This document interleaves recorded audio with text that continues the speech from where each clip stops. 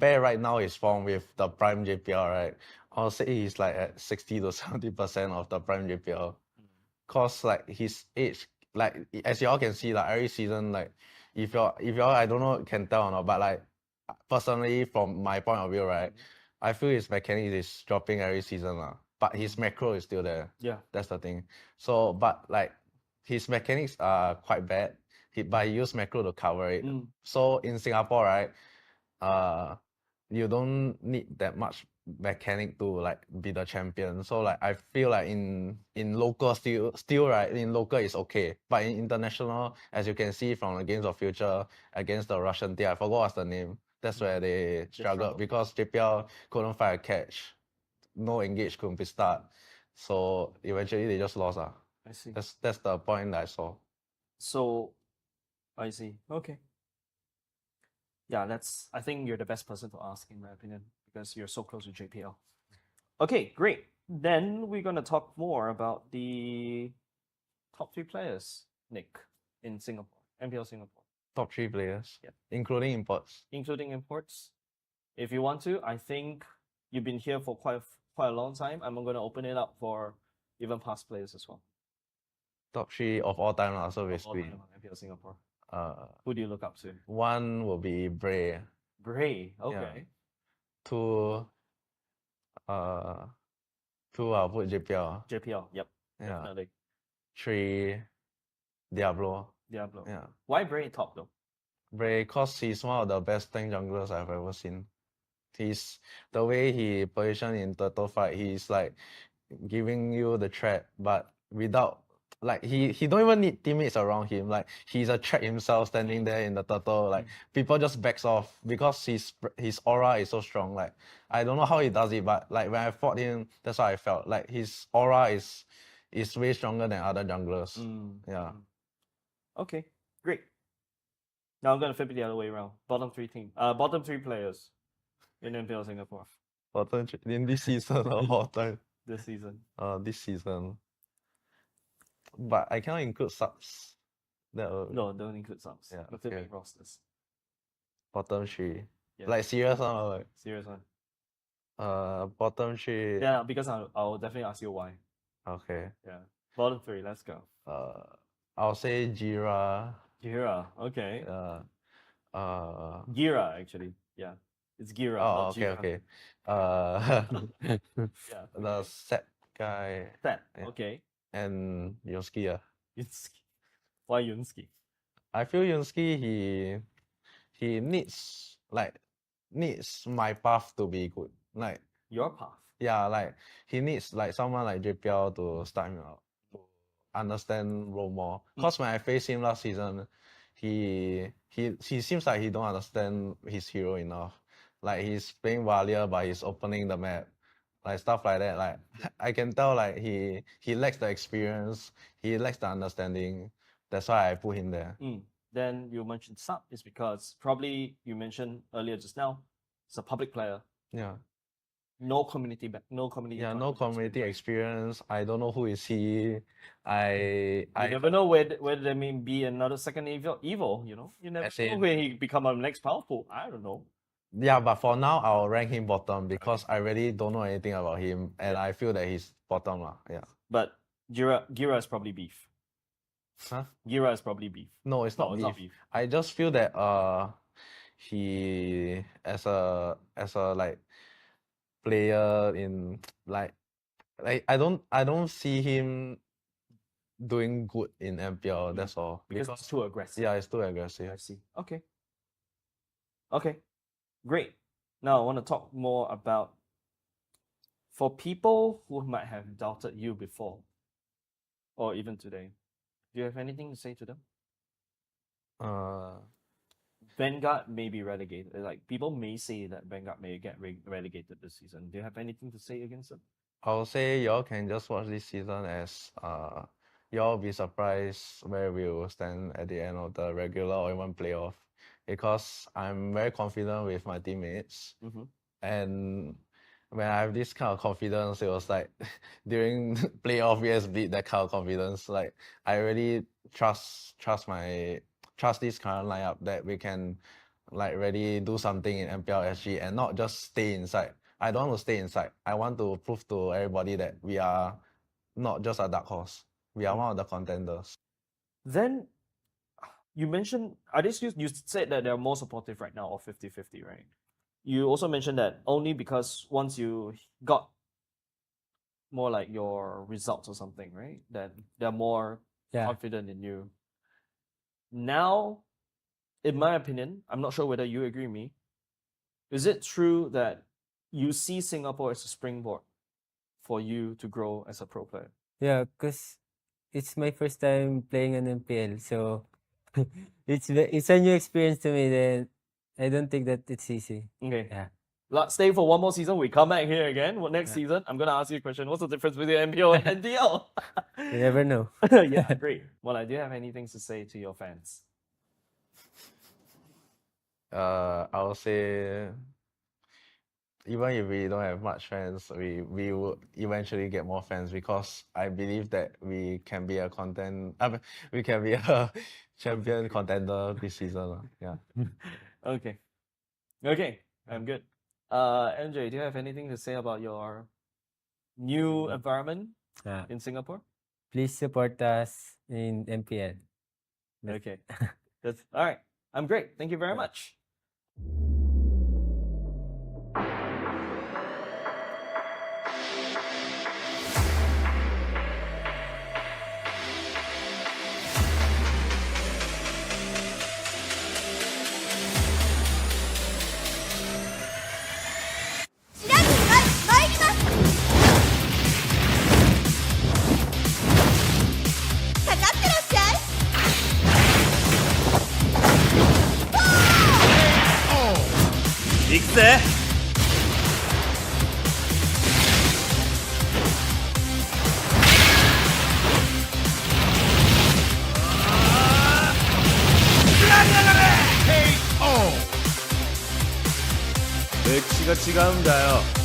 Hey, come on.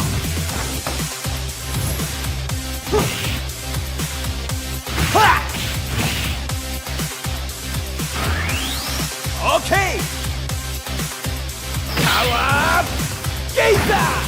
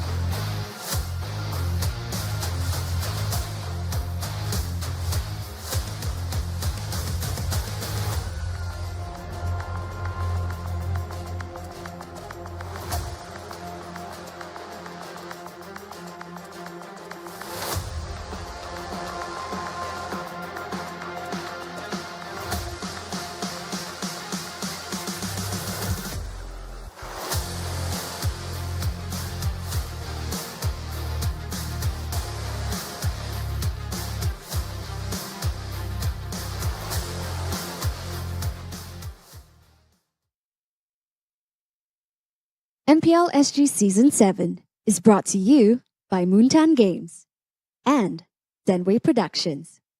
Presenting partner, McDonald's. The road to glory has never been tastier with McDonald's. Catch all of the MPL SG Season 7 action and complete the experience with a crispier crunch with the new and improved Chicken McCrispy with Mac Delivery. Youth partner, Scape. Partner in esports, OSIM. Level up your performance with OSIM's patented V-hand massage technology and ergonomic features designed with the player's comfort in mind.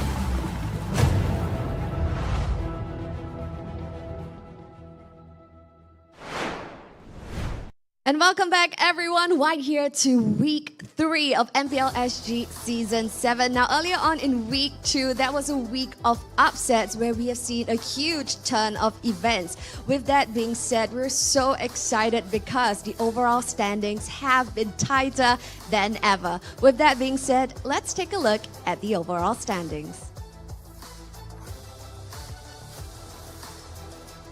So as you see here on the screens, this is a standing that we have that is tighter than ever right now. In the top spot, our defending champions, Team Flash, with 10 points to their name. Bleed Esports, hot on their tails at 9 points. RSGSG with 8 points. Asterisk, our brand new debut team from qualifiers, coming in at 7 points. Vanguard Esports coming in at 5. Homeboys SG at 4.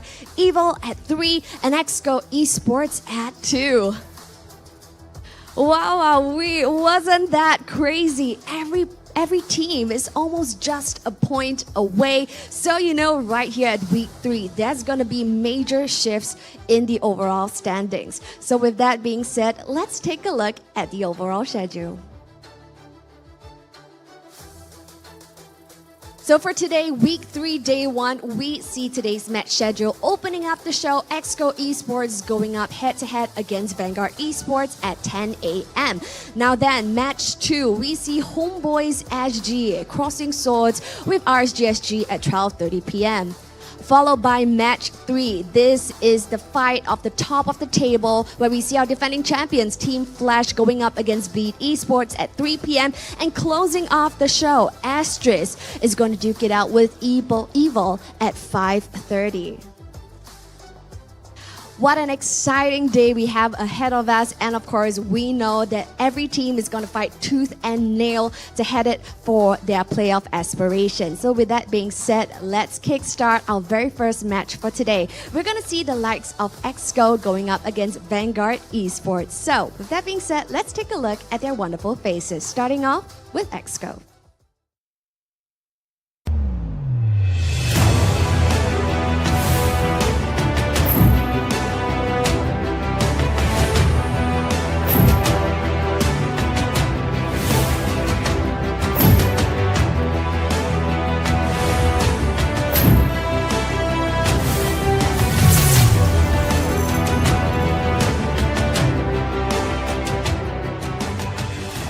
The boys are looking super ready. Can they build on that momentum given their win from Homeboys in week 2? We are sure that they are here to duke it out in the land of dawn and going up against Exco, presenting to you Vanguard Esports.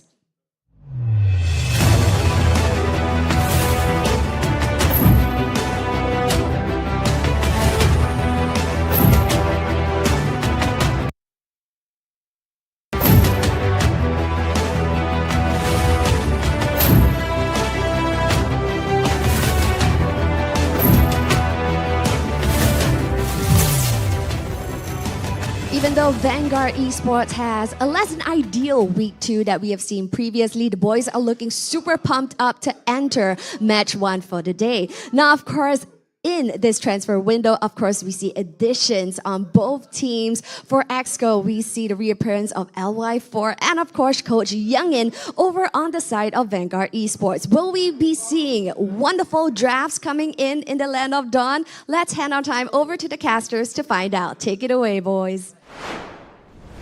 Welcome, ladies and gentlemen, to MPL Season 7, Week 3, Day 1. I'm your caster, Moman, and with me is my co-casters, Churros, and surprise caster for today, Eris is around, ladies and gentlemen. So today we have the Exco versus Vanguard series. Okay, as we head on into Week 3, things get really heated up right now. Bottom 2 teams will be relegated out. So currently, at the bottom 2 standings, we have seen that Exco is going to be one of them. Eris, what do you feel about them bringing in LY4 as a coach right now? Yeah, I think it's a very smart move, right? I mean, transfer week is the week where you really want to make changes, especially for the teams at the bottom who thinks that they need a boost. And I think bringing LY4, you know, a very prominent figure in the MPL. Yes, he hasn't been playing for quite a while, but I think the brain's still there, the knowledge is still there, and I think that's exactly what Exco needed during the transfer week. Yeah, and speaking of the Exco lineup, we will have it on the screen really soon. So Churros, let's just bring us through that. Well, same roster all the way through, no changes whatsoever. So Utah in the EXP lane playing a phenomenal job in the EXP lane, always having that split push mentality. Slowly in the jungle, Jet in the mid lane, Bertizi in the roam, and Gira in the gold lane. Well, of course, with the addition of LY4, I have to agree to disagree with Eris though. This is week 3, and Exco is fighting for survival.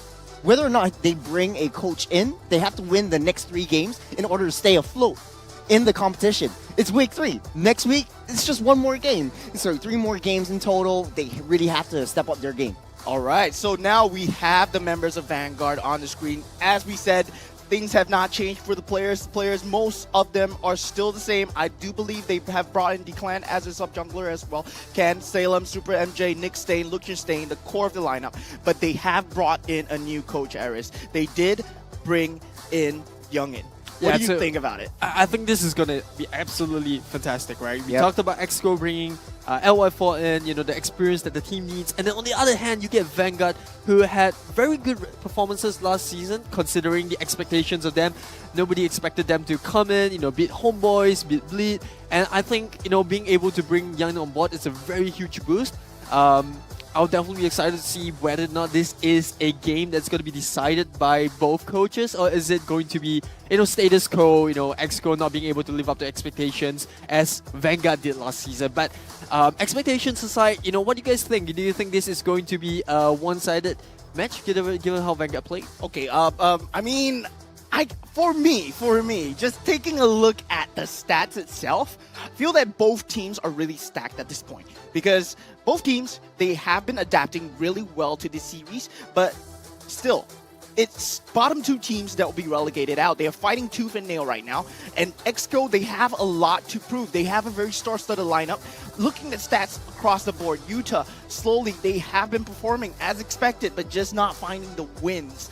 And because of that, they find themselves at the bottom of the barrel right now, and they need 2-0 wins if they want to secure themselves a space in the top 6. Yeah, like you said, Slowly and Utah are the key players to victory for the side of Exco. And Utah having a significant job in the split pushing scenario, but there's also a narrative that we can spin off as well. Slowly was from Vanguard last season. So it's sort of like Vanguard understands how Slowly likes to play around in the jungle, but we have to see. Speaking of Vanguard, here is their statistics. All right. So Vanguard, across the board, Eris, just bring us through it. Yeah, I think fantastic numbers throughout the board. One key player that I would like to highlight here is Super MJ. You know, he's the new addition to Vanguard Esports this season. Fantastic in terms of queue participation. You know, a very vital part of Vanguard's performing lineup this season itself. 87.5%. He's practically the playmaker. But to a certain extent, as a mage role, that's what you can expect of him. Being able to rotate across the map, give that very much needed spike when he hits that level 4. The Eternal Guard is definitely going to be annoying to deal with. So we'll see, right, whether or not XGO Esports identify it as a threat and whether they will take it out of the drafting phase. Yeah, I mean, Super MJ, he is a very good mid laner, right? But in terms of jungling, I feel that Salem is a key part of their vital composition as well. And the thing is, they keep Lucian safe. Vanguard has been a playstyle where they always manage to keep Lucian safe. And he's always never found at this point. But then, let's just see what these players have to say in the head-to-head video. I think Vanguard, the players are actually very strong. Like for Lakshan State, his goal lane is really quite strong, and like even though Slowly and Ryan were a very big part of Vanguard, I feel like the new players that they have brought in, like the other imports, I feel like they will actually fill the shoes for Slowly and Ryan, and they will have a chance of maybe getting better than a 4th place in this season. I think Vanguard, each of them are individually good already, so I don't think it will make a difference. They are really good already. Personally, I think they will, because Lucian, his goal lane is very objective based, and next thing his grok is actually pretty scary. He's pretty good. That's his signature hero if I'm not wrong.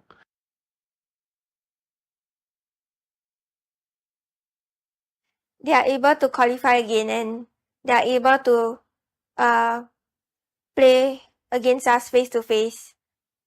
I personally feel they are the weaker point of XCO. If they really want to do some harm in MPL SG, I feel that they need to strengthen up themselves first, because I know Story is capable of doing greater things if his team performs, and also their roamer, former teammate of Story as well. So the two of them might have good synergy, just like how Chut and Story had last time. And yeah, synergy is what we talk about when it comes to these teams, right? And knowing Slowly was a part of Vanguard last time. Yeah. Slowly Chud was a pivotal part of Vanguard. I mean, Nick Stain, Lucian Stain, they do know Slowly best. Yeah. And in terms of trying to break it down, what do you feel like how Slowly's jungle rotation?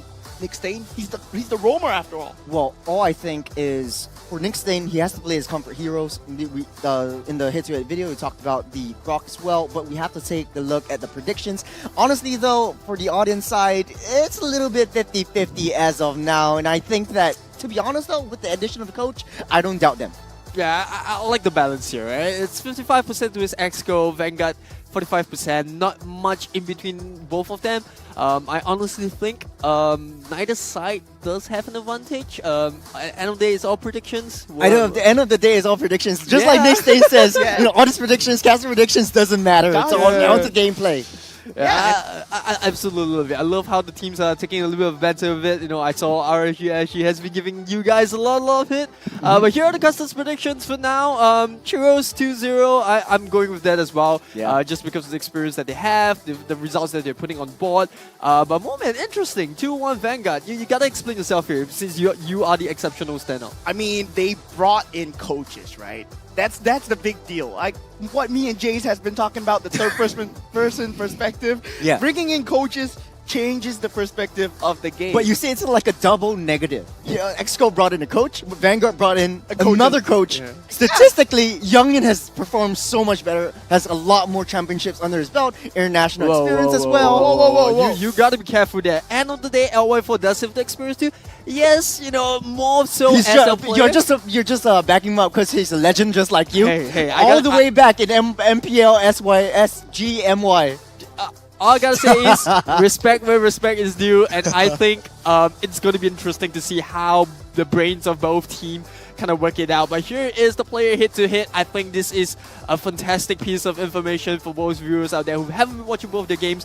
Utah definitely performing very well. I think the game that everybody remembers coming into victory is his Paquito game. No, it's the stats don't tell the best of the stories. The KDA doesn't matter, kill participation doesn't matter. It's all about how Utah was able to utilize that split push capability to push down and force a lane prio for the side of Exco. But for Vanguard, though, they've already sensed this. They know how Utah's going to play. Maybe they'll ban out the Paquito. Maybe they'll ban out very high mobility EXP champions. But whether or not they're able to succumb to Utah's wrath is really up to them. But Utah, though, in the late game was always finding the right flanks, always finding the right targets, and that's what I like about Utah within Exco. Yeah, it's interesting that you mentioned about, you know, Vanguard Esports kind of identifying as Exco Esports likes to play the Paquito. And funny enough, Exco Esports actually, they actually ban out the Paquito themselves quite often. More often than not, it's one of the top bans on their site, you know, 67% throughout all of the games. And I think it's something that, you know, if Vanguard Esports don't really want to ban out, they can pick it up for themselves. But at the end of the day, all this is just theory.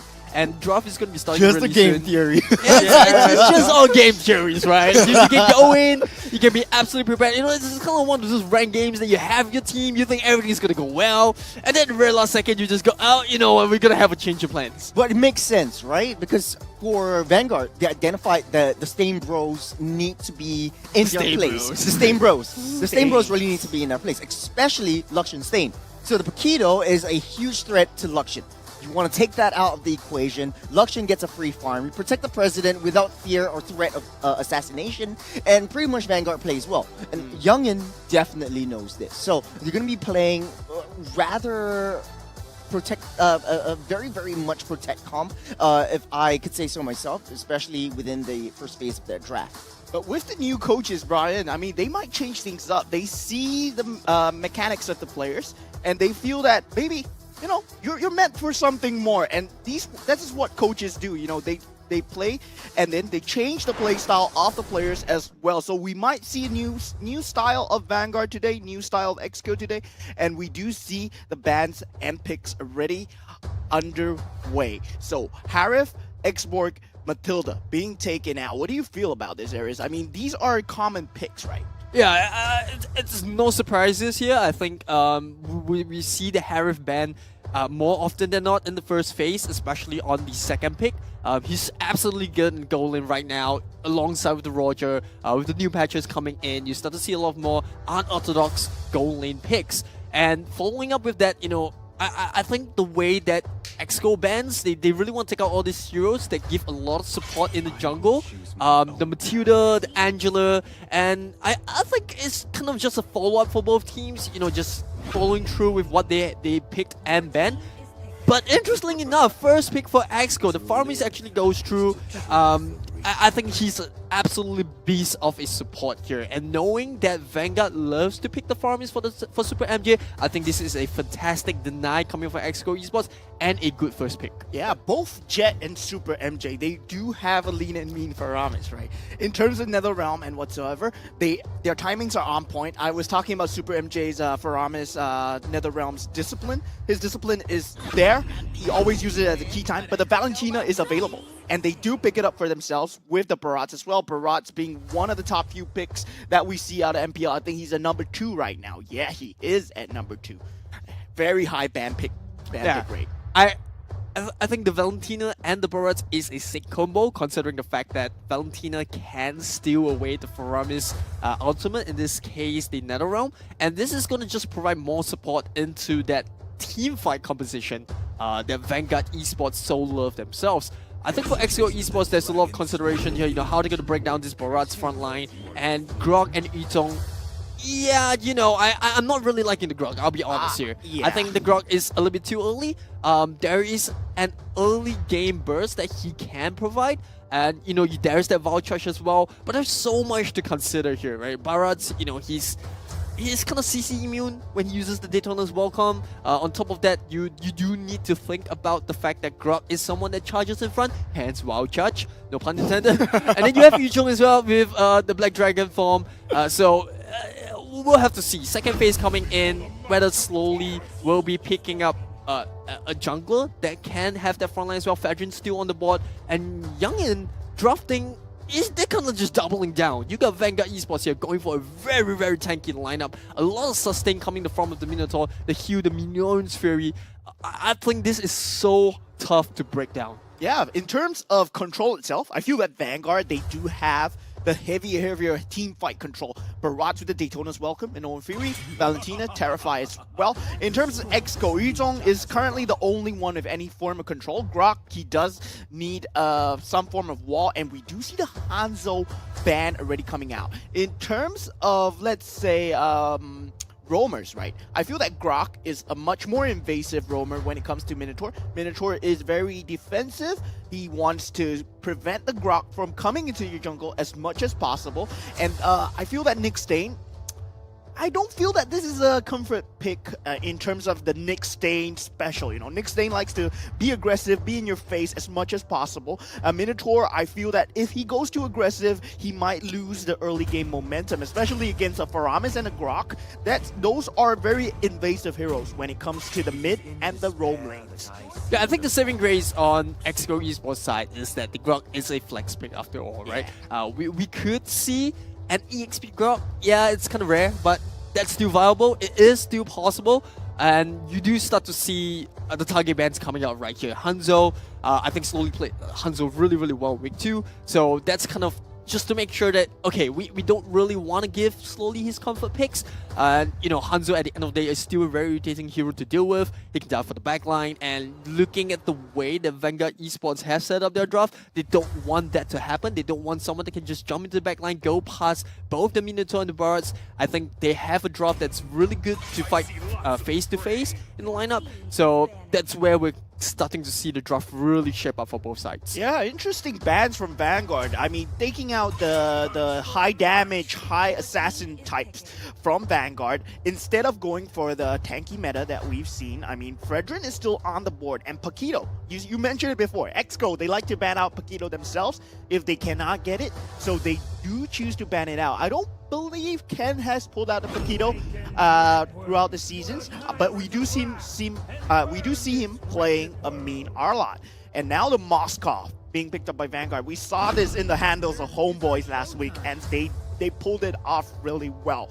But it is a matchup against a Claude. In terms of poking power, 1v1, I feel that Claude has the...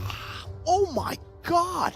It's a Dyrov pick coming out from Slowly, and this is what we see out of the MPL, ID, and PH regions. The Dyrov is extremely popular on the EXP and the jungle lane, and now Exco are bringing it in. Yeah, Dyrov going into the jungle for Slowly, so that's going to be the Grok roam there. I think, honestly, Exco Esports, the draft has a lot of bursts. I've always preferred Dyrov onto the EXP lane just because he can bring about the Petrify, but there's still plenty of bursts, right? I think this is a very good draft for setting up the Claude towards the late game. We have seen Gira play the Claude a couple of times here, and just to round out the rest of the draft, we're going to see Vanguard Esports close up with a Lapu Lapu, a little bit more control just to add on, just in case the Borat and the Minotaur is not enough.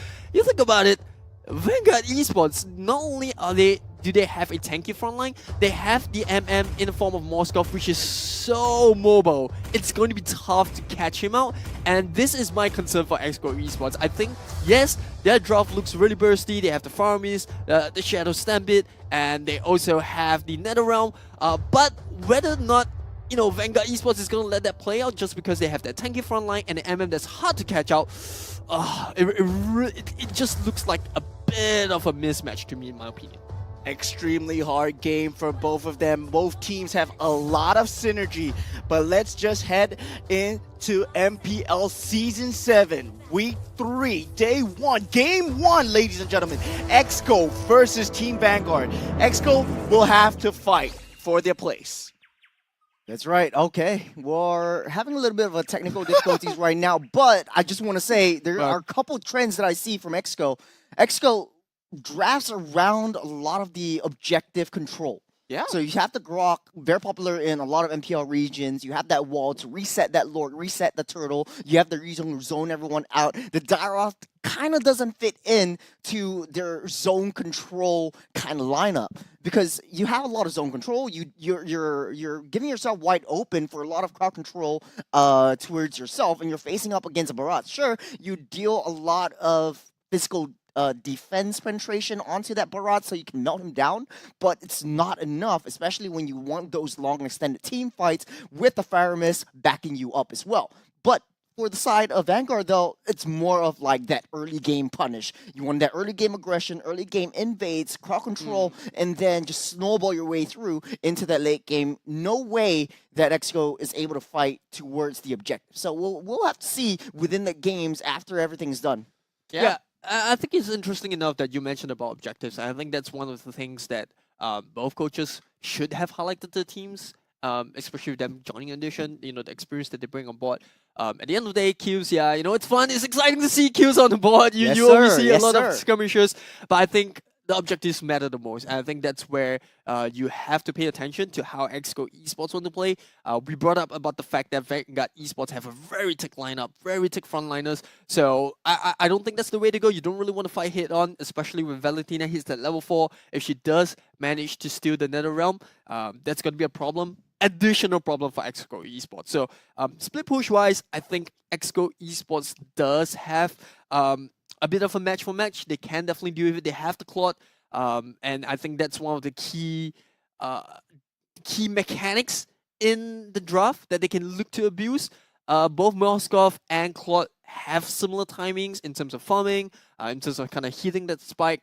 Towards the late game, I don't think we'll see Moskov kind of join up the fight that much as compared to the Claude, just because of Claude's ability to rotate a lot quicker. Then again, Moscow's ultimate, that sick ultimate, just that rework really brought him back into the game. If he lands it. True enough. Like, true yeah. enough. Yes. I mean, there are times in ranked games where you go, yeah, I'm coming, and the arrow just misses. Yeah. Right? Oh, okay. Yeah, I'm just gonna clear my lane. But ladies and gentlemen, we are right back into play. This is the first game of today in week 3, day 1. We'll see how this plays out. Nick Stain already taking a lot of damage from that aggression. So is Bertizzi, but will be able to walk out of there alive as of now. I mean, it all falls down to the early game between Nick Stain versus Bertizzi at this point, because Minotaur might have to play keep away for Salem as much as possible. We see if Salem does not get this early game lead, if he keeps getting denied by Bertizzi, he will not get his level 4 in time, and that's especially important for a Barrage, more so than Slowly, who can have the damage to find the farm. And Bertizzi, he's doing an extremely good job of trying to stop these jungle rotations right now. I just want to echo Vanguard's hit-to-hit video. They just want to focus a little bit more on the early game and the micro mechanics. So this is more towards that laning phase, because they know that they are much better in terms of these micro mechanics than Exco. For Exco, though, they want to play it slow. They want to play it a little bit more patient. But what do you think is the gameplay for Exco? How do you think they should overcome this early game? I think they're doing an exceptionally good job at this moment, right? 2 minutes in, Turtle's gonna spawn. We haven't really seen any skirmishes yet, which is kind of expected given how slow Barrage takes to kind of ramp up that power spike. And I think Exco Esports, they're just making use of the fact that they have the Claude in Gira. So it's just kind of farming the late game. You start to see a bit of a skirmish on the top lane. I think that's just setting up for the Lord, or for the first Turtle fight. And I think this is going to be very, very important for both teams. The Turtle starting up, but it's just interesting to note. Look at Exco's battle spells. It's all quantum charge. Dang, they just want to go for that rotation speed. Okay, Black Dragon form coming up. Salem is the main target. He's going to get petrified underneath that nose. Just takes out that turtle, but he's the first one to go. Yuta takes down that kill. Nick Stain takes another one for himself. Illusion Stain is here with the Spear of Destruction. Slowly, barely makes it out alive. And Vanguard will take this one with another kill to their name. 3-1 with the turtle to their books. Yeah, Vanguard Esports making use of the turtle buff there immediately on the spot. The shoes coming in for Salem, and it's so tough to break down the barrage. On top of that, we saw Luke Schoenstein actually use the Spear of Destruction, join his team in the fight, and that extra firepower was just what Vanguard needed to win that small little skirmish. And that's what we were saying, right? You don't want to fight into Team Vanguard because they do have them in Owen Fury behind. And this is what you were talking about, right, Churros?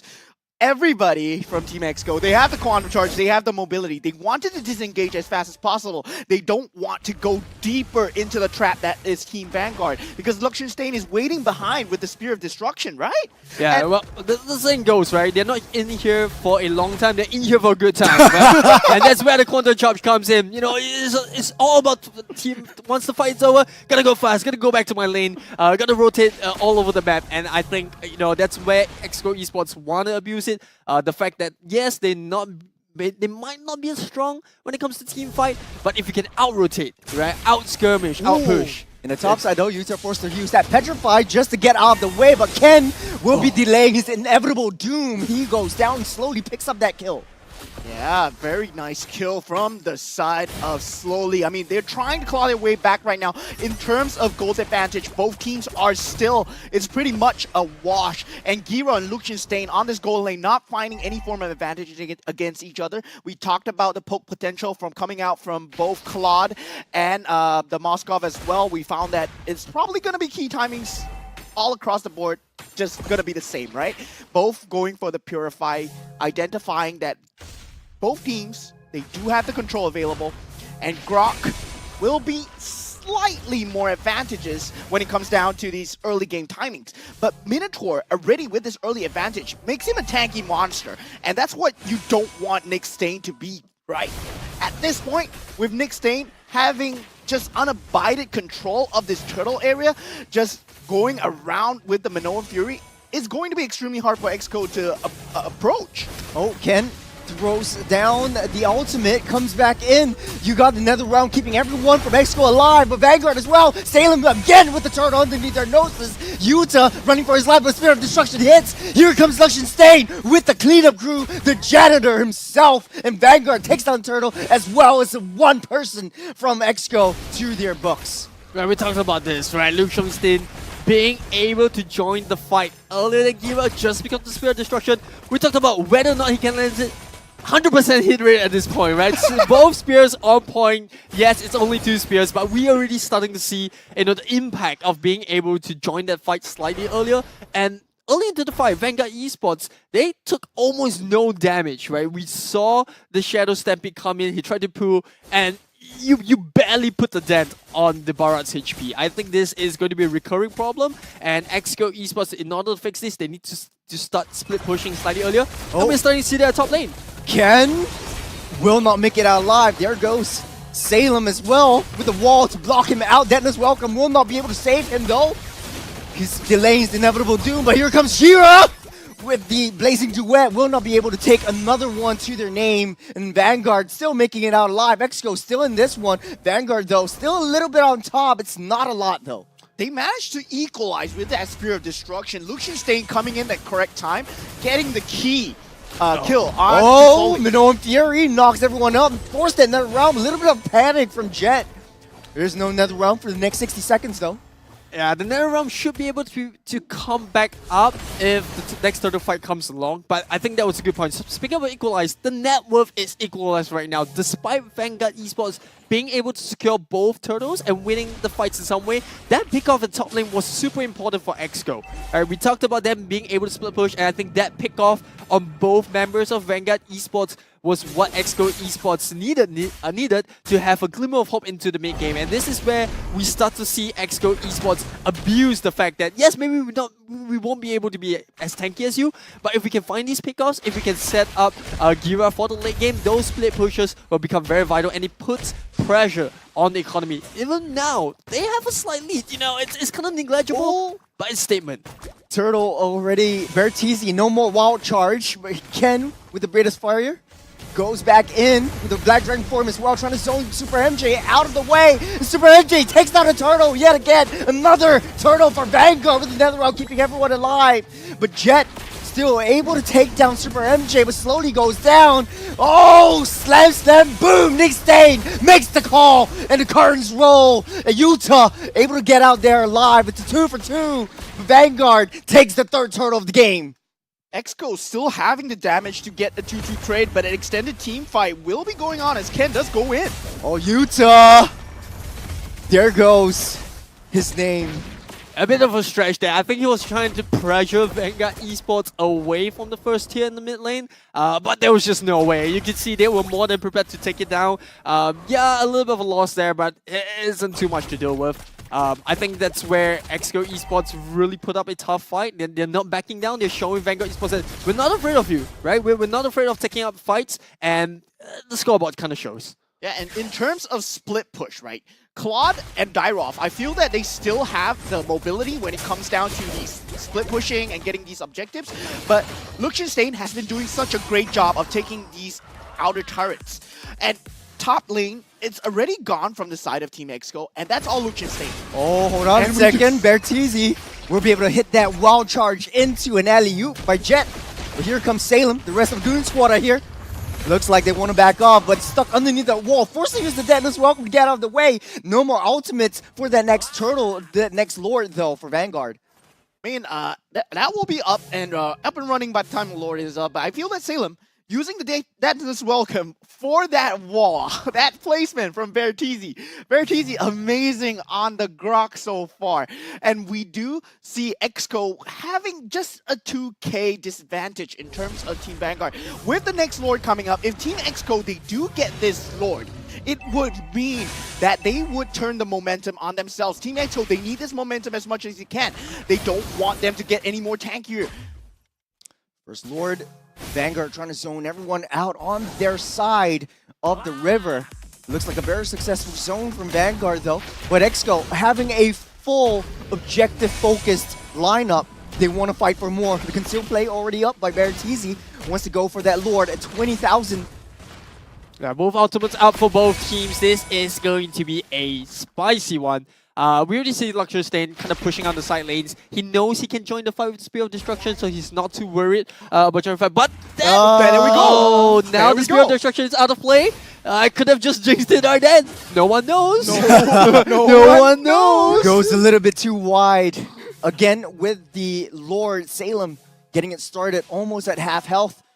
Yuta holding on to that Black Dragon form. It's a very, very precarious situation. You don't have Moskov in play. Ken tries to go in, tries to poke, tries to zone. But here, the Black Dragon form, the sounds are horned. They're going in with the wild charge to force a Purify onto Super MJ, but taking a little bit too much damage. Sky's dead. The Nether Realm keeps everyone for Exco up alive, and they're coming in like a cannonball. But here comes Luxurstain, dealing so much damage, poking, melting, biting, and it's not enough. Oh, will we be able to do it? It's 1v3. One more hit to Bertizzi. He goes down. That's a triple. That's a maniac. Second maniac of MPL SG Season 7. It's a 1v1 for the marksman. Luxurstain will be able to back off, but what a play! What a play from Luxian!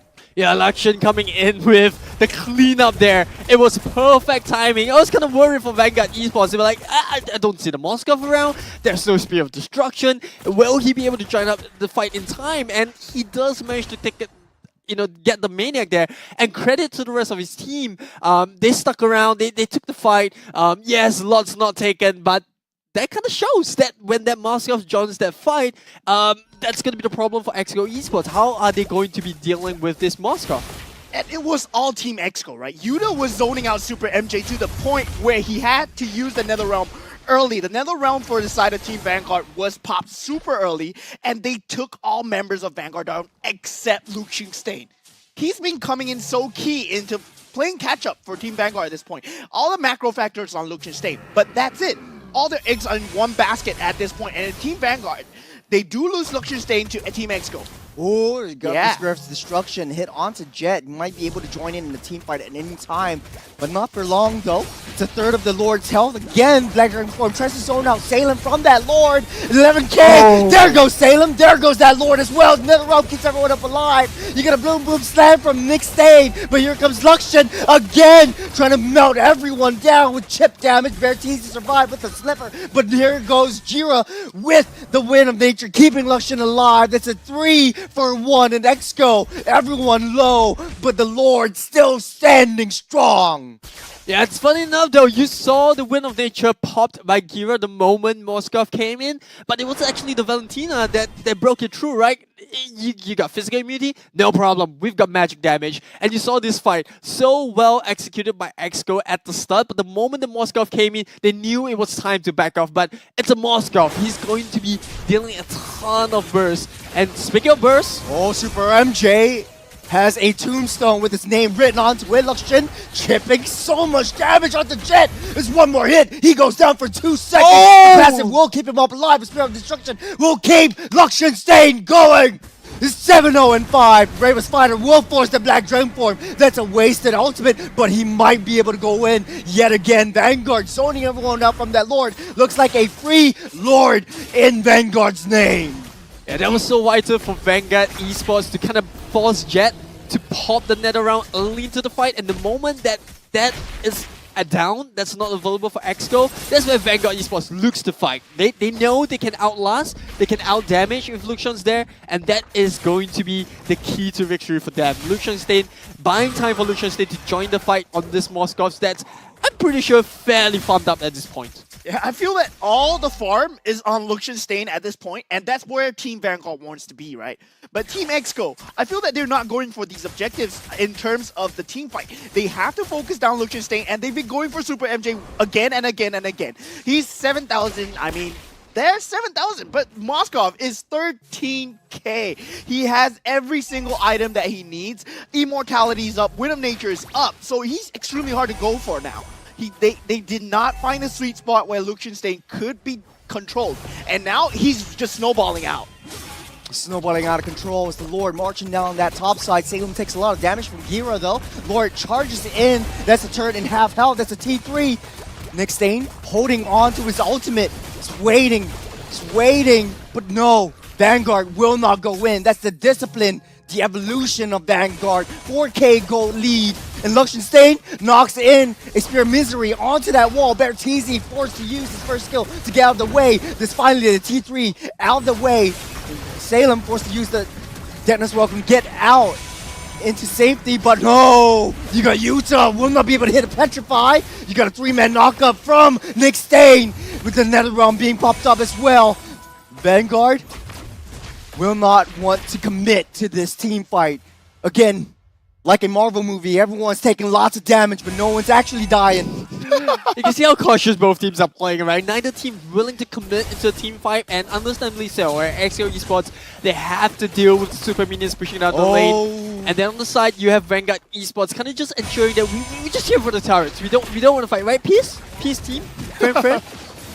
And we do see the orange bus being put onto Luxian Stain, the enemy orange bus. Already from the side of Team Vanguard, they do have the handed map advantage. They have taken the inhibitor turret as well. It's going to be extremely hard for Exco to even step out of the base with the fear of Luxian Stain, with the fear of the Spear of Destruction coming in at any time. If they go for a solo kill, he still has the immortality. And look at this! Oh man, Bertizzi gets caught out, but he will be able to make it out alive. Yes. But Vanguard though, already starting that long lane zone potential for the next Lord coming up in 20. Yeah, I think the key portion here for Exco Esports is just kind of suck up the damage and wait for Vanguard Esports to make a mistake.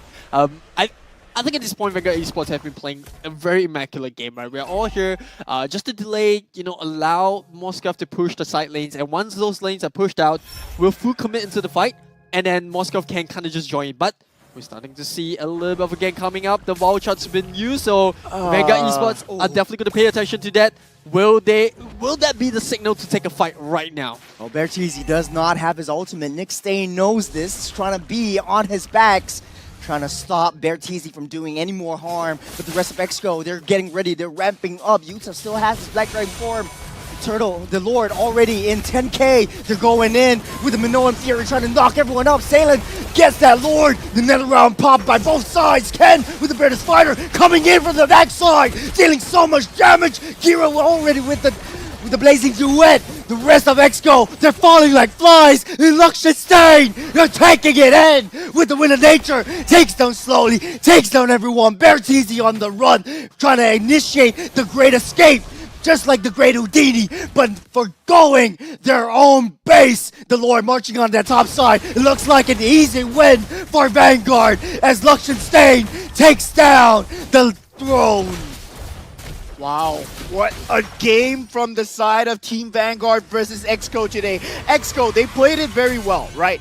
Yuta, he managed to zone out Super MJ to the point where he was forced to use the Netherrealm multiple times. Exco played it very, very well in terms of team fight. Don't discount them from that. But Team Vanguard, they brought a new side of Luxian Stain today. Today, we saw a Luxian Stain that was so bloodthirsty for kills, so good in terms of cycling the enemy's cooldowns. We saw the mechanics of Luxian Stain at its peak today.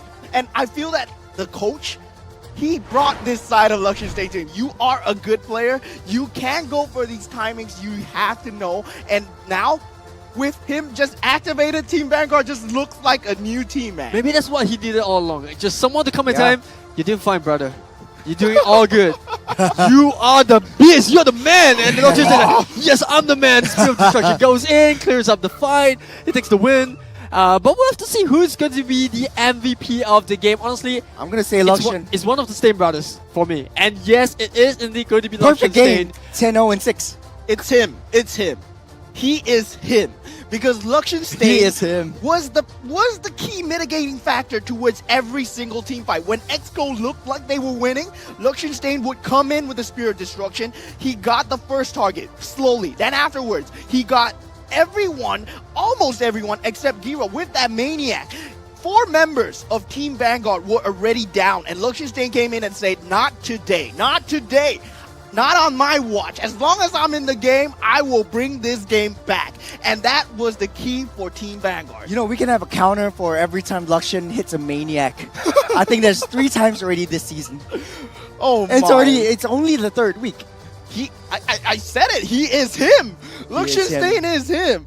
And I feel that in terms of evolving, last week we saw Ken evolving as an EXP laner, as the R-Lot hitting all these final slashes that were super pivotal. Now we see more players of Team Vanguard stepping up. We see teams in the head-to-head. They keep saying that Vanguard is very mechanic-based. They are extremely good players. And now we have the item builds from both teams. We do see Luxian Stain just going for damage at first, then afterwards building towards the immortality, building towards the Rose Gold Meteor, knowing just how much advantage he had. And in terms of itemization for Team Exco, it's extremely hard for them to deal with. Yeah, I think it's very concerning to see that, yes, you have a lot of damage built up on Slowly's Dyrov, but there isn't really much of a front line, right? You got the Dreadnought armor, the Dominance Eyes on Utah, but that's about it. There's really no one that can soak the damage coming up for Luxian Stain.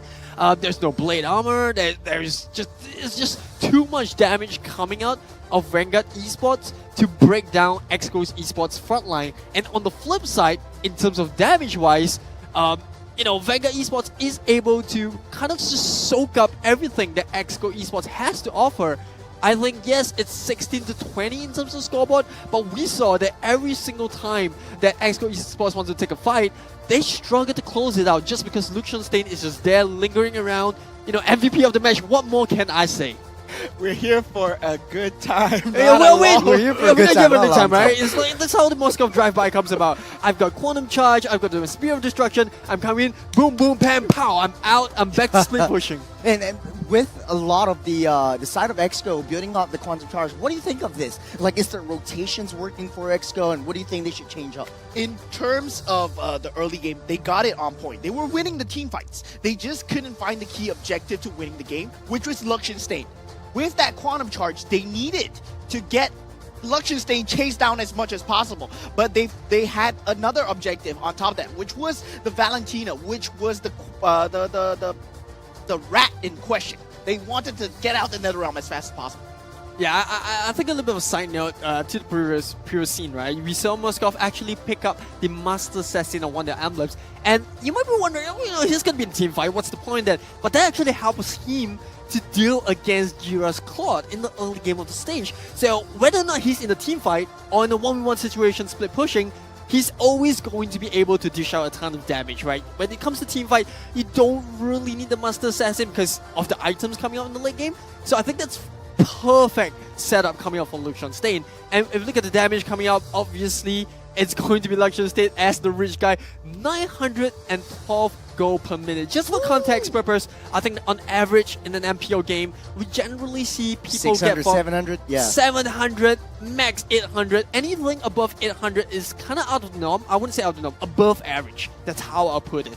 And I think Luxian Stain has been able to consistently not only split push, but join the fights the right place, the right time, just when the team needs in. I feel a little bit sad I feel a little bit down for Exco Esports though. I felt like there were a couple of fights where it was really, really close, but the answer comes back to how are we going to deal with this? And this question will be posed in the second game. Now we know that Luxian Stain can play the Moskov that well. I'm not saying that I don't know it. I'm just saying it's new information, right? It's new information. We're all trying to process it, and I think this is something that XCO Esports have to take note of. Yeah, but to be fair though, Luxemstein plays any marksman well. So like, how can you outban him in about 5 bans on To quote Losey, he's the best. Right? Not my words, Losey. And let's just take a look at the highlights over here. We see Luxemstein coming in with the Spear of Disruption.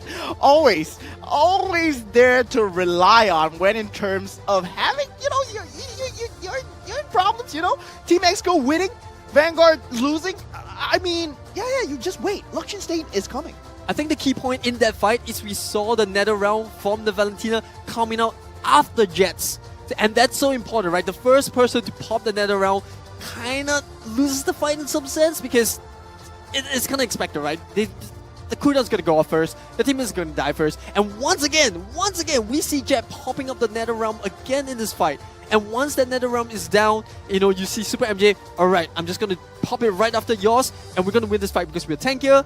We have more damage because of Luxemstein, and you know he's able to just chase down the remaining members of XCO Esports who are just scrambling for their life. I've got a lot of questions though. We talked a lot about Vanguard, but for XCO though, it's always Bertizzi having a very panicked wild charge. It's always Utah flying in with the Black Dragon form a little bit too early. How do you think that impacts the entirety of XCO? I think it's a sign of knowing where the power spike is. I think they recognize the fact that if Moscow joins the fight, they're going to have a very, very tough time to close out the fight. And so, like you said, it's kind of like a bit of a desperation, you know, them trying to catch someone out, trying to make a play. And sometimes I think they stretch a little bit too much, right? And that's where the wild charges come in. Yes, you know, they did get a couple of kills in the early game, but once that Moscow comes online, it's good night, baby. Yeah, it's extremely hard game. Well fought by both teams, but let's break it down with Kin at Off the Desk.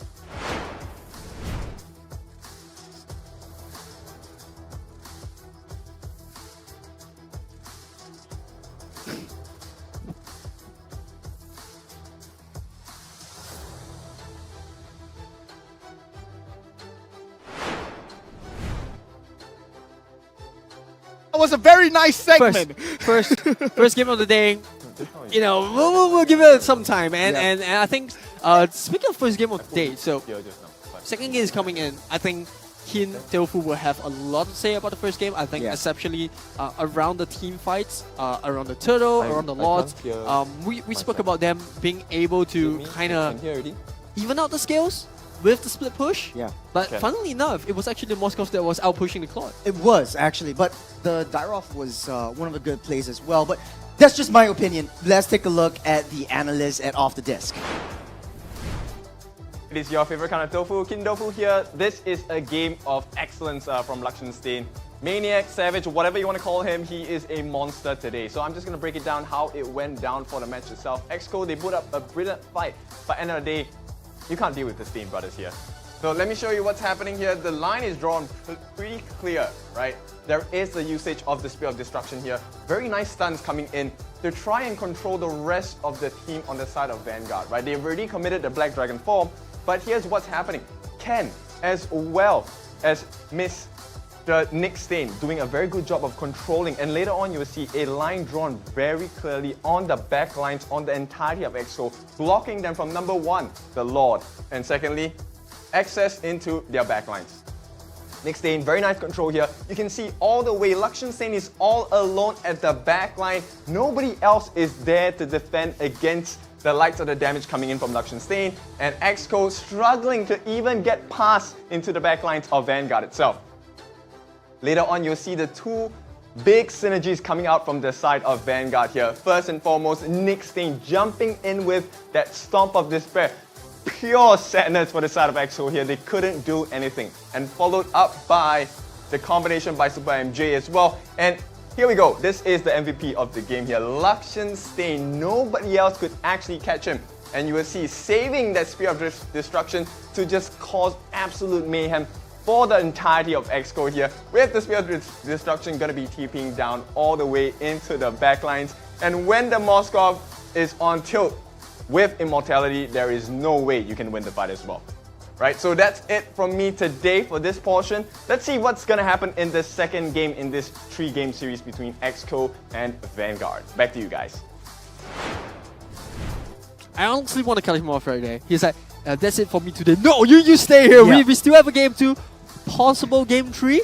So we will definitely see him come back with the segment. But I think, honestly, thoughts, guys? Game 2? Kin said a very important point, the synergy. And it actually improved over the last 1 week, especially for Vanguard. Everyone's playing like a unit. Everyone knows their job. Luxian is always on the back line. They're always protecting him, and Luxian can even protect himself. So when your team is backing you up and you back yourself up, there's no way that you can die. So whether or not he gets a perfect game in game or 2, really yet to be seen.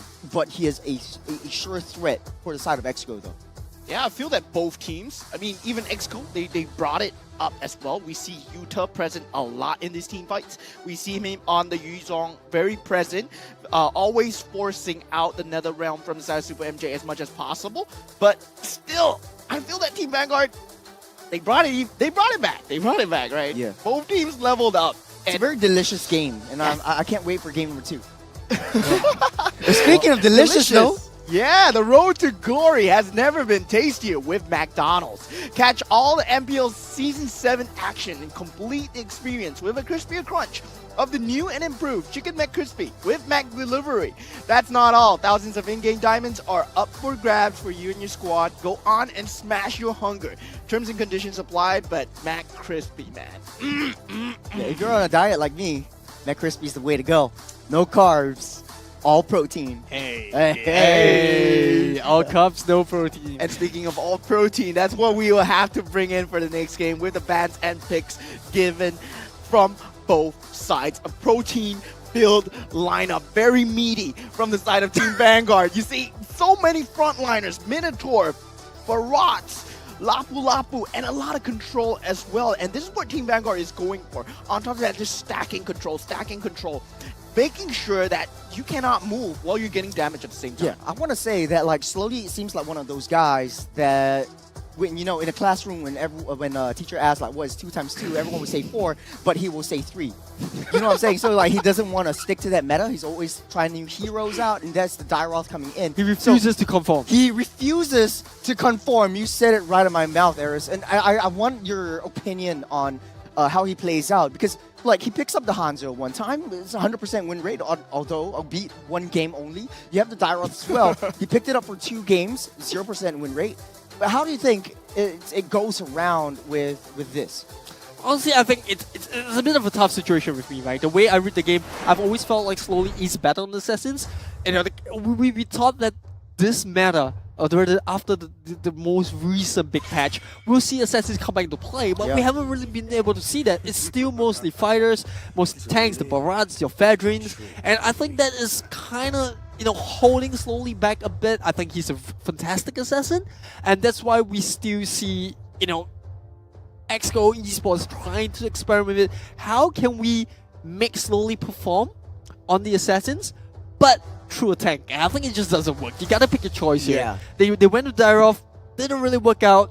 I think you play to your team's comfort. If you know he can't really perform on the tanks, go for it. There's the Fannies, the Hayabusas, the Lancelots. We've seen him perform. He can do it. We've seen Brave pick up the Link. And I think that is something that Exco Esports have to keep in mind. It's Victory Day 1, man. If you want to test it, now's the time. But to be honest, though, Exco fighting for the life, fighting for survival, they need to win this game. You have 2 games back-to-back that you need to destroy Vanguard if you want to make it through to the playoffs. And they are at risk. One of the lowest in the standings right now. But, of course, we need to go back to the draft for game number 2. Vanguard already taking out a lot of these supports, the Minotaur, the Faramis, and the Nathan, taking out for Vanguard. Exco, though, Loi, Matilda, it's a lot of trends right here. Mobility for Exco, they don't want to deal with that. Vanguard, on the other hand, don't want to deal with team fight.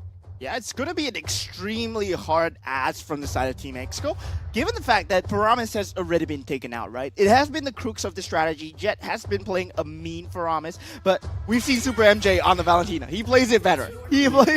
I'll be the Paramis that you need. Now, Angela being taken out, What will we see these teams pick? And now the Harif Oh, on the man. board. This guy has a 70% win rate on this competition so far. The highest ban rate and the highest ban rate that we've seen. I mean, pick rate that we've seen out of this entire MPL. 74.36%. He is number 1 on the list. And it's being picked up by Vanguard. Luxenstein. 70% win rate for the Harith? I mean, why not, man? 70%. It's not flipping a coin. It's flipping a 10-sided die, and you're always like, you know, seven times the charm. But Exco though, how can they counter this Harith? Go back to Esmeralda? Go back to basics? Yeah, there's still a lot of heroes on the board right now. You know, you got your Valentina, you have Esmeralda, like you mentioned. I think there's Roger that you can consider. Whether or not they're gonna play in the jungle depends to be seen. But they're sticking to the guns here, right? They still want to pick up the Grok. I think this is the strat that they're trying out right now. The Vexana comes into play. I think that's fantastic. It's kind of similar to what we saw in the previous draft. We go for a tanky front line, and we go for a control mage. Yeah, the Grok kind of seems to me like it's a counteractive measure. I'm picking it up because I don't want Nick Stain to pick it up. Yeah, and I mean, Grok, but I feel that Grok with Vexana is extremely strong. In terms of the barrier, Grok denies a lot of control. Vexana gives you a lot of zona control, so you can scale up as a team and take away map control very, very handily as one step at a time. But Vanguard, they do have the Arla available, and if the Vexana, she does step out, slightly out of position, that final slash will bring Vexana so close to Team Vanguard, and that's what Team Vanguard was going for. We see Ken on the Arlot evolving last week. He pulled out these final slashes that caught key targets off guard. I mean, early in the game, I was just railing on him for wasting these final slashes, and now he has been evolving. And it's going to be extremely scary for Team Exco to deal with, especially with the Fredrin as the front line. With Akai, I feel that it's extremely strong in terms of peel, in terms of taking away focus from the Vexana. That's where Team Vanguard's focus will come into play. Honestly, I would like to see the Kufa. I think the bouncing ball would have done a lot better for Exco Esports. But Akai does the job as well. You got heavy spin, you know, you can kind of disengage or engage if you want. And I think that's also one of the measures that Exco Esports has in line, or has in mind, to kind of do the Harif, right? When he's in Summer Force, when he's trying to do the Chrome Dash, you can just use the heavy spin to kind of pin him down. But here we see the bans coming out from both sides. You've got the Florian being banned out. They just want to remove the sustain. Woo! Spicy. That's all I'm gonna say. Spicy. Okay. It took me a while to get it. Message to slowly. Gira is not me, because you know it's an ode of respect over to slowly. It's like, hey, slowly, you need me for you to win. You know what's really funny? If Gira actually pops off this game, if Gira becomes the MVP of this game, this is going to be. It's going to be such a punch. Yeah, it's a revenge match. Yeah, it is a revenge match that slowly actually needs in this competition. Yeah, we're going to see the Yuzong get banned out by Vanguard at this point. They just want to take out a little bit more control, fighters, and this Akai is a smart pick after all, right? Once again, very flexible draft coming from Exco. As Vanguard, you're going to be wondering, is the Grok going to be going to EXP or the Roam? Is this Akai a Roam or a jungle? I think it's going to be a jungle Akai. Grok's going to be playing that Roam role, and it's going to be a different kind of EXP lane. And speaking of EXP laner, you need someone that is able to do the Arlot. Yeah, Arlot, I mean, very, very good at trying to displace people. But Valentina being plucked off, I mean, it's an extremely good ban coming in from Team Exco. We see the coach effect right now. The drafts, I feel, extremely strong, trying to go against each other. Valentina against Vexana, you don't want your Eternal Guard being stolen as well. And the gold laner of choice from Team Exco will be Bruno. He does hold his own versus the Harif. But I mean, we talked about back to basics, right? Esmeralda is still in the pool in terms of EXP lane. So Team Exco, they can pull that out of the bag if they want to. But I haven't seen Yuta on the Esmeralda, so he might be playing a lean and mean Esmeralda as well. Well, it's pretty much the same gameplay, right? Just split push, join in the fights when you can, and just target that back line. And Yuta does that very well.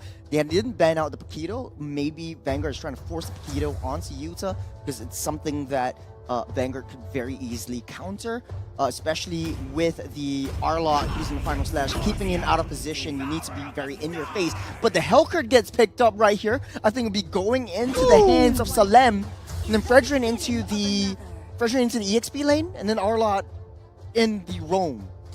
I think it's gonna be more of a Hellcurt roam here. We're gonna see Hellcurt roam. We actually saw Asterisk put it out through FMM. He did a fantastic mid game, you know, and with the new passive, you just go get your stacks when you're out of the fight. I think this is something that Vanguard Esports want to surprise. Well, I just speak a little bit to Youngin before the game. He said, we're gonna have a little bit of a surprise. I think this is it. This is the surprise they have been waiting for. Actually, to be fair though, I couldn't remember the last time I saw Nick Stain with an Arlot. So maybe he's not comfortable with an Arlot. So the Hellcurt is something very different. Plays a little bit like a Natalia, but yeah, game 2, Vanguard and XGO, the drafts are all set. Is XGO able to take at least one game away from Vanguard, keeping them afloat in the rest of the competition? Or will Vanguard initiate a clean sweep onto XGO? This is the battle for revenge. Game number 2. Let's get into the game, boys. Yeah, in terms of vision advantage, I feel that Team Vanguard are playing an extremely dangerous game here. They know their vision advantage. You mean Nick Stain, you can deny so much vision. Super MJ gives you so much vision with the Astral Echo. They will know where they are at all times and deny the vision away from them. I think Draft is a lot more balanced this time around in game 2, right? You start to see a little bit more sustain coming out from XGO side, a lot more CC. Yes, we spoke about the Grog and game 1. Maybe didn't really do too well, but now you have an Akai to back it up. You have a heavy spin. The wall coming off the Grog is going to be highly utilized. So the question remains, will they be able to deal with Vanguard's surprise pick here on the Hellcurt? And it's Nick Stain. We've never seen Nick Stain play an assassin roam before, or a damage roam, an aggressive roam to a certain degree. He has always been control, Kufras, Minotaurs. So this is something that's a lot different to what we see Vanguard traditionally draft. And we do see him going on the Bruno, falling extremely low on the bottom lane. Gira will manage to flicker out of there. Still in danger though. Oh, Gira. Oh, look at Nick Stain. Living with a sliver though. He's just slithering around his he's Nick waiting for Stain, it. he's out for blood. Gira's still alive with a sliver, but not for long. Luxon Stain takes out that kill. It's the Stain Bros combo. Back, taking down first blood. And I was gonna lead to that, you know, Nick Stain, he, as a Hellcurt, you require a lot of farm. You require some form of kills in the early game, and he did find Gira. But still, you require a lot of funneling for you to be a danger factor. But we do see the likes of Team XGO grouping up the top lane, looking for something at this point with the turtles spawning. Correct timing at this point. Salem will be able to contest this. I mean, he does have the vision available, and Nick Stain, he's already level 4. It's a third of the turtle's health. Ken tries to go in with the final slash. Slowly gets popped up, but Jet finally takes down that turtle underneath the noses of Vanguard. But in goes Yuta with the falling star moon targeting onto Ken. But he goes down, and Vanguard takes down one of another. And in terms of damage, right, early game, Team XGO, they have a lot of damage with the Vexana available. With their mid laner being a Novaria, it's still poke, it's still item based. You still need to scale up before you reach a point where you are poking it through. With Vertizi in front, with Slowly in front, it's going to be extremely hard. But Gira! Nick Stain, out for blood. Gira goes down. There's a gravestone with his name on it. We're starting to see the tables turn right here. In game 1, it was XGO looking for pickoffs, looking for the split pushers. Vanguard were like, yeah, we want to take this fight. And this time around, the tables have been turned, right? Vanguard here, they're looking for pickoffs. They're trying to abuse the fact that Hellcurt can use the Deadly Stinger to just jump on the Bruno. And XGO, on the other hand, they're just looking for team fights because they're just so tanky in the front line. The lights are off. The lights are off. Heavy spin onto Salem, but he gets out just in the nick of time. Does not get the purple buff, though. Slowly picks it up for himself. And now we did see Yuta having signs of life on the top lane already, 1-0-1. It will be a factor in the mid game where Luxon Stain wants to come online with the Zeman Force as much as possible. And Luxon Stain having a good time in the bottom lane now, but in terms of hero matchup, I feel that he's not going to have a good time. Ooh, the Zeman Force and the second skill dealing so much damage already onto Gira. And like he said, his message, Gira is not him, and he's showing slowly that. Nexco needs to reposition his resources down on that bottom side for that next turtle. Yeah, in terms of map control, really handed towards Vanguard right now with Nick Stain on the board. Nick Stain just popping the ultimate just as a deterrent factor, just to prevent anything from going on. In terms of forcing teamfights, Exco cannot force any teamfights. Vanguard will be on the front foot. They will have the momentum for now with the Astro Echo available at all times. Nick Stain popping the ultimate once again. Turn off the lights, heavy spin onto that backside though, but the turtle down low slowly picks it up. Salem goes in ham. Ken tries to go in with the final slash as well. Bertizzi goes down to the hands of Luxon, and Salem goes back home. Extremely hard fight for Team Exco at this point because Vanguard, they have the vision advantage.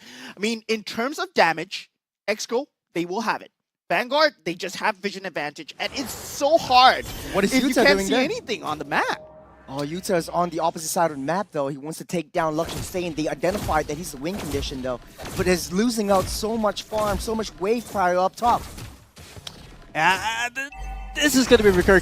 Speaking about recurring team. Oh, Jira pops the flicker once again, but the rest of the Goon Squad are here. Nexco realizes that. They don't want to fight this one on that top side though. Ken, a 1v1 against Yuta though. Yeah, I think this is smart coming from Vanguard. Knowing that they have to apply pressure on the bottom lane, this is what forces Baptiste to constantly be babysitting Gira on the goal lane. And that actually forces a lot more pressure on Yuta to be able to rotating. We already saw Yuta at the bottom lane early. We were wondering why he was doing that. But if you look at the retrospective things, if the Grok is unable to rotate, you need your EXP laner to kind of fill that void. And that gives up a lot of space for Ken to split push on the top lane. And that's going to be added pressure on how Exco is going to be rotating across the map. Well, Super MJ has a lot of damage with the Astral Echo already. And Ken just zoning out Yuta, just being on his backsides. And Yuta, there's nowhere that he can go, nowhere that he can run. The next turtle is spawning up in 30 seconds. And Yuta having the lethal ignition on the Esmeralda. I feel that that's really a new build that we've been seeing as of the late. Not going for the sustainability, just going for the damage at this point. Of course, with the support emblem, we'll have the healing available, but the damage-wise, you want that from the lethal ignition as much as possible, especially if you're going for targets such as Luxon Stain, low HP, Super MJ, low HP as well, and if he can find Nick Stain, like, why not, right? Oh, conceal play down on that bottom side, going through to Luxon Stain, pops that Purify, though Gira gets out, the Jet pops the Eternal Guard, and Luxon Stain just walking out, just like the Great Houdini, disappears into the midnight. Yeah, it's going to be trade here. Vanguard probably should take slowly down, but the heavy spin comes out. A desperation heavy spin from Slowly pops that out of the way. That's a free turtle for Vanguard. Yeah, a bit of a trade-off there. Exco going to be taking the first tier at the bot lane. Ken just trying to apply a bit of pressure in the mid lane. There's just lots of options for Vanguard to play around here, and they're just trying to break down Baptiste as much as possible. And this is what we spoke about Vanguard. They're not really going to be doing too well in terms of team fight, in terms of tankiness. So what they can do is just gonna poke, right? You got Outlaw coming in, just poking away at the Grok's HP.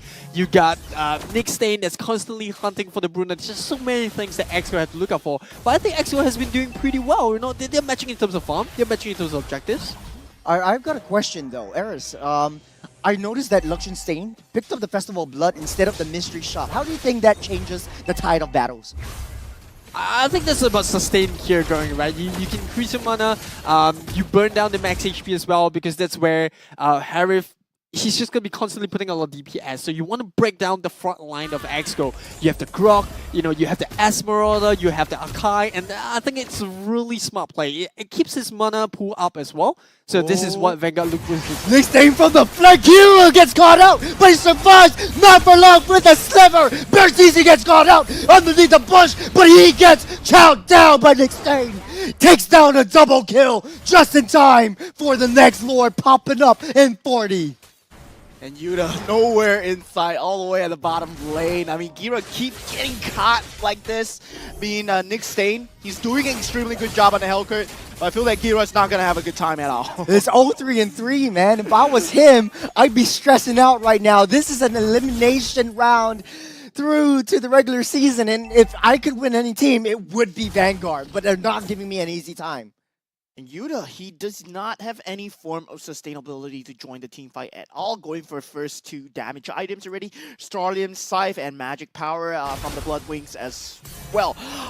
With Vexana having the glowing wand available, it would mean he has a lot of damage in these team fights. And with the Enchanted Talisman, cooldowns are there. He can be the fountain of damage that he is meant to be. I'm kind of concerned to see that there isn't a sign of anti-heal coming out from Exco just yet. No Dominance Eyes, no Necklace of Durance, and that's going to allow Salem to just constantly heal up. And oh, Bertizzi taking a lot of damage, but then Praise's Wrath gets popped down. Bertizzi, nowhere to run, nowhere to hide. Luxgen is here in your nightmares. And that's a good point from you, Eris. I mean, you were talking about not having the anti-heal, right? That just proved that even though you have damage, no anti-heal. You can't take us down, right? And on the flip side, Super MJ actually prioritized the Necklace of Durance. Yeah, that's... Oh, Salem getting knocked back with a heavy spin. Gira goes down low. Next day takes him out. But Salem is still in the midst of battle. He wants to look for the retribution. And Luxgen Stay takes down Sully. That looks like a free Lord for Vanguard. It's still going on. It's still going strong. And Salem takes down the Lord. 3 kills and the Lord for the side of Whoa! Vanguard. That's a lot of damage coming in from Nick Stain. Finally gets that shut down, and Salem tries to protect, but not enough. Jet survives with a pixel. And Nick Stain, I mean, he wanted to go for the style points, he wanted to go for Jet, but giving up his own life during that period of time might not be the play that you see, but they do have the Lord pressure available from the side of Team Vanguard. Getting 3 kills, that's a 4k gold advantage already. That's higher than the previous game, and that previous game we saw Vanguard already owning with Luxgen Stain. And you can see how afraid Gira is playing right now, and you can't really blame him for it. You can't really fault him for it. He's constantly being ganged in the lane. There's all nearby. Yes, you know, your priority is to take on Lord, but there's just too much to go through at this point. You kind of have to go through all of the front line. Whoa! Slowly will not be able to escape their Praise's Wrath. Yuta trying to zone out Nick Stain from that bottom side, dealing a lot of damage, but not enough to take Nick Stain down. And Exco on the back foot as Vanguard 4,800. No, make it 5,000 gold ahead of Exco. Extremely hard ask for Exco to come back from this. They will have to rely on Yuta a lot. His Esmeralda is not performing as well as we thought it would. Not finding the damage, not finding the sustainability in the team fights. Just to the fact that Team Vanguard, they did pull away to the early game lead. Now, Exco, they have to turtle up, get the key items on a Yuta, and take the team fights to their advantage when it is to their advantage. Because Team Exco, they cannot afford to make any slip-ups at this point. They lost all outer turrets already. Yeah, Exco Esports under a lot of pressure. I think there is still a way back into the game, but it's in the form of being able to burst down Salem, right? Before you use the Praise's Wrath. If they can take down, you know, the Fedrin before a bulk of the fight happens, I think this is where they can look to fight. Remember, you have the heavy spin, you have the Deathly Grabs, you have lots of CC to kind of lock the Fedrin in place. The question is, will Vanguard allow that? Because there is still the Hellcat to worry about, the fact that he can jump in the backline for Gira, the fact that he can just instantly delete Jet if he wishes to, right? So I think there is a bit of concern there. Salem coming in, you know, going to be using that Retribution. That's going to be another steal away. Not that he needs it, but he does have that advantage in terms of level as compared to Slowly. It's going to be an uphill battle for Team Exco at this point. We were talking about Vanguard's vision advantage. They have the Hellcurt's ultimate. They have the Astral Echo from the Novaria as well. They know where Vexana is at all points of time. But meanwhile, on the side of Team Exco, they have to do so much bush checking because of Nick Stain's pressure, right? Nick Stain will be threatening to kill Gira or Jet at any point in this game right now. He is at that snowball point. Looks like Vanguard wants to quickly down this Lord to pull Exco out of their comfort zone, out of their base, and into that Lord pit. They want to be able to fight so that they can find that flank onto the backside. Gira not having a good time. He does not have that damage to play this fight, but slowly takes a lot of damage, forced to use a desperation heavy spin just to get out of the way. That's no heavy spin for this next evolved Lord. Lord will go into the hands of Vanguard. And Yuta is trying to get as much farm as possible. Team Exco not committing to that Lord. I feel that that was the call from them because, I mean, as a team, they felt that Yuta still requires more farm to go into these team fights. He does need the tank ability. He does need the sustainability. He does not have that yet. And if they go into the Lord with that unprepared, they might have just been throwing their lives for no reason. So Vanguard, Exco, both making the correct calls, but Vanguard still handedly in the lead. Extremely hard ass for Team Exco. Lord marching down. Yeah, Vanguard here they just have to play a little bit safe now. They don't really have to make too much of a play. Just let the waves push in, just usher the Lord into the mid lane. I think that is going to be guaranteed tier 3 coming on the side of Vanguard. And Exco here, there's really nothing much they can do unless they can force a fight, unless they spot any members of Vanguard. But Dark Knight falls. Oh, Dark Knight falls. You got the Lord marching down, but Final Slash picks out 2. There goes Jet. Libertise is quick to follow, but Utah on the backside finally takes down Super MJ, but not for long. He goes down as well. That's 3 for the side of Exco. Vanguard still standing strong, 4-man strong, and slowly, no more heavy spin for him to use to push everyone away, and he is sent to a grave with his name written on it. Jira left to his own devices, trying to defend against 4, but not for long.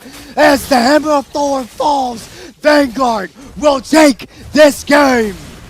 And it's gonna be a 2-0, ladies and gentlemen. Gira doing what he can, but eventually will fall, and so will the base to Team Vanguard, who take these series 2-0.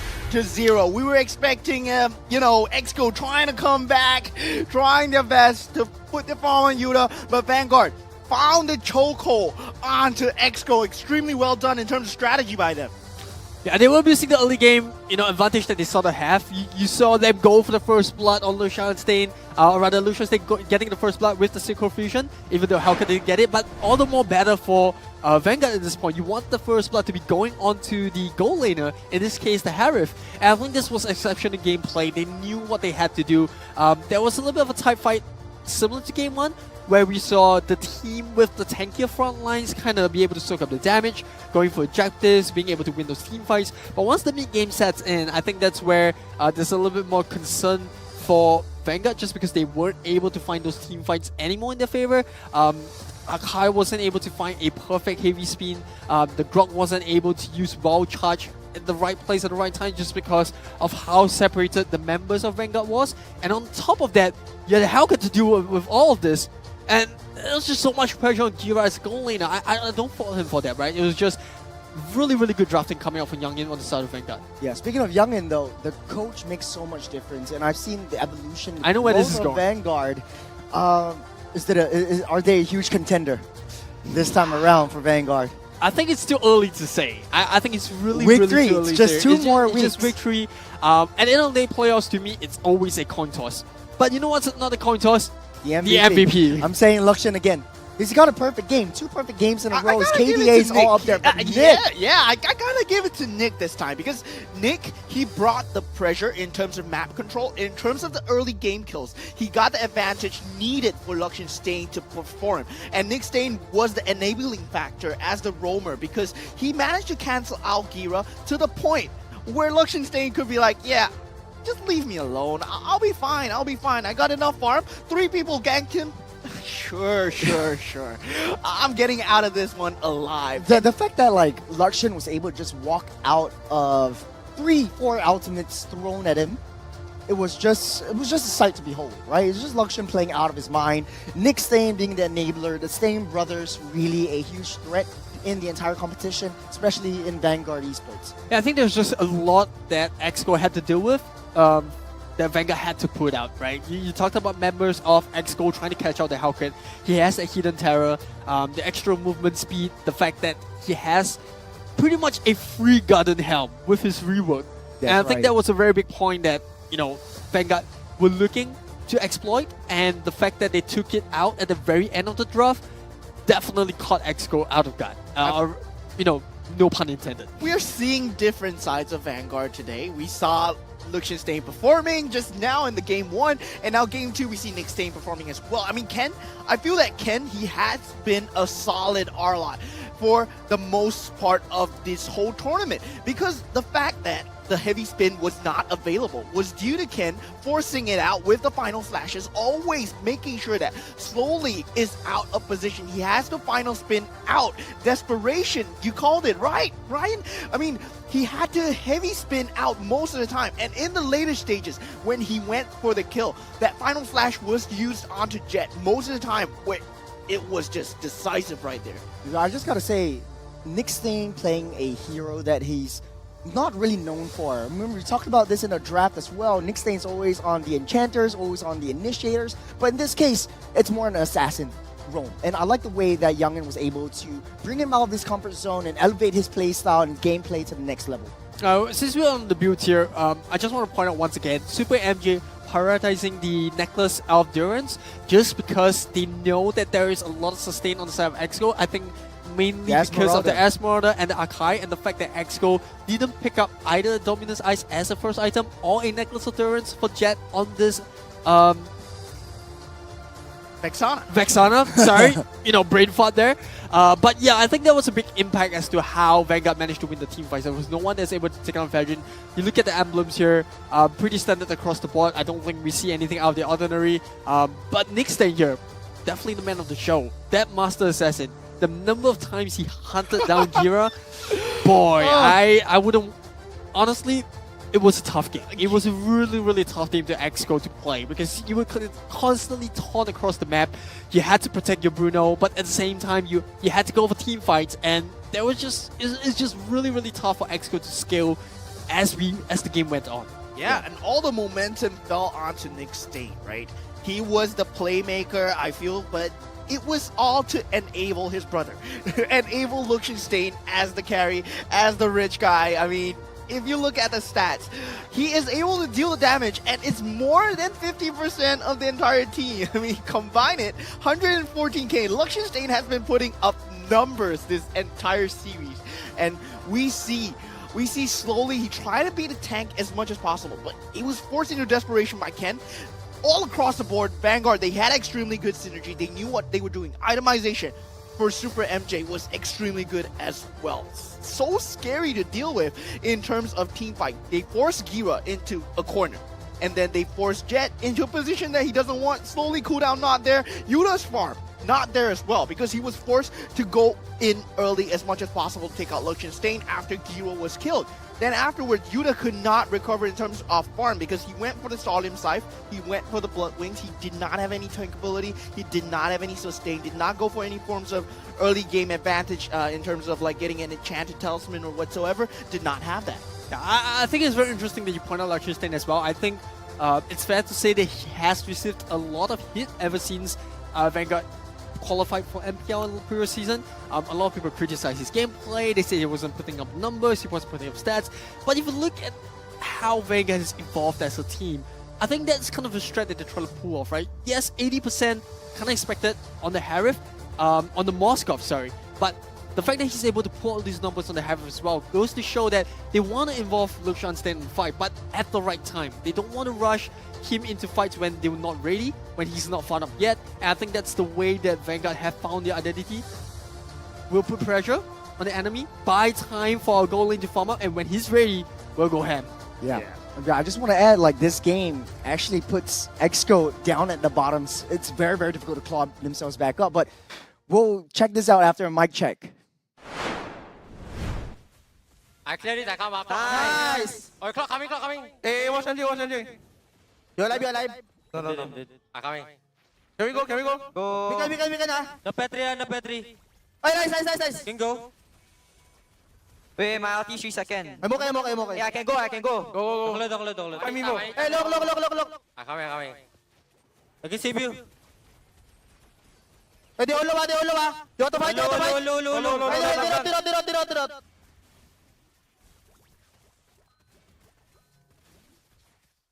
Nice. Can go. I think you can go. Nice one. Look, nice. Action back. I can save you guys. Hey, Yuzong. Nice. We can fight, ha? Come on, guys. Can fight. Nice. Run slowly.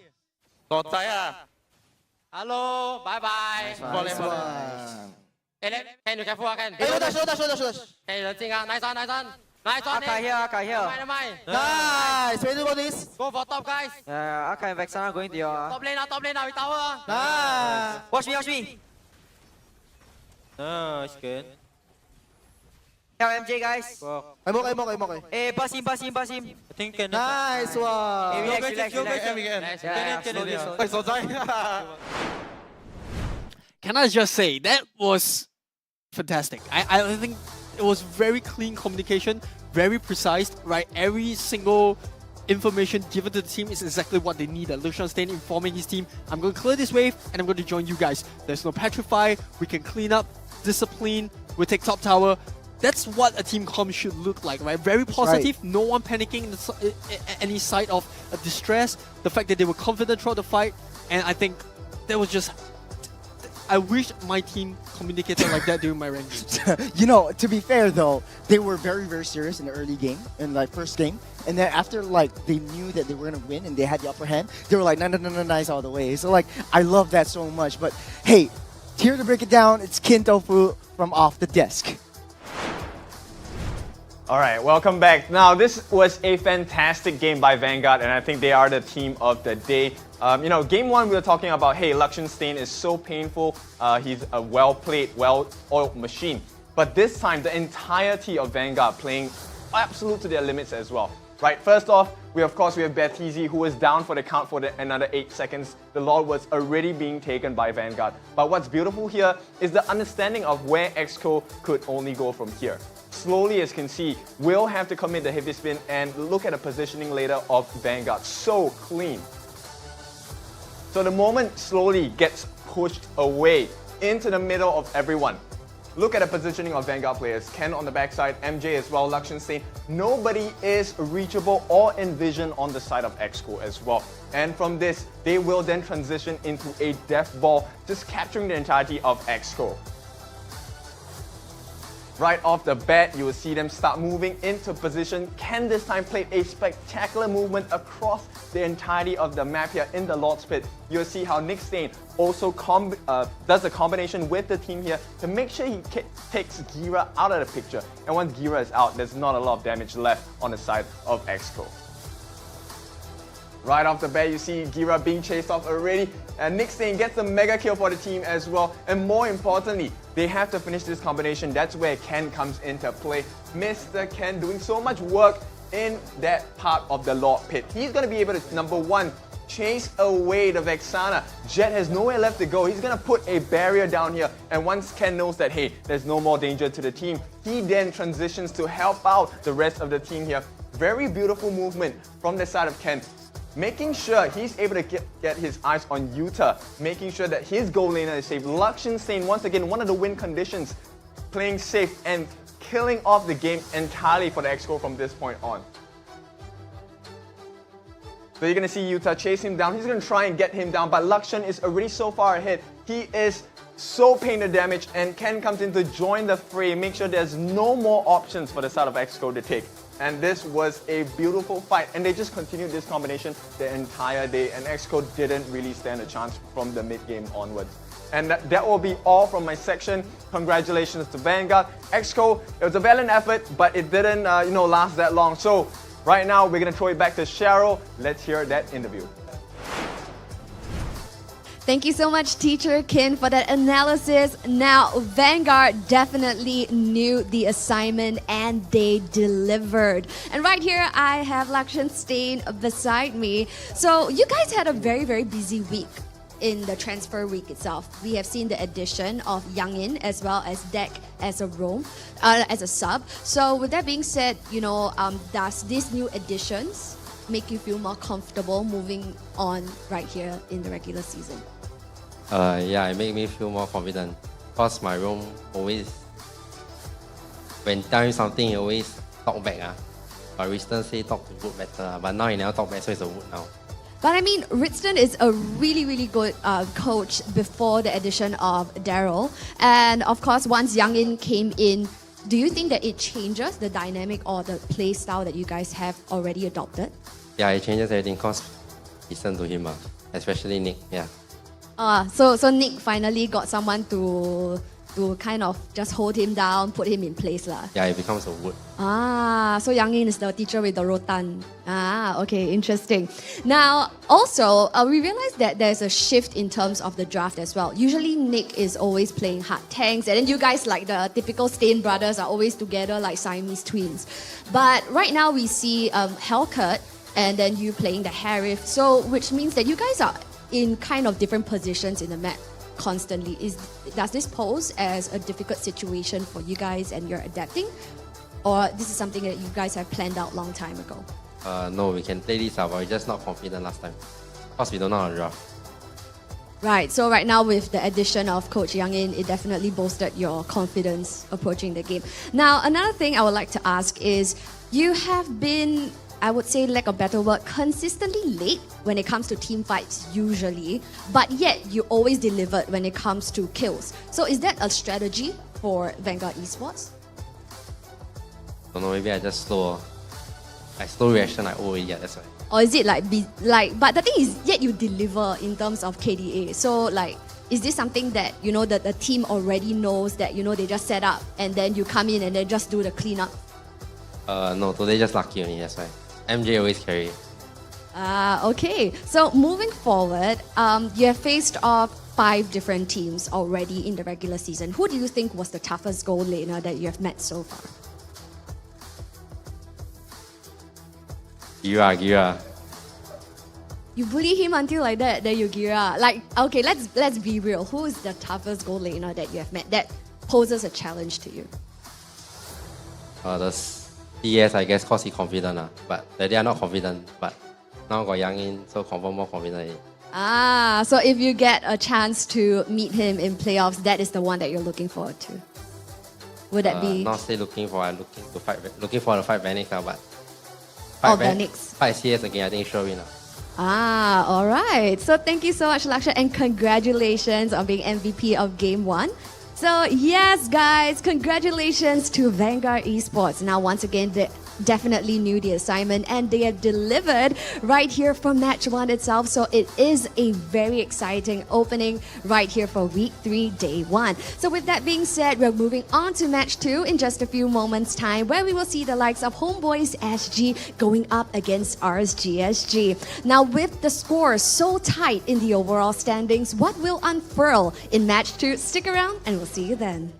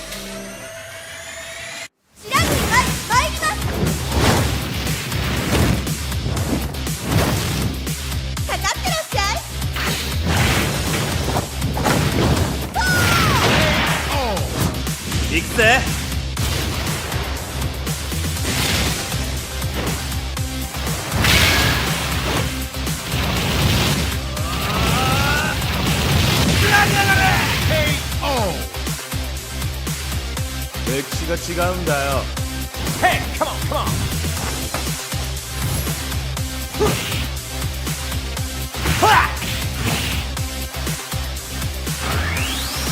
Okay. Power Gazer.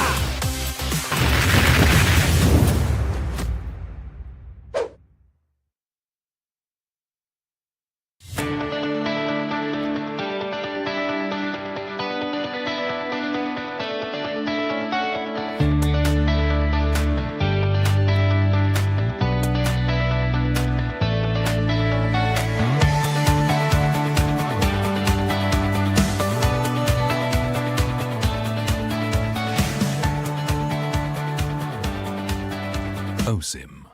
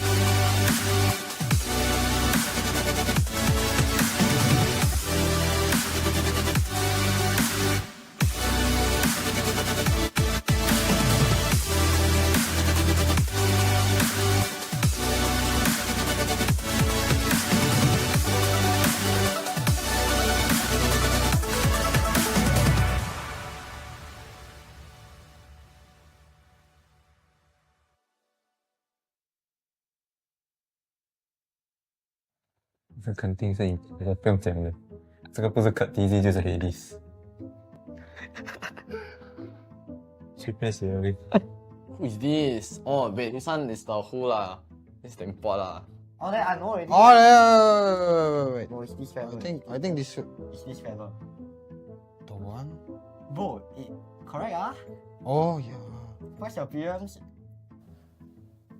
It's confirmed import. Yeah, I just guess it. Wow. Vio, no cure. Vio, no cure. Confirm. For sure. Kia. Confident. Gasa. I'm 100% confident. Oh, I think it's Who is? import. Oh. You can to play EXP. If I spell name, It's okay. Oh, wait. We are no cure. Correct. You look like Venom bro. How does that look like slowly? Slowly don't look like that, bro. Slowly your ex-teammate, no he look like that when he was young. 3, 2, 1.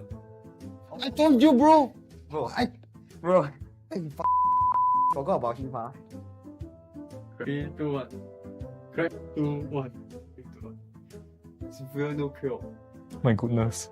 So, it's simple for us. Sorry. People gonna chase us. 3, 2, 1.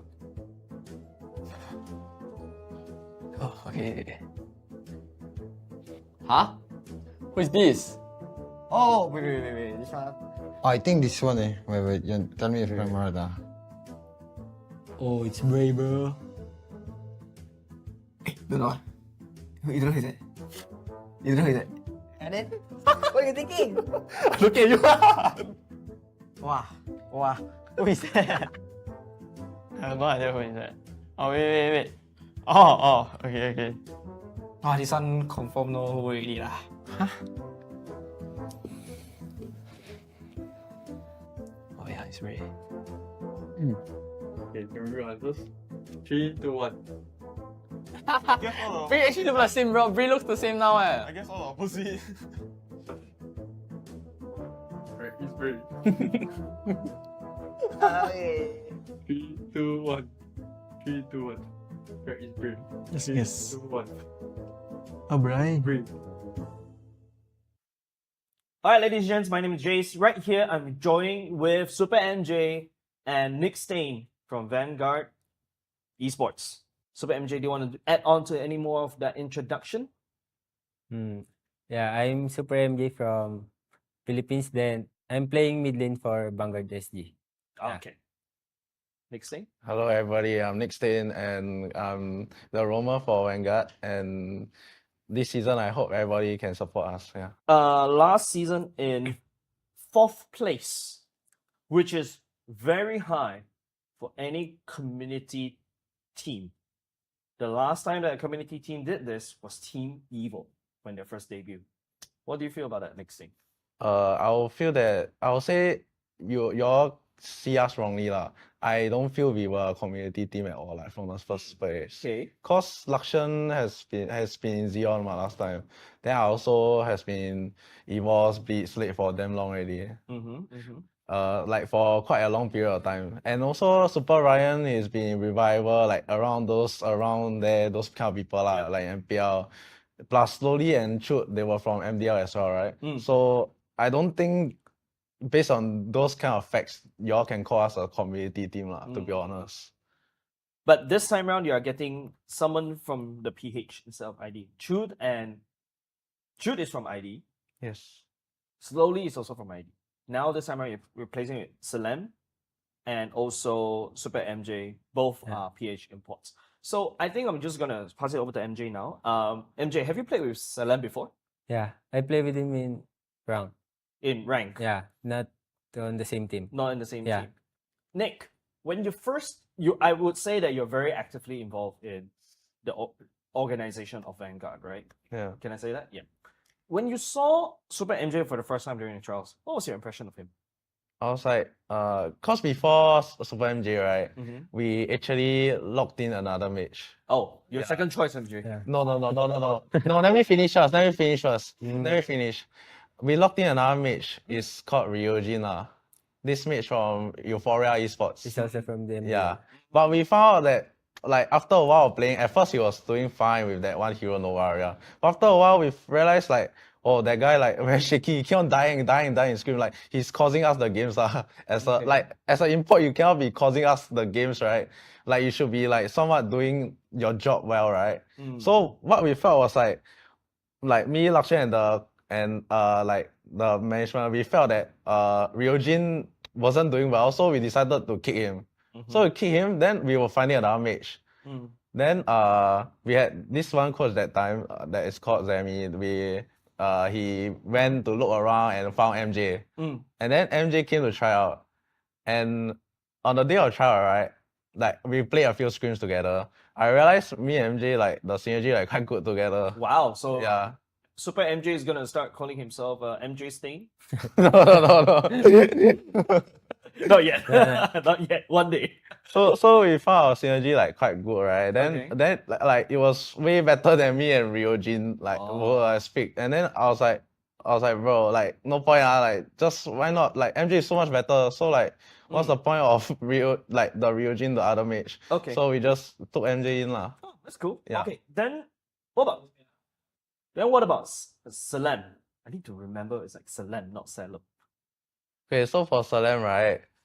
Initially he was on Salem as well. Initially he was another hyper, but due to some internal issues, we changed hyper to Salem.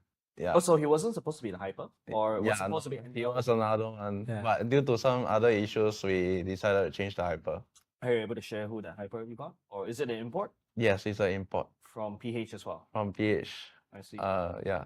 Knowing that Slowly is now in Xcode Esports now, what do you feel about? Do you have anything to say to Slowly being in Xcode now? Although we somewhat kicked him out, but he's still a friend of ours lah. So I'll still wish him all the best. But just know that we will knock him out of MPL this season lah. Okay. Nice. All right. Now I want to focus more on Salem, MJ. Do you want to tell us, like, especially for the Singaporeans who are watching or do not know about MDL PH for the first time, how is it like in MDL PH, and is there any difference between MDL PH and playing with our Singaporean boys and girls? It's very different because in PH when you playing with your fellow countrymen, it's very easy to communicate like that. You can execute plan properly like that. Then you know what their wants, they don't want to do like that. So in Singaporeans, like I need to adjust more like that in my language barrier like that. I need to improve, then teach what I learned from the PH, share the ideas like that. Then, why do you decide to come to Singapore as a Filipino import? I think I want to explore more. Then I want to learn something like that. New environment, new ambience, new people. Then I learn a lot. Then What have you learned being a Singaporean import in Singapore? You need to adjust. Then you need to step up because you know that they need help. That's why they get me. So I need to step up, do my job like that. Yeah. How's your parents think? What does your parents think about you coming to Singapore? I Are think they okay, or are they like worried about you or stuff like that? like 50-50 like that. But they know me a lot, so they don't worry about me. Yeah. So you have very supportive parents, right? Yeah. That's great. How about Nick? What about Thankful Nick? to them. Yeah. Oh, my parents are always asking me to quit. Because you've been on the sub for a long time, is it? No lah. It's because like they don't really want me to play game that much. They want me to study, but like, I don't really like to study also lah. So I just continue playing So like I'm kind of like rebellious. Like, I don't really care, but I just continue playing. From what I gathered from the ground, is that Vanguard with Salem and also MJ, depending on their performance in regular season, you guys are dark horses once again. What do you have to say to them? Regarding the dark horse, yes. I after last season, right? And then like since we improved with Filipinos imports, right? I don't think y'all can see us as dark horse.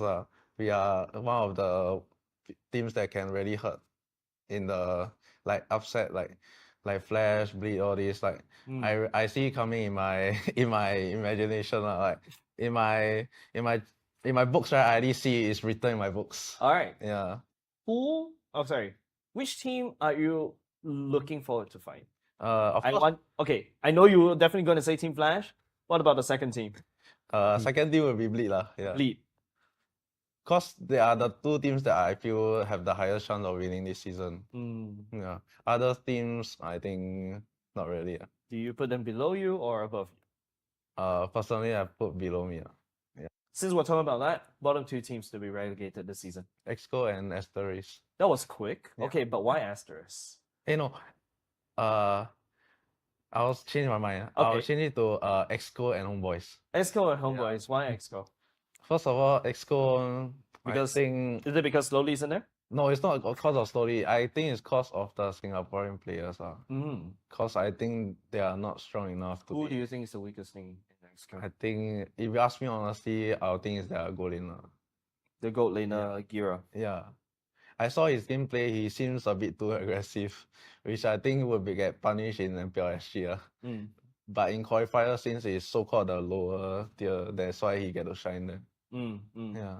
Okay. Then for Homeboys, I feel that their trio mid is like in a mess.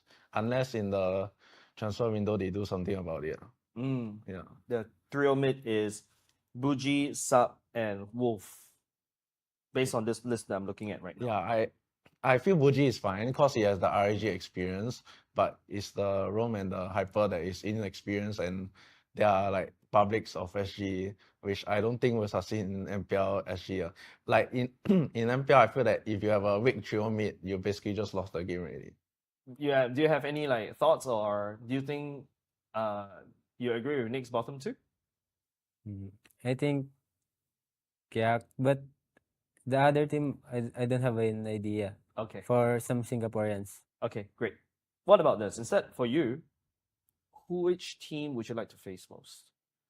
I want to face Bleed also and Flash. Because Bleed has the Sagit Nu and Seiji in there. Team Flash is because they are the best right now. Okay. Nick, I want to talk to you about your relationship with JPL. is it like? Because I don't think the people from outside of MPL Singapore players knows about that relationship. Can you elaborate more on that? So like since season 3, you know, JPL has been playing ahead of me, even though like I play in MSC all those, right? Me and JPL, the reason why we can play together in the same team in MSC or like all these kind of big international tournament, right, is because we have a good friendship with each other, lah, like at the first place. Like we always laugh and joke about stuff when we're in the same team. So like you all can't see us as like arch rivals or whatever. Like we are just like casual to like so-called friends, lah. But like that day, like that time when we fought Bleed, right, that BM wasn't targeted like on JPL only. It was like on the whole Bleed because like they kicked me out. I want to talk more about JPL a little bit. People know that he's not a young spring chicken anymore, right? Do you think his skill, as well, someone that's very close to him, I know I asked this to quite a few people, right? Do you think his skill has deteriorated, or what do you think? I think right now, like if compare right now his form with the prime JPL, right, I'll say he's like at 60 to 70% of the prime JPL. Cause like his age, like as y'all can see, like every season, like if y'all I don't know can tell or not, but like personally from my point of view, right, I feel his mechanics is dropping every season, but his macro is still there. Yeah. That's the thing. So but like his mechanics are quite bad. But he used macro to cover it.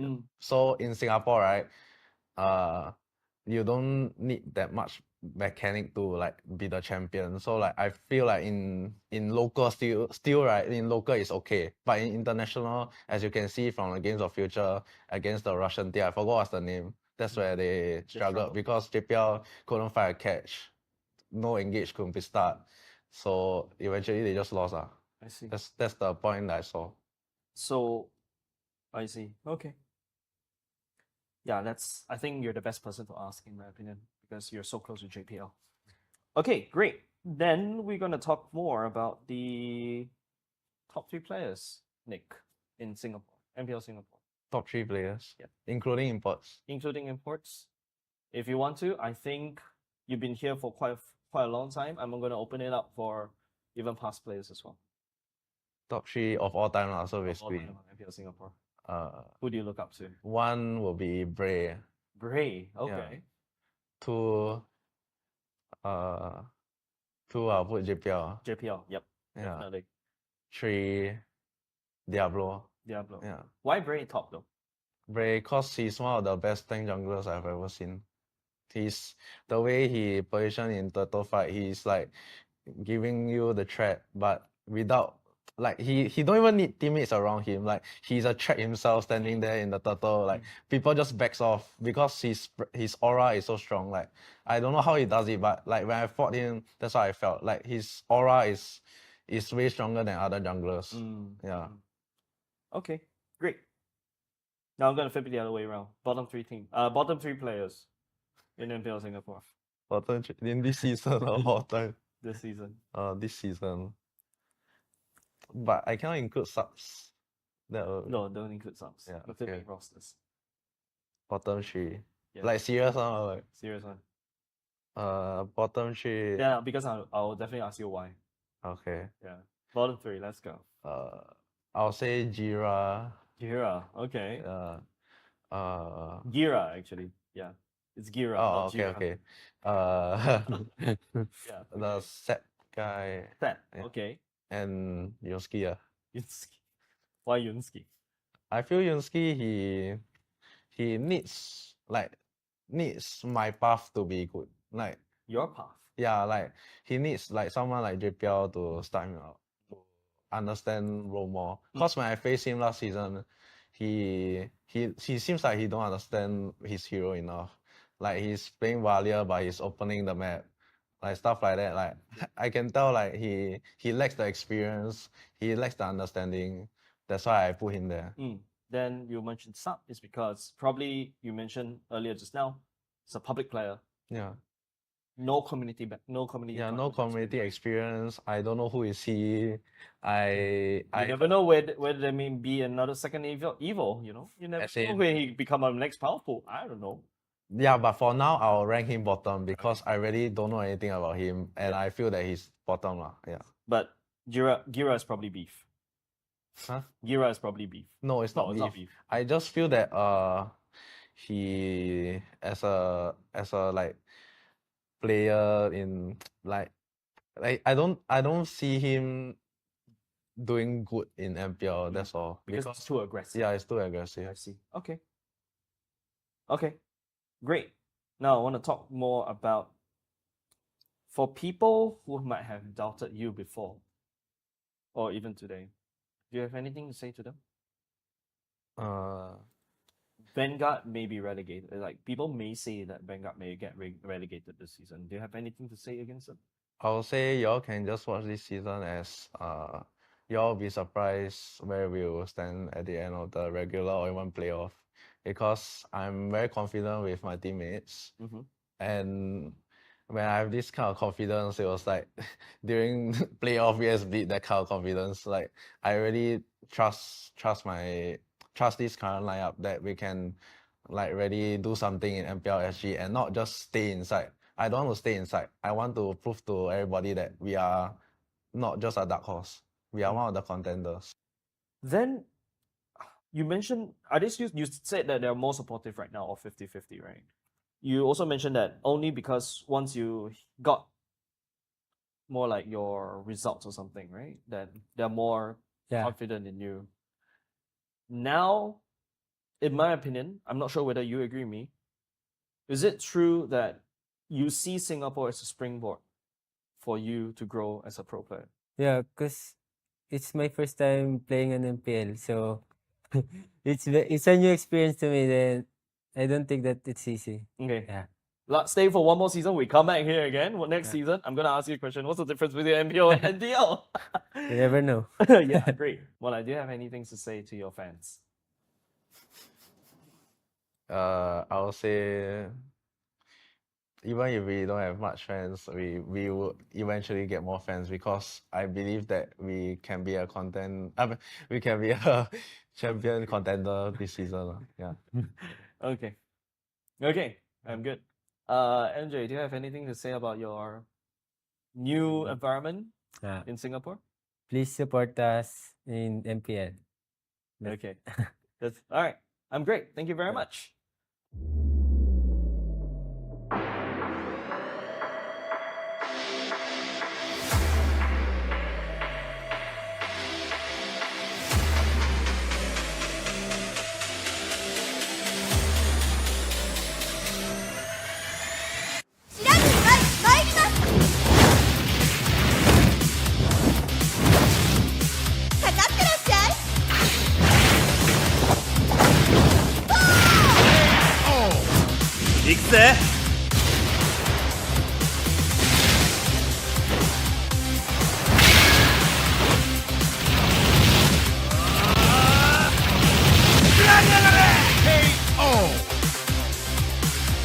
歴史が違うんだよ。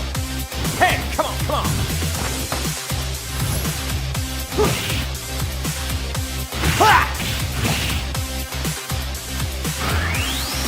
Okay. Power Gazer.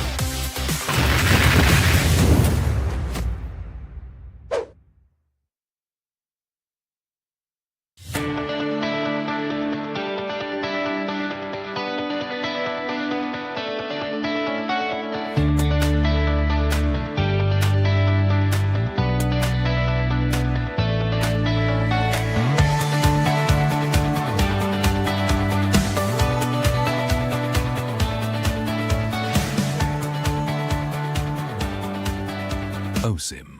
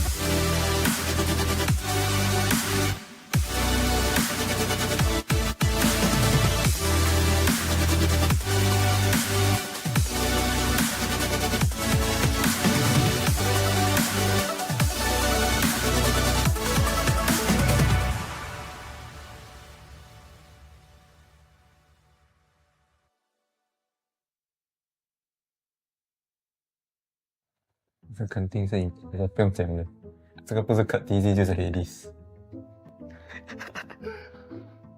随便写而已。 Who is this? Oh, wait, this one is the who lah. This is the import lah. Oh, that I know already. Oh, wait. Bro, it's this feather. I think this should. It's this feather. The one? Bro, correct ah? Oh, yeah. What's your appearance? It's confirm import. Yeah, I just guess it. Wow. Vio, no cure. Vio, no cure. Confirm. For sure. Kia?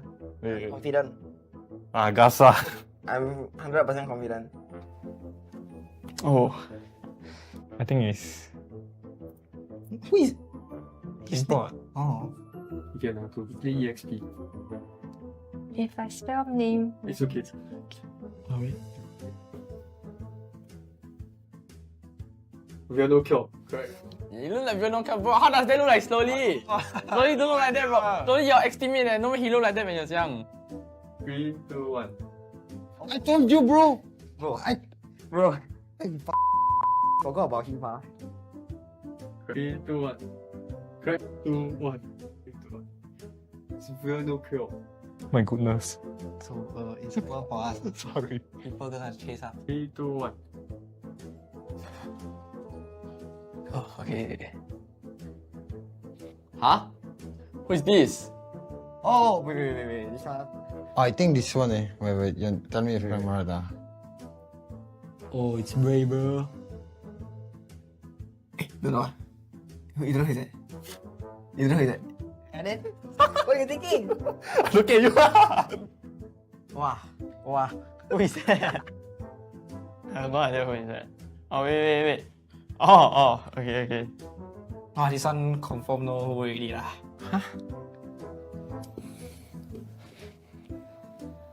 Oh yeah, it's Ray. Okay, can we answers? 3, 2, 1. Brie actually look the same, bro. Brie looks the same now, I guess all the opposite. Right, it's brave. Okay.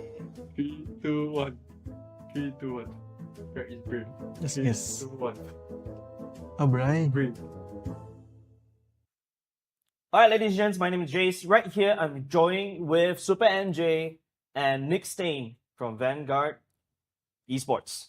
Super MJ, do you want to add on to any more of that introduction? Yeah, I'm Super MJ from Philippines. Then I'm playing mid lane for Vanguard SG.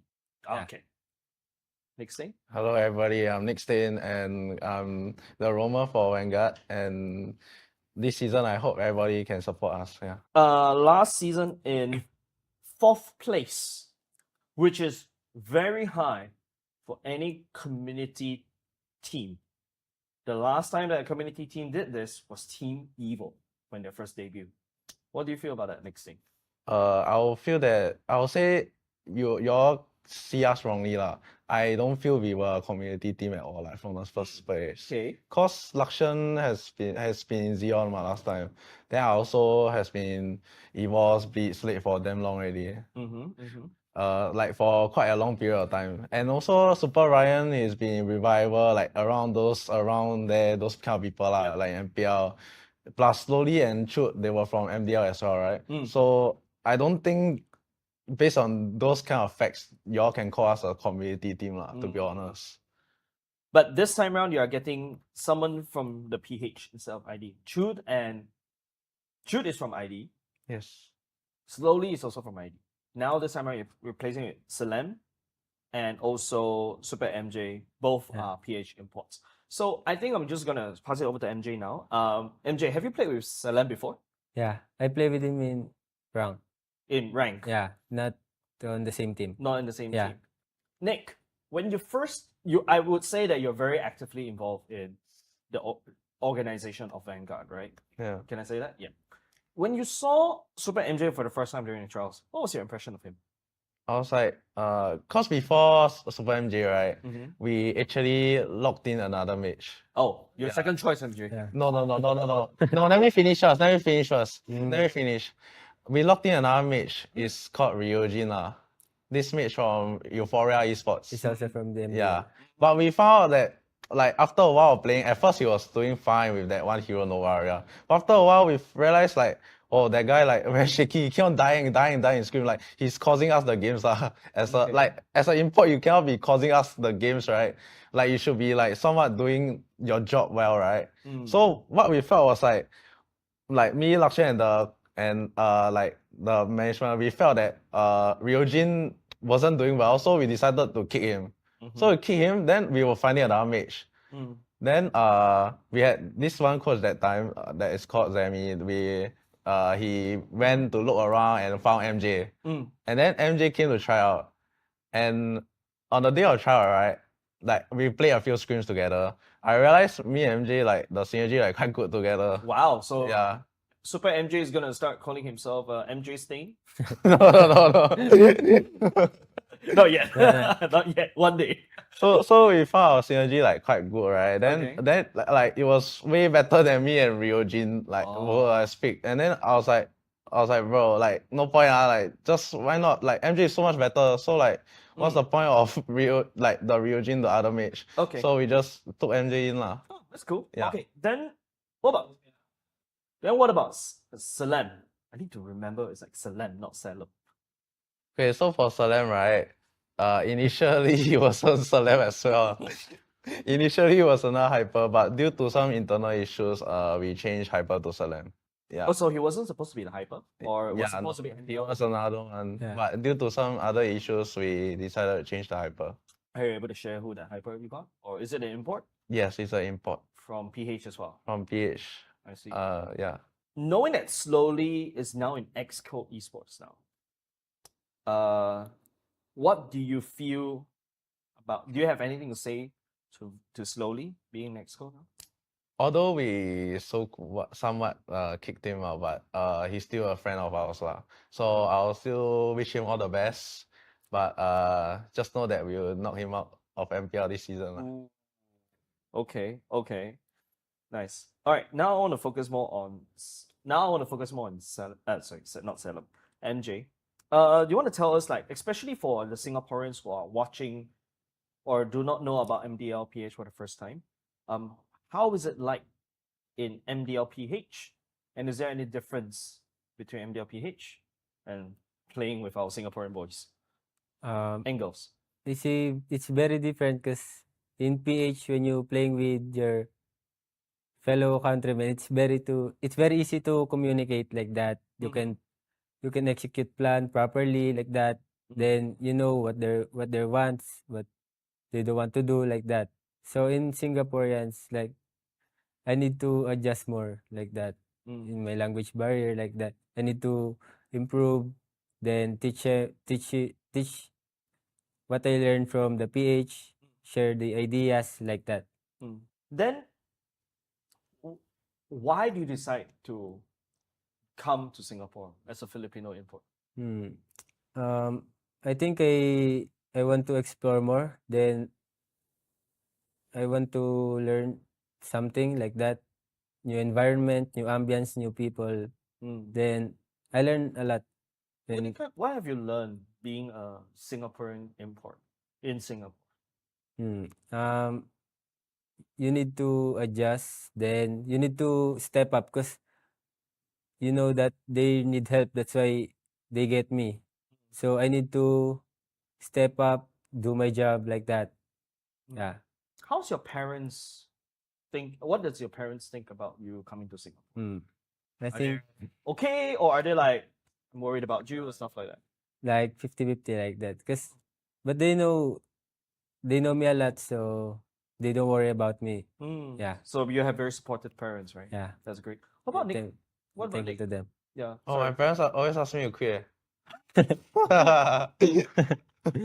Because you've been on the sub for a long time, is it? No lah. It's because like they don't really want me to play game that much. They want me to study, but like, I don't really like to study also lah. So I just continue playing lor. So like I'm kind of like rebellious. I don't really care, but I just continue playing. From what I gathered from the ground, it's like Vanguard with Salem and also Super MJ, depending on their performance in regular season, You guys are the dark horses once again. What do you have to say to them? Regarding the dark horse? Yes. I after last season, right? And then like since we improved with Filipinos imports, right? I don't think y'all can see us as dark horse. We are one of the teams that can really hurt in the like upset like Flash, Bleed, all these. Like I see coming in my in my imagination. Like in my books, right? I already see it's written in my books. All right. Yeah. Who? Oh, sorry. Which team are you looking forward to fight? Of course. Okay, I know you're definitely going to say Team Flash. What about the second team? Second team will be Bleed lah. Yeah. Bleed. Cause they are the two teams that I feel have the highest chance of winning this season. Yeah. Other teams, I think not really. Yeah. Do you put them below you or above you? Personally, I put below me. Yeah. Since we're talking about that, bottom two teams to be relegated this season. Exco and Asterisk. That was quick. Yeah. Okay, but why Asterisk? Hey, no. I was changing my mind. Okay. I'll change it to Exco and Homeboys. Exco and Homeboys. Yeah. Why Exco? First of all, Exco. Because I think is it because Slowly's in there? No, it's not because of Slowly. I think it's because of the Singaporean players. Because I think they are not strong enough to. Who do you think is the weakest thing in Exco? I think if you ask me honestly, I think it's their goal laner. The gold laner, Gira. Yeah. I saw his gameplay, he seems a bit too aggressive, which I think will get punished in MPL SG. But in qualifier, since it's so-called the lower tier, that's why he get to shine there. Yeah. Okay. Then for Homeboys, I feel that their trio mid is like in a mess. Unless in the transfer window they do something about it. Yeah. The trio mid is Buji, Sub, and Wolf. Based on this list that I'm looking at right now. Yeah, I feel Buji is fine because he has the RAG experience, but it's the Rome and the Hyper that is inexperienced, and they are like publics of SG, which I don't think will succeed in MPL SG. Like in in MPL, I feel that if you have a weak trio mid, you basically just lost the game already. Yeah. Do you have any like thoughts, or do you think you agree with Nick's bottom two? I think yeah, but the other team I don't have an idea. Okay. For some Singaporeans. Okay, great. What about this? Instead, for you, which team would you like to face most? I want to face Bleed also and Flash. Because Bleed has the Sagit Nu and Seiji in there. Team Flash is because they are the best right now. Okay. Nick, I want to talk to you about your relationship with JPL. How is it like? Because I don't think the people from outside of MPL Singapore players knows about that relationship. Can you elaborate more on that? So like since season 3, you know, JPL has been playing ahead of me, even though like I play in MSC all those, right? Me and JPL, the reason why we can play together in the same team in MSC or like all these kind of big international tournament, right, is because we have a good friendship with each other, like at the first place. Like we always laugh and joke about stuff when we're in the same team. So like you all can't see us as like arch rivals or whatever. Like we are just like casual to like so-called friends lah. But like that day, like that time when we fought Bleed, right, that BM wasn't targeted like on JPL only. It was like on the whole Bleed because like they kicked me out. We talk more. I want to talk more about JPL a little bit. People know that he's not a young spring chicken anymore, right? Do you think his skill, as well, someone that's very close to him, I know I asked this to quite a few people, right? Do you think his skill has deteriorated, or what do you think? I think right now, like if compare right now his form with the prime JPL, right, I'll say he's like at 60 to 70% of the prime JPL. Cause like his age, like as y'all can see, like every season, like if y'all I don't know can tell or not, but like personally from my point of view, right, I feel his mechanics is dropping every season but his macro is still there. Yeah, that's the thing. So but like his mechanics are quite bad, but he used macro to cover it.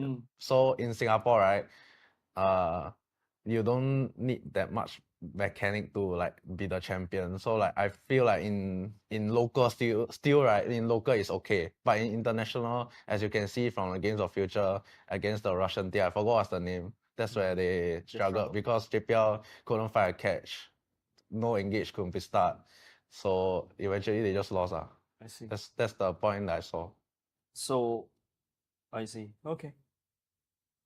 Yeah, I think you're the best person to ask, in my opinion, because you're so close to JPL. Okay, great. Then we're gonna talk more about the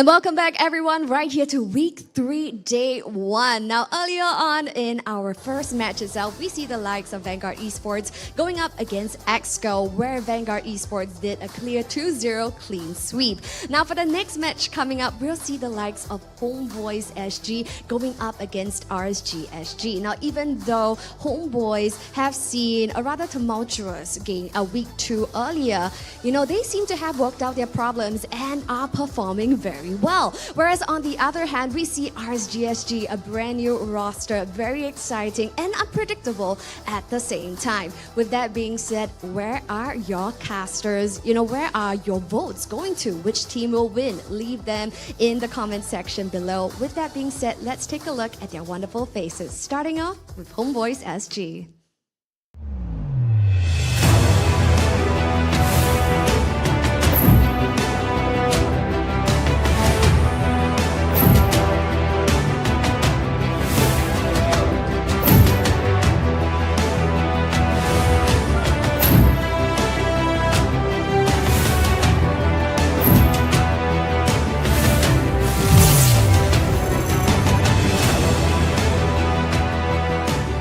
Yes, definitely, ladies and gents, we see a highly anticipated figure right here at Homeboys SG, otherwise known as Zach Xuan.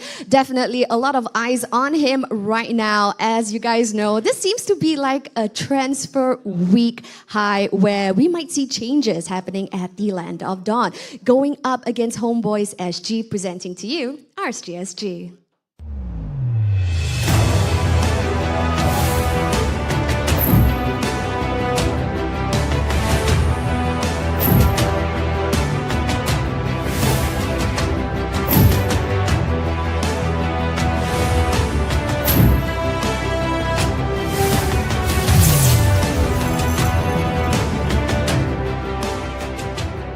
Now, definitely, once we kick-started the regular season, odds seems to be against RSGSG, but they have defied all odds and continued, riding their high and dominating the Land of Dawn.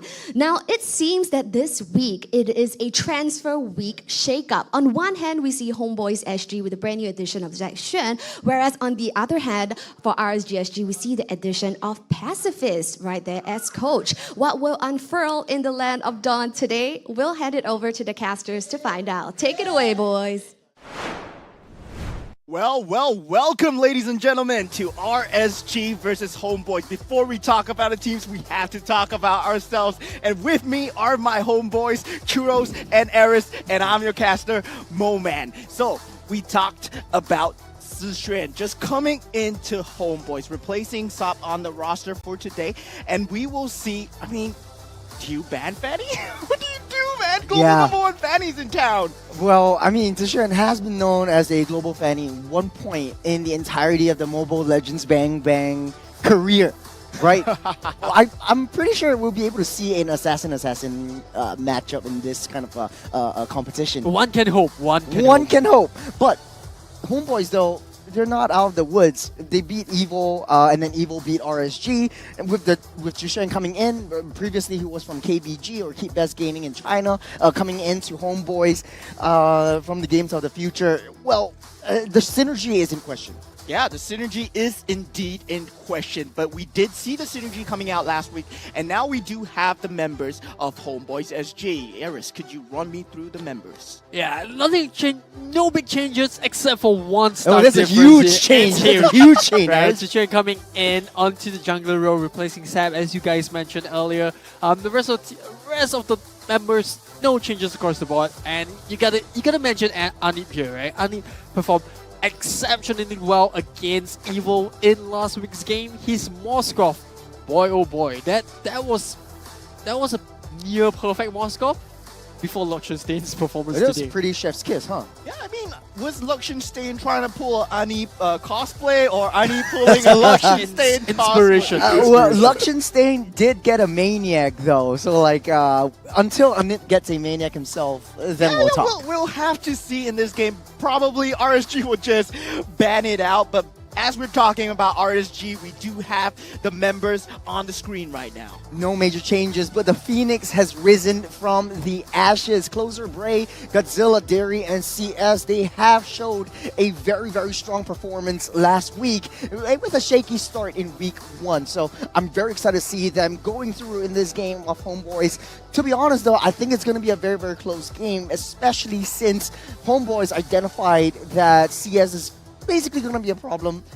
What better way to shut him down than to pick up an assassin themselves, which is in the form of Shin. So whether or not they're able to beat RSG is really yet to seem to questions. Yeah, it's what you were saying, right? We might see an assassin head-to-head because we might be seeing Prey going up against this Shin, both known for going very assassin heavy and very, all this damage build. But we did see what these players are going to say in the head-to-head. I mean, oh yeah, it's the stats first. Okay, never mind. We got no stats on this shit. Excited. Yeah.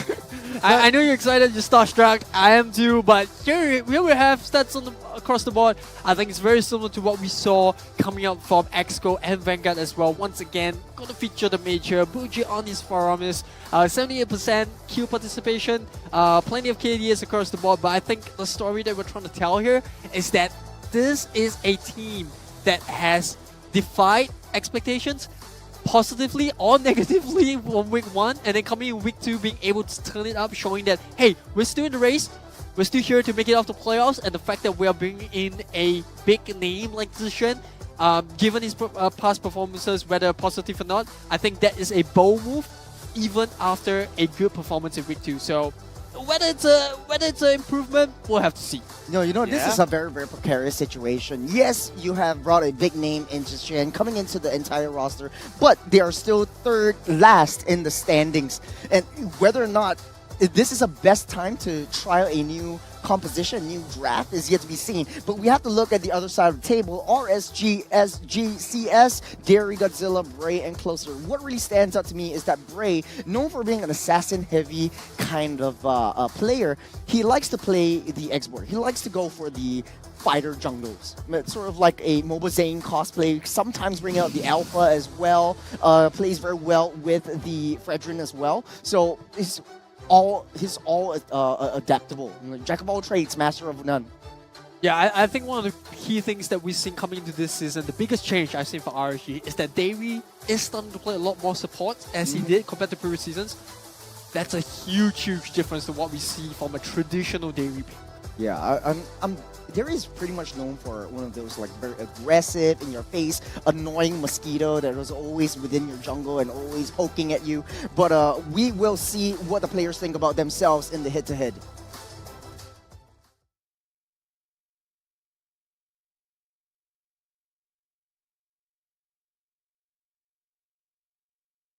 Outside of game, I feel he's also his mental is good lah. I feel like although I was in ISG for about two seasons, so I had only like one season where I communicated with him because he went to NS. But I feel in the team he's one of the most stable one.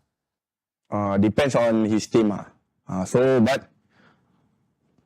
kita orang tahu apa yang dia boleh main dan dia pun tahu apa yang ex-teammate dia ada dekat Homeboys dia boleh main. Depends on the team Kalau team dia boleh buat untuk performance dia, kira boleh macam tu Dia depends on the team.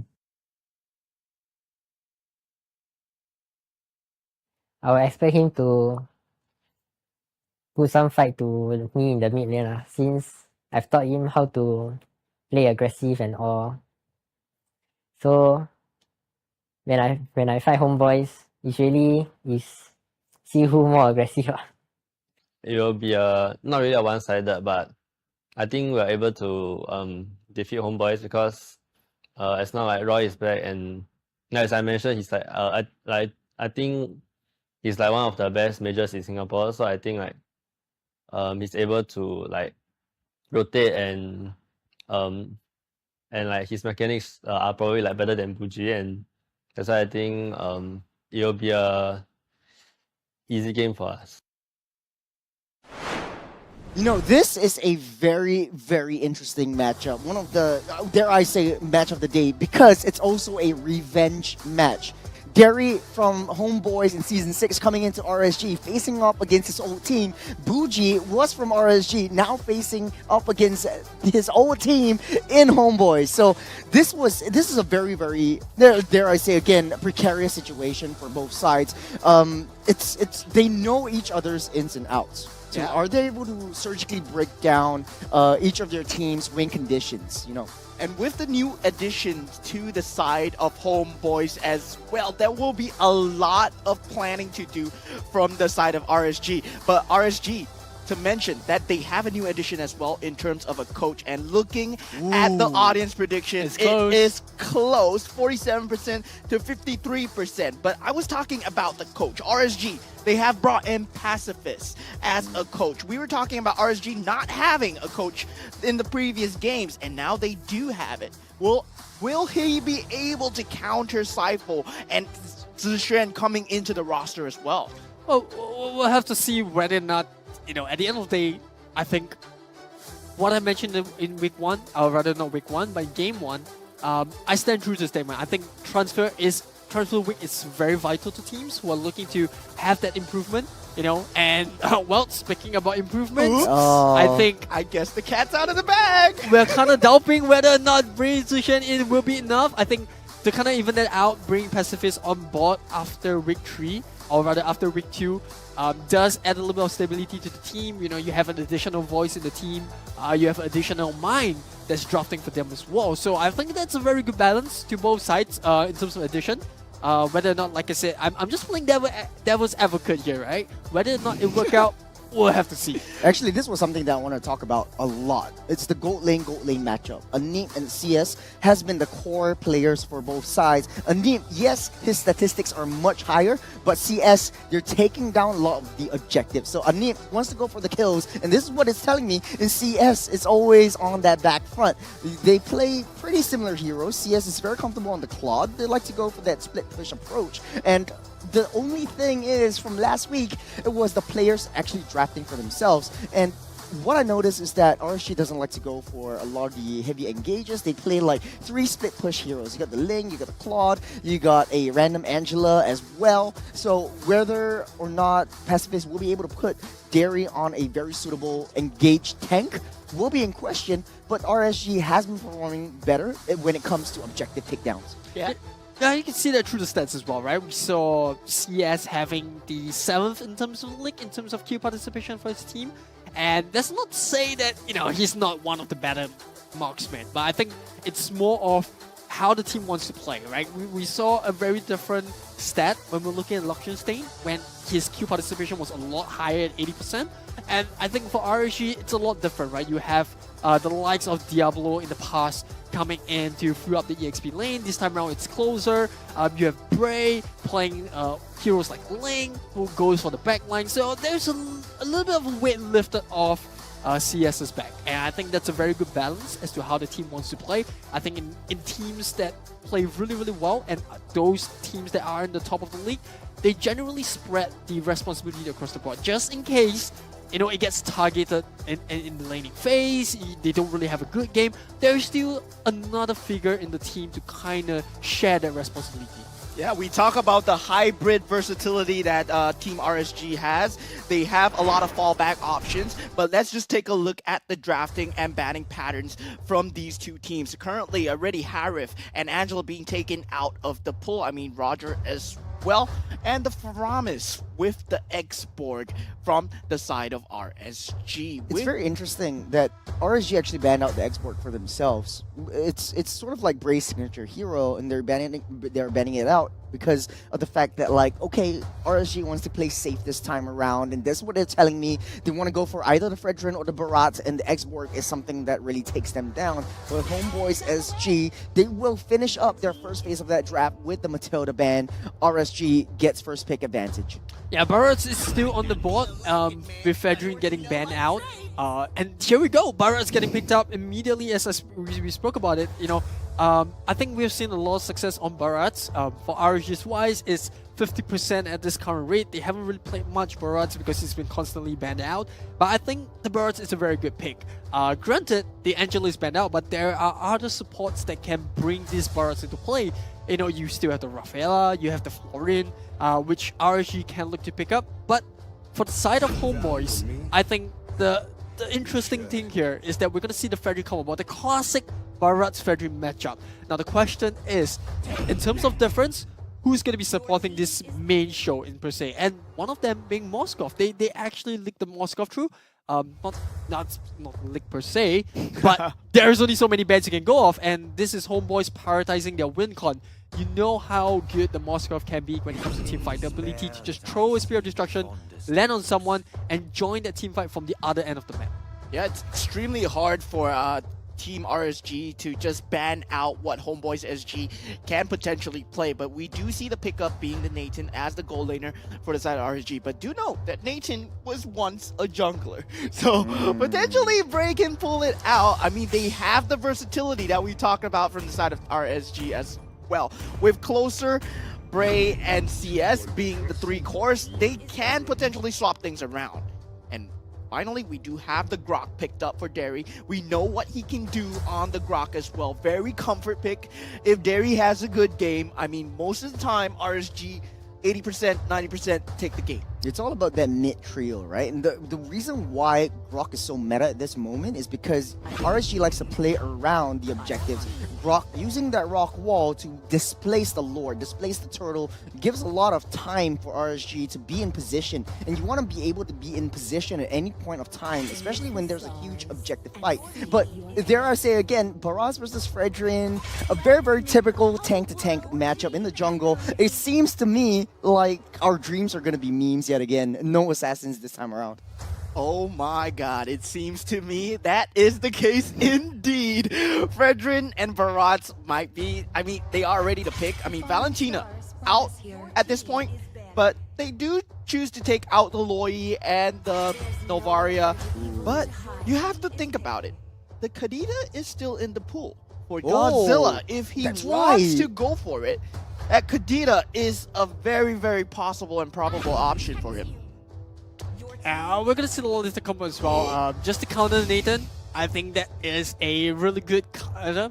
And this is the first game that we will ever see Lolita combo as well. So we'll see, right? I think this is a really good pick. It adds on to the survivability, you know, additional front line for the Moskov.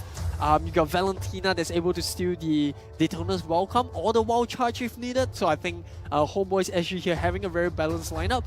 I think for the side of RSG, SG, the threat now is, can we catch the Moskov? And that's why they picked up the Alpha. You need someone to be able to jump the back line, either that or strat the Fredrin quickly enough so you can kind of just close out the fight. And without that front line, there's a SG, they look very paper. Oh my! Is that a debut of Eve too in MPL SG? Nah, that's not a debut. Played it. Cortese played it. Cortese played it once, yeah. But they're gearing up for like a strong team fight composition. I like that a lot. Werner Cure with the signature Benedetta, all smiles from him.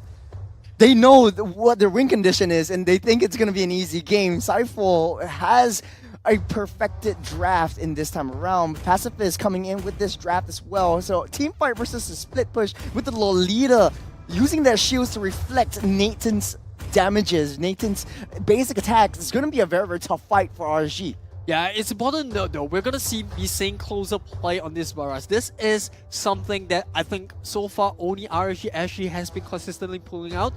Most of the time teams pick up the Barats, they put him in the jungle, they try to rotate with him, so they have that extra tankiness, should I say, in team fights, especially for around objectives. But this time around, it is going to be Bray on his signature. You know, he has a lot of signature, so at this point it's being overly used, but it is one of his comfort picks. And ladies and gentlemen, here we have it. Week 3, Day 1, Series 2, RSG versus Homeboys. First game of the series. Let's see how both teams play this out. We have Bray on the Alpha, who has the win condition of trying to pick off the Moskov as much as possible. I mean, Anip, we know what he can do on this Moskov. We'll see as with this newfound energy and newfound synergy from his team pull this off. And Derry already early Varion has to force out the flicker as the entire team of Homeboys is on him. Oh, you got to stun up, but Derry walks out of there alive. That's a 3-man collapse onto Derry. That's the power of the Benedetta. Just proxy that wave and just come in with the defense within your jungle. Yeah, that's amazing coming out from the side of Homeboys SG. Dealing with Derry's aggression on the Grok is very key in securing as much of the early game for Fredrin as possible. And I feel that on this gold lane matchup here, CS versus Anip, I feel that Nathan will have a much better time, especially with Yoon on the help. Oh, it's already a Spirit of Alpha are being committed, but Yoon able to dash out of there safe with the Spirit of Misery, pushing Bray back. Looks like he sets his eyes on that turtle coming up in 30 seconds. Oh, Derry off the map though. Takes down a kill for himself. Homeboys SG, they're just punishing ROG at this point, right? They're playing, they're looking for picks off when Derry overextends just a little bit on the other half of the river. That's where Homeboys actually look to pounce. They have the taunt coming out from the Fredrin as well. And I think this is where RG actually have to be very cautious. Yes, you know, you have a lot of pure damage on Bray, on this alpha, but you also need Derry to hit that spike, to get that wall charge before you start the team fights. You know, we were discussing right before the match itself, Bruno Cure being the EXP laner, always being in that team fight closer, coming in, trying to close up that gap. He takes down Sashed. Bray steals the turtle underneath their noses, and Sashed goes down. Bougie from the backside trying to run away with the wall charge. Already committed by the RWM. Tries to reach for Bougie, but not close enough. Goes a little bit wide. RSG back on top. RSG just having the key rotations during that team fight over there. They had more members to begin with. Yoon was nowhere in sight on the Lolita, playing on the back foot. RSG just had the man advantage. Oh, looks like another invade onto Homeboys' jungle. And there's nothing that Homeboys can do. Werner Cure can't take 4 members on his own. And RSG, another buff stolen away from the hands of Tushen.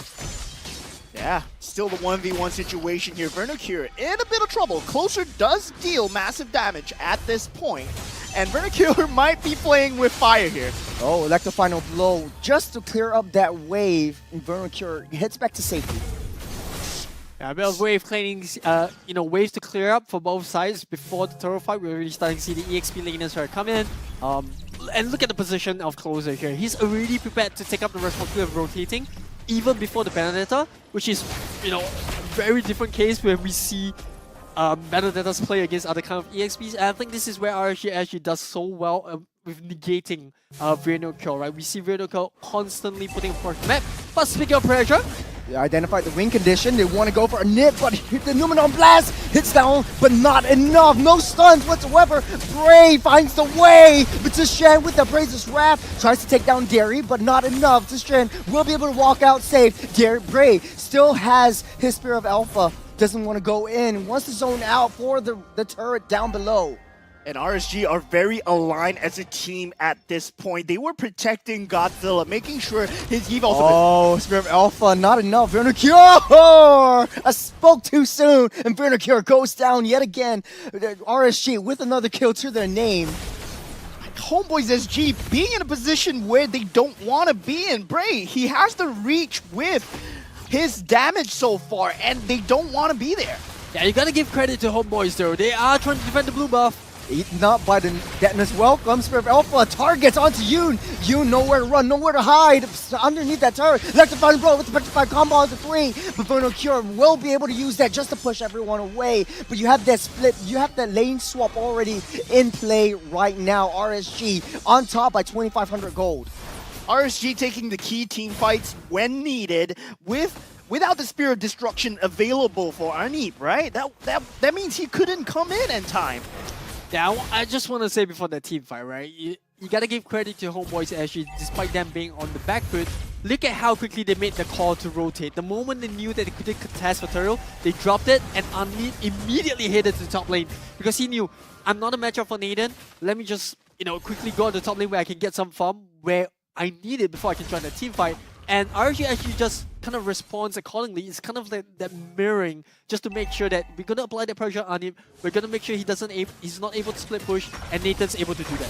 Bray gets caught out by 3, but Wild Charge keeps him alive just for now. Spear of Destruction, but here comes Anip. He's just stealing that damage. He's coming in ham with those spears, and they get a double kill. This Homeboys coming up alive, but RSG still has the lead, 2400.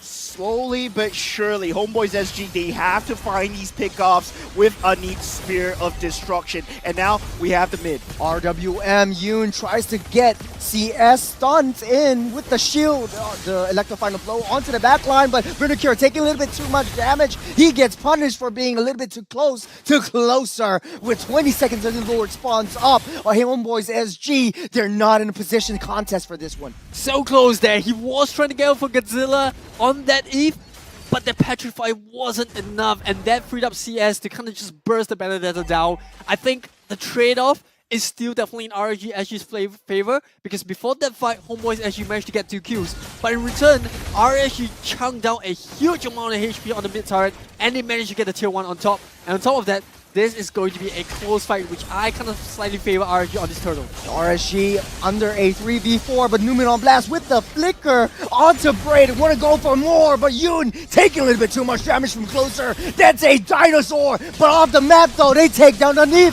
Anip goes down, Deadness welcome onto Sashen. Nowhere to run, nowhere to hide. With the Praiser's Wrath, taking down Bray. He finds a way. Yoon tries to run away as well, but Buji will be next on the chopping block. It's Closer marching it down. Shen just dashes in. Vernicure trying to go for that backline, trying to do enough damage, but it's on a pixel, a sliver, able to get out alive with an eye for an eye. But Derry, Closer, and Godzilla, they want more. They're out for blood. And Shen pops over the other side of that wall to keep himself safe. In terms of map advantage, RSG, they do have it. They are in the orange buff right now. They took down Anip on the bottom lane as well. That's a win for RSG right there. And now Electro Final Blow. Electro Final Blow, but Entropy keeps CS up alive. He is the core damage dealer for the side of RSG. And Homeboys SG, they're scrambling for any farm whatsoever is left on the map. They're picking up the scraps with the purple buff coming in, eating up to Shen with the Deadness welcome. Numeron Blast erupted, disrupted by Bray. He finds 2, make that 3. Into Shen, still running for his life. Here comes Vernicure, but a little bit too late. Will not be able to run away as of now. And RSG still up top, taking down 3 members of Homeboys, and 5,800 gold, make that 6,000. Perfect timing coming up from Davey as well. That wall charge knocking up 2 members of Homeboy SG and making it so tough for them to close out the fight. And once again, another fight at the top lane. This has been an action-packed match throughout the entire game. 9-4, 8 minutes in, but the favor in RG just because CS has been split pushing the entire wave. And this is bad for Homeboys SG. I think they need to start regrouping and stop taking fights when they need to buy time for Anip instead to farm. It's a Numenon Blast and a Spear of Destruction. Anip, here he comes. Derry on the chopping block. He tries to run away. The CC immunity keeps him alive. There's not enough damage for Homeboys SG. And RSG, they have their sights set on this next Lord. Lord will be pivotal. RSG, they have been playing these objectives very perfectly, with CS taking out so many outer turrets. If you look at the turret advantage from the side of RSG, they are no turrets down at this point, and Anip has not found the space to even push out as well. Extremely scary. Yeah, even before that Lord fight, we saw Lolita commit the Numenon Blast at the top lane earlier on. Anip had to use the Spear of Destruction to kind of push in, and well, another one make a last, but retaliated by Derry with the wild charge. They take down 2. Anip on the run as well as Shen and Yoon. They need to be able to defend on this base. Homeboys playing on that back foot. The deficit is increasing as we speak. 9,000 gold with the Spear of Alpha coming in direct to Yoon with the flicker. Deadness welcome. Closer hits onto 1. They want to take down that T3. Yoon on the run. Spear of Alpha does not collect. Goes a little bit wide. Goes a little bit short. But the RWM comes back in to Shen. Enough. by RSG, but here comes Bruno Kira trying to buy as much time as they can, and Homeboys SG, they're scrambling as the Lord marches in on that top side. Here comes Derry with the wall charge, 3-man Spear of Alpha from Bray, he finds the way! The Phoenix has risen from the ashes, we doubted RSG, but a takedown game 1 in convincing fashion.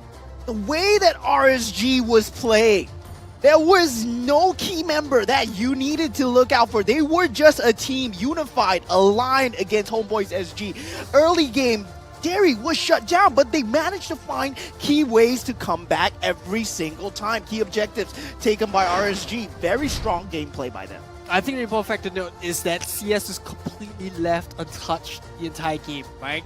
I think other than the early skirmishes in the early game, we didn't really see Homeboys kind of catch him out of position, and that's the threat that the Grok brings to the table. He's constantly being a distraction. There's that fear of the wall charge coming in. Derry pulling off really good wall charges to kind of disrupt the backline, and that gave CS so much space to focus on what's important: the turret, the turtle, the Lord, and honestly, Homeboys actually had no answer. I think they had a game plan in mind. It was for the Moskov to kind of scale, but because of the need to constantly take part in team fights, he didn't really have the space to farm for the goal needed to scale into that late game.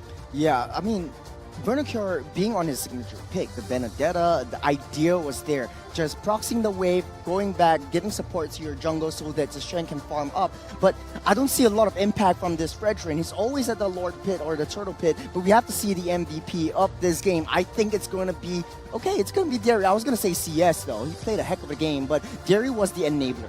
Yeah, it was either Derry or Bray for me, right? Yep. The fact that the Alpha pick came in, he shredded the Fredrin. It was like knife cutting through butter. The pure damage was just too much.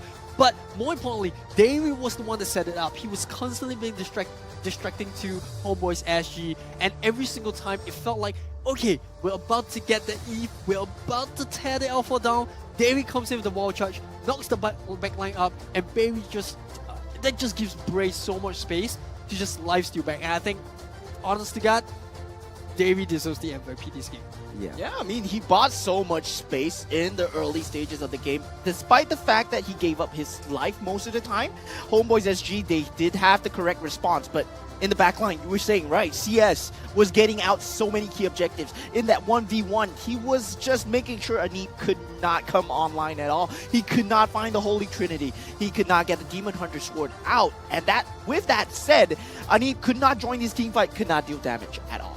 Yeah, the fact that Bray picked up the Alpha and we all kind of was hoping he was going for the Barats, that last minute switch by Pacifist, and he was drafting as well, was so smart, because that wildcard pick up the Alpha, there's nothing that Homeboys could do to counteract the aggressiveness that comes out from Bray coming into the early game, which led to their downfall ultimately from that mid game, unable to go in for any of these turtle dances or the Lord dances. It was just RSG taking all the major neutral objectives from Homeboys SG's hands. And very good involvement from Closer as well on the EXP lane. We saw him on the Barat struggling in the first half of this tournament, but now he's doing extremely well in the regular season. I find that this RSG team, they have found their pace, they have found their synergies, and they're playing perfectly with each other right now. And let's just look at the emblems across the board. Derry taking up so much movement speed, Quantum Chubs just to add it, just in case he wasn't fast enough. Gotta go faster.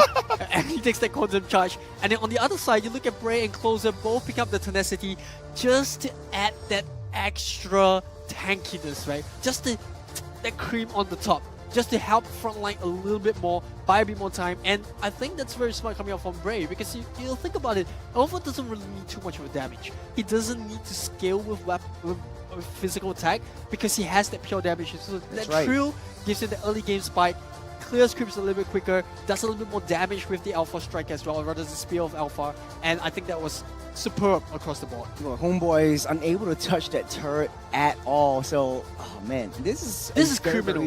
One-sided game favoring RSG. It's criminal. I mean, Bougie, he had the highest damage dealt. It's just that he could not find the kills when needed. It was all onto Derry at that point, right? All the damage taken was onto Derry, and Derry, yeah, I'll give my life, as long as CS gets the objectives, as long as we win the team fight with Bray, keeping shredding away the Fredrin, making sure he's not able to energy eruption one of your key targets at all. Vernacure, he was involved in every single team fight, but he could not find damage. Yeah, I think the stats practically summarizes the whole game, right? You look at the damage dealt, damage taken, total heal, every single one of them pretty even, with a bit of a spike here and there. Obviously, RSG winning the game, you do see a little bit of advantage there. But the key standout here is the turret damage. Every single time Homeboys SG gets a kill, there is always a turret of theirs getting taken by RSG SG.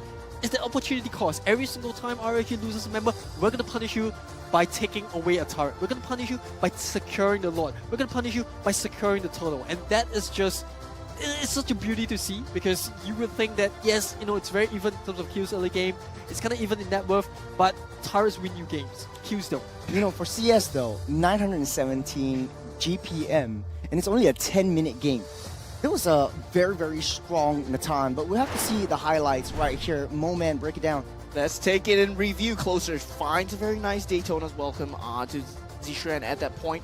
And now Yoon, I mean, these were the team fights that Homeboys SG were looking like they were winning. But with Bray coming in, with Godzilla coming in the backline, and you see here, Anip, he does go in with the Spear of Destruction, but on the top lane, CS got the tower. And that's the key objectives that they were going off for. Despite Homeboys SG trying to come back, they were slowly taking away the map advantages that Homeboys SG had. I think more importantly, look at Godzilla in this fight. While the front lines, while the Barats, the Alpha, the Grog was doing the dirty work of thanking everything up, you always see Godzilla at the back line providing the CC needed, the slows, the degen, the damage over time. It was just so much that Homeboys SG couldn't deal with, whether it's pure damage or slow. You know, when you How say do you play? Godzilla, when you say Godzilla, I always think of Barats. You know, I think that Closer and Godzilla should change names, because that's how basically Closer played. It's basically Godzilla running it down, and imagine Homeboys is basically Tokyo. It's just all of their skyscrapers are just chunking down, and that was a very, very well played Closer. Remember, we talked before the match started, like, hey, Closer really needs to step up. Your EXP needs to be that secondary tank in your entirety of your lineup, especially for RSG. And Closer, he made that count. He made that game count. So it's really, really interesting to see how things play out and whether they're able to shut Closer down, because Closer is a threat. Yeah, Closer, CS. Closer stuck close. Yeah, Closer is closer to becoming a threat. He's closer to becoming a threat, yeah. I see what you did there. I see what you did there. So now let's go over to Kindo Fu with Off the Desk.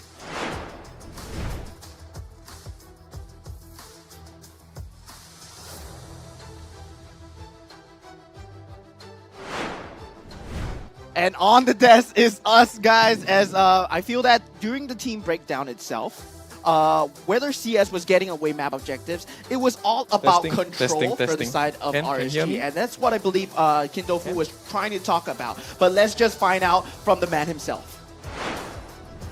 Well, problems galore here. Right now, it is just full control. RSG showing off the strength of their drop, how they are able to control Homeboys from a distance as well. Now, this is a very interesting one, because right off the bat, Homeboys already caught with their pants down here. Yoon having the back off. Right away, Bougie gets taken out in the match itself, and this is a horrible position, because look at who is fronting for the front lines on the side of Homeboys. Chuen and Yoon, they are going to be caught on the fronts, and there is no one here on the back lines to protect Mr. Anip, and you will see how RSG actually catches Anip out all the time. So they force them back into the base itself. They managed to put a lot of pressure on the tier 3 right at the start. Now they're going to start transitioning down, and later on I want you to keep your eyes onto Closer. Now we're talking about Closer, you know, the Barat's not being a EXP laner, a good EXP laner all the time, but this time Closer makes it work with that Daytona's welcome with the flicker as well. Very big play here. Anip is all the way at this side, and you know, he feels safe, right? But surprise, surprise, Closer with the Daytona's welcome to cancel out the Fury, so there's no more defensive measures on the side of Anip for this Moskov. Now they're gonna continue, and another thing, they actually keep Xuan on the side here, so he's unable to tank for the team as well. And if he lands himself in a 1v5, he's probably gonna die as well. So right off the bat, they force Anif's back.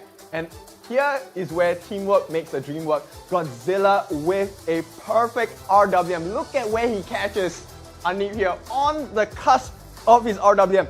Now Anif has to be forced to move back. There's no other opening for him. He can't dive into the 5-man of RSG.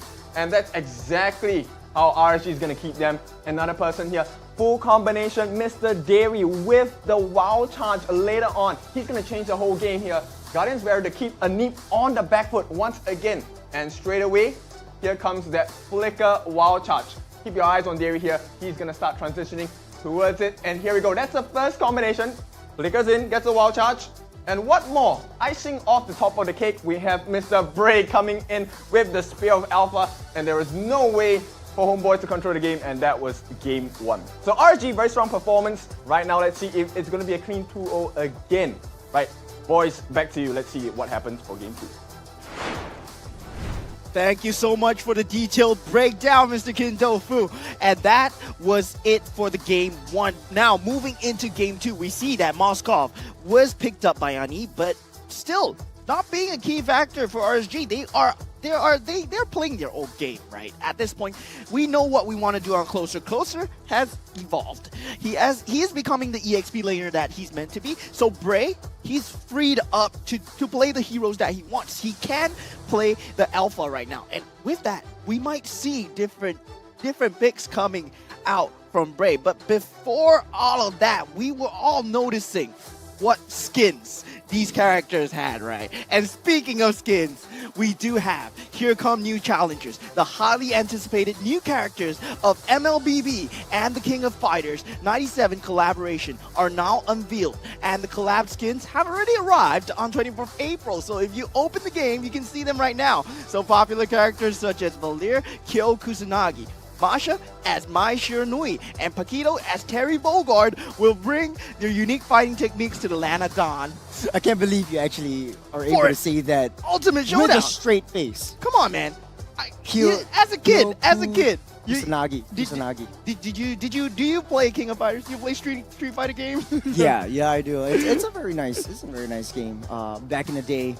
But, you know, coming back into the battlefield. That sounded so depressing. Back in the day. Back in the day. Come on, guys. We're We need not more energy, right? Well, speaking about the game, let's take a little bit of a recap of the previous game itself. The draft on the screen right here. I think we spoke a lot about Sustain coming in, Davey being able to play the support as he always has, but coming into this season, it's been more evident with the Rafaela, the Angela. Obviously, we do see the Matilda coming into this current patch.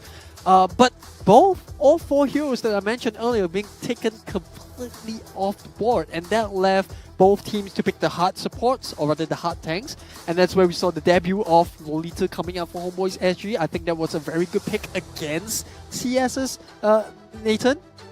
But on the other side, RSG just like, no problem, right? You don't want to play sustain? Let's just go for more damage. Correct. We'll bring Bray's Alpha into the picture. We'll move closest Barats into the EXP lane, and I think that is the flexibility that RG actually has on board. The fact that they can pick the Barats early, but not commit him into the jungle, that is something that I haven't seen any other team exercise as much as compared to RSG themselves. For Homeboys, they actually picked a team fight heavy composition, but every single team fight was won by RSG because of the layering in, because of the disruptions. They already knew that once the Luminon Blast gets charged up, it's just wild charge in that general direction. It doesn't matter if I stun this Lolita, I just need to knock her up. But game number 2 is underway. We are in the draft right now. Homeboys SG doesn't want to deal with the Alpha anymore. The Angela Alpha off the charts for our Homeboys, RSG on the other side. Typical same bands from the Matilda and the Harith. Yeah, very reactionary draft coming out from Saifu as a coach. I think he identified that, yes, the Alpha is giving us a lot of problems. We don't really want to deal with him. Let's just take him out of the picture. I think for RSG, it's kind of a hygiene practice to just ban out the Matilda and Harith, especially when in the second pick. And for Saifu, it's like, okay, you want to play that game? Let's just take out those heroes that you did so well in the early. A bit of too much of a reaction? I think it's too much of a reaction. Yeah, it's like, fool me once, shame on you, fool me twice, but I don't think RSG is going to go for the same pick because you don't You don't use the same trick, the same prank on someone twice. Yeah, now, there's heroes like the Roger being up on board. There is the Fedrin, the Barats that RG can pick. Really interesting if they give Homeboys the Roger, but they pick up the Fedrin as well as the Barats for themselves. I think that is going to be insane.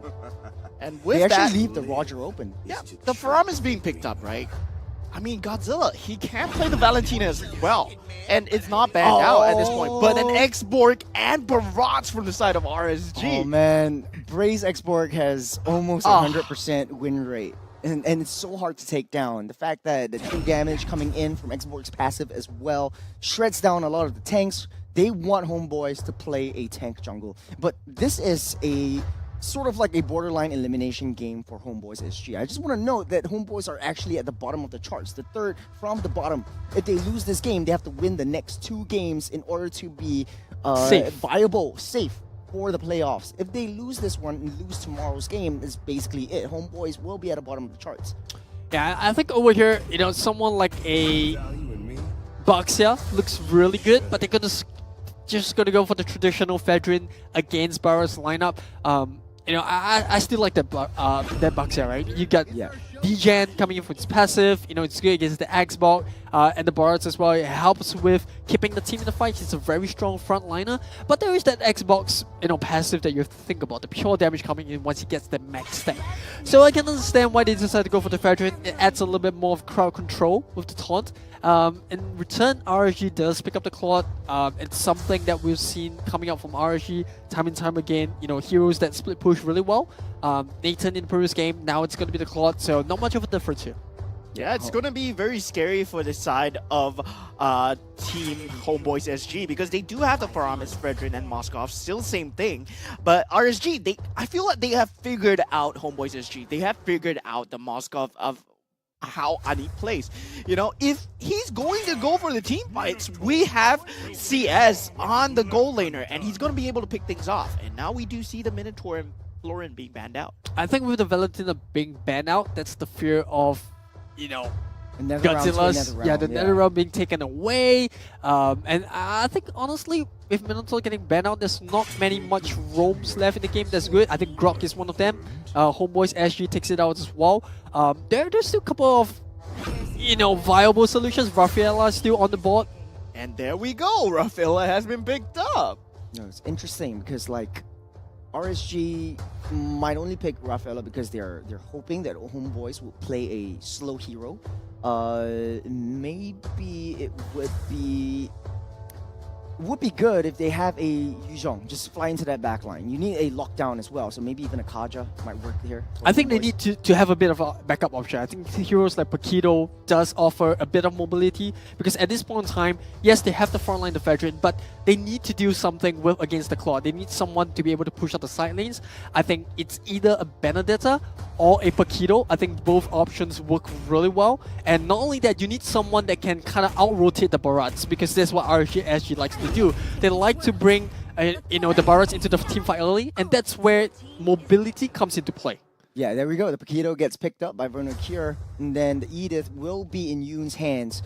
To be honest, though, I think that Edith being the roam and the setup, very hard to lock down Claude, though. I think that Claude will be building in a Purify. It's going to be very difficult because you have a Fairy or an Angel on your shoulders as well, especially in that late game. And then you were talking about, okay, you need Paquito to out-rotate the Barats. In the late game, though, you need someone to out-rotate the Claude. It's very, very difficult for Homeboys to basically do that unless it's that Moskov. Yeah, and once again, a signature pick is available to Godzilla if he wants it. There is the Kadita. We saw him perform the Eve in the previous game. The amount of CC that's needed, but I think they need a little bit more burst. Whoa, look, it's actually going to be the Farsa. And it's like for like, right? You got both the Farsa as well as the Kadita available, but he chose to go for the Farsa instead. Honestly, in my opinion, I think the Kadita could have been a little bit more safe. But that being said, Farsa has a lot more burst and range.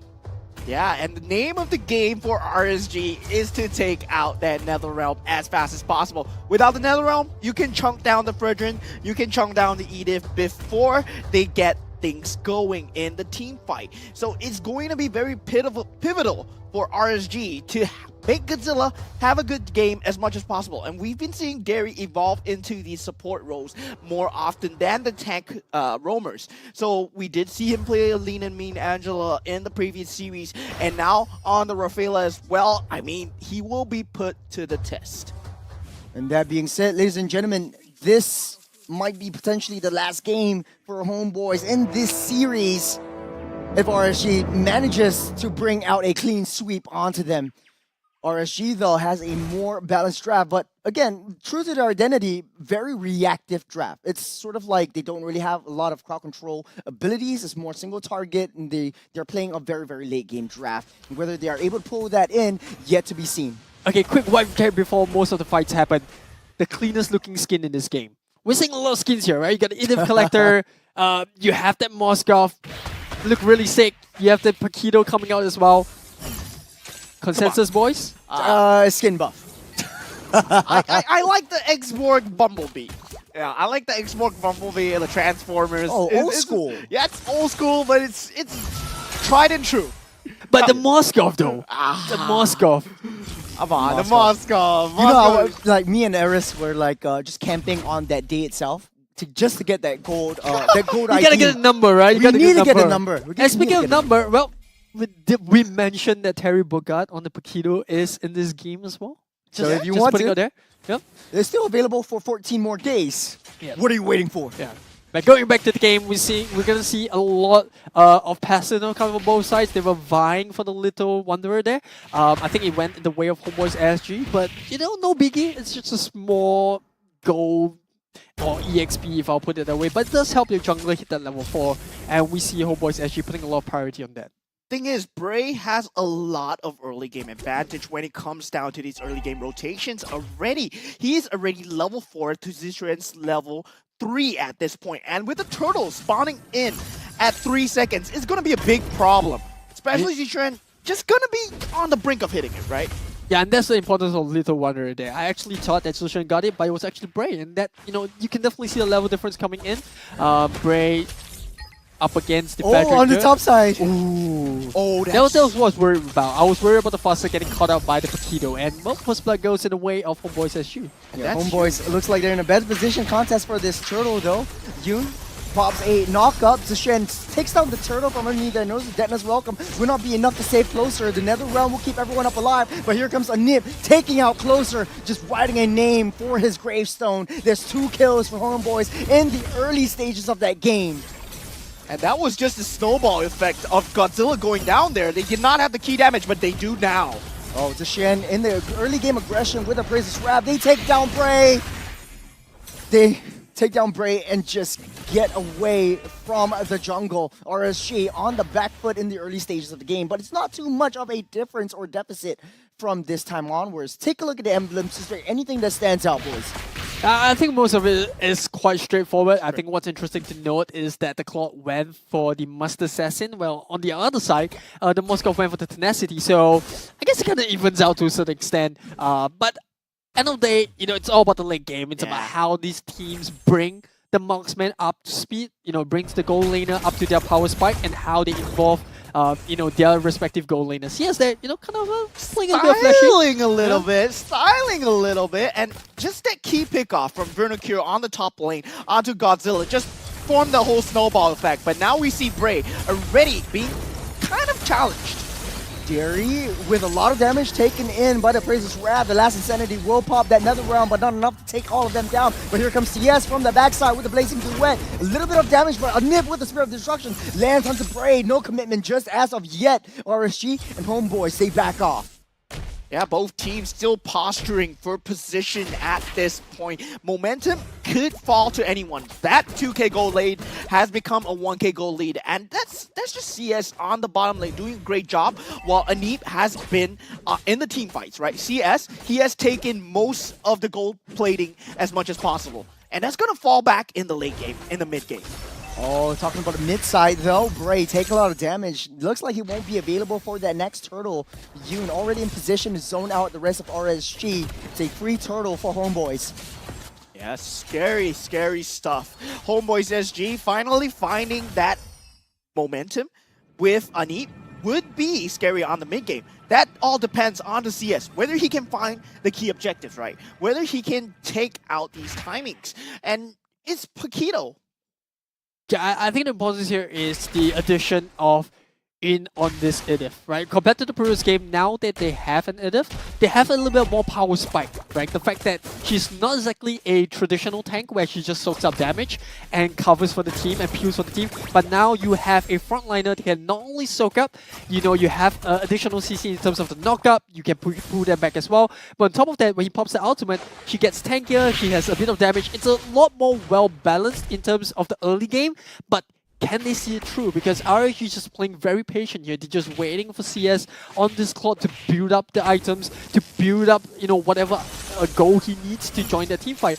But Homeboys actually, I gotta say, they're doing an exceptionally good job at pulling the game in their favor at this moment. But the goal lead is so slight that just one team fight can just turn the tables around. Uji actually barely making out away from the feather airstrike. But on the top side though, a little bit of 1v1 action from Closer and Werner here. Looks like no one's gonna go down as of this point. RSG slowly diminishing the gold lead to their favor as the Lord popping up in 40 seconds.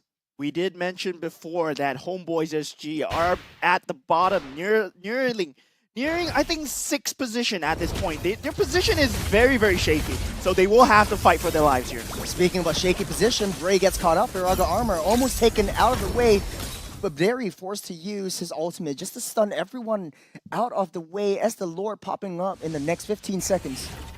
Yeah, both teams will have to fight for this turtle here.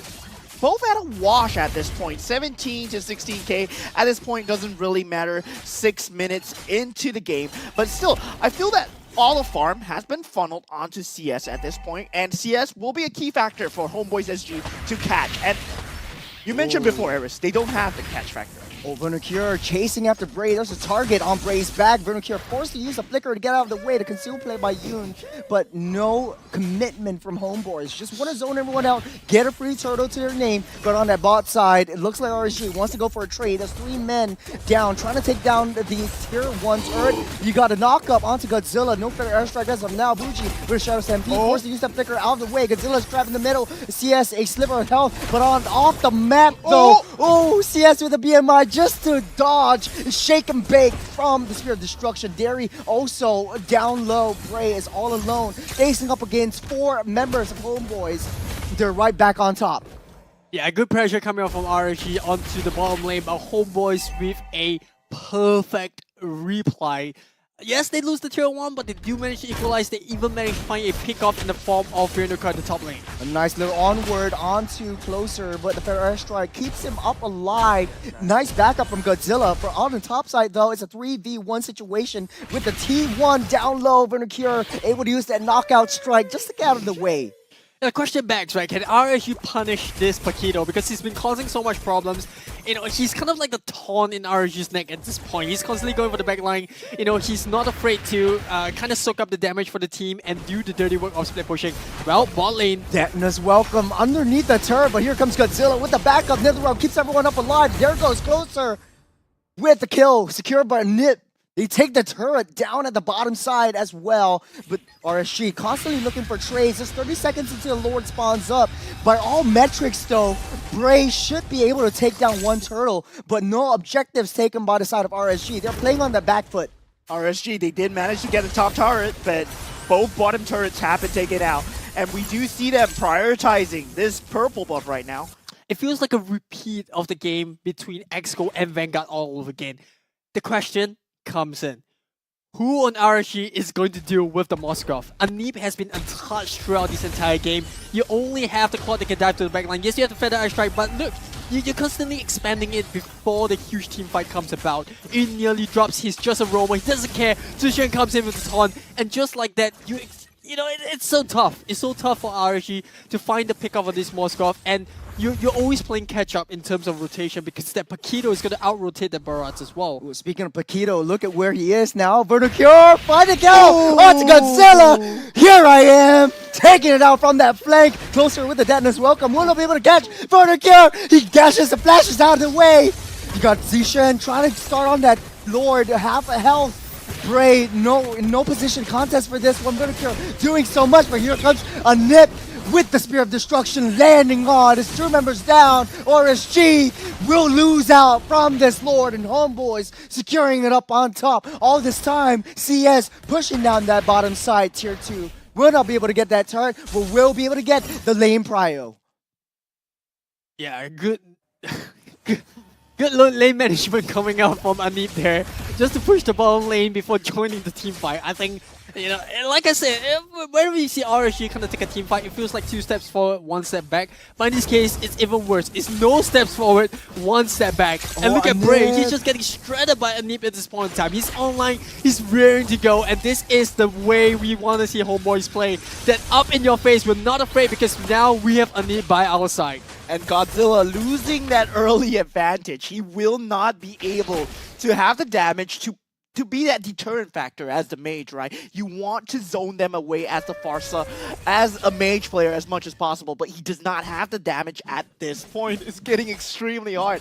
And CS, with that farm he's getting, he has to make something out of it. And this will be the key moment, definitely, because if Homeboys SG manage to take any more outer turrets, it would mean no map control for RSG. Break on the middle, so it's a Shen. Got that flicker, and Dennis welcome. Underneath the turret, Netherone won't be able to save him with a Feather Airstrike, doing tons of damage. Here's RSG coming back to life. The skies descend as RSG deal everything that they have in their arsenal towards Homeboys, trying to delay their inevitable march into the turrets. Yeah, well, that was definitely something that Homeboys SG, you know, they bit off more than they could chew. Yeah. They stuck around for too long.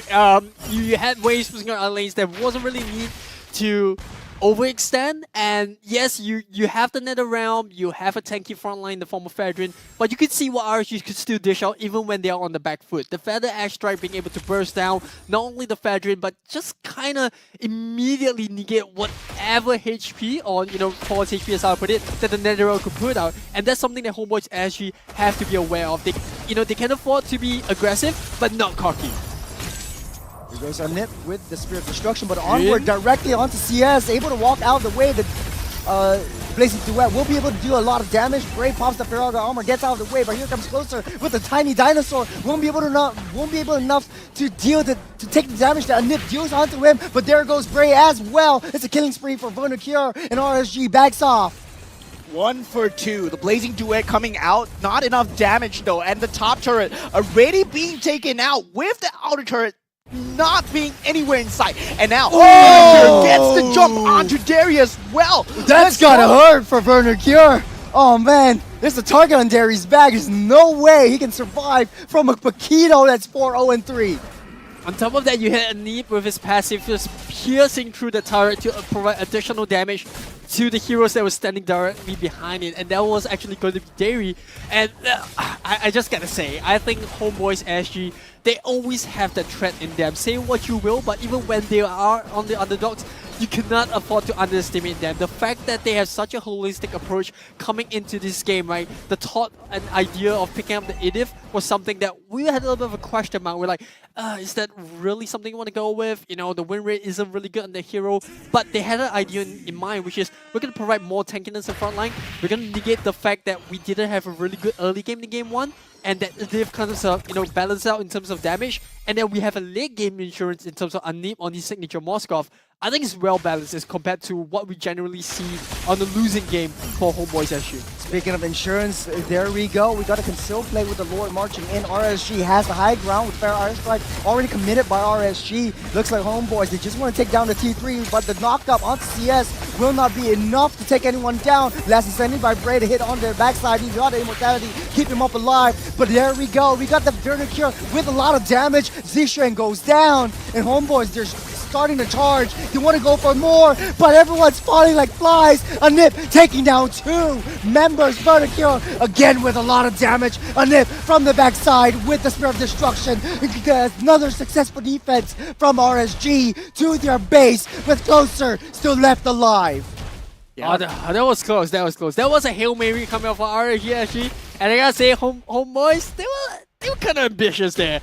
They were definitely ambitious. You know, I gotta say, I can't blame Homeboys SG. I mean, with the Spear of Destruction onto Forza, right? You had to go in. He had to go in. Like, And he just went in, got hit by the tower. He was 1 HP. He just died right there. That was just heads-up play coming out from RSG, knowing that they can hold. And still, they're pretty much in the game at this point. With all other turrets, they will be losing all this lane priority, right? But CS, as a Claude, he still has the farm available. He still has the lane clear available.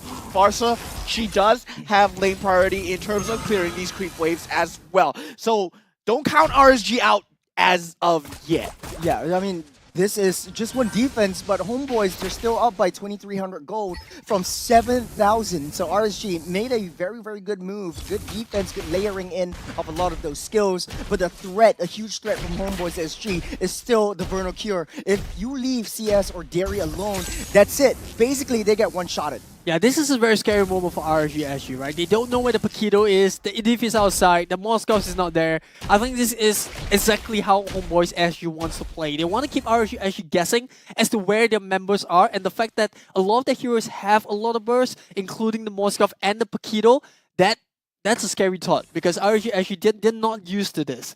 They're usually in control of the game, you know, we are always in the lead, we're controlling the momentum, and I think in one of the rare cases, Homeboys SG is doing exactly what RSG SG does to other teams, right? We're now taking the lead, we're forcing you into your own half of the jungle, there is no way you can step out. And even for Bray, you know, yes, he's doing a good job, but look at this, he might just go down here. Oh, that's a lot of damage. Vernal Cure from that flank finds Bray in the midst of all of that. RSG, no way to contest for this Lord now. It's the evolved Lord, mind you. Vernal Cure will be able to walk out safe. A little bit of a disrespect right there, but a Spear of Destruction lands onto Godzilla, dealing tons of damage. Godzilla will be able to run away with the Feather Airstrike, dealing tons of damage, but Vernal Cure has a target on Godzilla's back. They will take down 2, make that 3 with the Deathless Welcome. Not enough to keep them all up alive. It's CS against the world as of now, and CS still standing strong, dealing tons of damage. And Neep goes down. We'll be able to go in for that defense. Vernal Cure takes down yet another one. It's just CS against the world as of now. He's got an immortality, but that won't be enough. Homeboys defied all expectations, but here comes Bray. The Goon Squads come up alive. That's sanity, a last-ditch effort to save them, but Homeboys will take game number 2. A well-deserved tiebreaker here. I wouldn't say tiebreaker. A well played game coming from Homeboys SG to earn themselves a possibility of a tiebreaker. I think that was a game that was kind of, I wouldn't say decided from the draft, but definitely in their favor. This time out, we see Anit having the space to farm, you know, the Paquito coming in to do a lot of the heavy lifting to provide the distraction that they lacked, that they wanted to give with the Benedetta in game 1. But this time around, it played a call into their hands, right? It's a Moskov against the Claude. Both heroes expected to carry the late game, but in the case of Homeboys SG, Anip was the deciding factor. The fact that he had the space to farm, the fact that he had the damage, is his signature hero. Yeah, it's nothing less than what we expected. With the story of this entire regular season, it has been adaptability, right? Teams having the adaptation to evolve and come out of these situations stronger than before. We saw RSG having a rough time at the start. Now they're better than before. Homeboys, in the first 2 weeks, they were having a horrible time. Now they are back better than before. And the way that they played the first game, I mean, they were down so much in terms of objectives, and now with the Moskov, they did get so many objectives. But I feel that the MVP is still the Paquito. Come on, man, Terry Vernal Cure, 100%, 100%. He's finding the flanks, waiting in the Albert Bush.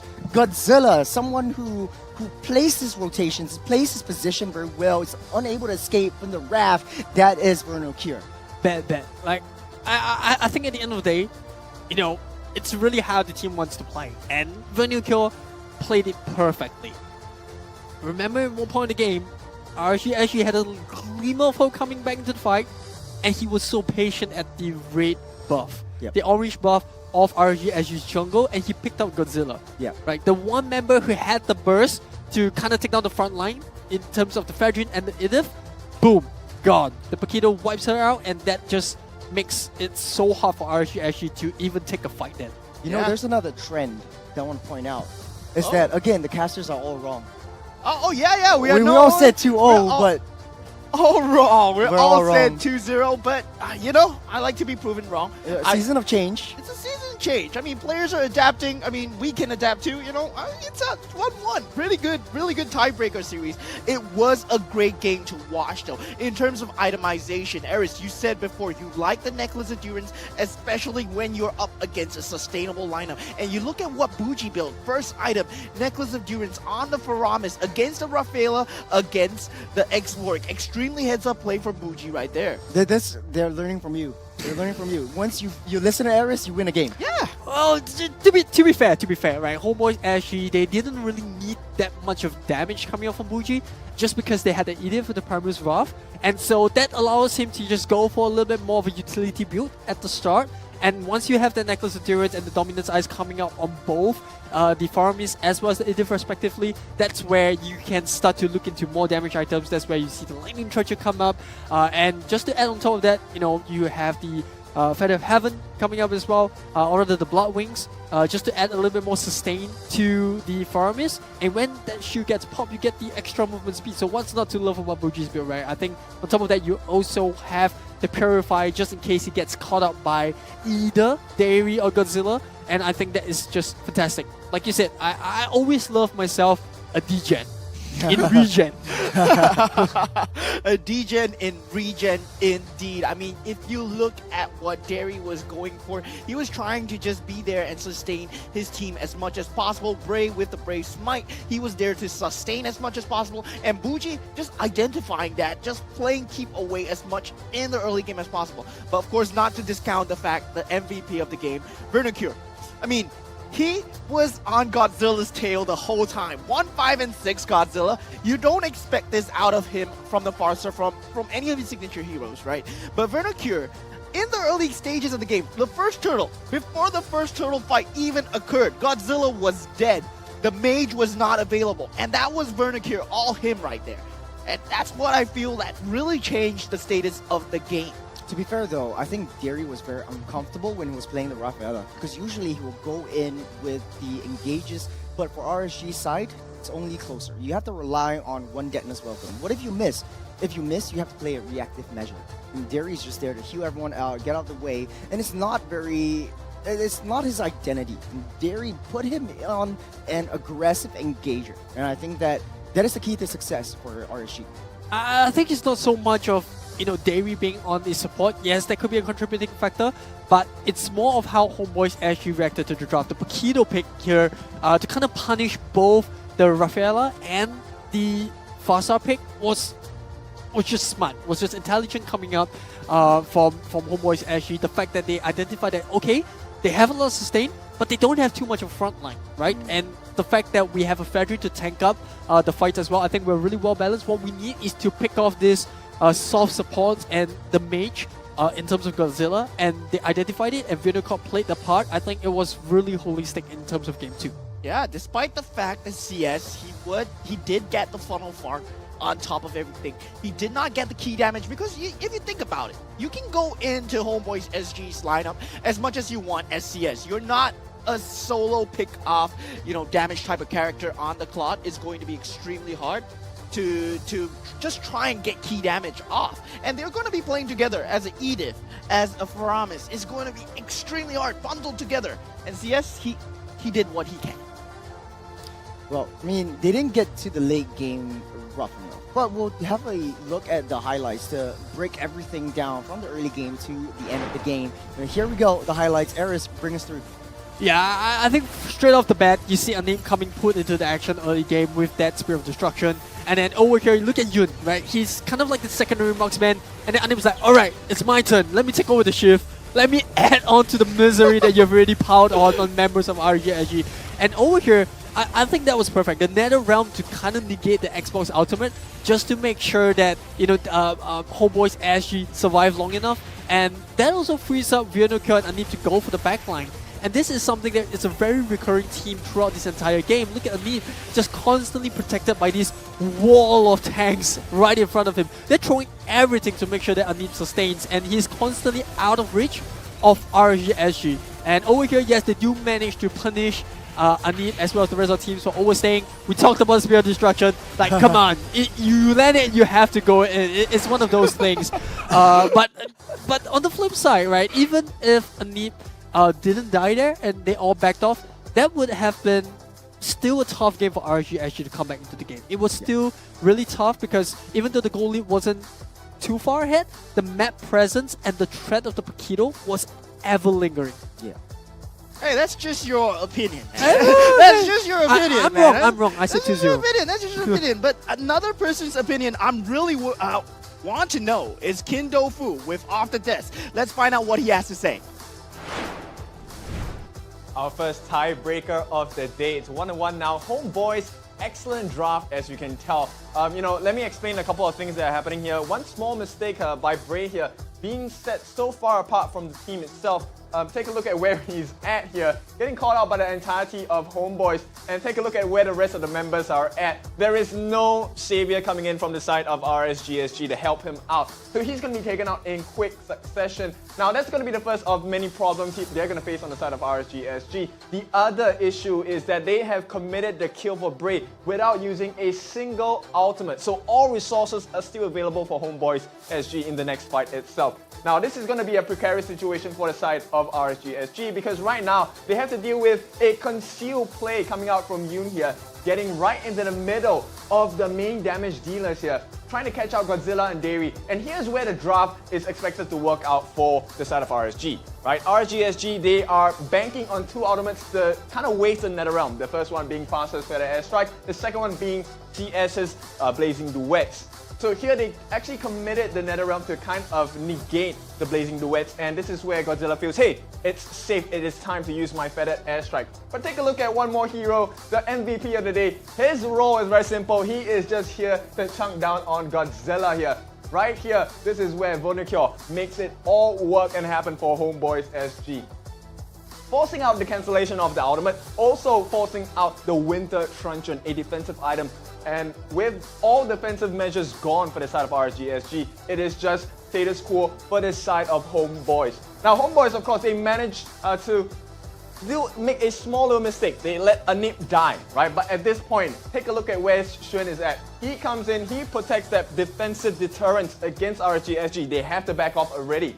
And from here on out, it is just Homeboy's game to play because CS is extremely low. He has to buy some time, go back to heal. But this is where the MVP makes himself known. He gets the kill onto closer as well. No more tanks for the side of RSGSG. And what do you do from this point on as Homeboys? You just go on to win the game, and now you're here to change the fate and maybe pull off a surprise upset onto RSGSG.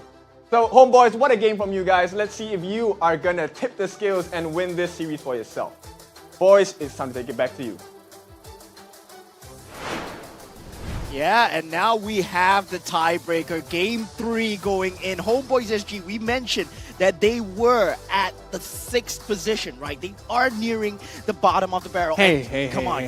No bad vibes, no bad vibes. Good vibes only. No bad vibes, but I mean, emotions drives gameplay. I feel that this redemption coming through from them, this is a very good driving factor in trying to win RSG, trying to draft better, trying to go against what's going to be against them, like RSG.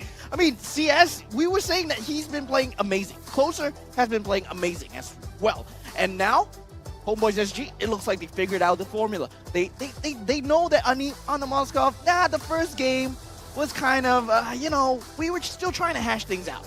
Yeah, they went for the objectives, despite the fact that they go for team kills at the same time. CS was in the back line taking the objectives. But Anit, he's took the objectives with his team right now. And with Yoon, every time they won a team fight, now they converted. Instead of previously, they did not convert. They won the team fight. They had to back off because CS was taking the objectives. Now Anit, with his team, are taking the objectives and converting out the team fight. And that's extra value that adds on into the pressure of the game.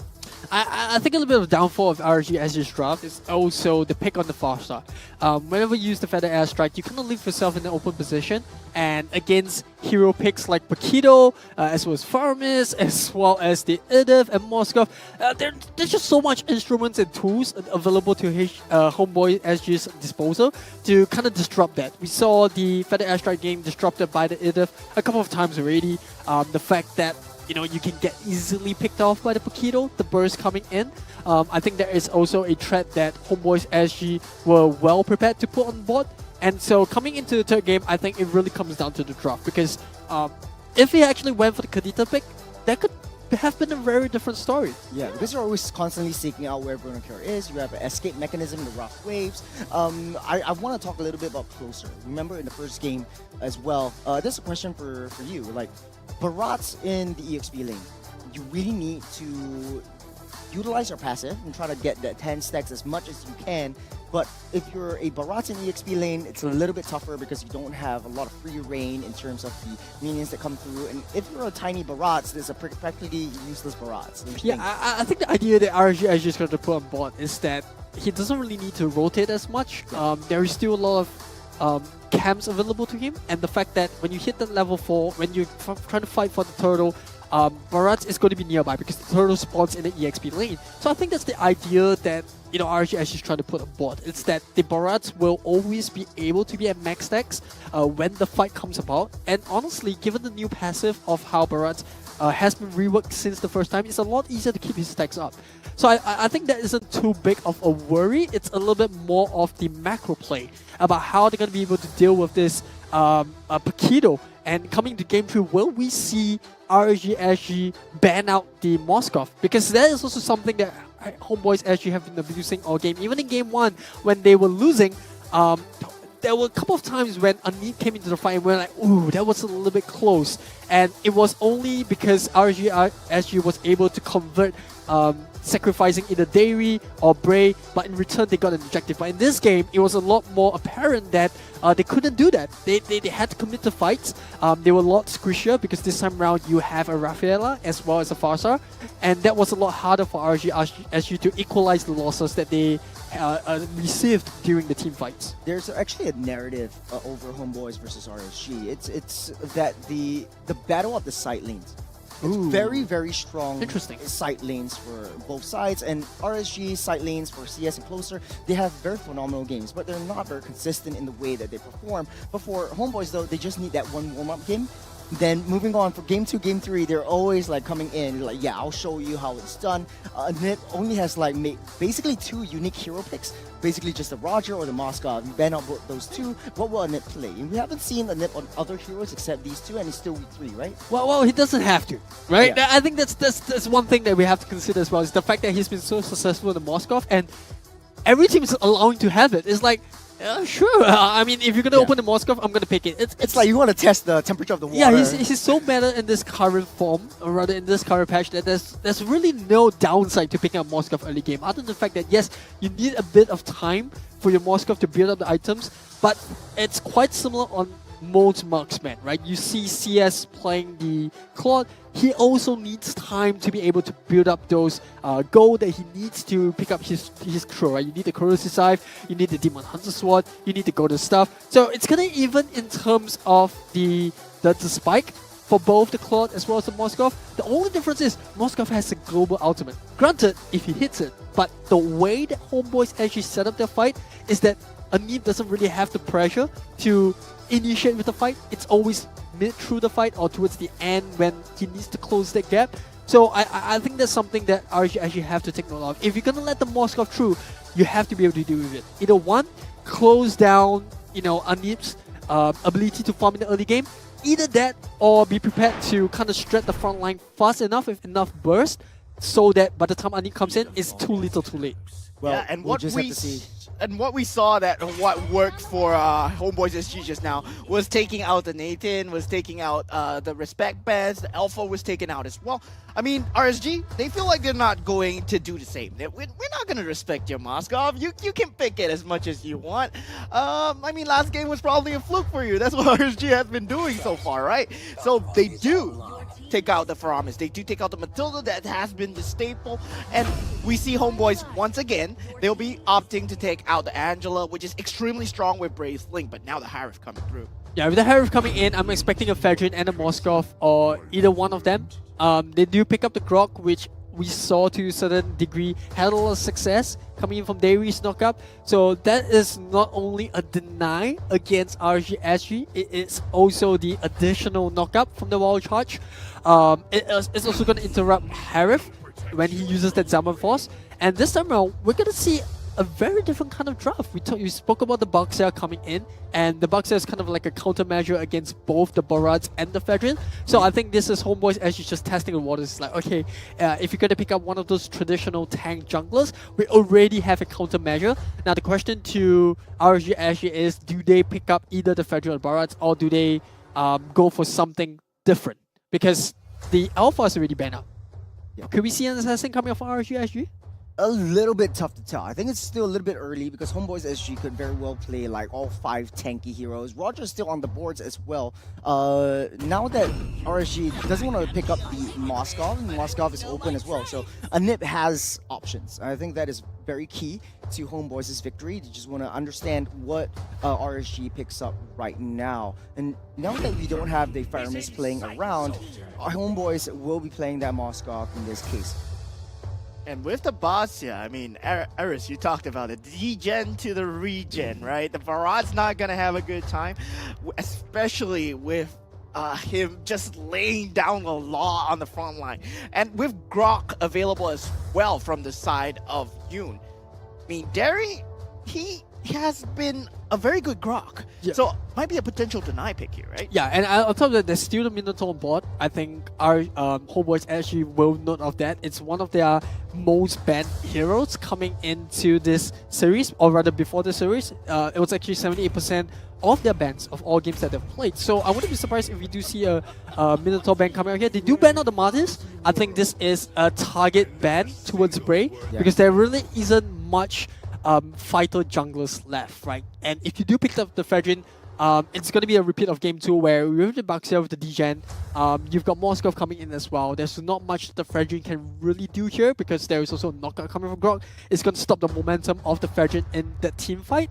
So I think this is smart coming from Saifu. He's already setting up for the second wave where there are a couple of picks that they can actually go for, one of them being Roy. So they have to be careful because there is a Barats, and Valentina's going to be focusing on, you know, stealing away the Wild Charge. So I think Aloy here works really, really well for Homeboys SG if they choose to go for it. Yeah, extremely hard call for the side of Team RSG. They do choose to take out the Esmeralda, potential counter to the Harif. And I mean, I like what you talk about flexibility from RSG, right? Barat, I mean, potentially can still go the way of Bray as much as possible. It does not need to be in the hands of Closer. Closer still has the flexibility to go. And now with Vernocure, I mean, he can take the Baxia as well on the EXP lane. So it's extremely just wonky on the board. You don't know who's going to pick what.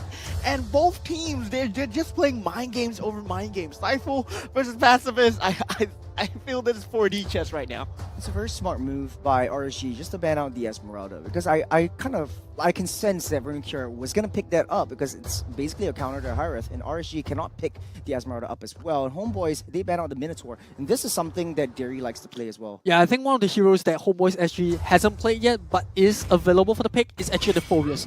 You look at the Valentina, you look at the Harith, they have a lot of dashes across the board. And just like that, RSG actually ban out the Phobius. That's why you're the analyst. That's why you're the analyst. That's a very smart ban. I gotta say, that's a very smart ban. You're in their heads, bro. You're in their heads. Phobia is being taken out as you called it. Oh man, that's hype, man. That's hype. So with the Phobias being taken out, right?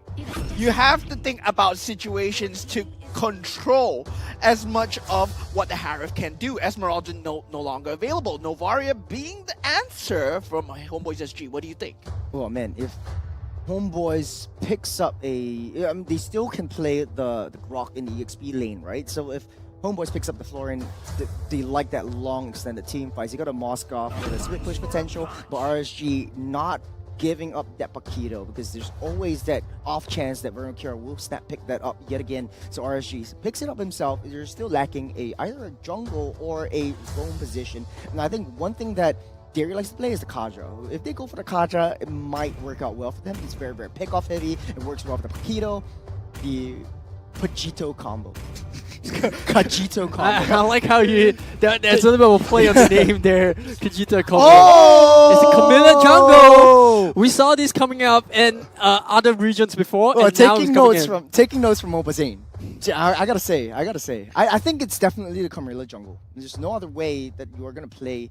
Oh no, Carmilla in the roam? Carmilla roam, Paquito jungle. We'll just have to see. A man can dream, right? A man can dream. Blood Pack is going to be so impactful, especially for Harith. You have a lot of AoE, single target damage, heavy single target damage. With the Blood Pack, basically turns your single target damage into AoE. So it works very well with the Harith pairing. Yeah, and the potential last pick here? Yeah, I think it could be an Yuzong or Terisla. I think what they really need now is someone that can provide the CC for the Grok to follow up, as well as a little bit of a crowd control. That's what they're lacking at this point. They have some regen. I think they need someone to control the fight. Oh man, Eris. You're in their head, I gotta say, it was kind of up there for the pick. Yeah, right? yeah, it was kind of obvious, right? Because there's not really much picks left on board. You need someone that can dive onto the backline if needed to kind of catch up the Harith. And, you know, Yuzong's been really, really strong with the Petrify. So I think this is what, you know, Homeboys actually has been lacking in the draft up to this point, and that Yuzong just fits the bill. Obvious to you, maybe, but not obvious to me. Hey, it's just luck. It's all luck. But, you know, it's the third game. We haven't seen an Assassin versus Assassin. This was the closest one that we could see. It looks like our dreams will still be memes as of now, but it's potentially, or it actually is the last game between RSG and Homeboys. Who will take it home? Speaking about the draft, any final words for either side? Who do you favor more? I gotta say, one thing's for sure. One team is going to win this series. Wow! Well, you don't say. Wow. You don't say. You're in my head, bro. Wow. You're in my head. I know, guys. A junior statement like that doesn't come very often. But hey, here we go. Coming into game 3, it is Homeboys SG against RG SG. One game apiece to both teams. And now, well, I think Homeboys SG is fair enough to say that Homeboys SG is looking a lot more hungry for this point. Yeah, with Anip on the Moskov once again. But this 1v1 lineup here, I mean, 1v1 matchup, Yuzong versus the Paquito, this is what we normally see, right? The Paquito will go for the macro Paquito, going for as much objectives as possible on Closer, and that's how Closer likes to play. While Vernocura wants to go in the team fight as much as possible. And this early little fight for these Lithuania here, they do add up. It looks like a little early game skirmish. Homeboys have nice little rotations right there. But we talked a little bit about the lane-to-lane matchup. In the gold lane, we have CS versus Anit, but hold on a second right here. It's a lot of damage by Closer onto Vernocura, but we'll be able to walk out alive. Yeah, it's going to be very hard for this Paquito to burst down the Yuzong early game.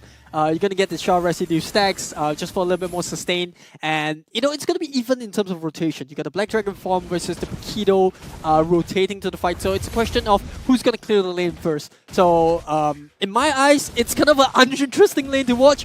But what's interesting to watch will be that rotation, that first turtle fight. How are these teams going to, you know, kind of settle the nuances here to get that early advantage, no matter how little, just to get ahead in terms of the first big objective. Yeah, and in terms of this first turtle, right, we see what the mages do. They always go to this EXP lane, try to get level 4 for themselves, and on this Valentina is going to be extremely important. Not as much as important on Buji, but having the vision is going to play a big role, especially having the Astral Echo as well. But Godzilla already taking heavy poke damage from the side of Fuji. Closer, I mean, Black Dragon form already being It's used. a very early Black Dragon form onto that turtle, which 1/3 of his health left. Bray trying to find his way in, but Tashen picks it up from underneath their noses. You got the Vernocura with that knockup as well. It's a trampoline, another kill onto Homeboys though. 2 kills, make that 3. Homeboys securing the turtle as well as the kills. RSG looking like they're in shambles. This is very similar to both Game 1 and Game 2, where we see Homeboys actually calling a need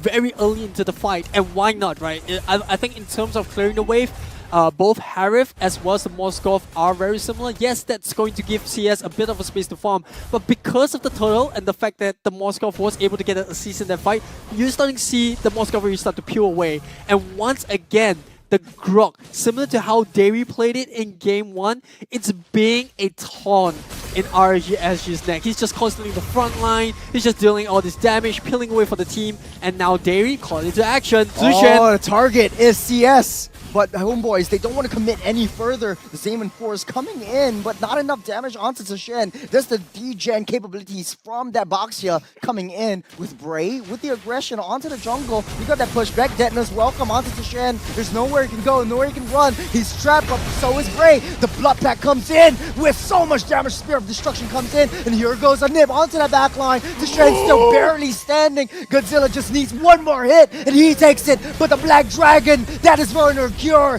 targets that backside, and CS dealing so much damage with Godzilla for the backup. It's a messy fight, but Homeboys on the edge of all of this takes down 3. Both teams losing 3 right there. I feel that it's a wash with Anip going down. CS still will be able to get the farm up. And now we do see the replay of the team fight going through. I mean, originally it looked like RSG were winning. Anip going in the back line. I thought he was going to Bray out there. He was catching Bray, but he got caught out. And that was the equalizer right there with Godzilla taking out the Shen as well. Vernicure with the Black Dragon form does go in, but eventually takes out only Derry, which is the roamer after all for his own life. And that was meaning that it's just a 3-for-3 trade for all 3 cores. And look at how quickly Homeboys SG are rotating their lanes right now. Immediately calling the Yuzhong up top so that he can take part in the turtle fight. I think they're well aware that RSG is going to secure this, so they get a nip onto the ball lane. But I think on the flip side, RSG, they have been doing a good job at controlling the momentum. Yes, the Paquito hasn't been able to have that much of an impact as compared to Game 2, but he is keeping that Yuzhong close. He's keeping Homeboys SG on their toes. It's not as straightforward as to Game 2, where you see Homeboys SG being in total control. They're making Homeboys SG pay for it.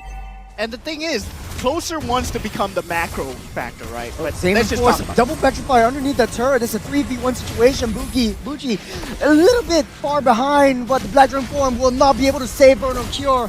But here comes the Shen. The Goon Squad are here, eaten up by Bray. The Shen taking a ton of damage. Bray will not be able to walk out there alive. Sandwiched by 3, getting a punish by Zushen. Yes, CS just not having the mana to deal the damage. Zaman's Force had already been committed with the Vernicure, right? I mean, Black Dragon form was just a farce, a facade, so that the rest of the team members can come in. Vernicure just playing the frontliner, just dying as needed for Zushen to pop off.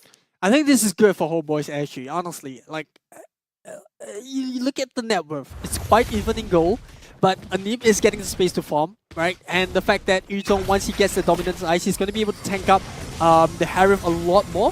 And, well, once again, another fight coming in. This is exceptionally good for Homeboys, actually, because as long as their net worth is even, they're not losing too much turrets, they're trading blow for blow. I think this is where Anip will make the difference. It's a very, very constant team that we see with how Homeboys actually loves to play, especially when Anip is on his favorite Moskov. Yeah, I agree with you, man. Anip, as much as he needs to make the difference, I feel that on RSG, the difference factor would be closer on the Paquito, who was trying to macro up at this point. Ooh, Bushi, a little bit too close, but forced to use that flicker out of the way. The next turtle getting spawned up. You don't know where Vernicure is, just waiting in the right bush. Trying to go. CS has a big target on his back, trying to zone him all the way out the wall, traps him in. The Blood Pack won't be able to hit onto anyone. CS taken down low, but able to bomb, able to weave out of the way. He got a 3-man knockup, but here comes Anip with a huge Spear of Destruction. He's taking it off. Here is the janitor, not here to play. You're here to clean. Closer. Still waiting on that right move. Yoon coming in low. Anip pushes him back with the Spear of Misery. Closer taking a little bit too much damage. Won't be able to commit onto anything, but a huge fight for Homeboys SG. This is such a different in to what we're used to right? Rewind that to week 1. They were on the losing end. You didn't really see, any sort of a performance coming in. But now coming in, it looks like it has transformed into a whole different play. You see the confidence. We heard the team comms a couple of times. He's starting to have a lot more communication with his team. He's leading the team fight. And even there, he had the guts to beat him. I mean, that is just a player who's been rejuvenated, right? Has been transformed coming into victory.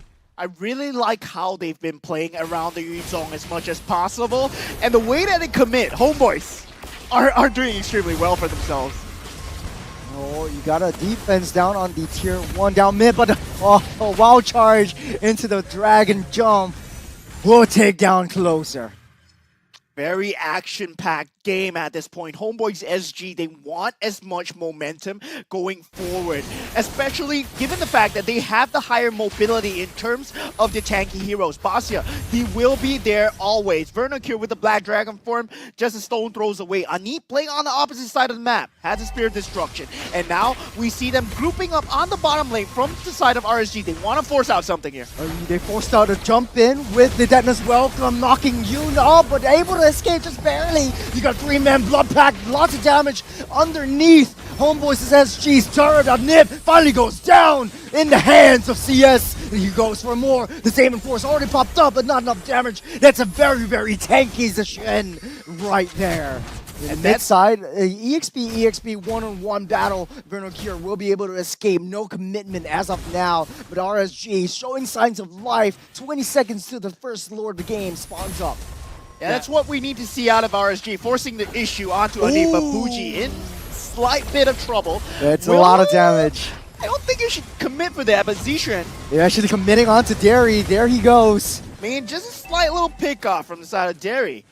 Yeah, a little bit of a mistake from both sides there in the later stages of the fight. The delayed fight, if I should put it that way. Homeboys actually being overconfident, Anip going to the fight when most of his team wasn't there already. He gets punished for it, and then RSG just overstaying their welcome. I think if they put a little more focus, but then again, that's what you get when you're going against a No Warrior. He's always around. There's always that long range snipe, and you gotta give credit to Bougie. 0-0-11. He has been pivotal in every single fight that Homeboys actually has been in. Well, knocking Bray up out of the way off that map though. Spirit of Destruction goes wide with it eaten up. There's the Detonus Welcome by Bray. Pushing back, Vernocure, down he goes. The CS pops the Zaman Force, dealing tons of damage onto Yoon. Zishan is the next target, but will not be enough to take him down. The knockback will not be able to connect as well. Homeboys will lose the tier 1 down on that mid side, but it's a 1v1, and the Nip shuts down Closer.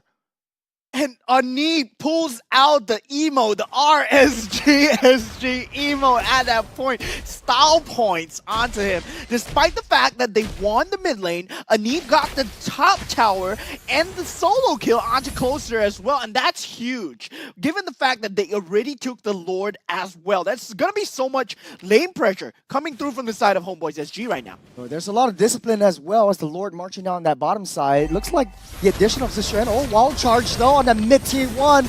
Derry sandwiched in, will get punished for his insolence. Derry coming down low, will eventually go down. And Zishan coming in. The Zaman Force will be popped by CS. They're coming in as well. Godzilla with the wild charge in his own for the Kirabuchi, running for the hills. Zishan trapped in the middle underneath the orange buff, eaten up by Bray. He will not make it out alive, but the rest of Homeboys SG, as disciplined as they make it out to be, will be able to stay alive just for now. A very much disciplined Homeboys actually to what we saw in the early game. We saw Anip diving in, killing, or rather dying because of an overextension. But this time around, even though he landed the Spear of Destruction, he was a lot more controlled. He knew that, you don't really need to go for it. There's still a huge wave of super minions pushing the bot lane. It's down to a couple of 100 HP, which we could do it if we push again. But I do have some concerns for both sides, right? On one hand, Homeboys actually showing that if Anip isn't part of the fight, they do like that damage, although they have a lot of sustain. I think Zushen has been doing a lot of tanking out for the team, and that's what he's brought in to do as a boxer. So, on the other hand, RSG actually, a lot of these fights haven't been too clean. For my preference, I think, if Anip isn't in the fight, they should be dominating. It shouldn't be as close as it is. But Vernocure is putting one heck of a fight. Those Petrifies have been immaculate it's really stopping on RSG's momentum. So I think it's really down to whether or not RSG actually can close out the fight slightly cleaner before the next lot, or will Homeboys actually be able to put Anip in a position where he can come up and clean up as compared to just hoping and having to walk down. Yeah, it feels like Godzilla is a victim of a hate crime from Vernocure at this point. I mean, in the previous game on the Paquito, he was getting jumped again and again. And with the Black Dragon form, he's been aiming either CS or Godzilla away from this team fight. As much as Top side, and Nib. Who's closer to the wall? Who will be able to shut him down? Here comes Godzilla. Gary here for backup. Yoon is next on chopping block. Will not want to commit onto that one. Black Dragon form already initiated by Vernocure, and the rest of RSG are able to zone out for this next enhanced Lord. I liked how RSG actually took it one step further, right? Instead of having to burst down the rest of Homeboys before the fight, let's find Anip first. And they managed to get it. I think it was a bonus that Closer managed to survive that fight. And that just allows RSG actually to have so much map control over this lot. Look at that. It looks like Homeboy actually still lingering around. I think they want to go for a steal, but just too much. Bray secures it. Goes a little bit wide. Yoon with the wall charge and the flicker. Conceal play to get out of the way. But RSG sounding the war horn. They want more. They're out for blood. And back off at the last second. RSG got the Lord though. 2,300 gold up ahead. Lord marching down that bottom side. No, I mean, heads up play from the side of RSG. They did not lose any casualties down there. They got the Lord, they got what they wanted, and they managed to hurry them away. Whether they get this now, it's going to be pivotal. Lord marching on that bottom side. Will be able to charge onto that T3. He's down low. They will not be able to go in, but now Bray with the eat up onto Shen.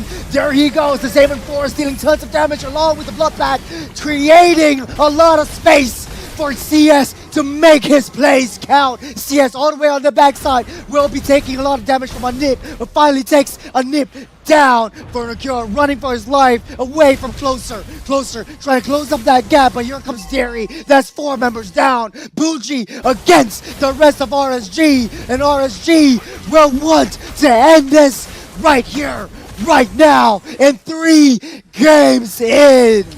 2-1 for RSG. Congratulations on taking the series. They will... I mean, they are going against the predictions, right? We expected them to be 2-0. Homeboys, we thought they might be able to fight back. They did look like they have signs of life, but very good target prioritization, changing their targets in the midst of the team fight. Closer, I mean, we saw him in the early stages of the game. He was trying to focus down on Anip as much as possible, but afterwards, they shifted it away. I mean, Closer was on Yuzong duty at that point. In the later stages of the game, he kept the Yuzong away as much as possible. And then the rest of the team went for Anip. So they just swapped it around, and that proved to be the winning formula. I think this is just a reminder to all teams out there kind of doubting RSG SG. This is a classic game of, it was a game for Homeboy SG to lose. Right? They were ahead of the game. RSG SG had no business winning this game. But one pick-off on Anip was all it took.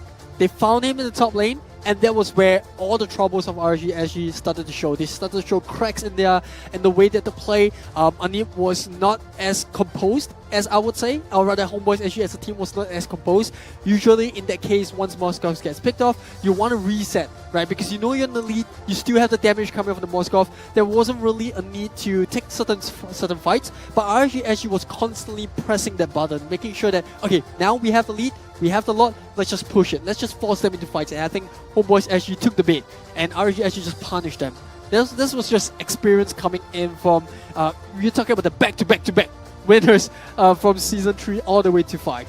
Yeah, just to echo you, it wasn't a one-sided game, but who was the main playmaker for RSG? That's what I want to know. I want to know who the MVP was. Because it kind of seems like every single one of the 5 players was just doing their jobs right. Even though they were down, they kept fighting and they kept going. And no way that it's not Bray. Wow, it is Bray. I mean, definitely, I feel that it was a concerted team effort. Yes. Bray, of course, being the MVP, being the main playmaker on the Barrage. We see him at the Daytona's Welcome. He did catch a lot of key targets. But the thing is, his team was very much behind him as well. In terms of enabling him, I feel that Bray, even when he went in, if it was him dying, didn't matter. The rest of the team would still go in. We'll try to keep the Yuzong away as much as possible. This is when you know a team is playing at their best, right? They were so cohesive that it was a tough call. Like, any one of them could have been the MVP, right? We saw Godzilla stealing away In's wild charge in a couple of key team fights. Bray was in the middle of it. Closer picking off Anip on the top lane. You had Davey with the Blood Pack. Every single one of these members were putting up, immaculate gameplay. And yes, it was a little bit of a shaky mid-game, but it is a testament to how they play as a team. Even on the back foot, they were able to find a win con for them to pick up this game, which was, we're going to hunt it down, right? It doesn't matter if we lose the game. If we can force them to make mistakes, we can have a leg back into the game. And that's what they did. And look at that with it's toe-to-toe, right? Prior to all those pickoffs, you had Homeboys SG on what, a 1k goal lead on that Moskov? And then just one pickoff was all it took for RG SG to regain the momentum and snowball back into the game. Yeah, and they are picking up for each other. You mean Closer? He did not find a very good game at all on his Paquito in the early stages of the game. He did not find his role. I mean, he was just trying to pick off Anip, trying to play the macro Paquito as much as possible, but Moskov is much stronger in terms of lane priority, in terms of clearing, so he just shifted his perspective. Let's go for Vernal Cure instead. Let's make sure Vernal Cure cannot jump Godzilla. And that was the key change that I feel that just shifted the perspective, with CS dealing damage in the backline with the Zayman's Force. And the way that CS was playing, he only got caught one time. That's I thought he got killed a lot more, It felt like CS was involved in every single team fight, and yet he managed to get away while dealing this damage as a Harith. That's just him. He's like a ninja.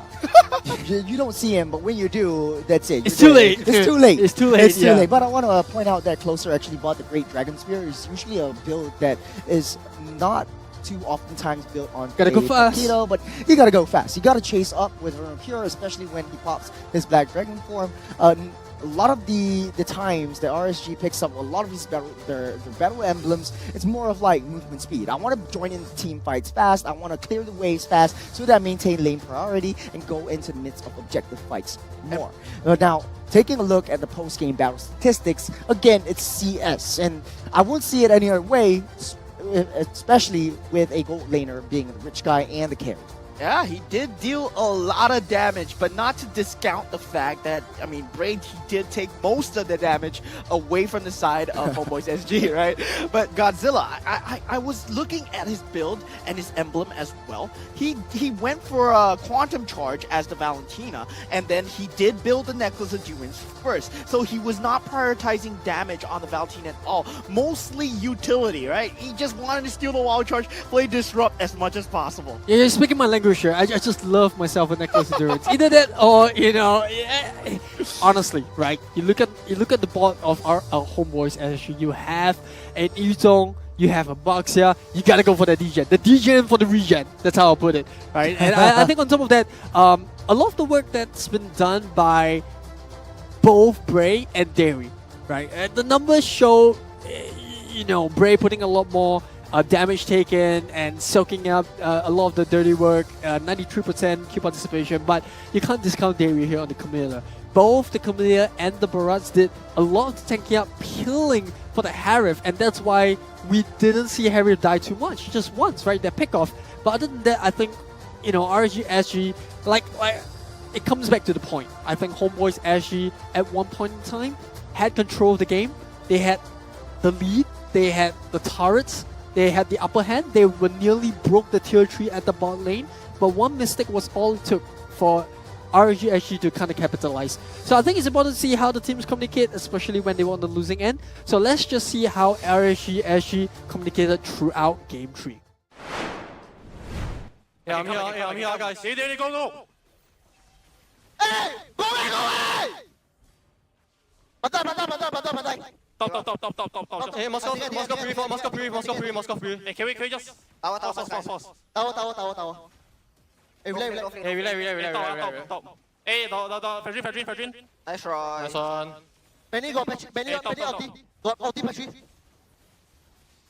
Go.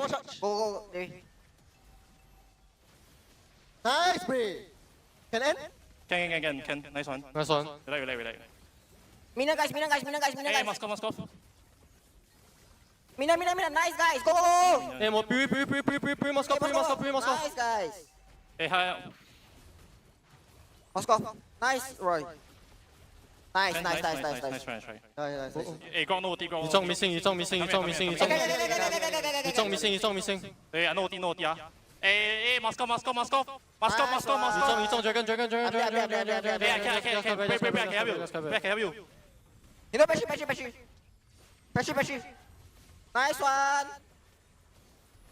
Nice. Get. Liga dia. Hey, how CS. I'm okay. Nice. Hey. I got him. Sorry. IQ. Yes. Nice. Got Nova.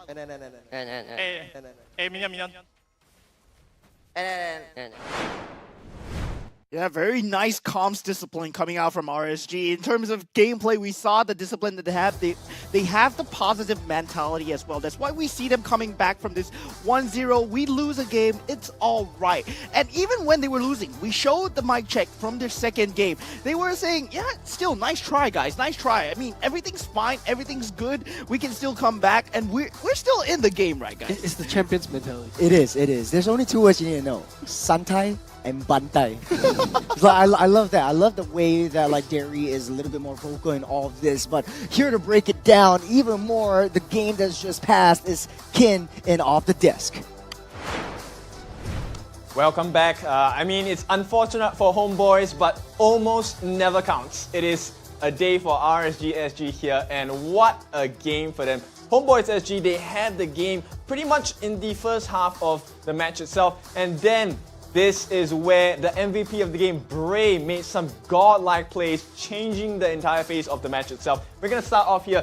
That, so-called teamwork by his Barats was so sick, catching so many members off guard here on the side of Homeboys that it literally changed the fight. Right here, you're going to see a couple of times he used the missile experts as well as the so-called teamwork, making so much work happening. He's going to catch someone on the bottom of the screen here, and that's going to be Xuan, one of the main tanks for the game. Besides that, there was also Venokyo as well as Yun, but there was no one else to kind of save him. And the moment he got that Daytona's welcome, that was the start of the crumble for Homeboys SG. Take a look at what happens here. This is going to force Homeboys to go for the commitment, try and get the damage down and clear off the Barats and hopefully change the state of the fight for the side of RSG SG. But that's not what's going to happen, because if you take a look at the positioning of the players here, CS as well as Godzilla, very clean, and there's a lot of damage down here. Nobody's able to touch them. Sure, Anip is throwing his spears, the flurry of spears that's coming in,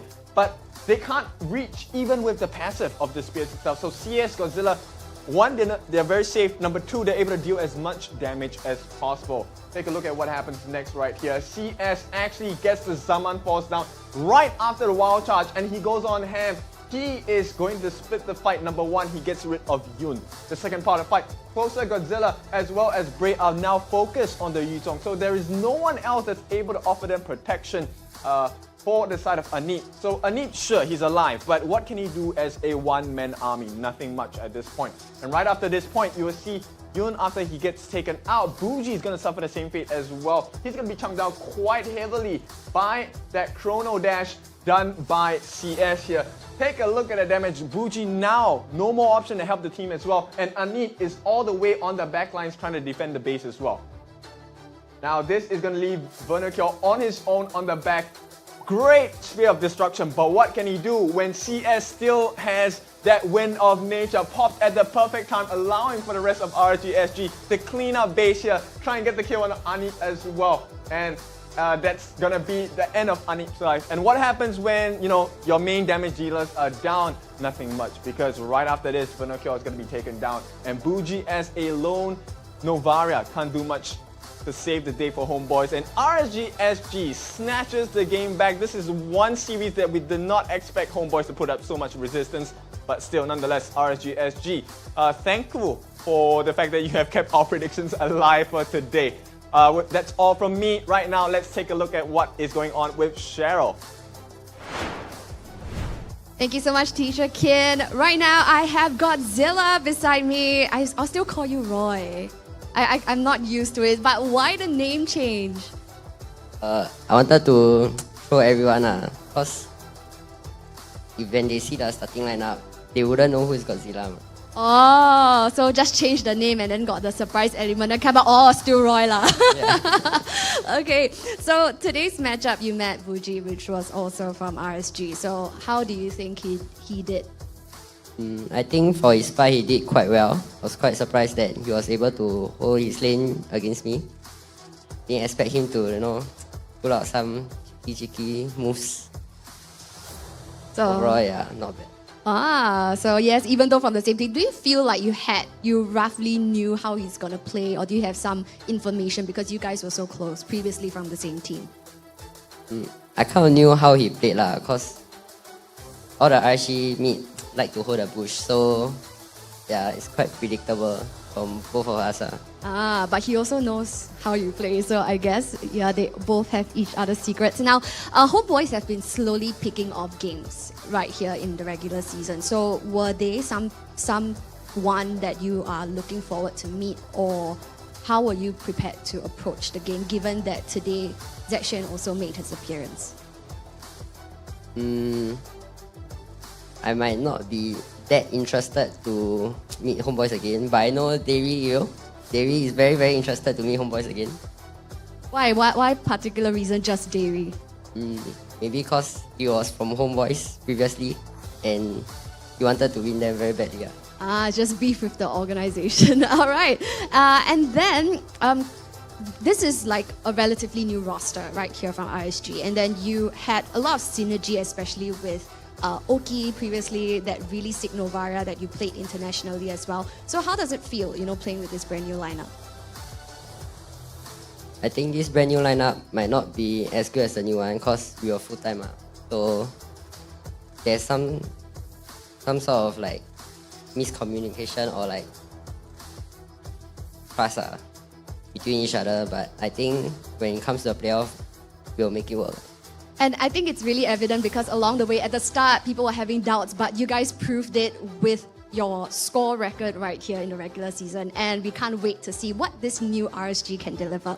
And of course, moving on, we're going to be seeing the top of the table clash later between Team Flash and Bleed Esports. So you guys took Flash. How do you think you guys would fare when you face Bleed? I'm not very sure about this, but it might be better, it might be worse. This one, you're not answering the question. But still, I mean, of course, you'll be meeting another formidable mid laner, and that is Jay. He's also here present. So, what do you have to say about that matchup when it does come up? To Jay, I think don't pick the Camila mid against me. All right. And then, final question. Later on, there'll be the game of Team Flash versus Bleed. Who do you think will win? I think Bleed will win, because he's being coerced right now, but so Bleed? I think Bleed will win, because I feel that the Bleed synergy is stronger than the Flash. And then score prediction. 2-1 Bleed. 2-1 Bleed. All right. So thank you so much, Godzilla. Thank you so much. And we'll see if it's really 2-1 later. All right. Thank you. So yes, guys, that was Godzilla, the same wonderful mid laner, but just under a different name. And right here, we have seen our first best of 3 series with a number of interesting debuts when it comes to heroes and even players. Next up is the clash of the top of the charts. Now, we see Team Flash going up against Bleed Esports. Definitely a match that you don't want to miss, where we see our top 2 seeds going head-to-head to see who is vying for that top spot. So stick around and we'll see you for match 3.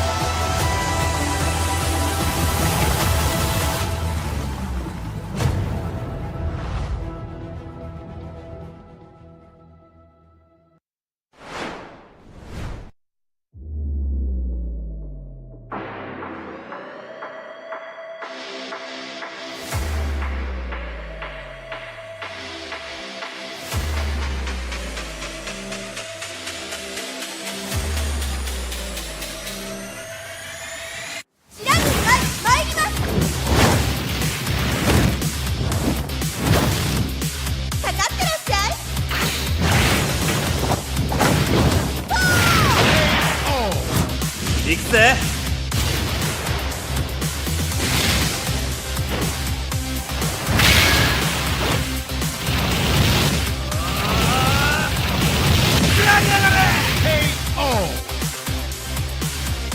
歴史が違うんだよ。Hey, come on, come on.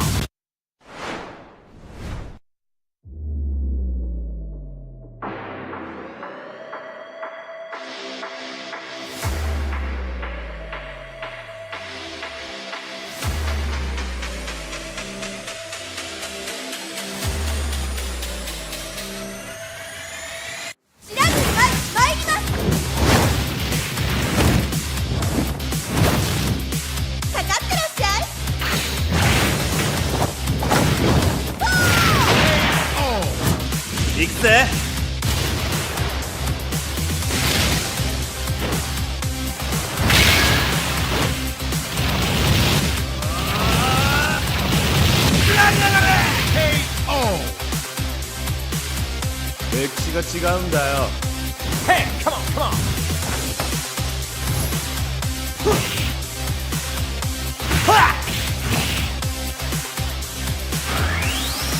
Okay. Power Gazer.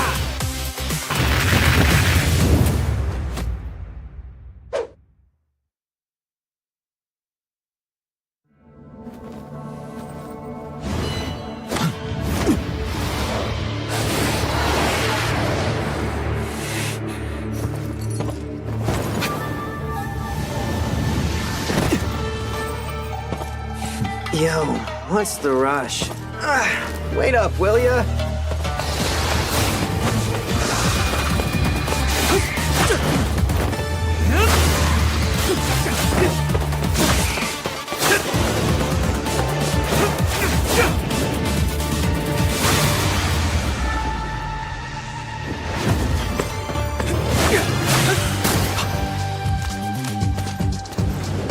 You're welcome.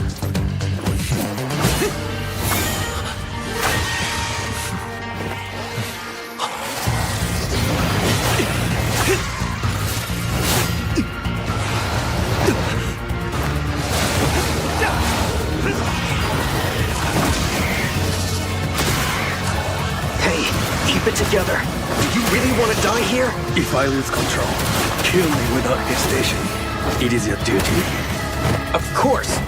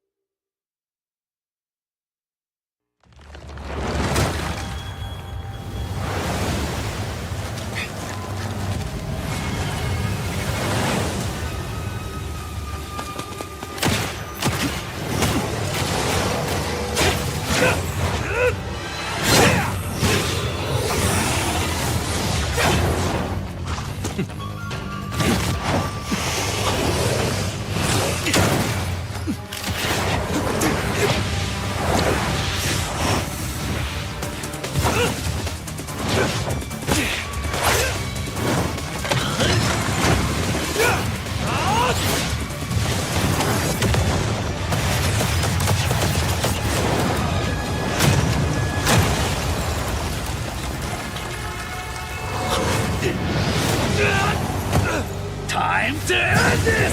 Don't! I must! Losing your grip already. How will this end? I wonder.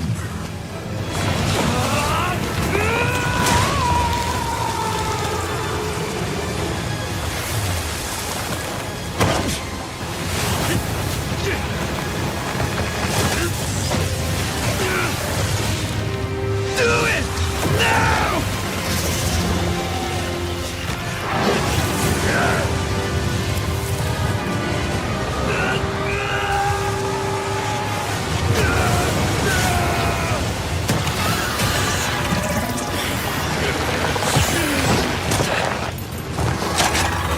Cursed lightning!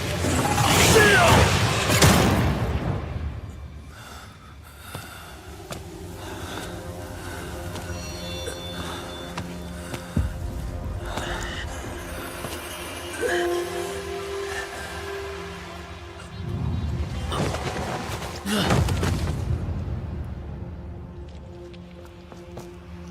You should have killed me. Well, guess it's your lucky day.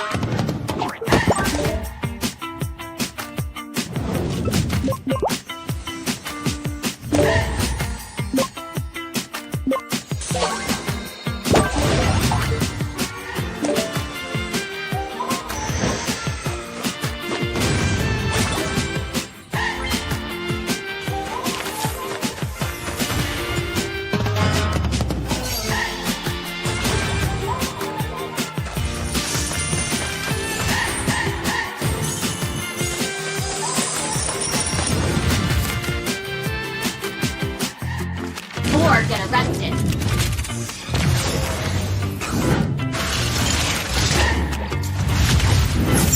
This will sting. You have my word.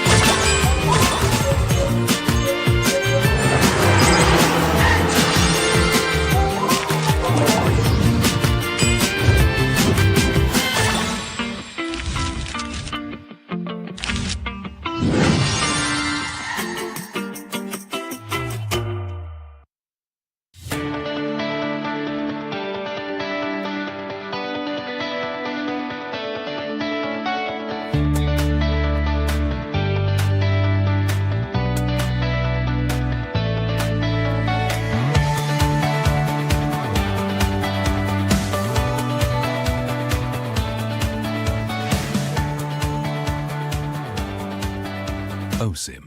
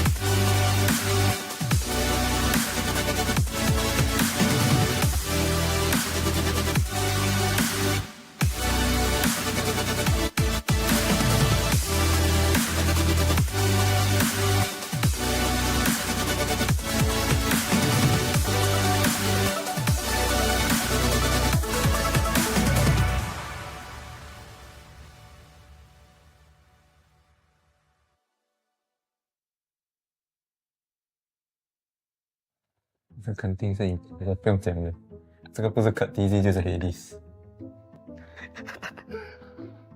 随便写而已。Who is this? Oh, wait, this one is the who lah. It's the import lah. Oh, that I know already. Oh, wait. Bro, it's this feather. I think this should. It's this feather. The one? Bro, correct ah? Oh, yeah. First appearance. It's confirmed import. Yeah, I just guess it. Wow. Vio, no kill. Vio no kill. Confirm. For sure. Kia. Confident. Gasa. I'm 100% confident. Oh. I think it's Who is? import. Oh. You can have to play EXP. If I spell name. It's okay. Oh, wait. We are no kill. Correct. You look like Venom Cup, bro. How does that look like slowly? Slowly don't look like that, bro. Slowly your ex-teammate, no he look like that when he was young. 3, 2, 1. I told you, bro. Bro, Bro. forgot about him, huh? 3, 2, 1. Correct. 2, 1. 3, 2, 1. It's real no kill. My goodness. So it's well for us. Sorry. People gonna chase up. 3, 2, 1. Oh, okay. Huh? Who is this? Oh, wait. This one. I think this one, eh. Wait. You tell me if I'm right. Oh, it's Bray, bro. Don't know. You don't know who is that? You don't know who is that? And then, what are you thinking? Look at you. Wow. Who is that? I have no idea who is that. Oh, wait. Oh, okay. This one confirm no who already lah.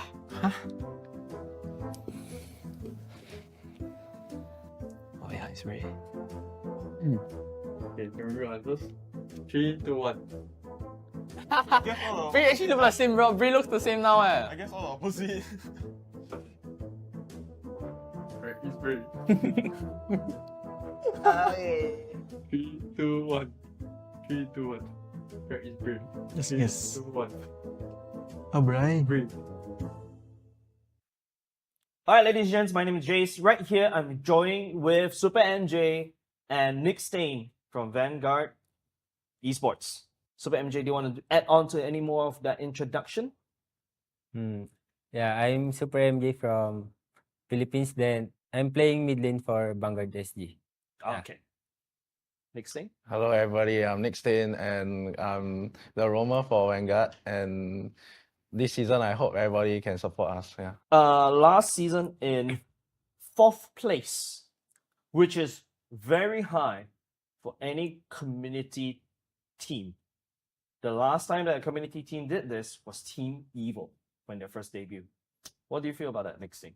I'll say y'all see us wrongly lah. I don't feel we were a community team at all, like from the first place. Okay. Cause Lakshan has been in Xeon last time.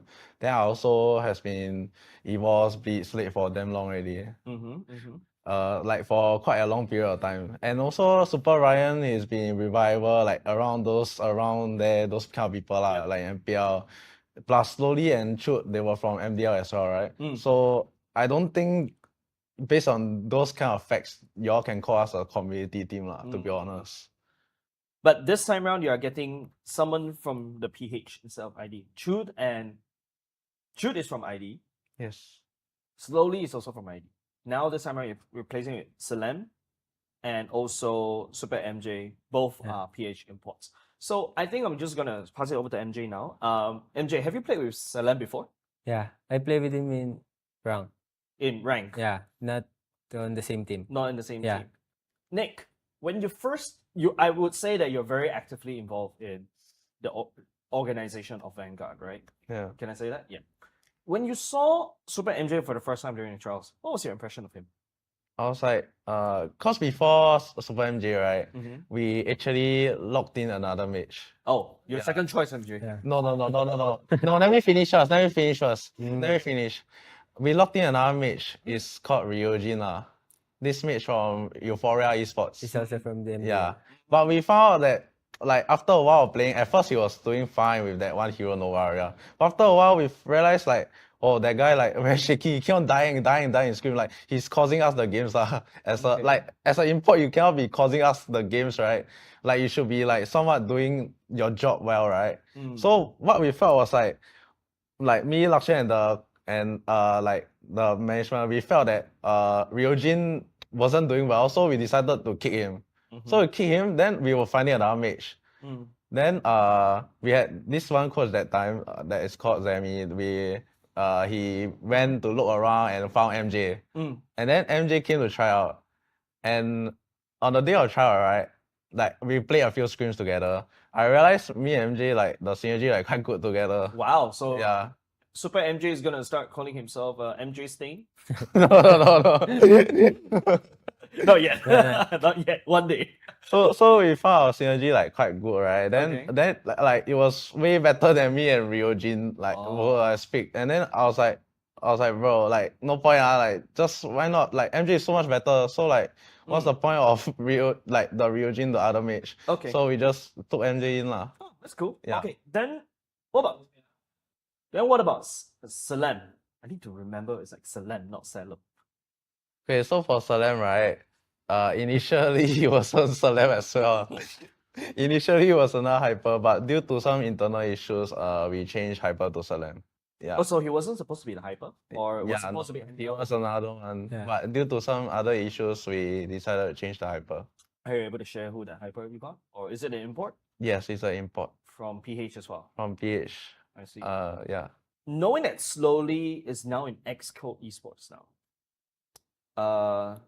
what do you feel about? Do you have anything to say to Slowly being in Xcode now? Although we somewhat kicked him out, but he's still a friend of ours lah. So I'll still wish him all the best. But just know that we will knock him out of MPL this season lah. Okay, nice. All right, now I want to focus more on Salem, MJ. Do you want to tell us, like, especially for the Singaporeans who are watching or do not know about MDL PH for the first time, how is it like in MDL PH, and is there any difference between MDL PH and playing with our Singaporean boys and girls? It's very different because in PH when you playing with your fellow countrymen, it's very easy to communicate like that. You can execute plan properly like that. Then you know what their wants, what they don't want to do like that. So in Singaporeans, like I need to adjust more like that in my language barrier like that. I need to improve, then teach what I learned from the PH, share the ideas like that. Then, why do you decide to come to Singapore as a Filipino import? I think I want to explore more. Then I want to learn something like that. New environment, new ambience, new people. Then I learned a lot. Then What have you learned being a Singaporean import in Singapore? You need to adjust. Then you need to step up because you know that they need help. That's why they get me. So I need to step up, do my job like that. Yeah. How's your parents think? What does your parents think about you coming to Singapore? I Are think they okay, or are they like, I'm worried about you or stuff like that? like 50-50 like that. But they know me a lot, so they don't worry about me. Yeah. So you have very supportive parents, right? Yeah. That's great. What about Nick? What about Thank you Nick? to them. Yeah. Oh, my parents always ask me to quit. Because you've been on the sub for a long time, is it? No lah. It's because like they don't really want me to play game that much. They want me to study, but like, I don't really like to study also lah. So I just continue playing So like I'm kind of like rebellious. Like, I don't really care, but I just continue playing. From what I gathered from the ground, it's like Vanguard with Salem and also Super MJ, depending on their performance in regular season, you guys are the dark horses once again. What do you have to say to them? Regarding the dark horse, Yes. I after last season, right? And then like since we improved with Filipinos imports, right? I don't think y'all can see us as dark horse. We are one of the teams that can really hurt in the like upset like Flash, Bleed, all these. Like I see it coming in my in my imagination. Like in my in my in my books, right? I already see it's written in my books. All right. Yeah. Who? Oh, sorry. Which team are you looking forward to fight? Of I course. want. Okay, I know you were definitely going to say Team Flash. What about the second team?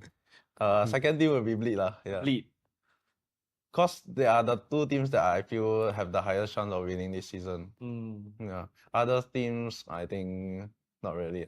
Do you put them below you or above you? Personally, I put below me. Yeah. Since we're talking about that, bottom two teams to be relegated this season. Exco and Asteris. That was quick. Yeah. Okay, but why Asterisk? No. I was changing my mind. Okay. I'll change it to Exco and Homeboys. Exco and Homeboys. Why Exco? First of all, Exco. Because I think is it because Slowly's in there? no, it's not cause of Slowly. I think it's cause of the Singaporean players. Cause I think they are not strong enough to. Who do you think is the weakest thing in Exco? I think if you ask me honestly, I think it's their goal laner. The gold laner Gira. Yeah. I saw his gameplay, he seems a bit too aggressive, which I think will get punished in MPL SG. But in qualifier, since it's so-called the lower tier, that's why he get to shine there. Yeah. Okay. Then for Homeboys, I feel that their trio mid is like in a mess. Unless in the transfer window they do something about it. Yeah. The trio mid is Buji, Sub, and Wolf. Based on this list that I'm looking at right now. Yeah, I feel Buji is fine because he has the RG experience, but it's the Rome and the Hyper that is inexperienced, and they are like publics of SG, which I don't think will succeed in MPL SG.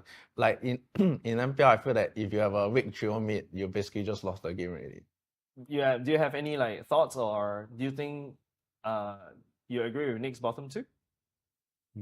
I think, yeah, but the other team, I don't have an idea. Okay. For some Singaporeans. Okay, great. What about this? Instead, for you, which team would you like to face most?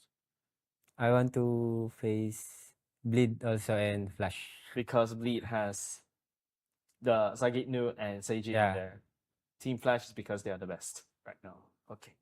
Nick, I want to talk to you about your relationship with JPL. How is it like? Because I don't think the people from outside of MPL Singapore players knows about that relationship. Can you elaborate more on that? So like since season 3, you know, JPL has been playing ahead of me, even though like I play in MSC all those, right? Me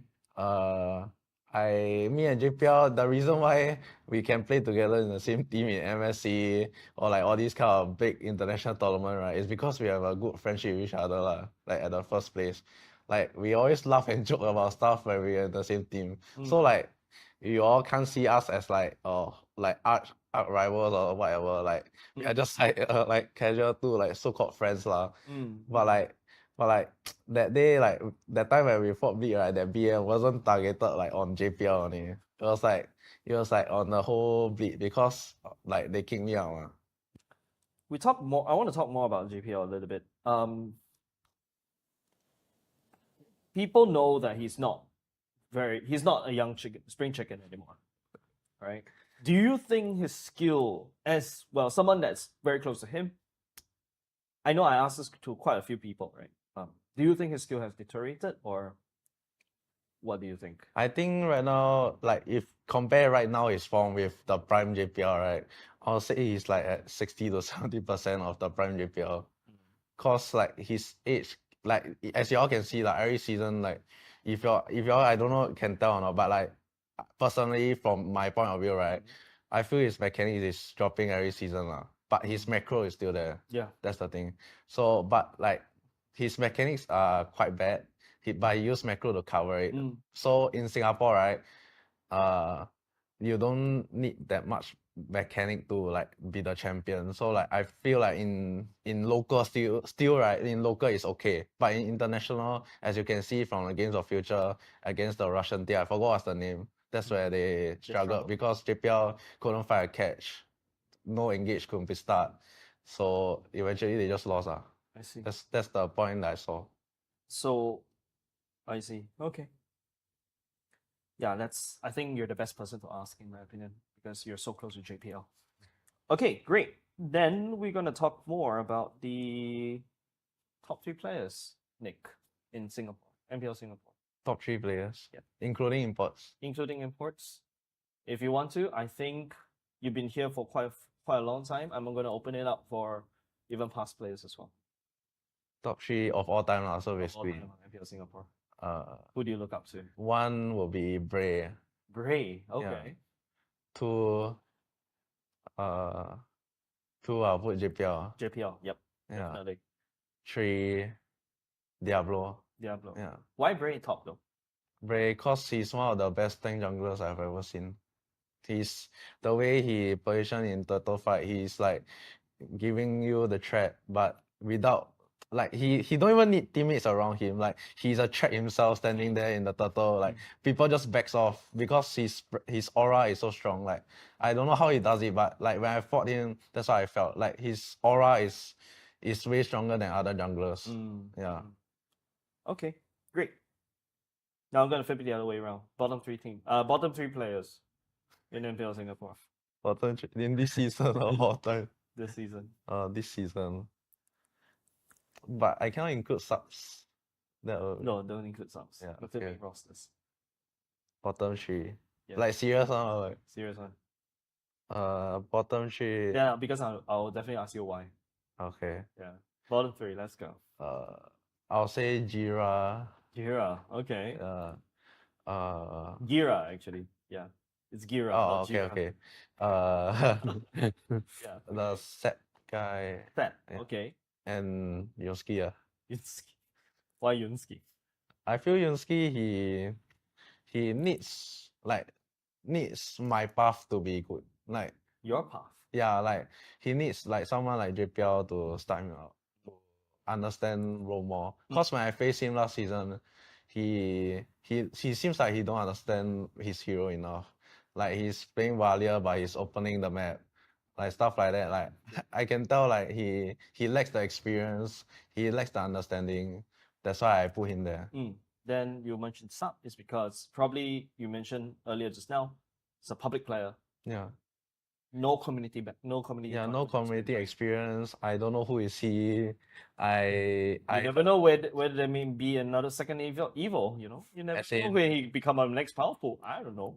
Yeah, but for now I'll rank him bottom because I really don't know anything about him and I feel that he's bottom lah. Yeah. But Gira is probably beef.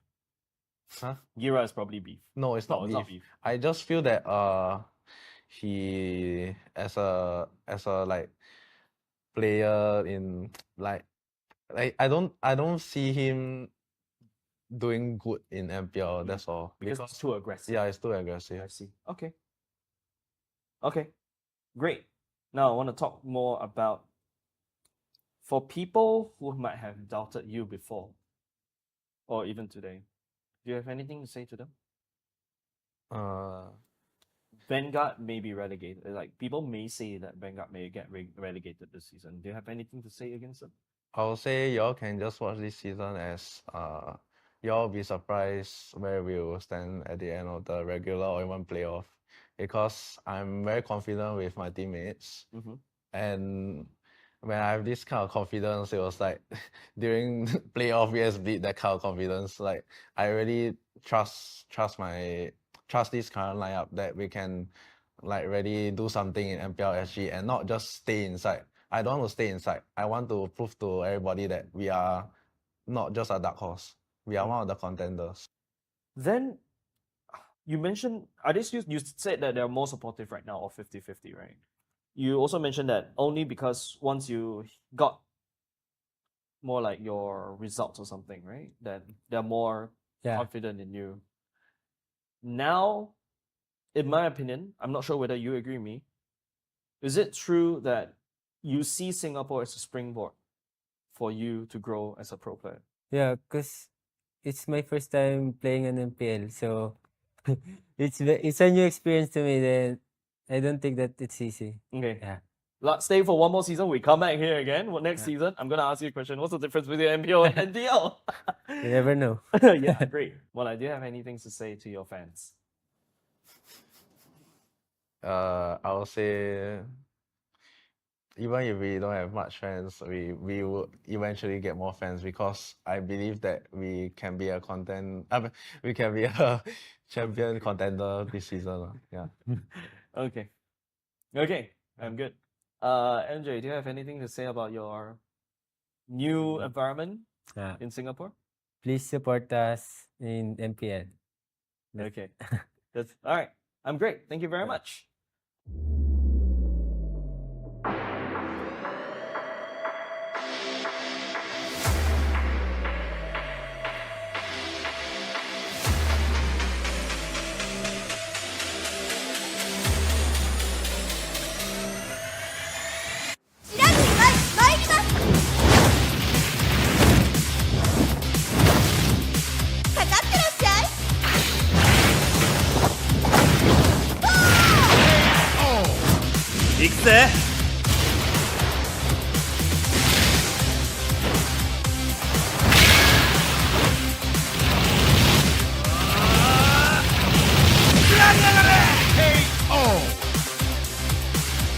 맥시가 지가운다요. Hey, come on, come on.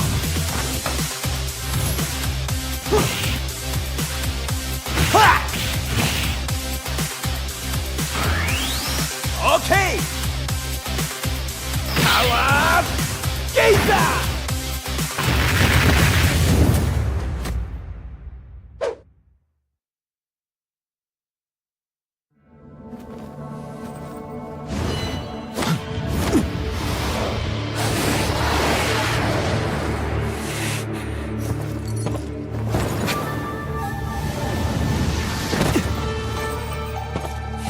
Yo, what's the rush? Wait up, will ya?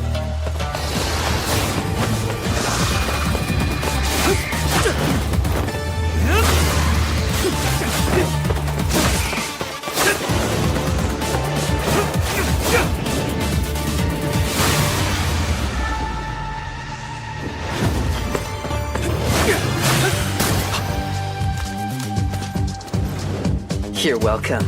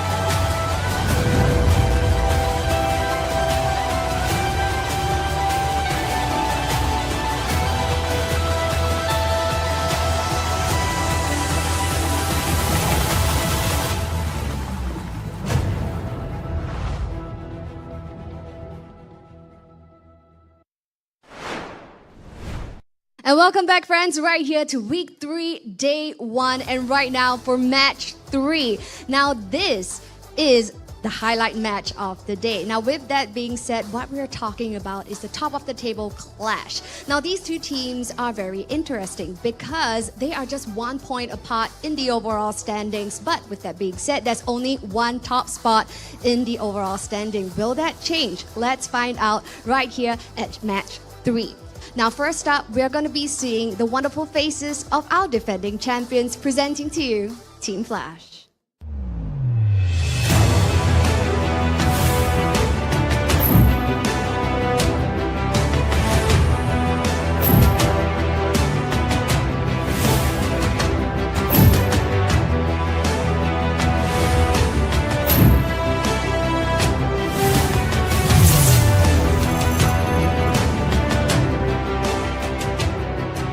Now right here we have the formidable Team Flash. Now once again there's a rotation. We do see Adamir taking on the Rome role. Now going up against our defending champions, presenting to you Bleed Esports.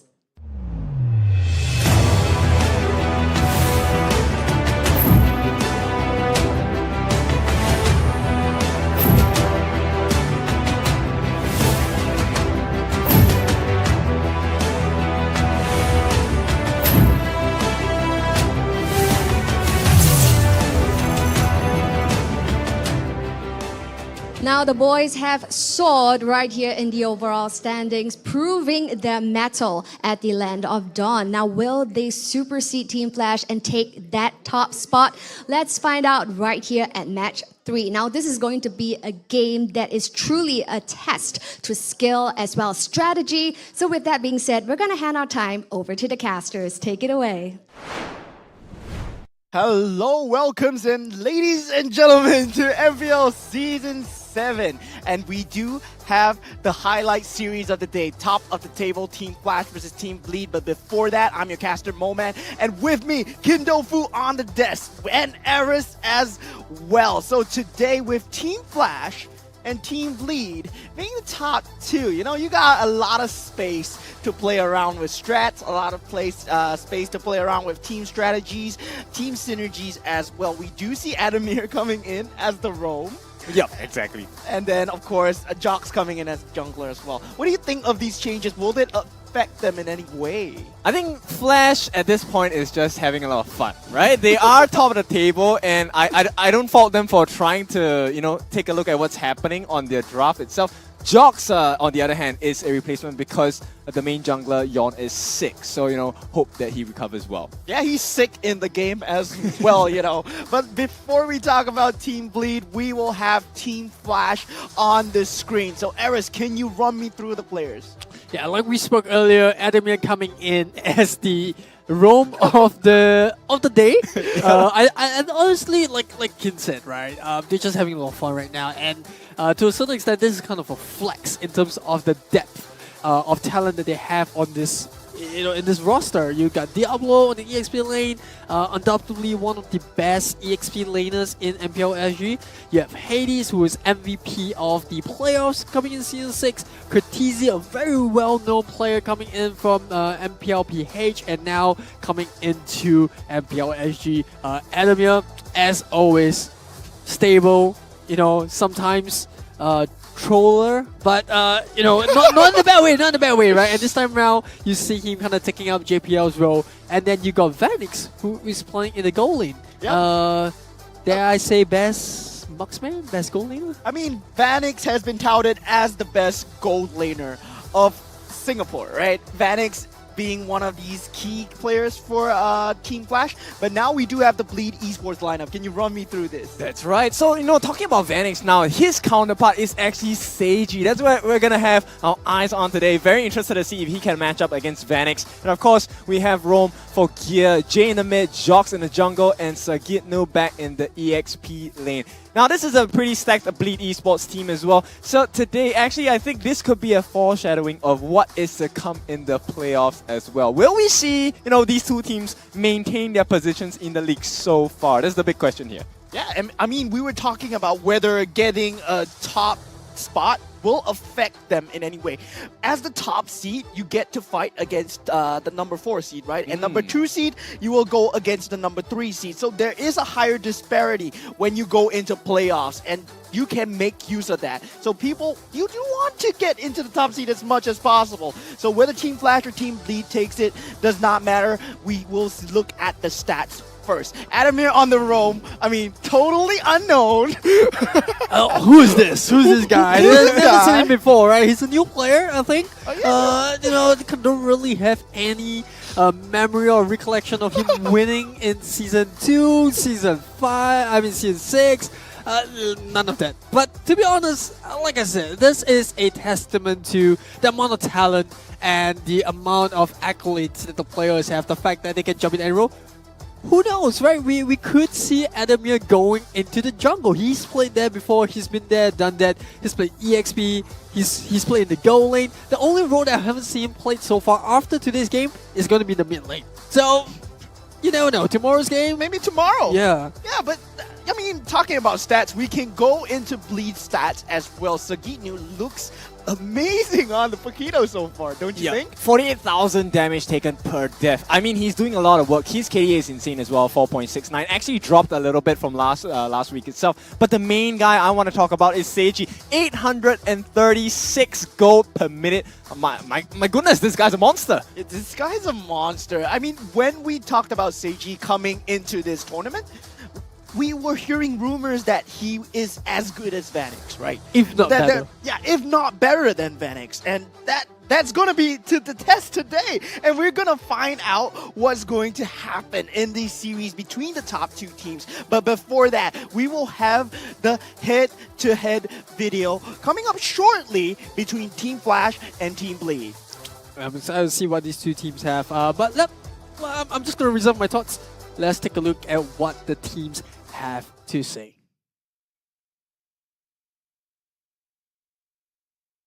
Gear has played like multiple roles before, like jungler and EXP. I think he has the mechanics to be a roamer, but whether how well he knows the roam role itself is the key factor for him to becoming as good as GPL or even better. Yeah. I mean, Yon is one of the better assassin players in the Singapore scene lah, as you all know.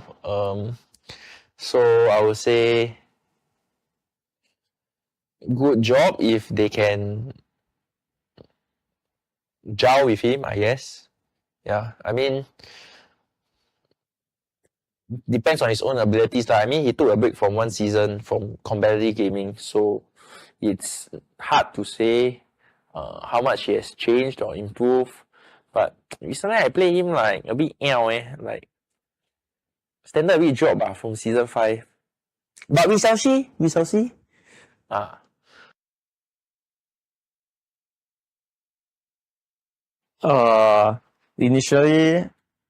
Initially on paper, Khaleesi should be stronger lah. Then I also don't really know how both of them play besides like fighting against them. But I think ever since I team up with Jay, I feel like I don't know. I think Flash might have messed up. Jay quite good. He's a really good player in my opinion. I think as far as we continue our training and be more respectful to each other, you know, discipline and everything, I think we can make it through. Yeah, this coming season.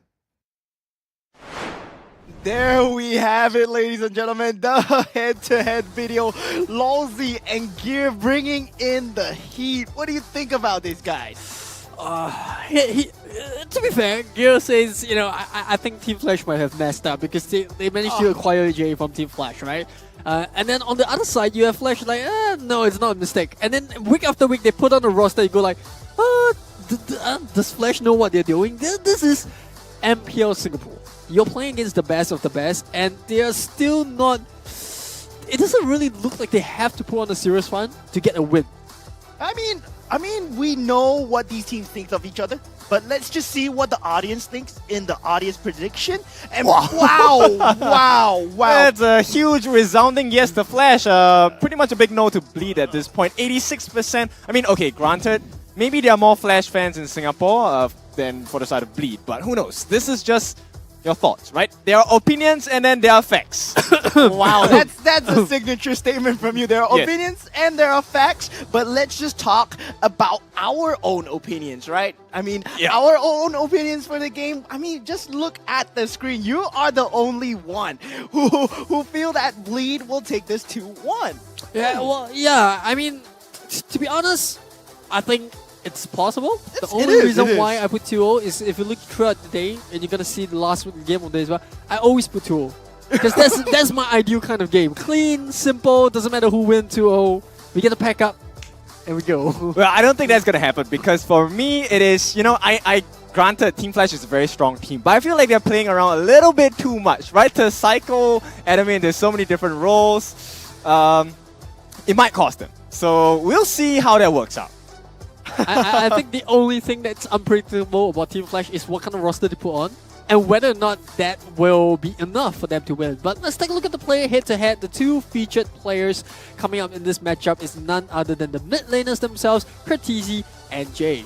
Yep, and I think they haven't made a mistake on Team Flash. You know, Curtizi's stats, just stats-wise, a little better than Jay at this point. But you know, numbers are numbers. It really comes down to your performance in the game itself. Now, both of them have been pretty consistent from day one in week 1 as well. And I think going up into this match itself, I'm pretty sure both of them will be looking out for each other. Now, the bigger question is, who will have the bigger impact in this first game of the series? Because that sets the tone for the match. And from there on, it really is about the mental resilience or whether you can, you know, double down and give the beat down to your opponents. Yeah, I think honestly the fact that Jay used to be from Team Flash, I gotta give Team Flash a bit of an advantage here. They know, you know, the hero pools, the weaknesses, how Jay plays as a mid laner, and that's sort of an information that you don't really want your opponent to have, especially in such an important role. Well, when you stand to the abyss stands back at you, which means the opposite is true as well. So Jay could know quite a bit about Team Flash that he could have revealed to Team Bleed as well. Yeah, that's what our casters have to say about this match. But Flash, Bleed, I mean, they are the cream of the crop. If you look at the matchups alone, it is an extremely star-studded lineup. But whether the team synergies can come through, whether the micro decision makings can come through, this is what makes a champion team. And we talk about Team Flash, we talk about Bleed as well. They might be just the teams to watch when it comes down to gameplay, when it comes down to decision making. I mean, if you look at the mid lane, we were talking about the head-to-head, Jay versus Curtizi, right? They have been the top few Paramises, they have been the top few Valentinas to watch. The way that they play, they have shaped the game style of MPL SG so far. And now we do see the banning and drafting patterns. And this is where it goes down. Roger already banned out of the pool together with Faramis and Florin as well. Florin being a very new addition that we see being heavily picked and favored by most of these teams. And now we do have the Matilda ban as well. Very standard still. Yeah, straightforward ban coming up from Bleed Esports, considering that they are on the second pick now. For Flash, the question is, do you ban away the Harif or do you ban away the Nathan? Right, both are very high performing heroes in the goal lane in this current point of time. We've seen Nathan do quite a bit of the damage, especially in the mid. He spikes slightly earlier as compared to most of your traditional marksmen, even including like your Claude and your Moskov. Probably just because, you know, magical items are a lot cheaper to get. There's also the mystery shop if you really want to go for a heavier spike. So I think that is an option. Then again, Flash does have the first pick, and looks like it's going to be the Xbox instead that's getting banned out by Flash. So this is setting up for something slightly tankier in terms of frontline. Yeah, I mean, Jox was the one that was frequently using Xbox as a jungle in the previous seasons as well, so I think this is a comfort pick for him, and Flash known to make the opponents very uncomfortable in the drafting phase already. Yeah, but in terms of versatility, right, I feel that Flash and Bleed, they have the highest versatility that we've seen in this entire regular season so far. They have been showing us sides that we've never seen before. I mean, Freya Gold Lane, who thinks about that? And then we have the Marches on the mid lane as well.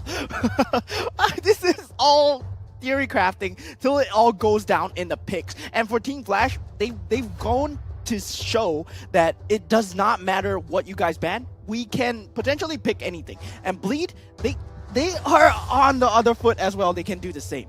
And now with the Nathan being picked up.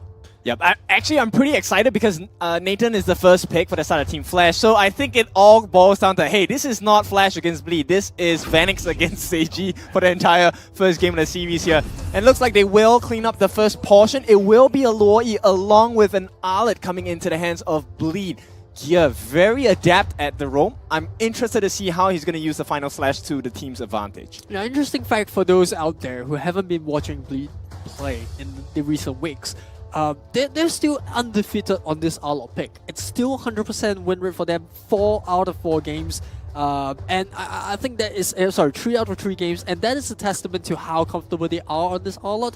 The fact that Arlot can also go into the EXP lane. So I think this is a very, very good flex pick coming up from Blade Esports.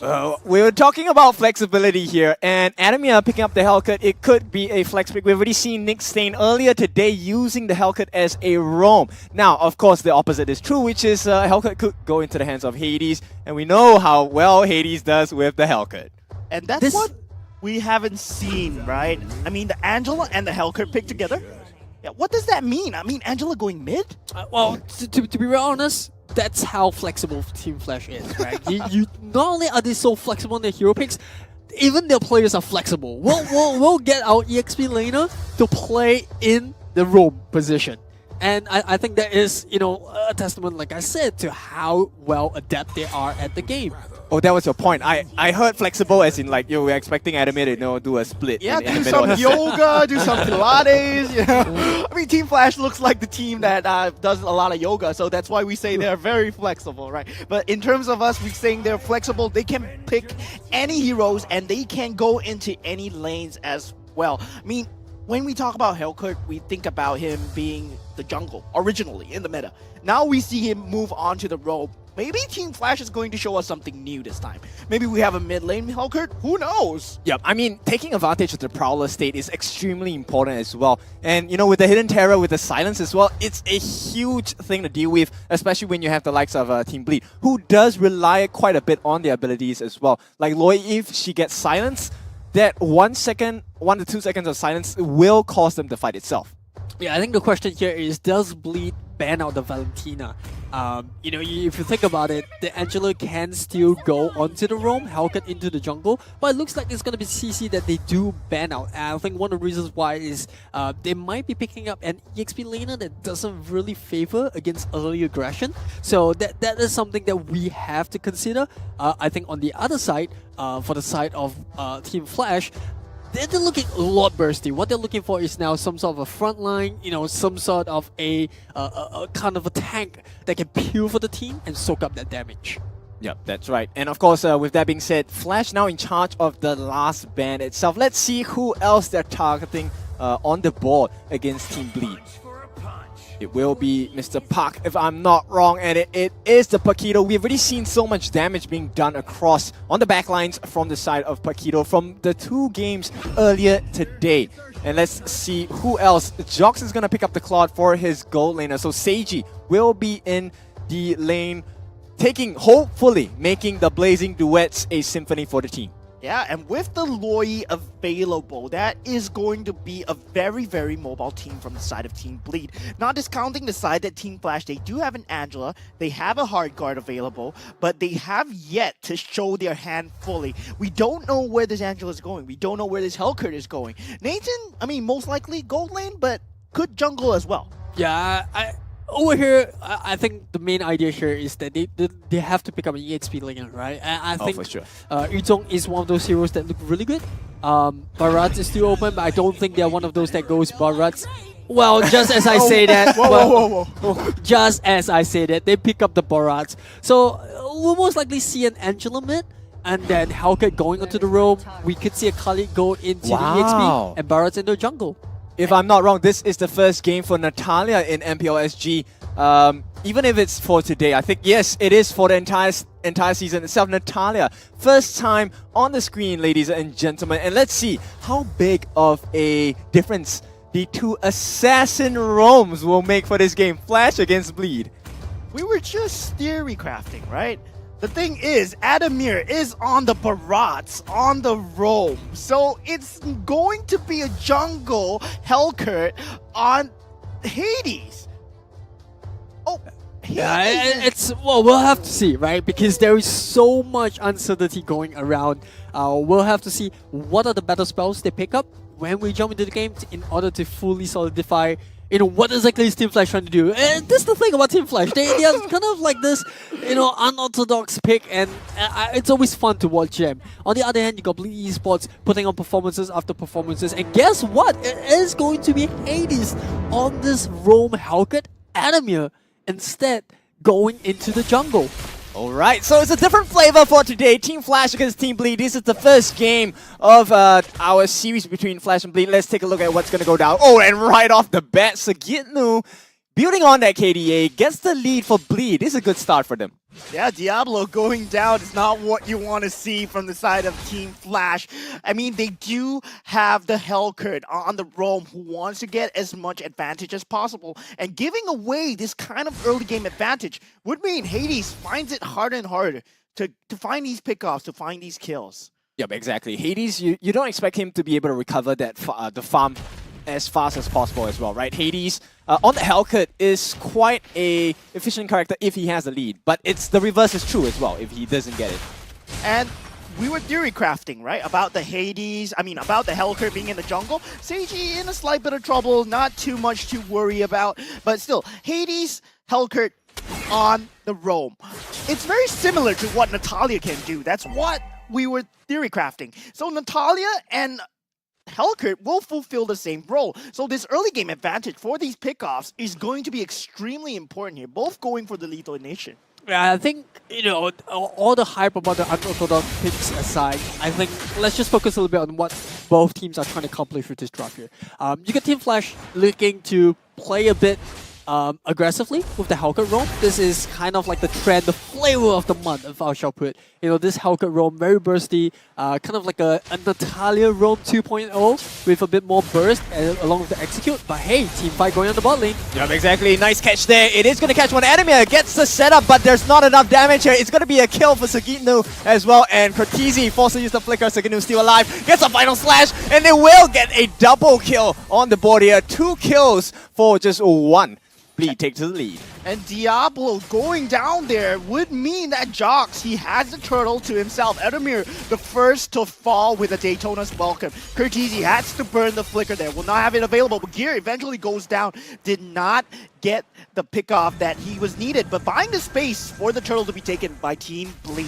Yep, so small wins at this point because Hades does recover a kill. So in terms of farm and EXP, he does recover a little bit of equilibrium right now. So Rome is pretty much equal at this point. Yeah, it's pretty much even. But what I want to highlight here is Eris. I mean, Cortese on the mid lane Angela. You're providing support to Hades as much as possible. So would you want to build damage on this? I think ideally the job is to keep enemy alive on this Barats, right, with the hard guard. And while speaking about hard guard, yep, Sagitnu forced to use the flicker there. It is going to be just a poke, but that's a huge battle spell out of the count for the side of Bleed.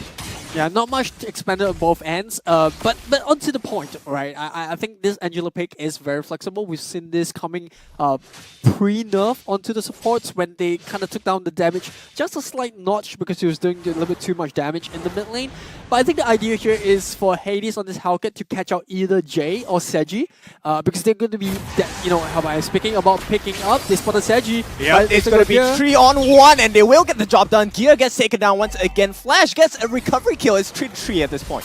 And Seiji in a slight bit of trouble as Hades is diving right now. Oh, it doesn't look like that's the case. Hades actually falling a bit low there, and so Seiji will continue to farm up his goal lane at this point. A lot of pressure on the top lane so far. Yeah, both sides, like we said, this is kind of expected given that we have very aggressive roamers. We're going to see constant team fights or pickoffs. If I put it, Jay using the relocate there, gets spotted by that Hellcurt, but doesn't really matter. Both teams just gonna disengage. Once again, look, I can't even get a point in. Garrett's already looking for a kill at top lane. Yep, going for the kill, not gonna achieve much at this point. It's really just to push them away, right? Because the turtle's coming up.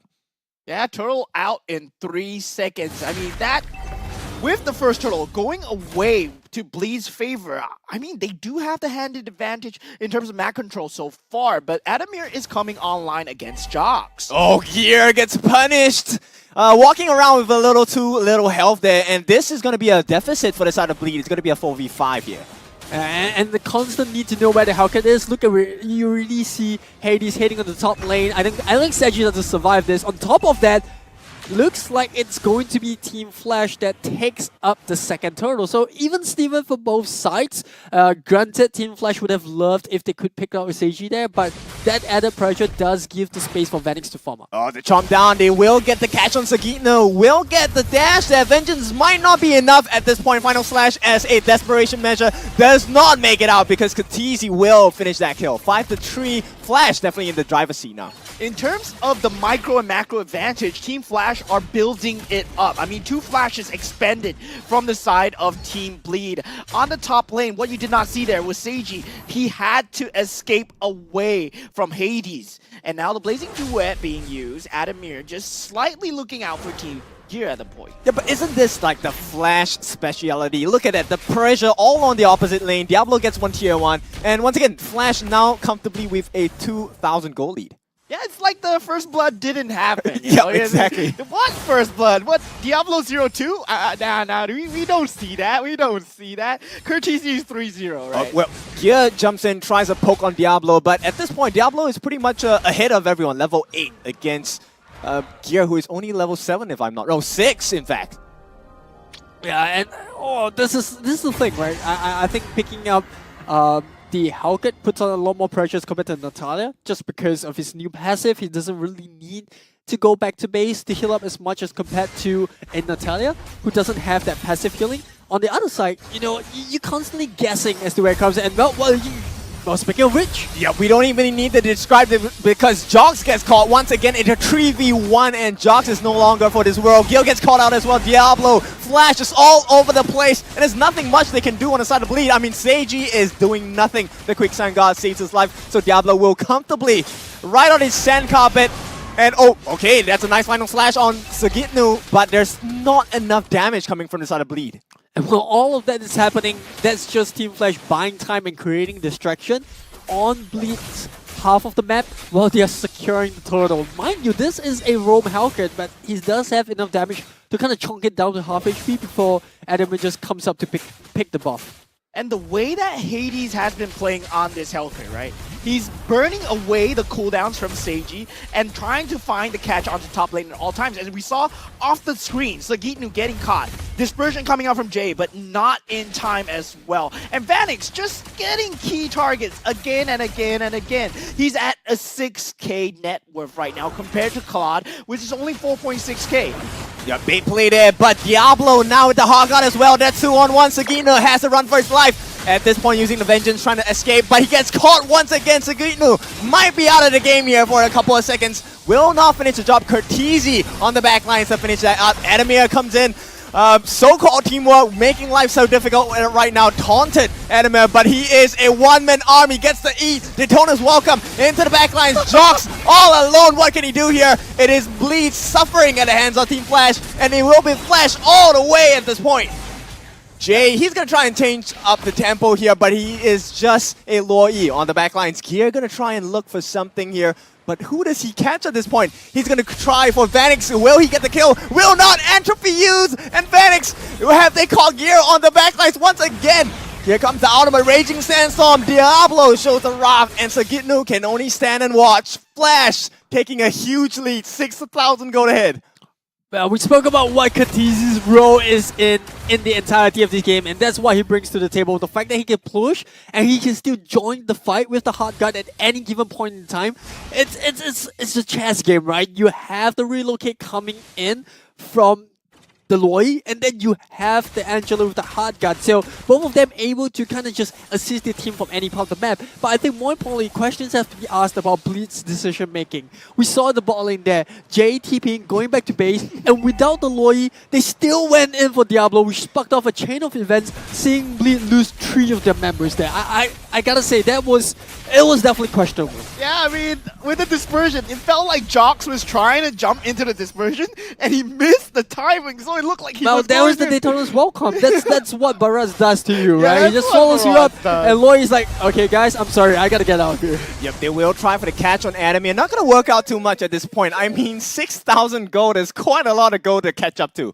Did you see the amount of shield that Curtizi provided to Vanix? It looked like he went to full HP in half a second. So the thing is, if you don't burst down Vanix on gear, then what are you left with? The hard guard is going to come through and he's going to be full HP again, and he has the sustain to keep him up as well. So they're just going to take this one objective at a time, and Bleed has a lot to do right now. Yep, I mean, on that, right, they don't really have a short burst amount for the side of Bleed, right? They have to take long, drawn fights. And I think at this point, Flash understands the drop a little bit better.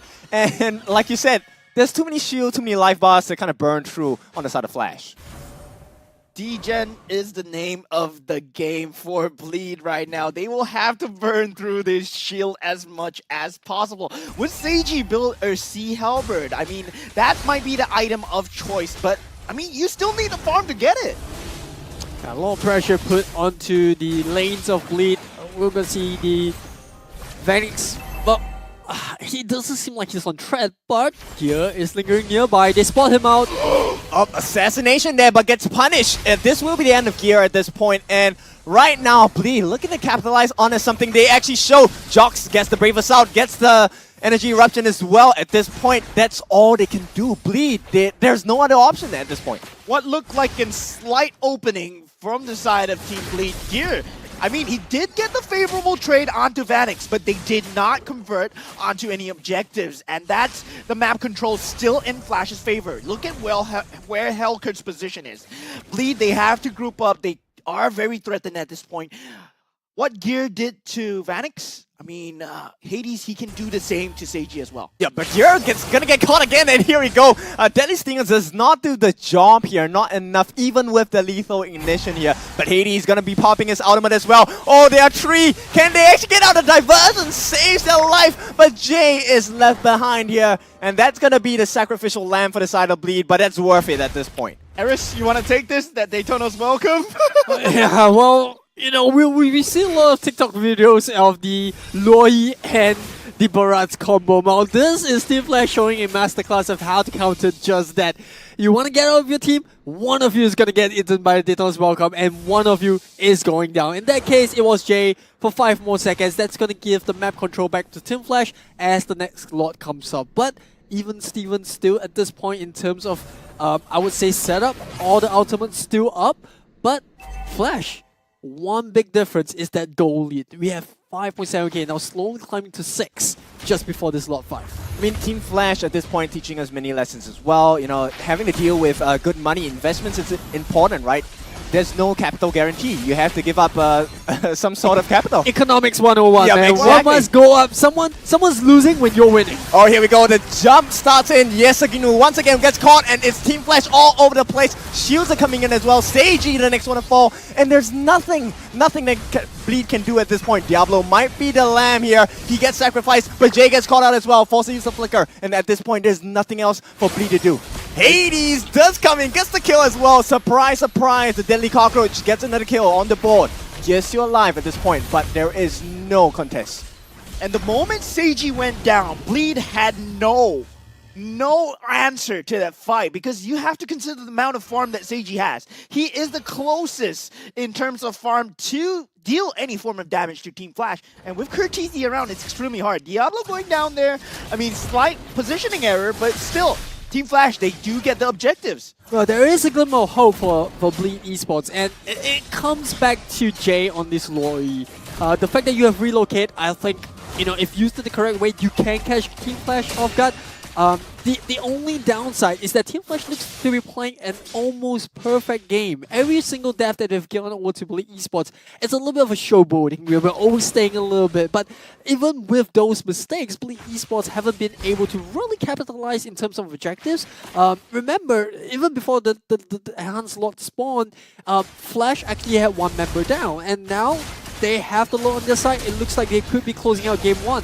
Yep, a nice one. Final slash committed by Sagitnu, but that's not going to stop the Lord from crashing in at this point. They will chunk down the Lord, but this could be the start of a huge battle that might end the game. Duality procced onto Diablo, but Quicksand Guard going to just negate and, you know, minimize all of the damage that's coming through. Dark Knight falls, coming in. Sagitnu gets caught out once again on the backlines. Will not get the final slash, and that is one member out of the team fight. Team Flash take the lead in this fight. Here we go. Seiji jumping into Blazing Duets. Gets caught out though. There's not enough damage. Nothing that Bleed can offer at this point. Another Duality proc. And finally a jump in on the backline from Gear, but he has no more life points to play with. It is going to be Flash now running away. They've gotten what they came for. 2 tier 3s in a couple of seconds. They did catch out Vanix, but at what cost? And this dispersion play here though. Yeah, this is what we talked about, setting up an unexpected gameplay. But that being said, Team Flash, it doesn't even look like they're in the position to get caught out by Bleak Esports. And smart call going back, I don't think they need to risk anything at this point. They just managed to have a bit of a defense. On top of it, still have to worry about Hades playing on his Hellcurt. Remember his backdoor play back in Season 6 playoffs, and I think, you know, Bleak Esports, they don't want to make the same mistake. So, you know, just making sure that all bases are covered. So the question remains, how are they going to catch Team Flash off guard? Well, I think it might not be how to catch Team Flash off guard. It's more of, can they spot the mistake when Flash makes one? Because I don't think they can initiate upon Flash that easily yet. Yeah, Gear has to find the correct flanks. We did see him coming with the correct flanks onto Vanix at that point. And taking out Vanix, I mean, if you can take him before the hard guard goes through, there might be a chance, because there's still a lot of farm on him, and this dispersion play. Hades not getting caught at all. I mean, he's not going showing on the map, so it's just some group farming action. Oh, here we go. Nice reaction from Jay to dodge that Raging Sandstorm, but here it is going to be Hades pushing the ante, trying to get the kill. He will get Gear. That means no more free vision for the side of Bleed, and this is going to be potentially a free Lord for the side of Team Flash. Once again, it's aggression upon aggression for Team Flash. Enemy is so tanky on this dinosaur. I don't see how Bleed is going to be able to, you know, withstand the pressure. The way that Team Flash is playing right now, it feels like a champion's aura. You know, when they have the map advantage, they are not going to let it go that easily. Even if Diablo dies, even if some of our members die, they will fight back for the map advantage, even if they lose Vanix, even if they lose anyone else. And that's what they are showing with this Hellcurt pick right now. Well, final slash, Adamir gets caught in between 4, but it feels like he's not alone at this point. Where's the hard guard gonna come in? Gonna be not used actually, Katizi saving it. Adamir at this point will walk away as the Appraiser's Wrath can't even kill him. All buying time here, and here is the standard Team Flash play. Backdooring their way into victory. Team Flash takes 1 up against Bleed. Oh my god, I smell an easy game. I smell an easy game for Team Flash. And honestly, well, it was definitely easy, a bit easier than it looked, just because of the way that Team Flash executed it. I think credit to Bleed Esports, they tried something a little bit unconventional as well with the Nutella roam. I think the idea is there, you know, you're trying to dish out the same poison that Team Flash served to them, right? You fight fire with fire. Yes, it's a Hellcurt roam. We can dish out the same thing they do. But the key difference here was the Angela. The ability to kind of protect that very target that Nutella is going for. I think that's the play. On the other hand, there was really no one that could protect the target of Hellcurt. I think that was the key difference coming into Game 1. Yeah, and that's why Angela is one of the highest banned heroes in this entire tournament. The ban rate is 77.27%.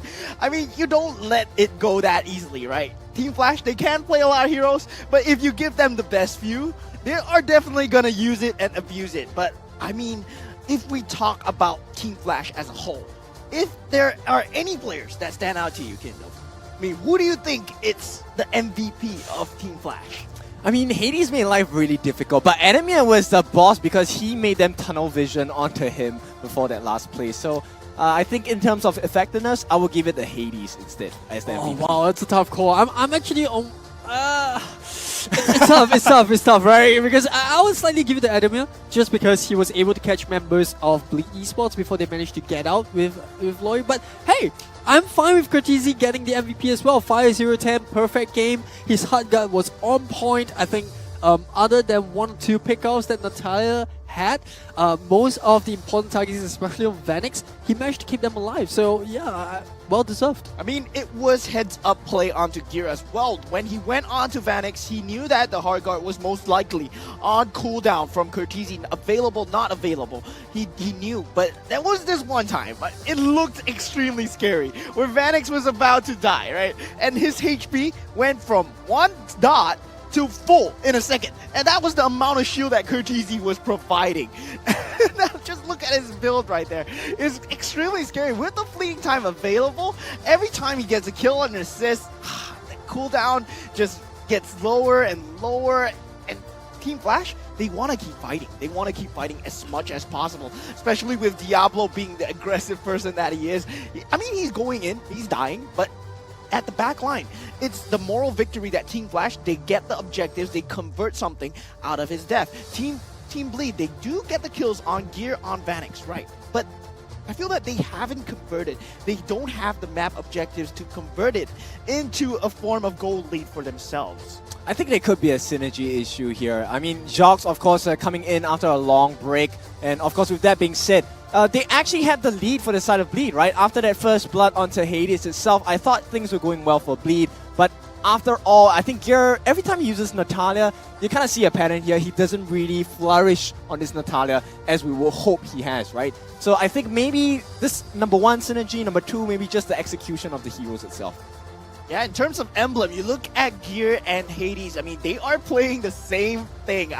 We were talking about how Hades and Natalia and Hellkurt would be playing the same playstyle. They're almost the same in terms of execution, but in terms of team synergy, I feel that the Angela was just a huge factor compared to what the Loi brought in the mid lane. Yeah, I think one of the key things that we didn't really talk about as well is the goal lane. The battle between the two goal laners. We could see Vanix and Claude both having a bit of a tough time, just because of the respective robots on both ends. But you gotta say, Hades was slightly more effective in providing disturbance to give Vanix that slight goal lead. And when it comes to two really good teams, that slight difference could mean everything. Yeah, exactly. I mean, Smoke Bomb available for Gear, but at the end of the day, when you're going up against a majority of the team on the side of Team Flash, that makes full use of their abilities as well. They don't need the basic attacks at this point. Deadly Stingers from Hades was enough to kill majority of the team on the side of Bleed, with the exception of Jox as well. Now, Sandbag for this, Adamir doing a very good job, 77,000 points of damage taken. I mean, look at what he was doing the entire match. He was just sitting duck. Yeah, he was just there like, yeah, hit me, we'll get the objective somewhere. And Diablo, I feel that he was trying to do the same as well.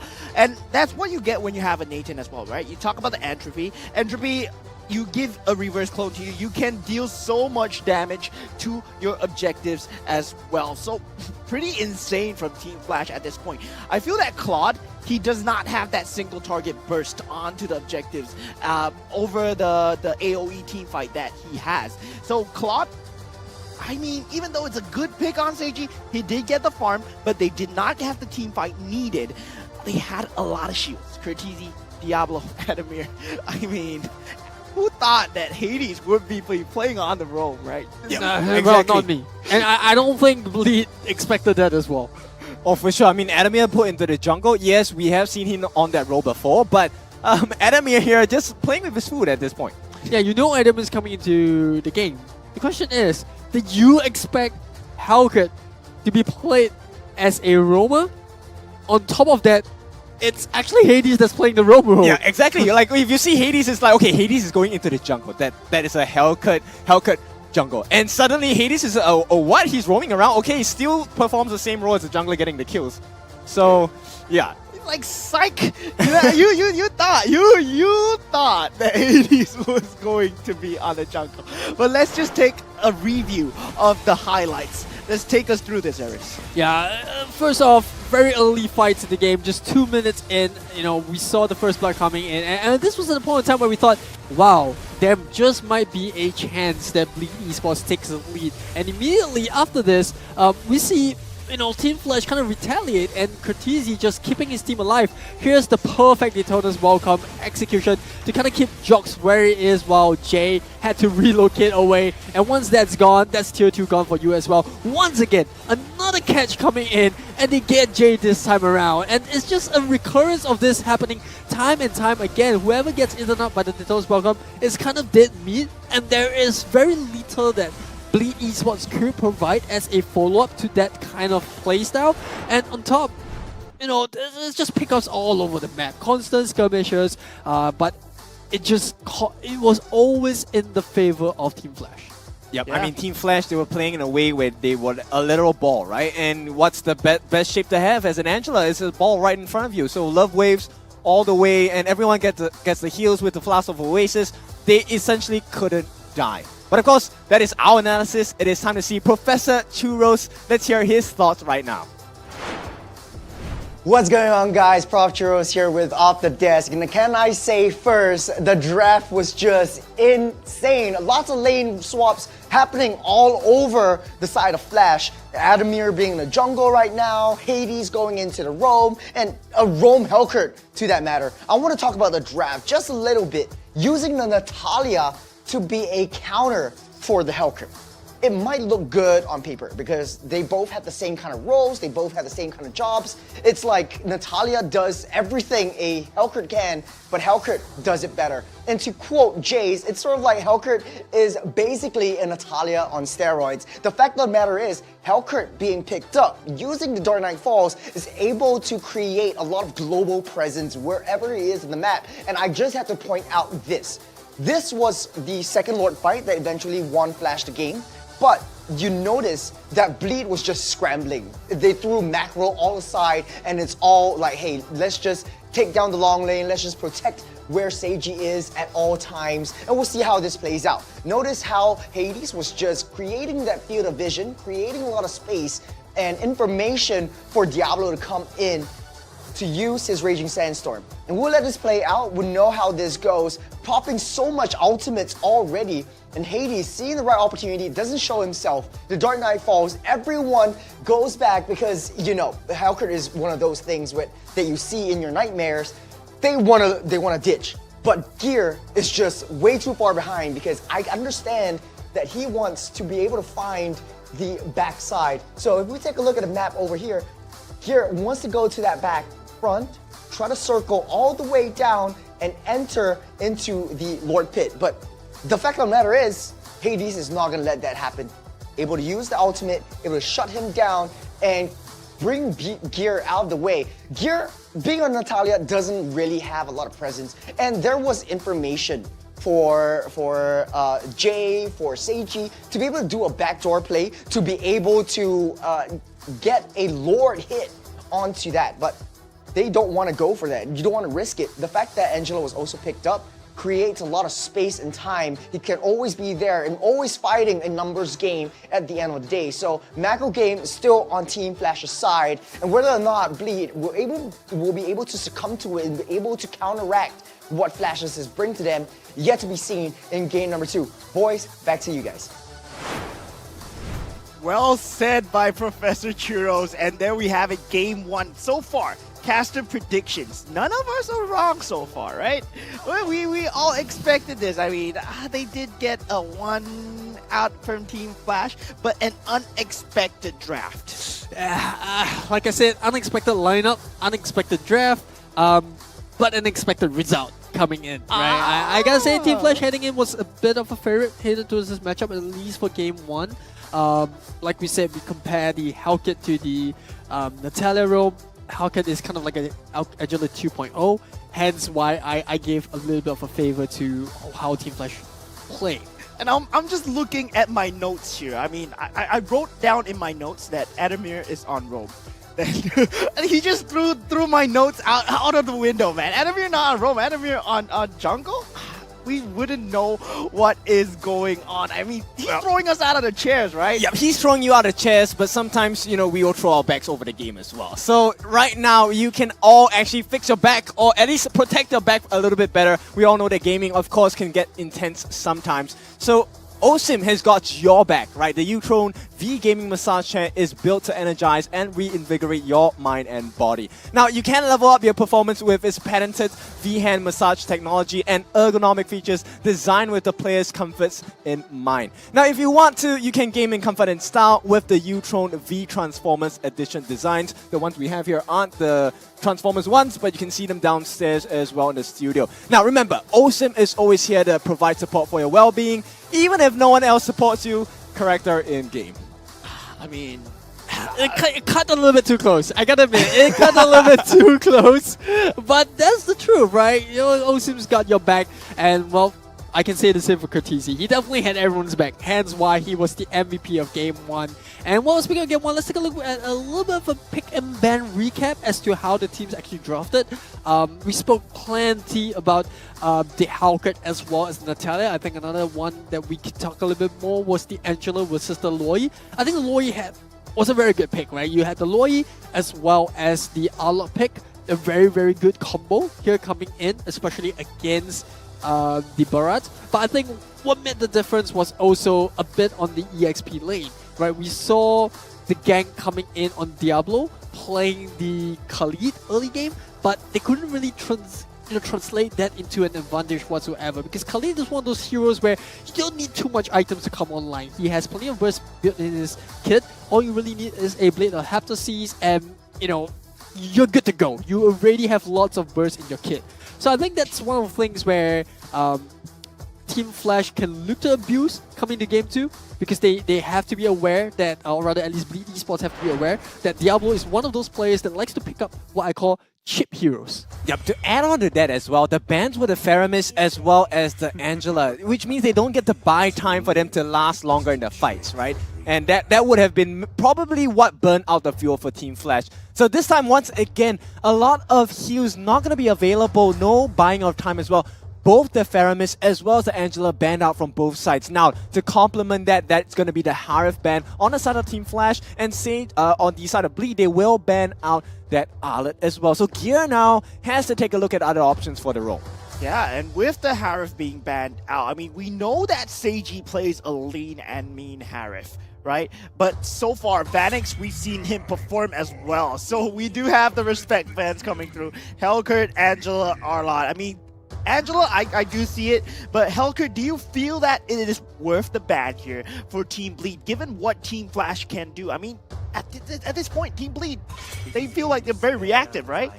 Yeah, that's one of those cases where we see it happen when you're going up against a team that is slightly better than you, or if not better than you, and you're talking about the champions of Season 6 here. So it's kind of understandable as to why they're playing a reactive draft. But then again, to kind of give Bleed Esports credit, as reactive as they are, you can see a certain play style that they want to go for. You saw the Arlot getting picked up in Game 1. That's kind of the signature pick for Gear. Granted, it was played by Siginu, but he does play a mean Arlot as well. So it's not as though they are overreacting to how Team Flash wants to play. It's more of, okay, let's find heroes that suit our playstyle. This is the manifesto of our team. This is how we want to play the game. And they're not afraid to show it. And this time around, Matilda gets slicked through. This is not something that we see every day. Yeah, 75% ban rate on that Matilda, and now finally available to be played. I mean, looking at Vanix saying, I mean, that comment is just, you know, fun for everybody. This game should be fun. He's not talking about this game in general. He's talking about MLBB. Ironically, look at the face. This doesn't look like... If that's the face of someone that has having fun, I hate to see if he is in distress. Exactly, Vanix here putting on a very serious face. I mean, okay, and right off the bat, now you can see how serious Team Flash is. They're going to pick up the X-Borg as well as the Moskov. We have already seen how potent Moskovs are in both Game 1 and Game 2 of our two-game series today. And this time, third game, not going to be an exception as well. We will have Flash picking up the Moskov. And Gear saying, Adamir, please go back to your gold lane. I mean, because he probably did so well in the jungle just now. Please go back to your gold lane so that Vanix is not on the Moskov. That's probably what he means, right? Now, we do have the Barat and the Valentina already picked up from Team Bleed. Jay, we know he's a monster on this Valentina, but Rod's most likely going to be piloted by either Jox or Sagitnu at this point. But now we have the counter pick from Team Flash. They have a lot of options. Yeah, I think Loi is one of those heroes that does really well into the Barats. On top of that, you have Matilda with the Guiding Wind, so it's just going to benefit Loi even more if those heroes stick together. So I think that's one of the heroes where Team Flash can look to pick up just because it's open at this point in time. Yes, granted there's a Valentina on the other side, but you're not too afraid as a Loi that your ulti gets stolen. There's definitely going to be better outs that gets taken on at the later side of the game. Yep, exactly. And there's a lot of disengage coming out from Team Flash as well. Both Xborg and Moskov can move out of sticky situations. And what more can that be as well as a Kadita, because she can definitely get out of sticky situations or overturn one that doesn't look too bleak. Yeah, it's going to be a scary, scary, watery game coming out from Kadita. So Xborg, I mean, we were talking about him just being such a damage and sustainable beast, right? Giving it to the hands of Team Flash, I feel that it's going to be extremely scary. Xborg, one of the few tanky heroes in the meta that still has that positive win rate. Yeah, I think now we'll start to see, heroes get banned out on the side of Team Flash. I think mainly are going to be either the fighters or the marksmen. Same goes for the side of Bleed Esports. They have to ban away some of Diablo's pick, just because. I think Khalid is one of the heroes they should be concerned with. Another hero that they can look to ban out is also the Yuzhong. Diablo's been playing a very, very potent Yuzhong now. So Khalid, quite standard. We saw that in game 1. He does put on a mean Khalid. It did give a little bit of problems to how Bleed Esports wanted to play. Even though they got the first blood, he's still able to come to game. Like I said, I like to use the term cheap heroes just because they don't really need too much gold or any sort of farm to come online. And Khalid is just one of those. Yeah, it's so well done from the side of Team Bleed in terms of drafting, but still, when it comes down to execution, right? Team Flash, I feel that their lineup is so flexible at this point. I wouldn't be surprised if they put Kadita on the roam at this point.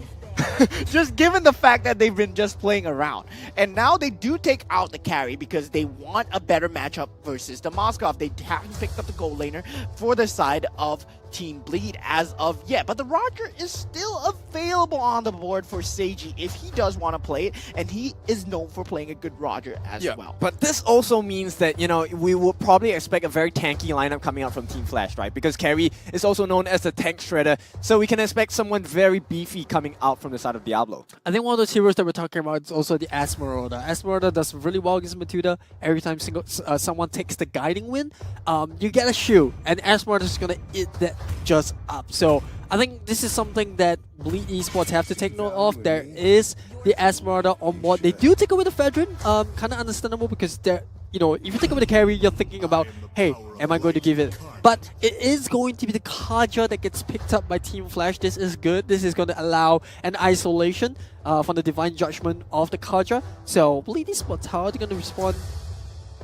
And channeling my inner churros at the moment, I'm gonna say Kajita combo. Kajita combo coming out from Team Flash. I mean, this is what we saw from Godzilla, right? Godzilla and Derry from Team RSG and Team Flash. I mean, they can probably pull it off as well. It's going to be a 100% win rate on the Kaja. I gotta admit, this is quite ballsy coming in from Team Flash just because there's already a Valentina on Bleed Esports side. So the fact that you pick a Kaja, it's kind of risky a bit, but then again, Team Flash, they don't look like they're afraid of anything at this point.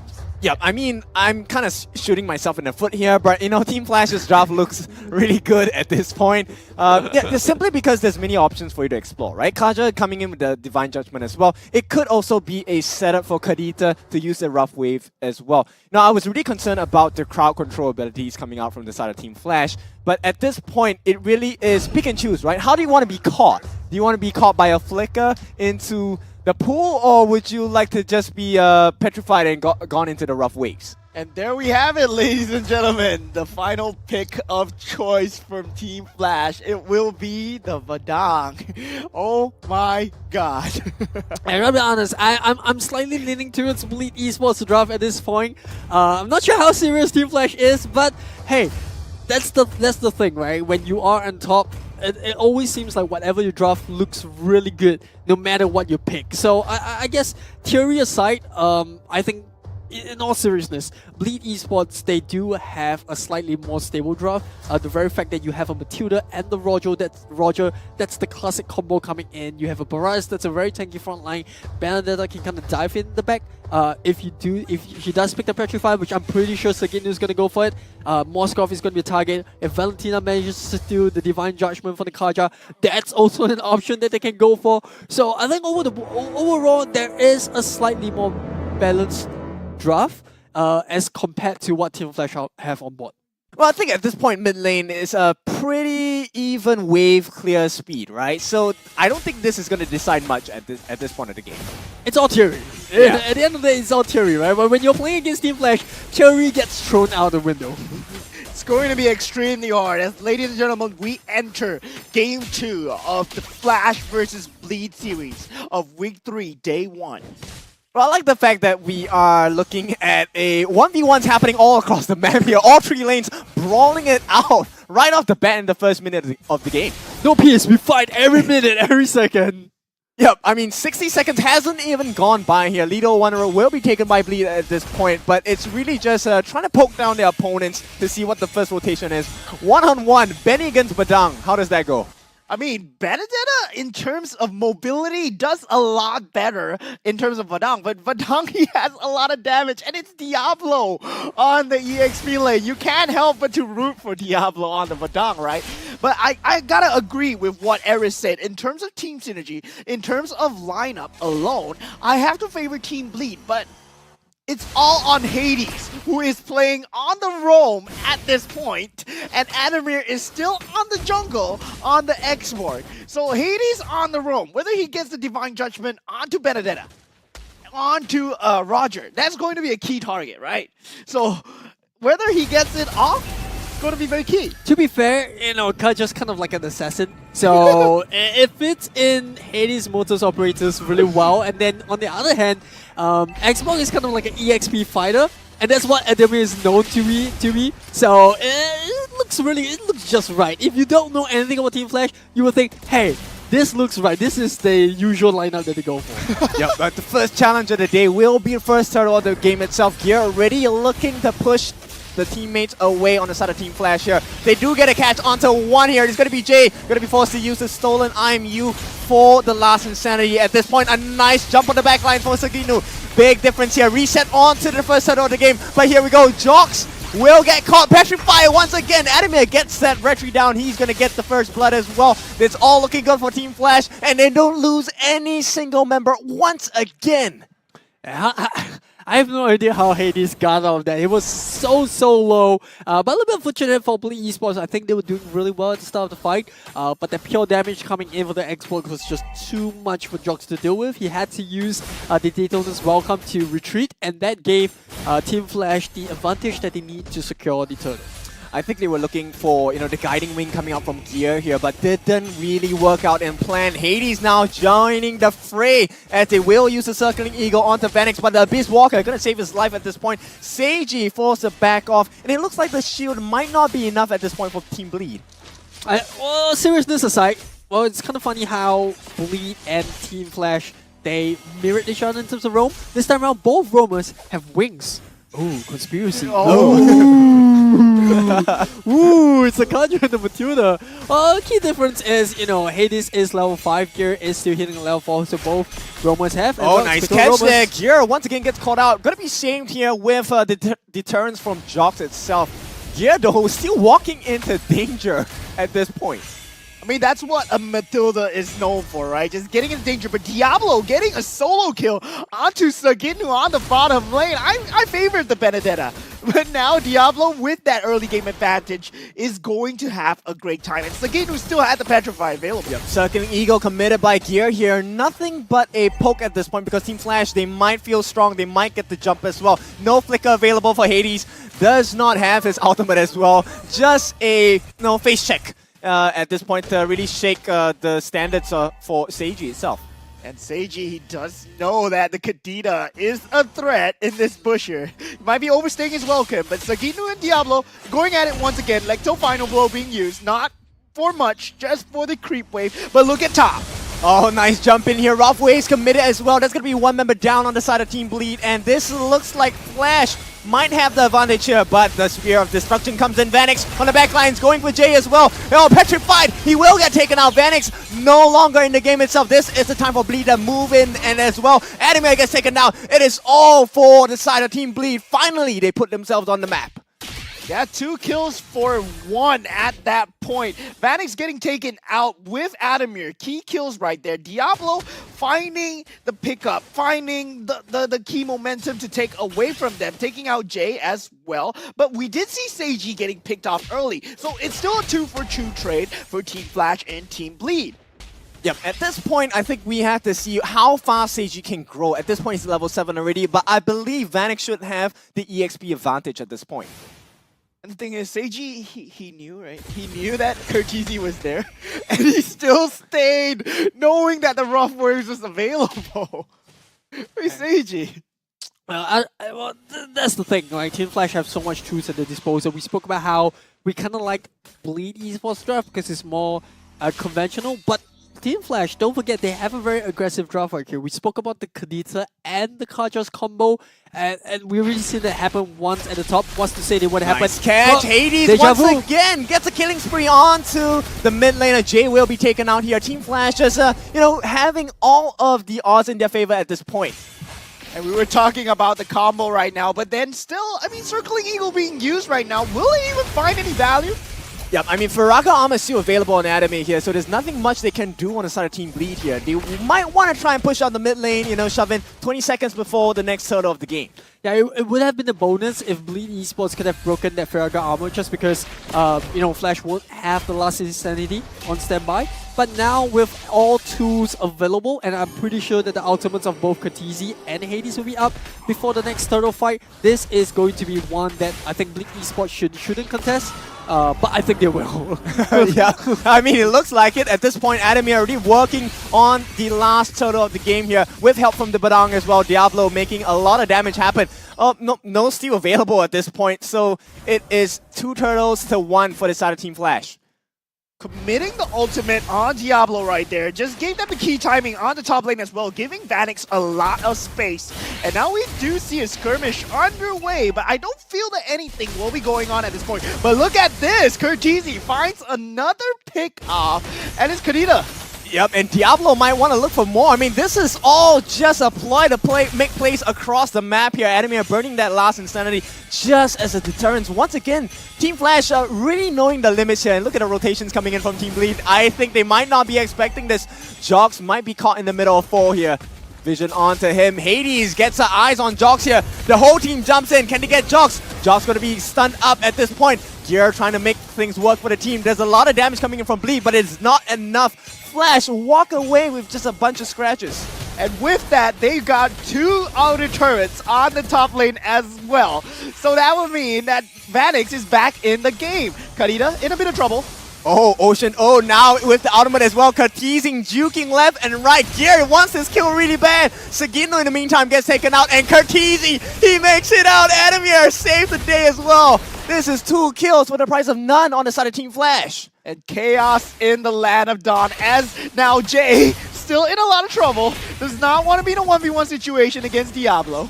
I mean, he has to use a fist break and fist crack to kind of clear the lanes itself. That is kind of unfortunate, but that is the state of the game for Team Bleed as they trail by 4,500 gold at this point. Yeah, 4,500 gold at 8 minutes into the game. That's not where you want to be at versus a Moskov, right? Moskov, you usually want to play, you're playing from behind because, but I mean, Vanix, he's having a great time. I'm just gonna add on, it could be worse, right? At this point, Hades does have his Divine Judgment. We might see another catch if he wants to, but okay.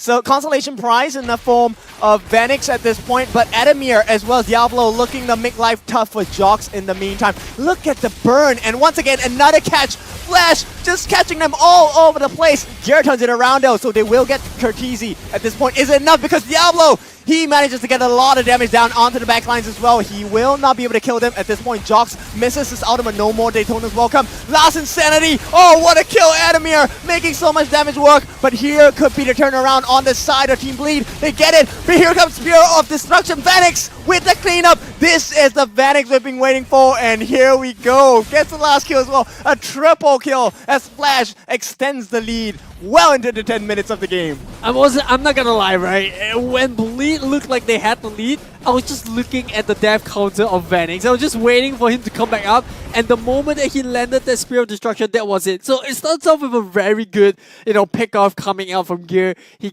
finds the kill onto Curtizi. Vanix still on death counter. They pop the last Insanity that they stole from Adamir, and Adamir is like, you know what? I'll do you one better. I'm just gonna use it offensively. They pick Jox off, and from then on, it looks like it's kind of even Steven, but that's not what you want when you're going up against a Moskov. He comes in, Vanix cleans up, easy triple kill, and I wouldn't say the rest is history because the game is still happening, but it looks pretty done at this point. Yep, I mean, the way they line themselves up in a line, it's hard for Vanix to miss that Spear of Destruction in the first place, right?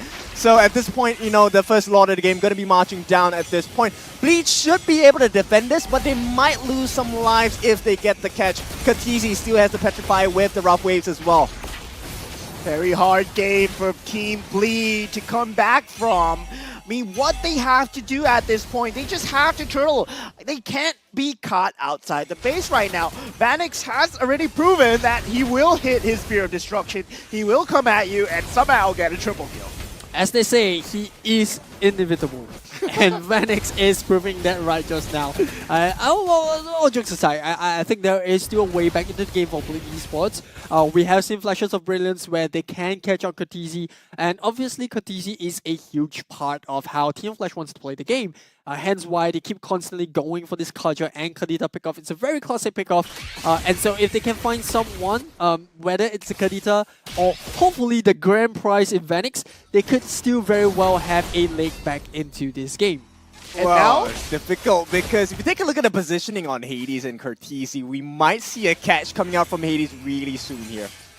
Yeah, with the Spear Destruction already being expended. Flicker on the side of Gear, circling Eagle on the Diablo. Backlights! Curtizi gets Jay as well, and that is not a good sign. Jay, no more IMU. What more can they do at this point? So many amount of catches available for the side of Team Flash. They have not used too much of their resources at this point.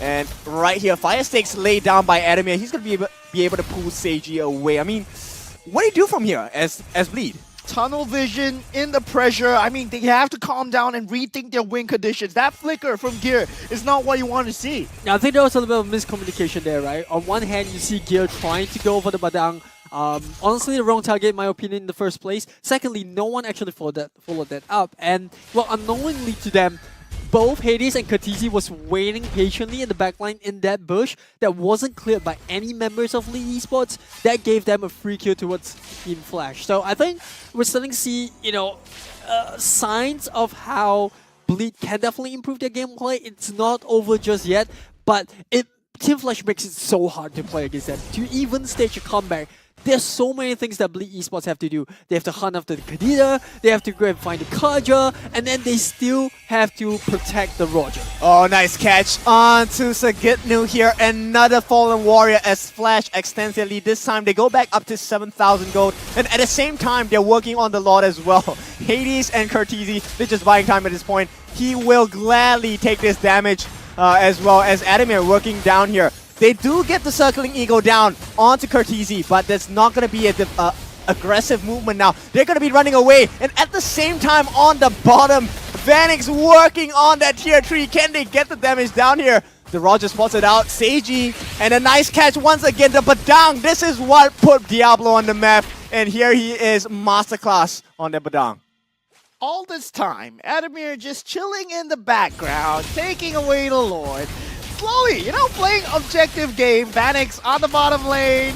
Yeah, Team Flash is all over the map, everywhere, and they're trying to chase down Vanix. Yeah, they're trying, and try is all they can do. The Beast Walker, Wind of Nature as well. Vanix goes 1v3, but the team is here to back him up. He will give his life shut down for Jox, but Hades, he's going to try and catch out the rest of the members on the side of Team Bleed as well. Everyone is running for their lives. Bleed, Sagino, the first one to fall. Next one, Seiji, he's low as well. But Jox, he's caught in the middle of fall here. What can he do? Rough Waves committed. Hades walking right beside. Last Insanity committed as a defensive measure. Diablo's falling low, but on the front lines, everyone is chasing in. Hades still in the faces on the Bleed members as well, and at this point, Flicker just for good measure. The Lord is going to march down, will get the crash as well. That's a tier 3.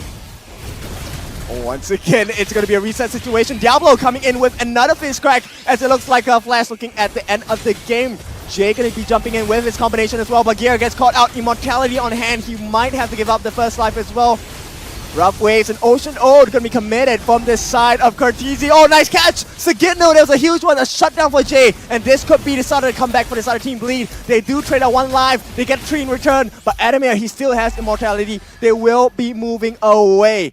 And Bleed, they lose so much, but they survive for the time being. A potential comeback from Bleed here, as they do get a 3 kill advantage going for them in that team fight.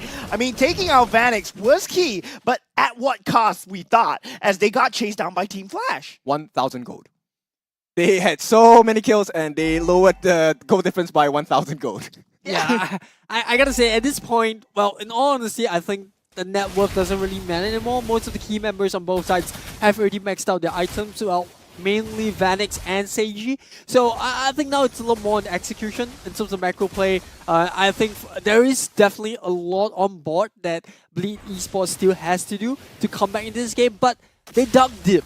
They dug deep, they found a fight, and that was one heck of a messy sequence there. They managed to turn a MOBA in like MLBB into an RTS. Everyone's just doing their own thing. Everyone has their own goals. It's so messy. I don't even think there's any coordination there. Everyone was just playing their own game, and it was quite even to the very last minute. But at the end of it all, Bleed Esports still have 1 tier 3 in a turret waiting in their base. I mean, I thought it was a racing game. It was like who's able to run faster, right? So at this point, Team Flash, of course, they still have the lead. Right now, we are about 30 seconds before the actual fight happens. The question is, will Bleed actually contest? Because it is a huge risk at this point.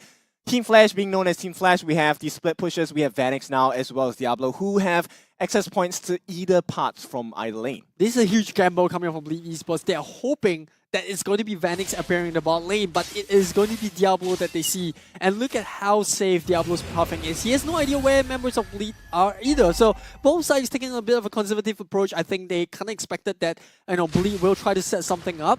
And that's why Seiji. Oh, he manages to escape through the skin of his teeth there. Hades and Curtizi have been so potent in their positioning right at this point. It's the PH brothers. Yes, PH brothers here. And PH level is definitely unhealthy for the side of Bleed here. Very acidic at this point. And Team Flash, they have lowered the gold advantage to just 3.6. But like you said, at this point, the gold does not play a part. It really is how you execute your draft already. Blade of Despair finally picked up by Seiji at this point, but Hades, he does not have the flicker for the next team fight. And if Bleed, they do know that, so they have to keep vision onto Hades at all times, and that is going to be key to Bleed's eventual comeback if they want to do so. Sagitno already picking up the immortality as well. We'll have that available, but the Lord Dance already ensuing. But look at where Diablo is. Yep, I mean, that's standard Diablo, right? At this point, I think they're trying to catch out Diablo if they can. But Jox putting a little bit of pressure. They need to make sure they maintain both the wave management as well as the ability to kind of rat from the side of Diablo. Yeah, no ultimate up for Hades. Oh, Vanix. Yep, putting quite a lot of damage onto Gear itself, but they do get a catch. Diablo forced to use the flicker as well. Committed on the ultimate, circling Eagle from Gear. Does not save the team at this point. Gets pulled out by the fire sticks as well. There's a lot of damage, but no deaths just yet. Sagitno looking for an entry point. Yeah, Flash, they're more than happy to tangle here. They're looking for the fight as well. You can see the way they play, but more importantly, now Hades has the Divine Judgment up. The Conceal comes in. He doesn't have the flicker just yet, and it just does enough to scare Bleed Esports away. Yeah, they're going to take their time. The creep advantage is going their way. They have 2 inhibitor turrets already taken. Lord falling down extremely low. Bleed, it's go time if they want to do it right now. And eventually the Lord does fall. Yep, exactly. Hades is doing a very good job of just zoning them away with the threat of a Divine Judgment here. Jox right in the faces of 4. Jay jumps in, last Insanity as well. This could be the play that changes their life at this point. Does not get too much damage down. Rough Wave is going to be committed by Cortese. Gets the kill as well. Jay's the first one to fall. Sagitno falling low as well. Adamir is not long for this well, but here comes the jump as well. Vanix, he is not available. Immortality pop. Finally, they have some fight in them, but it's not enough. Jox left with absolutely no health, but and the Lord is coming in as well. And Team Flash outplay with not just the micro, but the macro as well. This could be the end of the game. Oh, Winions does the job here as Team Flash closes this series 2-0. What a game. I mean, it wasn't decided by the heroes, right? It was decided by the minions and the Lord. At the end of the game, Team Flash playing an extremely well done macro game. Team Flash, in terms of objectives, Kaja. I feel that Hades on Kaja, you were saying that he's the assassin, right? And he always finds the Divine Judgment onto Benedetta somehow. And I mean, you're talking about the PH buff. Kadena, together with Akaja, we were hoping that, well, Valentina, you can steal it away. But you can't steal it away if you're dead. Yeah, I think other than the big plays aside, there was some very, very important decisions made by Hades on this Kaja that might have gone unnoticed. At the very last Lord fight, it was actually his Divine Judgment on the Barats that kept Bleed Esports away from contending with the Lord. And that gave I wouldn't say free Lord, but that gave an easy Lord in the way of Team Flash. And then later on in the fight, another important Divine Judgment onto Seji's Roger to pull him back into the fight just for that, I want to say salt on the wounds, because it wasn't even members of Team Flash that ended the game, it was the minions themselves. Yeah, come back here, don't go home. Let our minions end the game for you, right? Yep. And then that team fight, I mean, Vanix, we saw him in the background dealing so much damage as a Moskov. He was left pretty much unchecked until the later stages of the game. And Vanix, we saw his Spear of Destruction. Moskov, I feel that it's going to be a very, very scary pick moving on forwards. I mean, with the type of teams that we're seeing an evolution of the meta itself. In terms of marksman, we've moved away from Harif. I mean, we still see it, but now Moskov is coming into the fray as well. Well, of course, it's going to be Hades as the MVP. I just want to add on one little thing later when we're back on the screen itself, but this was a godlike performance from the side of Hades. His Divine Judgments were on point, but not only that, his movements across before team fights happens is what actually sets the stage here. 524 gold per minute, 86% kill participation. The only reason that 14% was missing was just for the duration that he was hiding in a bush with Cortese to wait for the kill, right? At this point, so later on, if you take a look at the itemization, fleeting time as well, there was a couple of moments in between the last fight itself where, you know, Hades was just moving back and forth. He had his ultimate available, and he made it so comfortable for Jox and Gear to be in his face that they thought that, hey, he doesn't have the ultimate. That's why he's able to get this catches so easily. And yeah, you look at the logo on Hades there. Yeah, that's the jungle logo, by the way. Yeah, that's Team Flash's jungle player on the roam. On the roam in a 2-0 series, and Adamir on the roam on the jungle character. Yep. You're seeing this right. Totally makes sense. But it does really make sense when your team is that talented. We spoke about a lot about it during the match preview. Yeah, you know, there were some unorthodox picks, but when you have the quality of the players that could play those heroes to perfection in the way that Team Flash did, there really isn't any surprises that comes out on board. Yep, and you know, with Hades and Cortese missing to try and catch out the stragglers on the side of Team Bleed, Adamir building that Sea Hell but with the War Axe makes a lot of sense. Getting so much true damage as well as the cutting of the shields and the heals as well. I mean, that's a big difference maker for the side of Team Flash. The way they played, they provided so much space for Vanix as well. Vanix, 14,000 gold in his pocket, along with the Master Assassin emblem. I mean, we were expecting the Spear of Destruction to come in, right? But the way he did it was so smooth, like butter.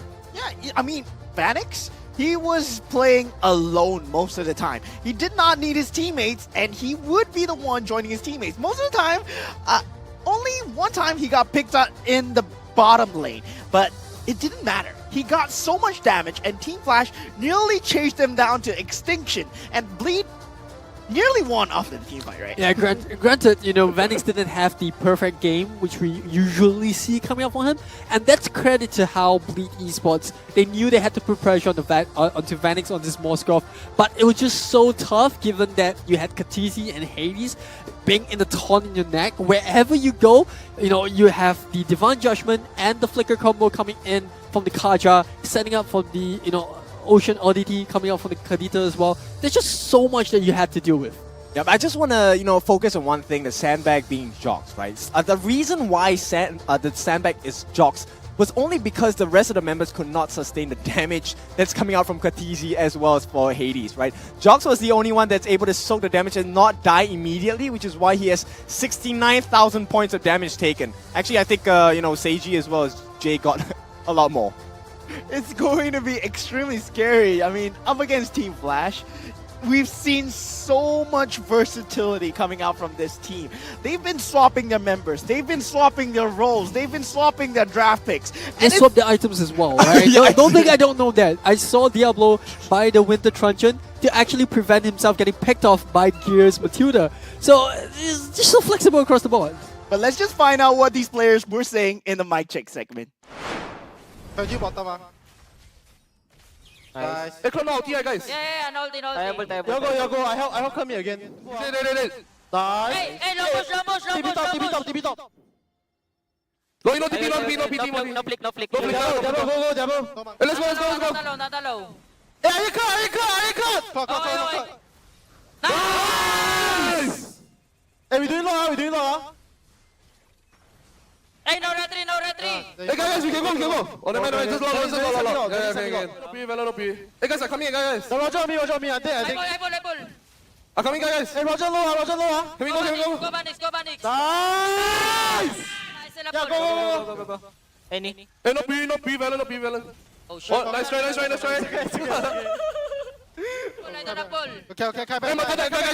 Hey, guys. Hey guys, Matilda no flicker. Hey, I got him on. I don't pull. 23. J-Lo. Oh no, J. Nice. Hey, Benny.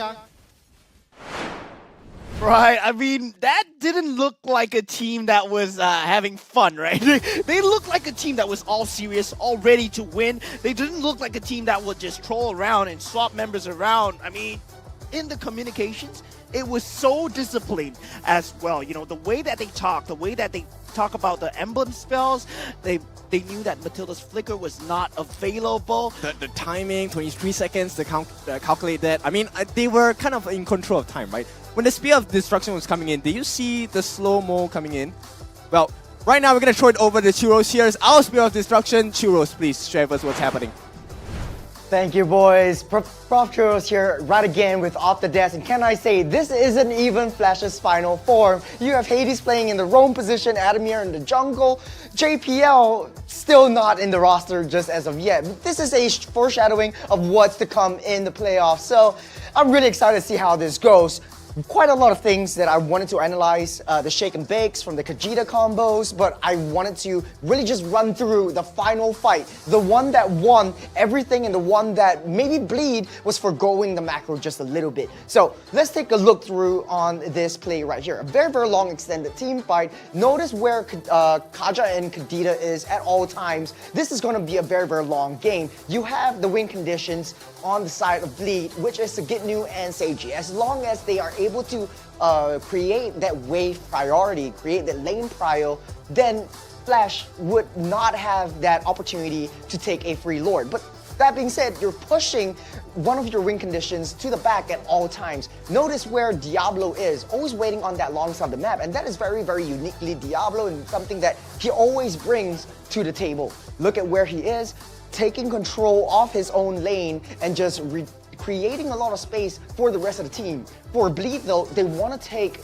Diablo down, but they cannot because they're basically pushing in towards that Lord at all times. So you push Jay down as well as Sagitnu. You're creating a lot of space for Diablo once he clears up that lane. So we'll let this play out, and this was a very, very crucial moment for Diablo and really just showing us how much of a star player he is. A double item swap from an engage onto himself. He's got a Winter Truncheon on. He pops it just in the nick of time, just timing that last Insanity just right, buying the Immortality, give a lot of time and space, baiting out even the Circling Eagle from gear. And once that is done, you're leaving Vanix all alone to that back to fend for himself. There's no one from the side of Flash, side of Bleed, to be able to contest for that Moskov. And basically, Moskov just free hitting from that backside. You're wasting a lot of your resources, you're wasting a lot of your damage skills and itemizations, and Diablo's still alive. So you're throwing all of your eggs in one basket, and basically, Diablo's still up. You also have to maintain your lane priority. So you always have to send someone back. And this is what I really don't understand from the side of Bleed. I think it's just desperation. But notice, once that Lord goes down, you have Vanix just slowly chipping down on that orange buff, and then you bring Sagitnu down to your lane to try to create a lot of space for that Lord fight. Once that Lord goes down, you have Jay, who's a little bit more impatient, tries to go in with the burst damage when you have basically two waves on top and bottom side trying to go in. So Jay just initiates that team fight using a lot of his burst skills as well as the last Insanity. After the Lord has been taken, you don't have a lot of time because notice how the lanes are starting to push in. What they could have done was just create and buy time for the Lord to come up and then protect that base. So this was just macro play at its best for Flash, and a little bit of desperation, a little bit of panic coming in from Bleed, and the rest, as we call it, is history. Notice also, if Vanix stays alive, the rest of Flash basically wins any of those team fights. And yeah, it's just a very, very good macro play from Flash, and basically this is not even their final form. And when I was watching the game, it was just all cheers, very, very comfortable with everything. They're just trying things out, and the double Filipino brothers are just way too awesome. So I want to hear from the players of Flash. Cheryl, take it away. Thank you so much, Prof. Right now beside me, I have last week's jungle, this week's roamer, perhaps tomorrow mid lane? I don't know. You don't know? Maybe, or you want, if you can choose, what lane you want? I would like to play gold lane. You want to play gold lane, fight with Vanix. Vanix already got Adamir fight with him, now you want to fight with him gold lane also? Yeah. Maybe tomorrow's gold lane, now we shall see. Now this is Hades. Now Hades, I want to ask you, you were awarded playoff MVPs last season. Who do you think will be up for that titles contest this season? I think it would be Vanix or Kurt. Vanix or Kurt, also your team. Yeah. Then can say other team or not? Someone else? Maybe Yon. Maybe Yon? Interesting. Yon was supposed to meet you guys today. So was this a missing addition that you did not expect? Yeah, I didn't expect that Yon will not play today, so I will see him in playoffs. Right. So when it comes to Adamir playing jungle, what do you have to say to your fellow jungle who replaced you today? I think he did quite good today, and because our new coach put him to jungle, so we just trust him. So you just ask him last minute. Even our production, the slides, still Adamir as roam because you guys last minute changed. But that just shows really how flexible Team Flash is. Now, I also do have another question for you. Is which team you guys have faced, I believe, now it's week 3, day 1, so it's 5 teams. So which is the team that you feel that challenge Team Flash most? I would say still Bleed, because we still haven't fight their main roster, so I think Bleed is the strongest team. I see. So respect to Bleed today as well. Now coming into M5 that you were at previously, and your entire family came down to support. Like, what are the thoughts, in Philippines? Like, what did Lola say? What did Ina say? What were your family's reactions seeing you on the main stage? They just happy for me because they see me playing for a big stage tournament like that. Right. And of course, coming into playoffs, right now, the title is different. You guys are defending champions. Which team do you think is the team that might pose a challenge to you at playoffs? I think RSG and Bleed. RSG and Bleed? Final question. Last season, I actually treat Hades to eat rice. Hades, you're hungry? No. Not hungry? No.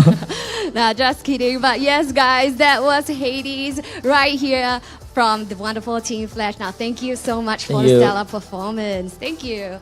So yes, guys, absolute rampage. That's what happened in match 3. Definitely no less of what we have expected from our defending champions, pulling off a surprise rotation in their overall drafting. Now, next up for match 4 is a definite Singapore special that you don't want to miss, where we'll be seeing Asterisk, our brand new qualifying team, going up against, our community heroes Team Flash. So stick around and join us for the final match of the day.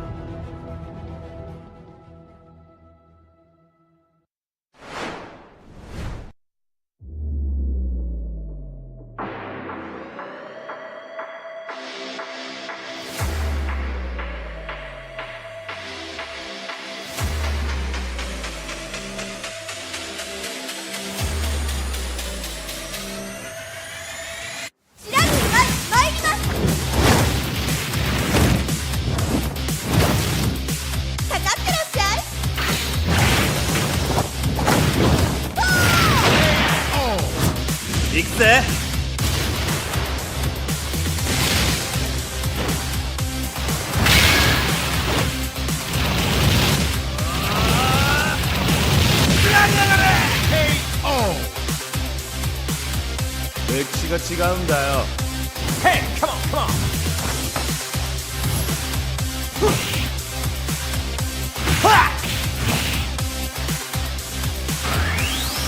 Okay.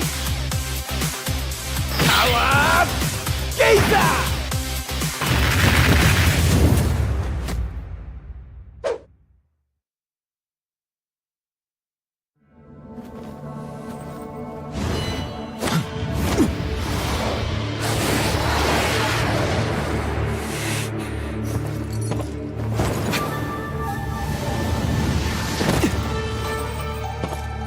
Yo, what's the rush? Wait up, will ya?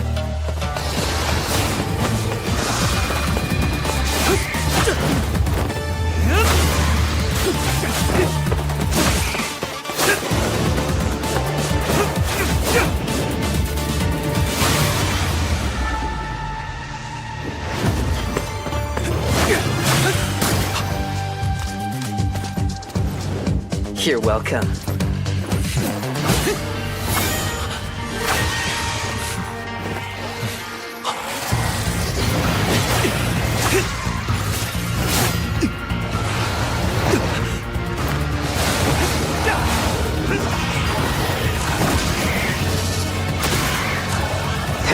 Keep it together.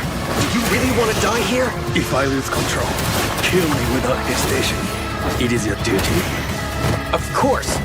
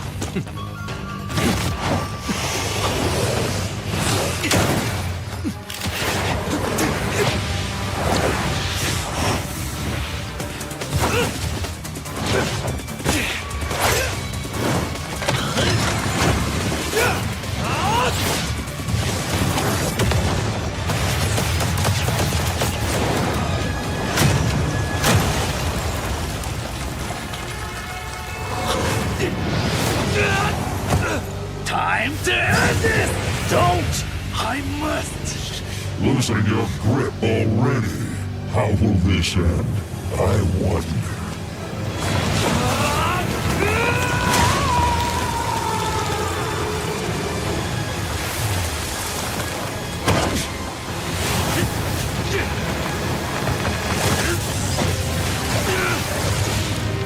Do it! Now!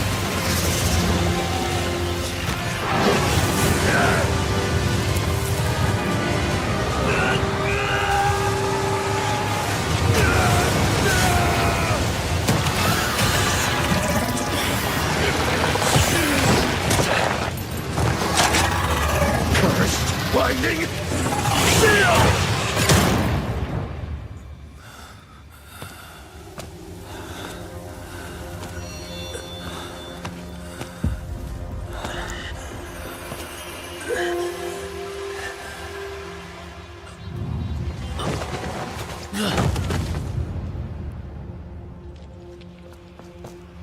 You should have killed me. Well, guess it's your lucky day.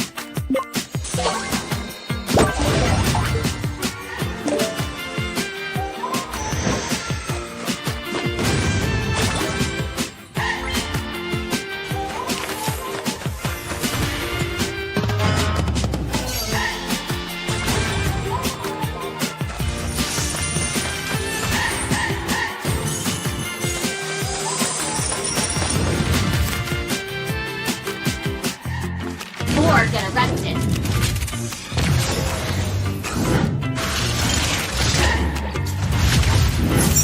This will sting. You have my word.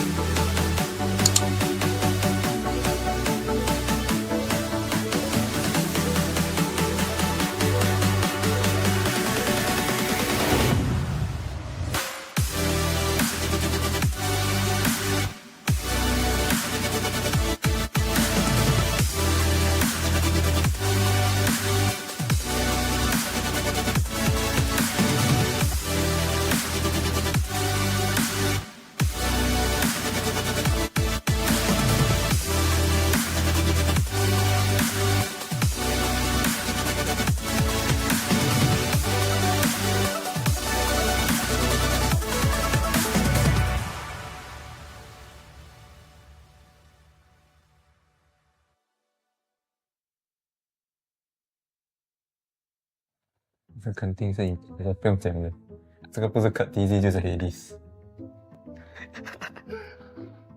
随便写而已。Who is this? Oh, wait, this one is the who lah. This is the import lah. Oh, that I know already. Oh, wait. No, it's this fella. I think this should. It's this fella. The one? Bro, correct ah? Oh, yeah. What's your appearance? It's confirmed import lah. Yeah, I just guess it. Wow. Vio, no cure. Vio, no cure. Confirm. For sure. Kia.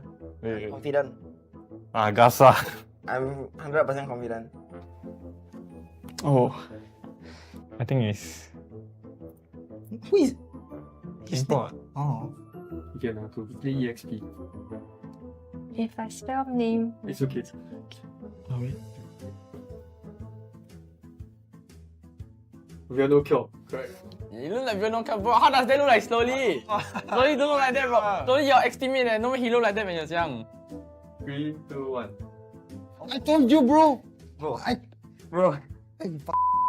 forgot about him, huh? 3, 2, 1. Correct. 2, 1. 3, 2, 1. It's real no kill. My goodness. So, it's important for us. Sorry. People gonna chase us. 3, 2, 1. Oh, okay.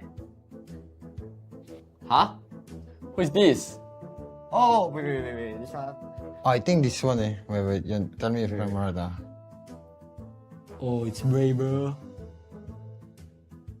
No. You don't know who is that? You don't know who is that? And then, what are you thinking? Look at you. Wow. Who is that? I have no idea who is that. Oh, wait. Oh, okay. This one confirm no who already lah.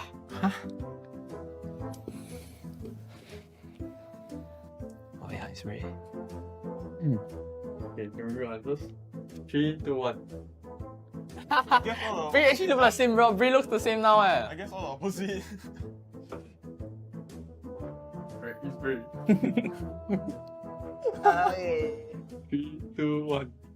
3, 2, 1. Right, it's Bray. Yes. 2, 1. Oh, Brian. Bray. Alright, ladies and gents, my name is Jace. Right here, I'm joining with Super MJ and Nick Stain from Vanguard Esports. Super MJ, do you want to add on to any more of that introduction? Yeah, I'm Super MJ from Philippines. Then I'm playing mid lane for Vanguard SG. Okay. Nick Stain? Hello everybody, I'm Nick Stain and I'm the roamer for Vanguard, and this season I hope everybody can support us. Yeah. Last season in 4th place, which is very high for any community team. The last time that a community team did this was Team Evil when their first debut. What do you feel about that, Nick Stain? I'll say y'all see us wrongly lah. I don't feel we were a community team at all, like from the first place. Okay. Cause Lakshan has been in Xeon last time. Then I also has been Evol's Blitz late for damn long already. Like for quite a long period of time. And also Super Ryan is been revival like around those kind of people lah, like MPL. Plus slowly and Chut, they were from MDL as well, right? So I don't think based on those kind of facts, y'all can call us a community team lah, to be honest. But this time around, you are getting someone from the PH instead of ID. Chut is from ID. Yes. Slowly is also from ID. Now this time around, you're replacing it with Salem and also Super MJ. Both are PH imports. So I think I'm just gonna pass it over to MJ now. MJ, have you played with Salem before? Yeah, I play with him in round. In rank? Yeah, not on the same team. Not in the same team. Nick, when I would say that you're very actively involved in the organization of Vanguard, right? Yeah. Can I say that? Yeah. When you saw Super MJ for the first time during the trials, what was your impression of him? I was like, cause before Super MJ, right, we actually locked in another mage. Oh, your second choice MJ. Yeah. No. No, let me finish first. We locked in another mage. It's called Ryojin. This mage from Euphoria Esports. It's also from them. Yeah. But we found out that like after a while of playing, at first he was doing fine with that one hero Nova, yeah. But after a while we realized like, oh, that guy like very shaky, he keep on dying, scream, like he's causing us the games as a like as an import you cannot be causing us the games, right? Like you should be like somewhat doing your job well, right? So what we felt was like me, Lakshay and like the management, we felt that Ryojin wasn't doing well, so we decided to kick him. So we kick him, then we were finding another mage. Then we had this one coach that time that is called Zemi. He went to look around and found MJ. And then MJ came to try out. And on the day of trial, right, like we played a few scrims together. I realized me and MJ like the synergy like quite good together. Wow, so yeah. Super MJ is gonna start calling himself MJ Stain? No. Not yet. Not yet. One day. So we found our synergy like quite good, right? Then like it was way better than me and Ryojin like speak. And then I was like, bro, like no point like just why not? Like MJ is so much better. So like what's the point of the Ryojin, the other mage? Okay. So we just took MJ in lah. Oh, that's cool. Yeah. Okay, then what about Salem? I need to remember it's like Salem, not Salem. Okay, so for Salem, right? Initially he was on Salem as well. Initially he was another hyper, but due to some internal issues, we changed hyper to Salem. Yeah. Oh, so he wasn't supposed to be the hyper, or was Yeah, supposed to be? he was another one. Yeah. But due to some other issues, we decided to change the hyper. Are you able to share who that hyper you got, or is it an import Yes, it's an import from PH as well? from PH. I see. Yeah. Knowing that Slowly is now in Xcode Esports now, what do you feel about? Do you have anything to say to Slowly being in Xcode now? Although we somewhat kicked him out, but he's still a friend of ours lah. So I'll still wish him all the best. But just know that we will knock him out of MPL this season lah. Okay, nice. All right, now I want to focus more on not Salem, MJ. Do you want to tell us, like, especially for the Singaporeans who are watching or do not know about MDL PH for the first time, how is it like in MDL PH, and is there any difference between MDL PH and playing with our Singaporean boys and girls? It's very different because in PH when you playing with your fellow countrymen, it's very easy to communicate like that. You can execute plan properly like that. Then you know what their wants, what they don't want to do like that. So in Singaporeans, like I need to adjust more like that in my language barrier like that. I need to improve, then teach what I learned from the PH, share the ideas like that. Then, why do you decide to come to Singapore as a Filipino import? I think I want to explore more. Then I want to learn something like that. New environment, new ambience, new people. Then I learned a lot. Then What have you learned being a Singaporean import in Singapore? You need to adjust. Then you need to step up because you know that they need help. That's why they get me. So I need to step up, do my job like that. Yeah. How's your parents think? What does your parents think about you coming to Singapore? I Are think they okay, or are they like worried about you or stuff like that? like 50-50 like that. But they know me a lot, so they don't worry about me. Yeah. So you have very supportive parents, right? Yeah. That's great. What about Nick? Thank- What about thank you Nick? to them. Yeah. Oh, my parents always ask me to quit. Because you've been on the sub for a long time, is it? No lah. It's because like they don't really want me to play game that much. They want me to study, but like, I don't really like to study also lah. So I just continue playing So like I'm kind of like rebellious. Like, I don't really care, but I just continue playing. From what I gathered from the ground, it's like Vanguard with Salem and also MJ, depending on their performance in regular season, You guys are the dark horses once again. What do you have to say to them? Regarding the dark horse, Yes. I after last season, right? And then like since we improved with Filipinos imports, right? I don't think y'all can see us as dark horse. We are one of the teams that can really hurt in the like upset like Flash, Bleed, all this. Like I see it coming in my in my imagination. Like in my books, right? I already see it's written in my books. All right. Yeah. Which team are you looking forward to fight? Of course. Okay, I know you're definitely going to say Team Flash. What about the second team? Second team will be Bleed lah. Yeah. Bleed. Cause they are the two teams that I feel have the highest chance of winning this season. Yeah. Other teams, I think not really. Do you put them below you or above you? Personally, I put below me.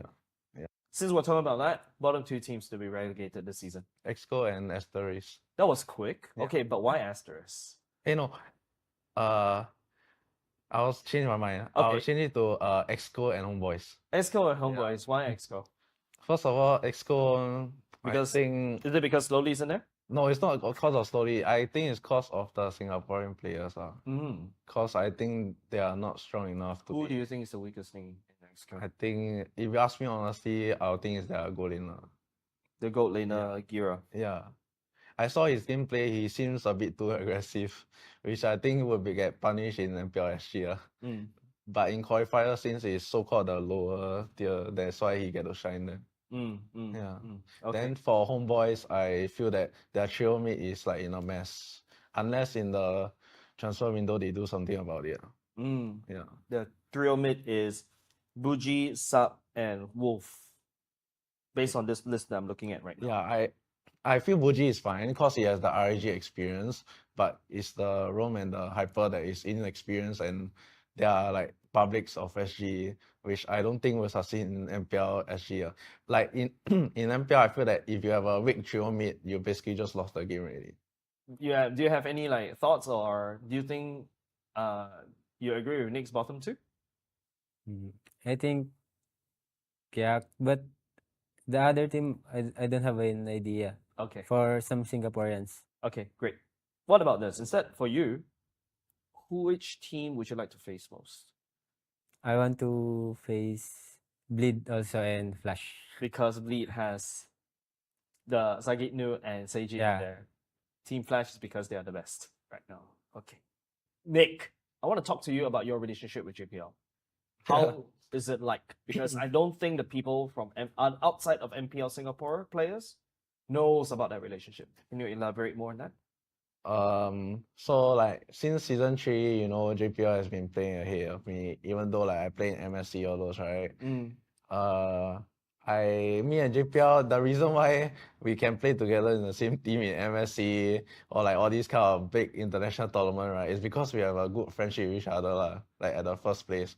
Like we always laugh and joke about stuff when we're in the same team. So like you all can't see us as like arch rivals or whatever. Like we are just like casual to like so-called friends lah.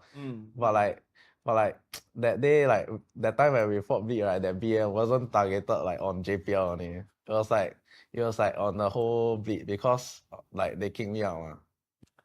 I want to talk more about JPL a little bit. People know that he's not a young spring chicken anymore, right? Do you think his skill, as well, someone that's very close to him, I know I asked this to quite a few people, right? Do you think his skill has deteriorated, or what do you think? I think right now, like if compare right now his form with the prime JPL, right, I'll say he's like at 60 to 70% of the prime JPL.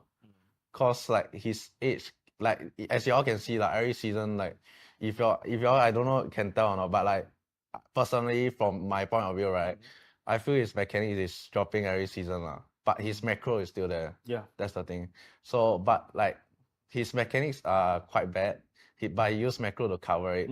So in Singapore, right, you don't need that much mechanic to like be the champion. So like I feel like in local still right, in local is okay. But in international, as you can see from the Games of Future against the Russian team, I forgot what's the name. That's where they struggled because JPL couldn't find a catch.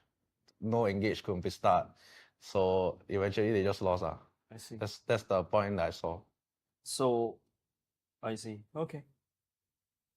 Yeah, I think you're the best person to ask, in my opinion, because you're so close to JPL.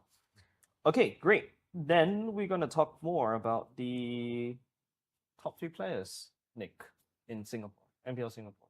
Top 3 players? Yeah. Including imports? Including imports. If you want to, I think you've been here for quite a long time. I'm going to open it up for even past players as well. Top 3 of all time, so basically. All time on MPL Singapore.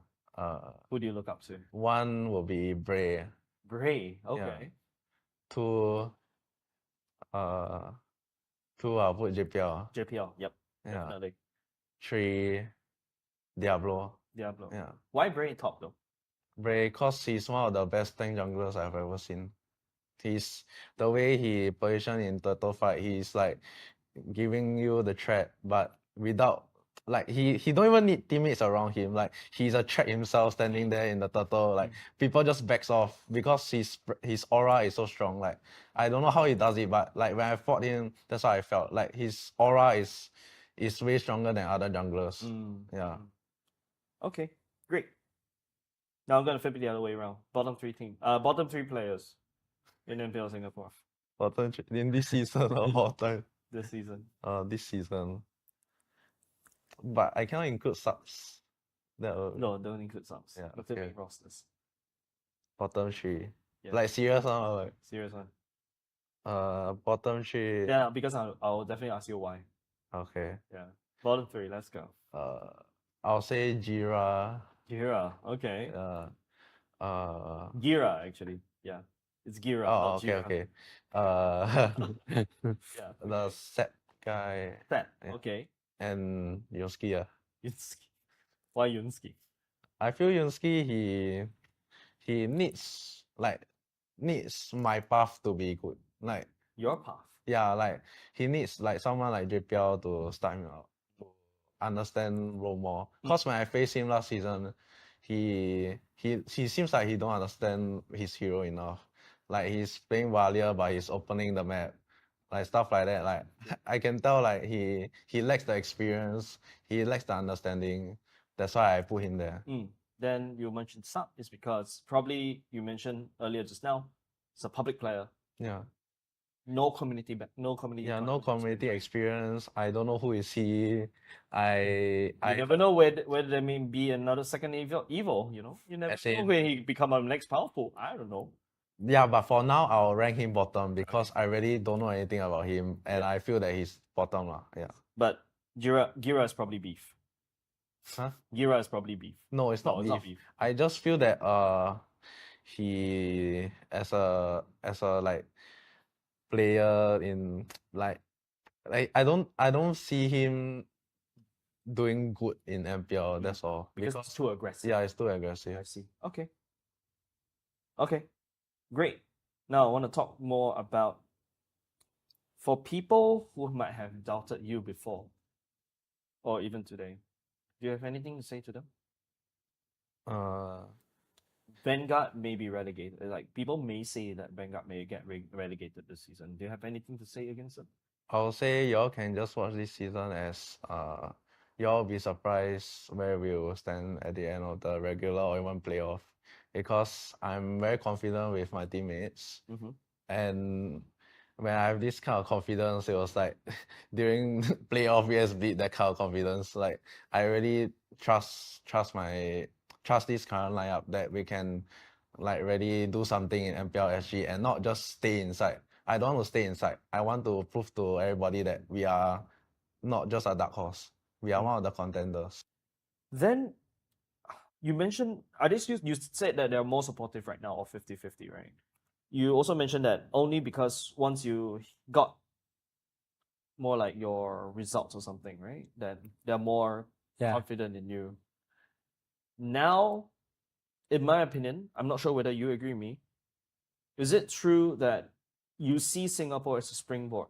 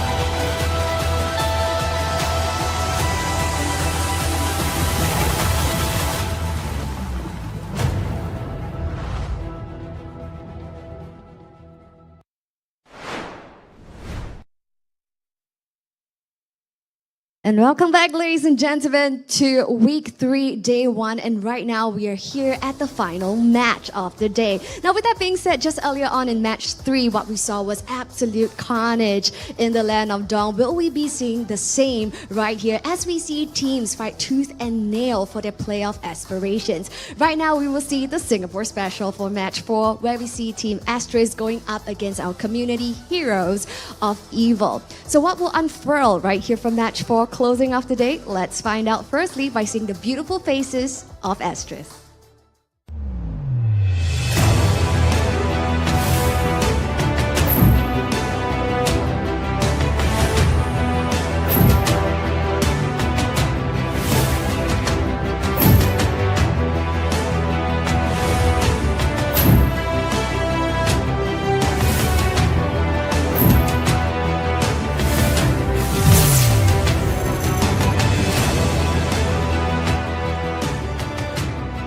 Now right here, we have Team Asterisk getting ready to head on over to the land of Dawn and going up against them. Let's take a look at the lineup for Evil.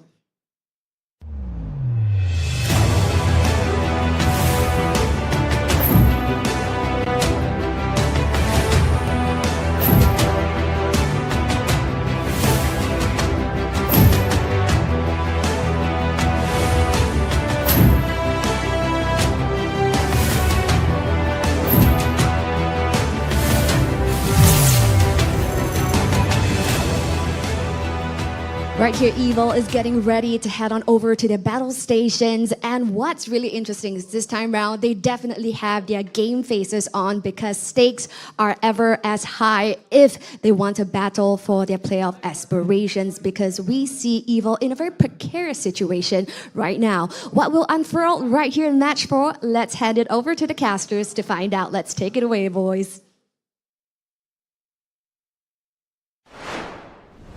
Welcome, ladies and gentlemen, to the last game of the series for MPL Season 7, Week 3, Day 1. Whoa. I was like, hey, we're way too ahead. Getting way too ahead of ourselves. Come on. Last series. Come on. I mean, I'm a caster Moman, and with me is my fellow co-casters, Eris and Gin Do Fu. I mean, off the desk, we do have Professor Churros. He has special things lined up for later, so do be prepared for that. But before all that, we have Asterisk versus Evil today. Evil currently at the bottom, second last, close to be relegated, closing in on, but Asterisk at at the 4th position currently. So both teams, they still have points to fight for, especially if they want to stay in this leg of the series. Yeah, the league has never been this close. Usually in regular season, you start to see teams get very, very close in terms of how they want to play. But the standings have always been very different. But this time around, they're so close. Every team just a point from each other. But enough about the teams and standings. Let's take a look at the team up on your screen right now. It's going to be none other than Asterisk. No changes across the board. The team that won the qualifiers earned their slot, and not only that, put on a performance in Week 2 to snag a win against RSG. Yep, they are the standards right now. They've set the bar for the standards for every qualifying team from here on out. So, you know, they will be what we expect out of every team that comes in every season of qualifiers. And, you know, at this point, Bear has been very impressive throughout the seasons as well. But I feel Kiwi is a pretty much unsung hero as well, right? He has been performing monstrously in the mid, and I am expecting huge things from him today. Yeah. And with that, I mean, we have Team Evil as well on the other hand, who will be appearing shortly on the screen really soon. But before that, I mean, FMM really being a key hero. He's a hero. Yes, he's he is a hero, right? He is the playmaker for the side of Team Asterisk. But Evil, we talk about them being a community team as well. So Asterisk versus Team Evil is like looking themselves in a mirror. Like, oh, Season 3, we talk about Evil. They were the community team that came in and became a mainstay here, became a regular home name. And now the members of Evil. Well, like Cheryl said, this is a Singapore special, right? So this is our version of the Singapore sling. You know, with this mixture itself, shaken not stirred, we have Twist, Powerful, Sailor, Carrot, as well as Jaces. Now, they were the original community team coming into MPL SG. This time, their mental has been challenged by Asterisk, right? And it's interesting to see, right? We have the old guards going up against the new youngins here, and really curious to see how these two teams will perform. But that's not the only thing, right? There are other things at stake here, and that is EVO's position in the league. As we all know, the bottom two teams will be taken out of the league itself. So EVO, they have a lot to prove today. They cannot lose today. Yeah, EVO they need to win just to get out of trouble and into the playoffs. And we've seen EVO with the playoff buff, right? They need to channel it right now. Yeah, I gotta say, pre-season, this could, I would say that this would have been a 2-0 EVO. But look at how Asterisk has performed so far. Mind you, even in games that they have lost, they have never been 2-0. Okay. So, for 2 of the games that they won, or 3 of the games that they won 2-1. So they are known for having to go the distance. And you look at the stats across the board, a lot of teamfight participation across the board for every single one of these members. All positive KDA as expected. Bear obviously taking a lot of damage for the team. You see JH stepping up into that position as well. Fedri, one of the players that they really love to play around. And how can we forget Kiwi on his Loi? Yeah, Kiwi, Loi, Vexana, be it whatever, he is always in his key positions to deal damage. He's never found mostly the win condition of the team so far. But we see FMM having a good game. They have won games off of FMM alone, and this is what they are up against, Team EVO. Exactly. Now, Team EVO, of course, they're looking for absolute potency today. We've already seen Roger Jace is, one of the structures that hasn't really hit the mark yet for EVO, right? So today, we're placing a lot of expectations for this gold laner to really bring up the level of game that EVO will be putting across on the stage on the Land of Dawn as well. Yeah, it's do or die right now for Team EVO. I mean, given the matchups that they have coming on in the next few days as well, they will need to secure their wins as much as possible. And Asterisk, they want to stay on the top 4 as much as possible as well. So we're expecting a bloodbath today. Well, I'm just gonna rip off the band-aid here, right? I think EVO has quite a few issues to fix. They have to play a better macro game. A lot of teams have been destroying them with the map arrangements around the gameplay itself. We know EVO is a teamfight team, and most teams are avoiding teamfights with Team EVO. They play the map better. Yeah, and the way is, Asterisk, they have a very straightforward lineup, straightforward draft as well. When it goes into the game, they got their heads clear. But sometimes things happen. But let's just find out what these players have to say in the head-to-head video. EVO will definitely fare better. It's just the mage changes and the change in the gold lane. The gold lane may be a bit rocky, but knowing JC, he's a good player, he might be able to catch up to everyone's gold lane in a matter of time. And for Sela, he's a bit tricky because of his hero boost. So I think it'll be good for both his team and good for us also. Yeah, I believe so. I mean, Powerful is one of those few people with a very, very powerful, strong mental fortress. Like, he can be losing really badly, but he can still bring his team together. So I definitely respect him the most for that. He is the only player in MPL, I think, that can do that. For now, I would say we'll be able to do it. But we never know what they're going to bring to the game in the regular season, because qualifier are different. There's difference between qualifier and a regular season. Yeah, I think they are the only team that is 5-man energy, so I wish they will do well also. So we'll let the import know that we are not easy league. In my opinion, I think EVO will have a much higher chance than them, because most of them is either one season or have no MPL experience before. So it's maybe the competitive is just community one. So it's questionable. It's only FMM is a more threat to us. Yeah. Then I believe just FMM would not be able to stop us. Okay, so some insights on the teams there, but I think now, because these clips have been taken way before the regular season, right? So I think there's an update on some of the information now. Asterisk very clearly has shown they can strive and thrive in the Land of Dawn with MPL players itself. Now, EVO, the big question is, can they put the pressure on Asterisk and make them crumble? Yeah, it's going to be extremely hard fight for Evil, the way they're looking right now with the first 2 weeks underway. We have seen how they played, and Asterisk, we have seen how they played as well. But what does the audience think about the way that they've been playing? And Asterisk, Evil, I mean, 53%, 47%, pretty much divided across the board. Yeah, I gotta say, like, pre-season, I would have given the team over to Evil.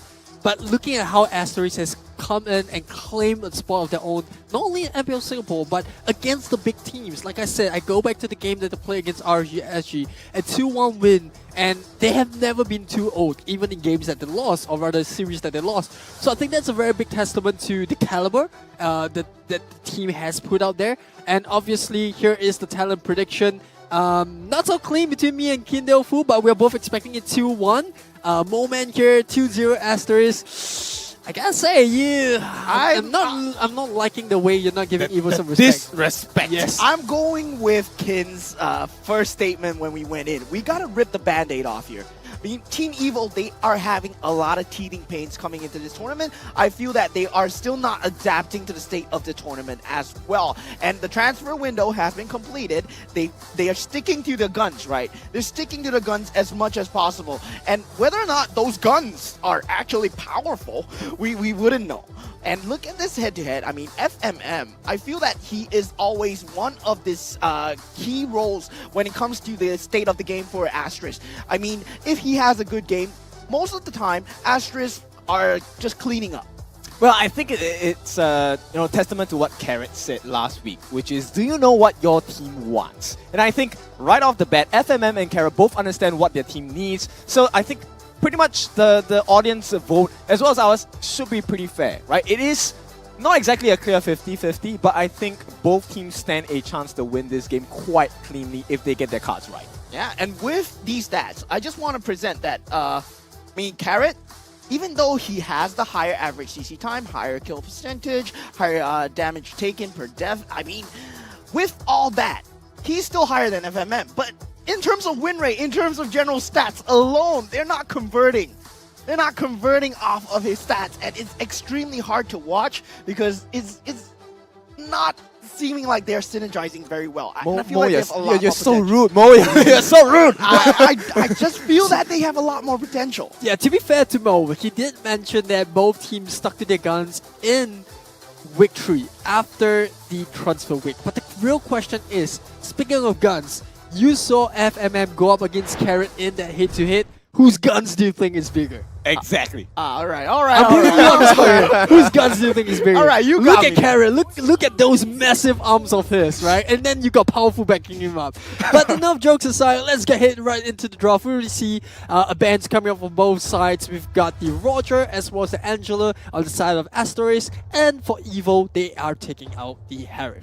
Yeah, I mean, pretty standard bans from both sides. We see Chu on the Roger, right? He was having a great game in the game one of the series in week 1. Chu is one of the players that really knows the extents and mechanics of the Roger, and I feel that he has an early game advantage if you give him the Roger. But surprising that Asterisk chooses to ban it for themselves.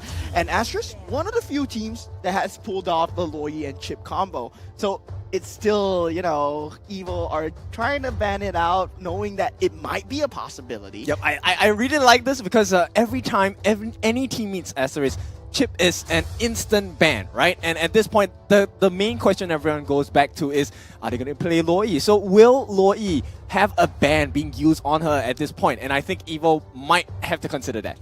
Yeah, there's that law you have to consider, and don't forget there is still quite a few other heroes that are still open. You have the Nolan, you have the Xbox, you have the Nathan, and it is going to be the Lloyd that gets banned out, so no global heroes here. The only global hero remaining is Moskov, but it is going to be the Nathan, like we spoke, leaked through as Asterisk's first pick. Yeah, and how will Evil respond to that? I mean, Evil, we talked about them having this very tank-heavy, and they do pick up the Fredrin. They are very reliant on the Fredrin when it comes to opening up these engagements. You will see Powerful being the initiation that he is, and whether Asterisk has them figured out, that's going to be key. Yeah, Loy being banned out here, a very good pick against both the Outlet and Veteran, so I think that is a smart ban coming from Evo. But there is still the Vexana on board, right? A hero that we have seen Kiwi play before to a lot of success. It's kind of similar to how Loy sets up. You bring the CC on board, you got a lot of damage, and on top of that, it is something that Asterisk kind of need in order to break up the momentum of the fight, but they will settle for both the Minotaur and the Barats. Yep, so it is going to be a very beefy lineup. As usual, when you pick a Natan, you definitely need to have a shield in front of you. I mean, that's the reason why Evo had picked up the Ala in the first place, right? With the use of the Vengeance, he is meant to dive into the backlines, either use the Final Slash to set up for the frontliners so that the Fredrin can jump in with the Energy Eruption, maybe get a kill or two, but the main component is really just to be able to reach the Natan even as he uses the Entropy to get away. And this is the matchup that we always see regularly, right? Fredrin versus Barat. But now, with the fact that Evil has picked up the Faramis, I feel that Fredrin gets enabled really well with the Faramis. I'm surprised that Asterisk has leaked this through to Evil, who's known for using these type of meta tanky junglers. And on top of that, Evo get to ban away the Valentina, who's kind of a standard de facto ban when you pick up the Faramis, especially going into the second half of the pick. Obviously, Asterisk hasn't picked up Mitch just yet. We spoke about options earlier. You do have the Vexana. Novaria is also one of the heroes which gives a lot of vision. You got the long range snipes. But I think what they're lacking here in terms of Evil's draft is also someone that can consistently put out damage. They haven't reviewed the marksman just yet. We spoke about the Moskov being very, very popular coming into week 3. We've already seen moments of brilliance coming out from that hero in week 1 and week 2. So I wouldn't be surprised if we do see bans of it. And Moskov already being taken out. And we highlighted Jace's as one of the key players that needs to perform this series, right? Evo, they have to get everything together right now if they want to rally out of the position that they're in. They are in, let's not sugarcoat this, they are in the bottom 2 right now, and they will be relegated out if they do not get any more wins on their belt. Yeah, but what's left, right? At this point, the only one that speaks sense to me is the carry itself. And like you mentioned, Ares, it is going to be the Vexana ban. That's definitely something they have good synergy with on the side of Asterisk. So that's pretty smart, right? But back to Jace's here. What's he left with? A Bruno, a carry? What else can stretch through Barat and Mino in order to get to Nathan? I think honestly there are still options on board. You have the Melissa, she's kind of forgotten already. Yep. But there is that Minotaur and Barats that you have to be worried about. On top of that, there's also 1-1. I know those two heroes have kind of fallen down the pecking order, but they do really well into Asterisk draft. So I'm not sure if that's something that Evo wants to pick up for themselves. They could go back to the Bruno, which is still a safe pick. So we'll have to see. But it is going to be the Bruno that gets picked up. Someone that's a very bursty front line.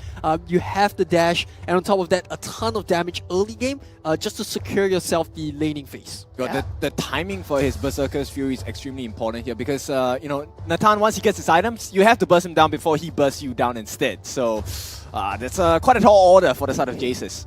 Yeah, I mean, it's going to be a catch game for the R-Lot as well. Whether the Barats can defend and frontline for his Natan is going to be extremely important, but we still have not seen the mid laner for Asterisk. We talked about having it being a Novaria, having the vision game, of course. Knowing where the R-Lot is would mean you can position yourself well for the final slash.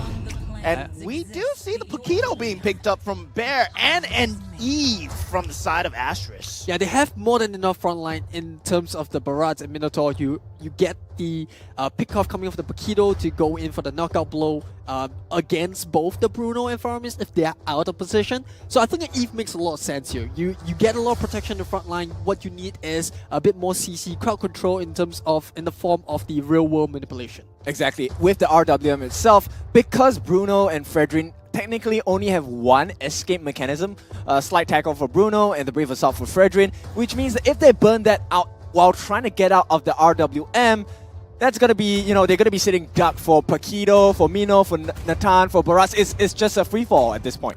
Yeah, I think there's not much options left. It's either the Lapu Lapu or the Tamus. I think those two heroes are what kind of damage that comes out board.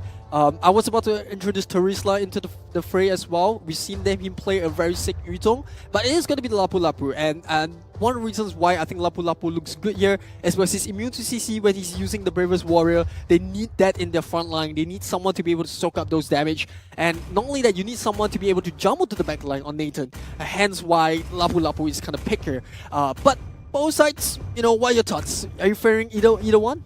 I mean, it depends. The risk of error on the side of Evil isn't as high simply because of the Lapu Lapu. It's a $1 3-try kind of thing, right? Because with Bravest Fighter, you can try 3 times to try and catch an Natan before you fail. So Evil have that going for them in terms of how it's going to be like. But, of course, with that being said, Twist needs to make sure that he wins his lane. But he's going against a Paquito who has huge burst. So this is a concern I have for Evil. Slightly leaning towards the Asterisk lineup here. All right, so ladies and gentlemen, we have it. Match 4, Game 1. Team Evil versus Asterisk. Evil fighting for survival and Asterisk looking to climb up the leaderboard. Well, very, very hard game for the side of both teams here, as both teams are representing the Singapore community. And Evil, I feel that in terms of what you talked about, Eris, right? Their lineup, their matchups, who do I favor? And I really feel that both teams, they are all on the execution. I feel that on the drafting phase, both teams did really well in trying to counter maneuver around each other in terms of having the Valentina, the Vexana banned out for Kiwi as well. But now we see a different side of Kiwi. We've never seen him on the Eve. Yeah, it's something new for us, but at the end of the day, I think it fits the bill. It's what, Asterisk really need. And speaking about really need, we see a bit of an early skirmish. Sayla dropping very low. Well, he's going to try here. Very greedy movement here, but Sayla will walk away. I wouldn't say unscathed here, but here we go. Carrot going to try and make an initiation happen. Oh, that's a nice one. FMM falling low as well. Going to be using the motivational roar to make sure that nobody is in danger. Yeah, and JH slightly getting the early game EXP advantage with the lethal going the way of Team Asterisk. That skirmish was just for that little slight advantage that Barats has right now, and that might mean paying dividends into their turtle fight, which will be coming on in about 20 seconds. Yep. First catch of the game will dismiss the first blood. Kiwi forced to use the flicker as well. FMM does save the day for his teammate. So no deaths yet. Both teams, they don't want to enter that tipping point. May I add, that is a huge battle spell burnt in the form of the flicker. You have Turtle coming up in a couple of seconds. That's going to be really, really important. And the fact that Evil does manage to put pressure early in the game means that they have a better map control around the Turtle fight. You can look at that. Kiwi's still trying to clear up his lane. They're going to be able to drag the Turtle towards themselves. And this sets up a pretty decent fight for Evil if they choose to go for it. Yep, Sayla reaching his 4, does have it now. NetherRealm will be available. Carrot gets caught, eaten up by the Daytona's welcome here. RWM going to be dropped as well. Evil looking for an opening here, but Bear gets the first blood, and this is not looking good at all for the side of Asterisk, even though they got their first kill itself. A nice storm from FMM, but it's all for naught here. It is going to be a reset, and Evil, once again, they walk away with a slight win for that fight itself. Yeah, good call coming out from Evil just to, take away the tempo from the Turtle and then turn the attention onto the team fight. Yes, that's the real world manipulation, but we already see the impact of the Lapu Lapu coming in. Sayla gets taken down here. The Turtle is not dead yet. It is powerful, gets the retreat down, but here comes a return engage. Evil, can they finish this up? They get the first kill onto JH. More to come as Bear is going to be forced to run away with his life here. Final Slash does not hit the mark, so Evil have to walk away with a small win at this point. Yeah, both appraisers rough as well as the Final Slash not hitting the mark, but Evil got what they came for. It was the Turtle. Yeah, it's not too big of a lead early in the game because of those skirmishes, but that's what Evil needed, right? It is that confidence booster in the early stages of the game, and this is what Evil is known for. Those strong team fights, and I think Asterisk, it was a good call, right? It was a tight fight. It wasn't really one-sided, so, fair play. Yep, another catch at this point. Nothing much, just to push them away, right? Just in terms of timing, Jace is a little bit more ahead compared to Chu here. Just got his first call item in the form of the Hearth Claws. And of course, Chu followed up with the Feather of Heaven just slightly about, what, 5-6 seconds later? Yeah, just a few seconds later from the side of Chu. But I feel that Jace's, he does need to get a grasp on this goal lane as much as possible, because Nathan, in terms of taking objectives, will be a lot faster with the entropy available. And for Bruno, it's very team fight based. And with the fact that Jace's does not have the lane priority as much as the Nathan when it comes down to clearing these waves, Jace's, he has to get any form of advantage within these first 5 minutes first. Well, we're talking about map control, right? Evo, I think, doing a little bit better this game, making sure they have a little bit better wave management as well. Yeah, and it will all fall down to Kiwi as well, whether he finds the RWM at the correct timing. He did find a key placement with Bear getting a pick onto Carrot, but still, I mean, Kiwi going down at that point was just what Evil wanted. It was their game plan. Get the turtle, get Kiwi, and we win the game. Get objectives, get Kiwi, and we win the game. And that's gonna be Evil's name of the game going forward into the next few team fights. And it's starting to see both teams, starting to get in the middle of the river. Good shadow step pick coming off of Sailor to put FMM back. Here comes Jace. He's getting a lot of damage onto Bear. Oh, the Impure Rage. Does it do any work?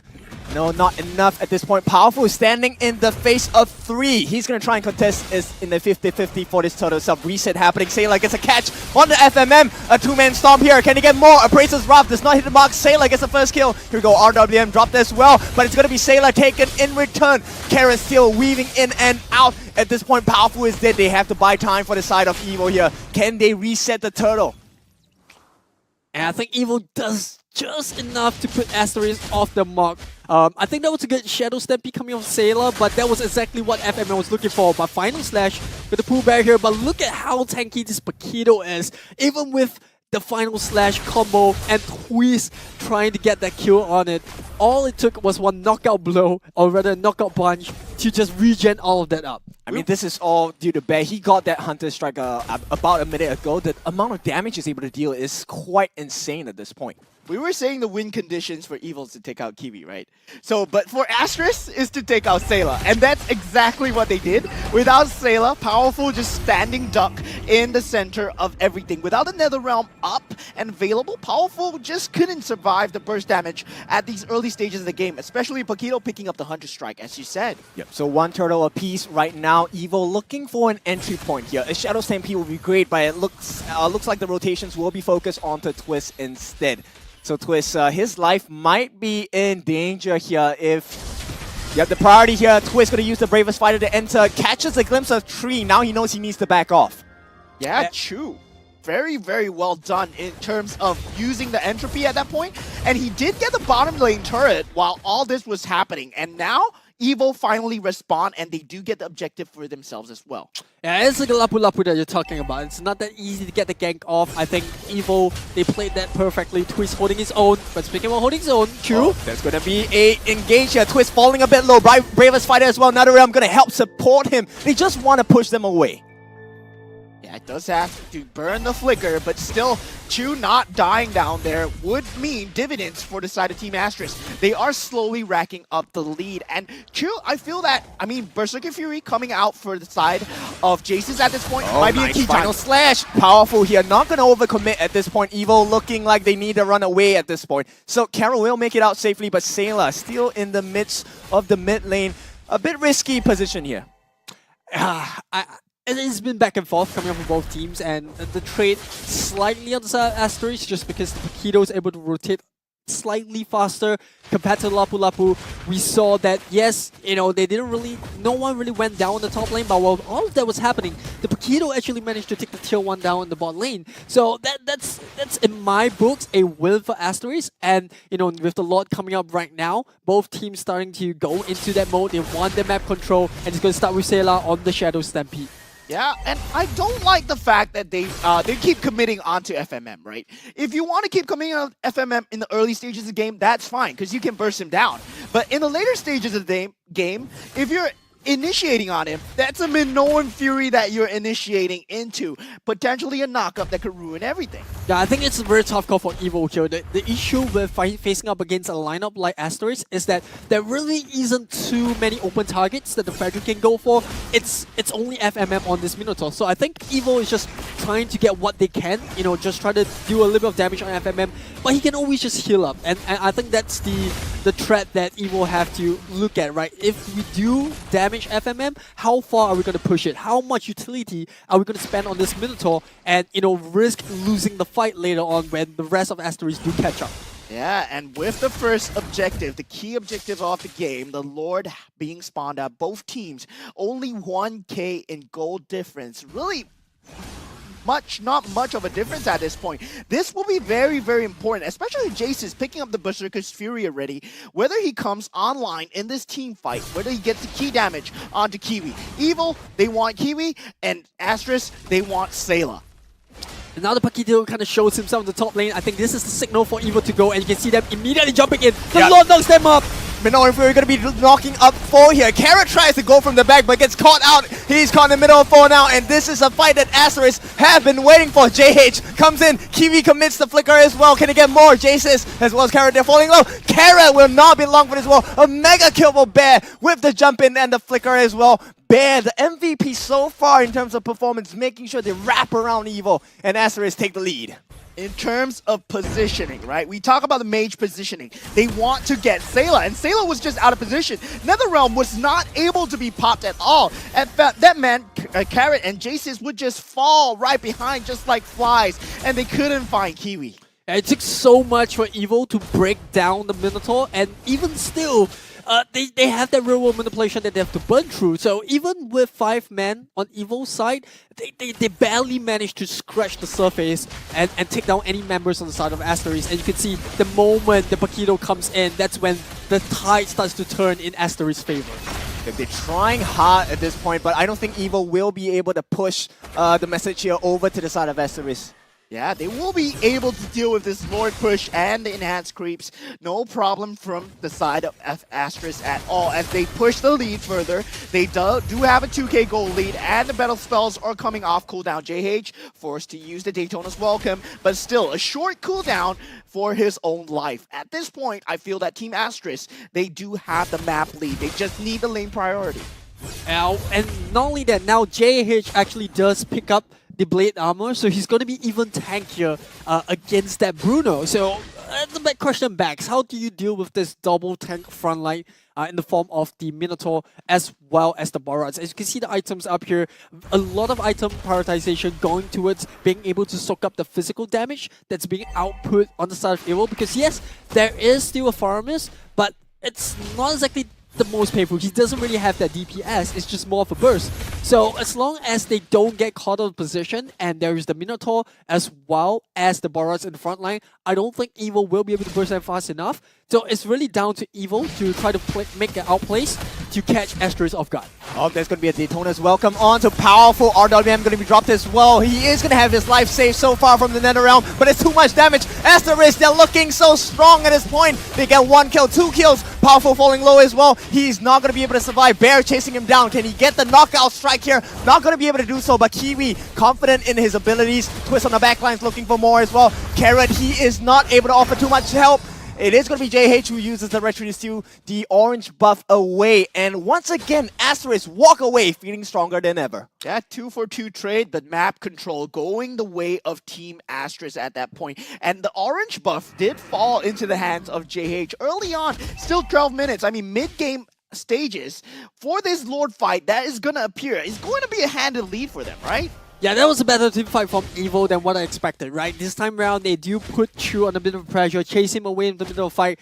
They do catch out Kiwis on that Eve, and that looked a lot more, you know, even in some sense. Yes, the Barats were still standing strong, but at the end of the day, as long as you take out key members like Chu and Kiwi on the Nathan, as well as the Eve respectively, I think that's EVO's win con. Yeah, you know what happened? Sayla got the NetherRealm off, and now with the Lord already being chunked down by Chu, it will be an extremely hard fight for Powerful, for Evil to go into. Powerful gets chunked down again. Here comes the box as well. FMM falling a bit low. Chu gets the kill onto the Lord itself. NetherRealm going to save the day so far as they need a little bit more on the backlines. Bear comes in but gets caught. And the entirety of EVO will clean shop here. It is going to be a 2-for-1 trade. So far, EVO doing well to recover. Yeah, that was a great recovery from the side of EVO. Bear just biting off more than he can chew, did get carried, but he had already committed his skills. And with the team not able to commit onto him, Chu already using the entropy for the lot, not enough damage. Got still ultimates available for the side of Powerful as well as for Jace's. Can they protect themselves from the structural damage that this Lord offers? JH, of course, with the immortality, will be able to just chunk them down as he walks the Lord forward. The straw is ended. Evo does survive this initial Lord of the game.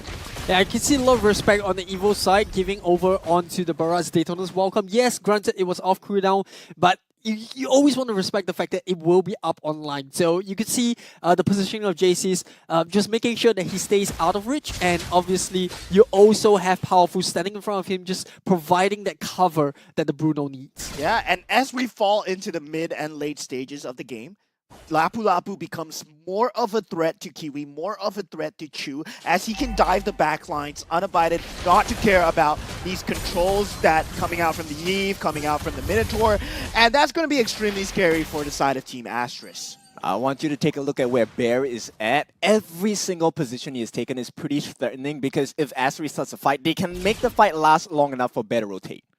Yeah, he's always looking out for this flanking position, right? Yeah, on top of that, like, the main target that he's trying to go for is that Bruno, right? Either the Bruno or the Farmers. We've seen in the earlier parts of the day where there was certain matches where the EXP laner was the key difference, being able to catch out the marksman, and you can see the damage dealt coming out from the side of Bear. Nice catch there. Daytona's welcome on to Powerful. Once again, the box is going to be set down. Bear gets the kill on the carry. There's no more setup. Here we go. Minoan Fury onto 2. Twist trying to jump in with the Bravest Fighter as well. Force the flicker out. A lot of damage onto Acerus, but there is no killing blow from the side of Evil. There is only one member dying, and that's going to be from the side of Evil. Acerus take another win and take one more step forward.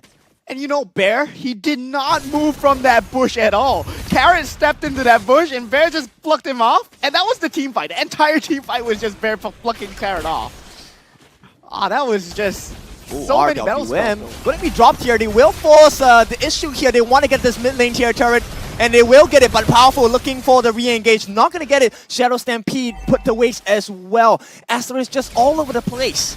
Yeah, that's what an E brings to the table. The real world manipulation just drops it under tier 3. There's nothing much that Evo could do, but just try to clear up the wave. But even still, the positioning of Chu just makes it so tough for Evo to catch him out, right? He has the entropy. If anything happens, he just needs to use his Mirror's Clone to go into the back. And on top of that, like I said, at the start of the draft, he has a Minotaur and a Barats to cover his position, to peel for him, and that's what Asterisk is using to their advantage. Yeah, and as we fall into the later stages of the game, he's going to have this on a 12-second cooldown, the entropy, and he's going to be used to take his as much objectives away as possible, and it's extremely scary to watch. We saw the mid tower already being chunked down. Imagine that damage onto one of your key target heroes. It's going to be very, very scary to walk into. And with that, you still have Bear, who's hiding in the bushes somewhere. And Evil, they do not want to fight into that if they are not prepared. With Jace's and Twist not having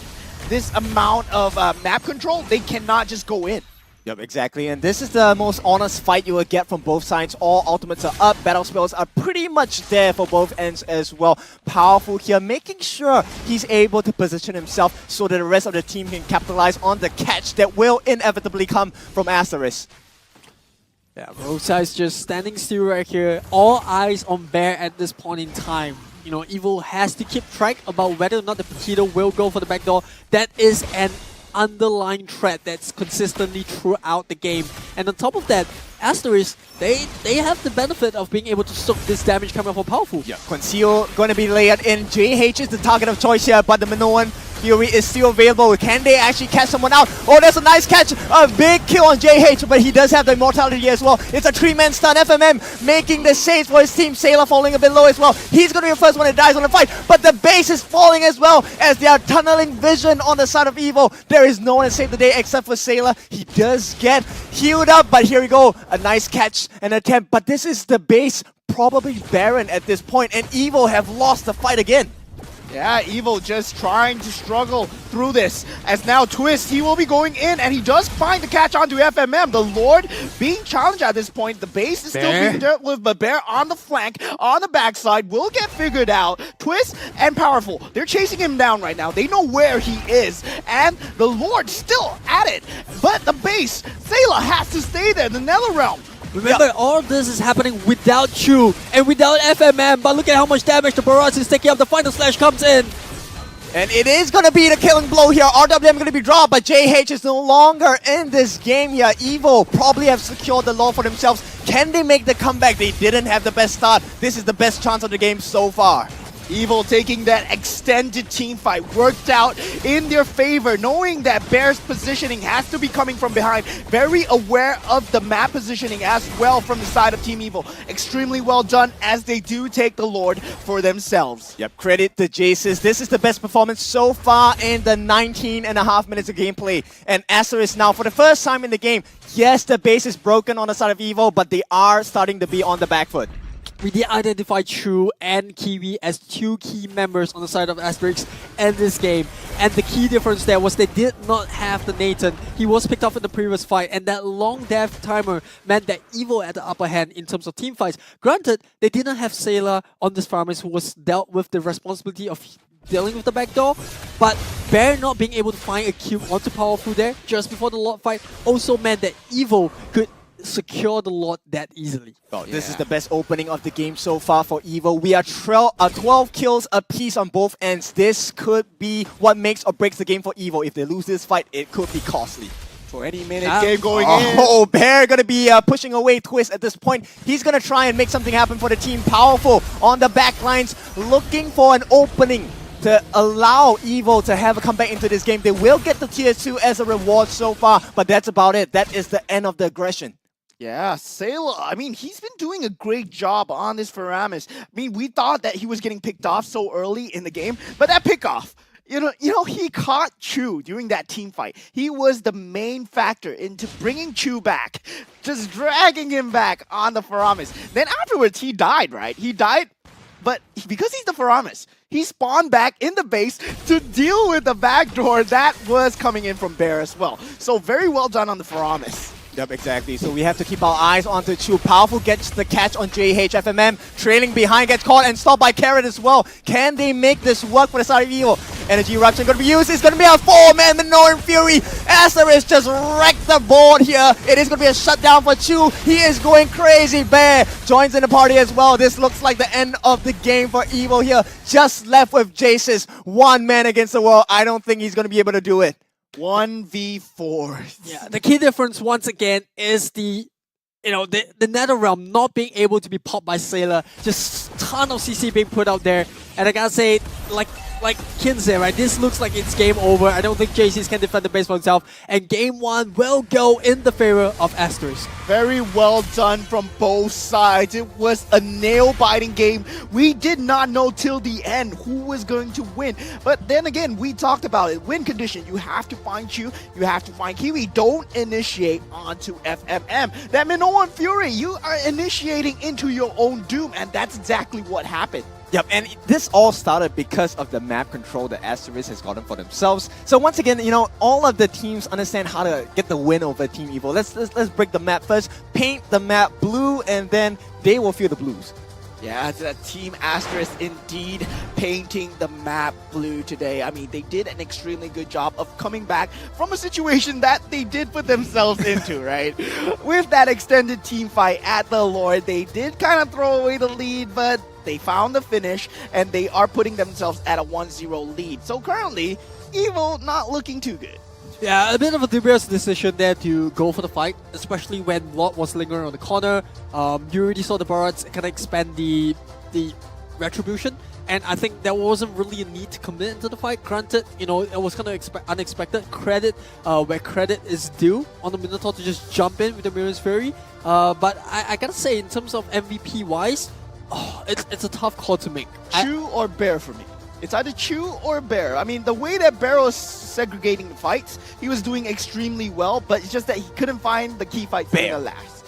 last one. And yeah, it has to be Bear. I mean, the rotations he did was pretty sick. This Paquito was all over the place for the side of Asterisk, and he caused a lot of mayhem. Now, the moment he got his BOD, I think at that point it was game over because he was able to kind of burst down Jace's half his health with half his combo. And that's a big difference maker. Yeah, I think one key difference to Bear's Paquito in this game as compared to how most of the other Paquitos play is that we generally see Paquitos going for a half damage build, right? You build a player half the C's, maybe you build a Hunter Strike, and then you start to go into the Dome Eyes, and so on and so forth. But I think in this game, the way that Bear wanted to play his Paquito was someone that I just want to burst the backline. I want to catch out Sailor, I want to catch out Jace's, and if I can, possibly pick up Powerful if it's low on HP, and that's where you see the Sea Harbor coming into play. And I think that is something that Evo, I wouldn't say they expected it to a certain extent, but it's just so hard to deal with. That's why Paquito is such a viable pick, especially against a lineup with Evo where they look for team fights. You have to play smart against this kind of lineup. I mean, they were trying to bank on the fact that they could survive the initial damage, right? Sailor with the Blood Wings with the extra armor as well. Same for Jace's with the Rose Gold Meteor. He wanted the extra shield for his life to protect themselves from the damage that comes from Kiwi as well as from Bear. But at this point, you know, the lead by Asterisk was quite significant. It was a pretty low kill game, right? But, you know, in terms of gold, it was a much bigger differential between Asterisk and Evo. Yeah, and I feel that Team Asterisk, they identified the win conditions extremely well. Bursting down Sailor, making sure he does not have the Nether Realm available. And we do see Kiwi. He has an interesting item, right? The Brute Force breastplate coming out. Just for additional defense and extra movement speed, just in case the Lapu Lapu jump on top of it. I gotta give credit to JH though. He soaked up so much damage. DLC's items, he had Anticarriers, he had Guardian Helmet, he had Twilight Armor. Like everything was towards the idea of I need to soak this damage coming out from the Bruno. Yeah. And if I can do that, I think the rest of the team can follow up, and you know, we just need to look out for Twist jumping on our backline. If that happens, we'll just deal with the situation. Yep, and one more thing, I want to just focus onto Carrot itself. He has taken everything with regards to sustenance on his emblems, but he still got bursted in one single combination by Bear. That's how painful Bear has been this entire game. Bear, he did go for the full damage build. I mean, he's a Paquito after all, and Carrot is on the roam, so it's gonna be hard. I gotta say, there is still tenacity on the board. It could have gone for a tank emblem, so honestly, a little bit questionable, but hey, at the end of the day, you never know. If they had the lead early game, that build would have been enough to kind of catch the backline. And yeah, look at that. I mean, looking at the stats, both teams were extremely even, and that was the tale of the entire game as well. You see, Powerful, he was always in the front line, dealing a lot of damage, trying to take away the key objectives as much as possible. And Jace is actually getting a higher goal per minute than Chu in terms of him having just the farm to deal with. But then again, you see the damage on Kiwi. Kiwi was unable to be stopped, unable to be found. Exactly. So as a mid laner, if you're able to deal more damage than your gold lane, I think that's pretty impressive. So he is my inspiration for the day. 200 over 1,000 damage. You know, even overscaling Chu, who in this draft itself was meant to be the main damage dealer, right? But Kiwi doing such a good job, which is why I say unsung hero. Kiwi, yes, he's not the MVP, but hey, a win is a win. Yeah, I think the threat here, or rather why, you know, the Eve did so much more damage than the Nathan was because Nathan's the star of the show here in Asterisk lineup. He's always constantly being the targeted one, and that forces him to use the entropy defensively sometimes. So that gives up more space for Kiwi playing the Eve to just do damage on the real world manipulation. And but let's just take a look at the highlights over here. I mean, we do see JH going in, being the front line as much as possible. And there we have it. I mean, Sailor, he did pop the Nether Realm for the first time, but still, that Minoan Fury, that counter engage coming through from the side of Minotaur. Despite FMM going down, he got the job done. And this fight over here is the one that it looks a bit dicey for the side of Team Asterisk, right? But still, Bear coming in, and he does get the kill onto Carrot, but this was the final fight that was the nail in the coffin. You initiate onto FMM, and what do you expect? Of course, a Minoan Fury that knocks up 3 of your members, essentially taking all of you out, giving Chu a triple kill. Now, there's one more thing you need to notice, which is Carrot never ever had the chance to vengeance all the way into the backlines to catch Chu. There was never a situation where that happened. He always had to deal with Bear, he always had to deal with JH, and that's where Carrot just had so much difficulty to set up for Team Evil. Yeah, that was one time, right? That was one time where he managed to conceal in and then managed to get Chu, and that was the fight that they won. And that's what they had to do. But that's just my opinion. Let's just find out more from our professor off the desk, Professor Churros. What's going on, guys? Thank you so much for an incredible game. If you want to know what Fire versus Fire looks like, that was the game to watch. But this was basically Bear's playground. And I say this because Bear was just all over the map. It was doing so much. Take a look at the draft just first.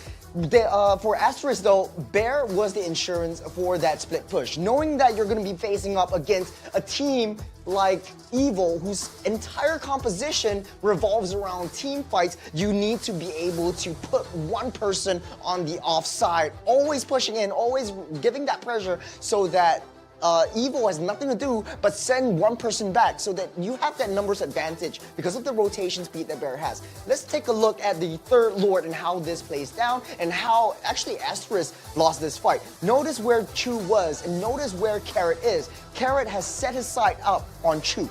Always knowing where the Nathan is, always knowing where your win condition is, and that is what Evil likes to do, always targeting and always prioritizing that target. So once Carrot identifies where Chu is, you will be able to notice where Twist will be able to come into the fray and join in that backside.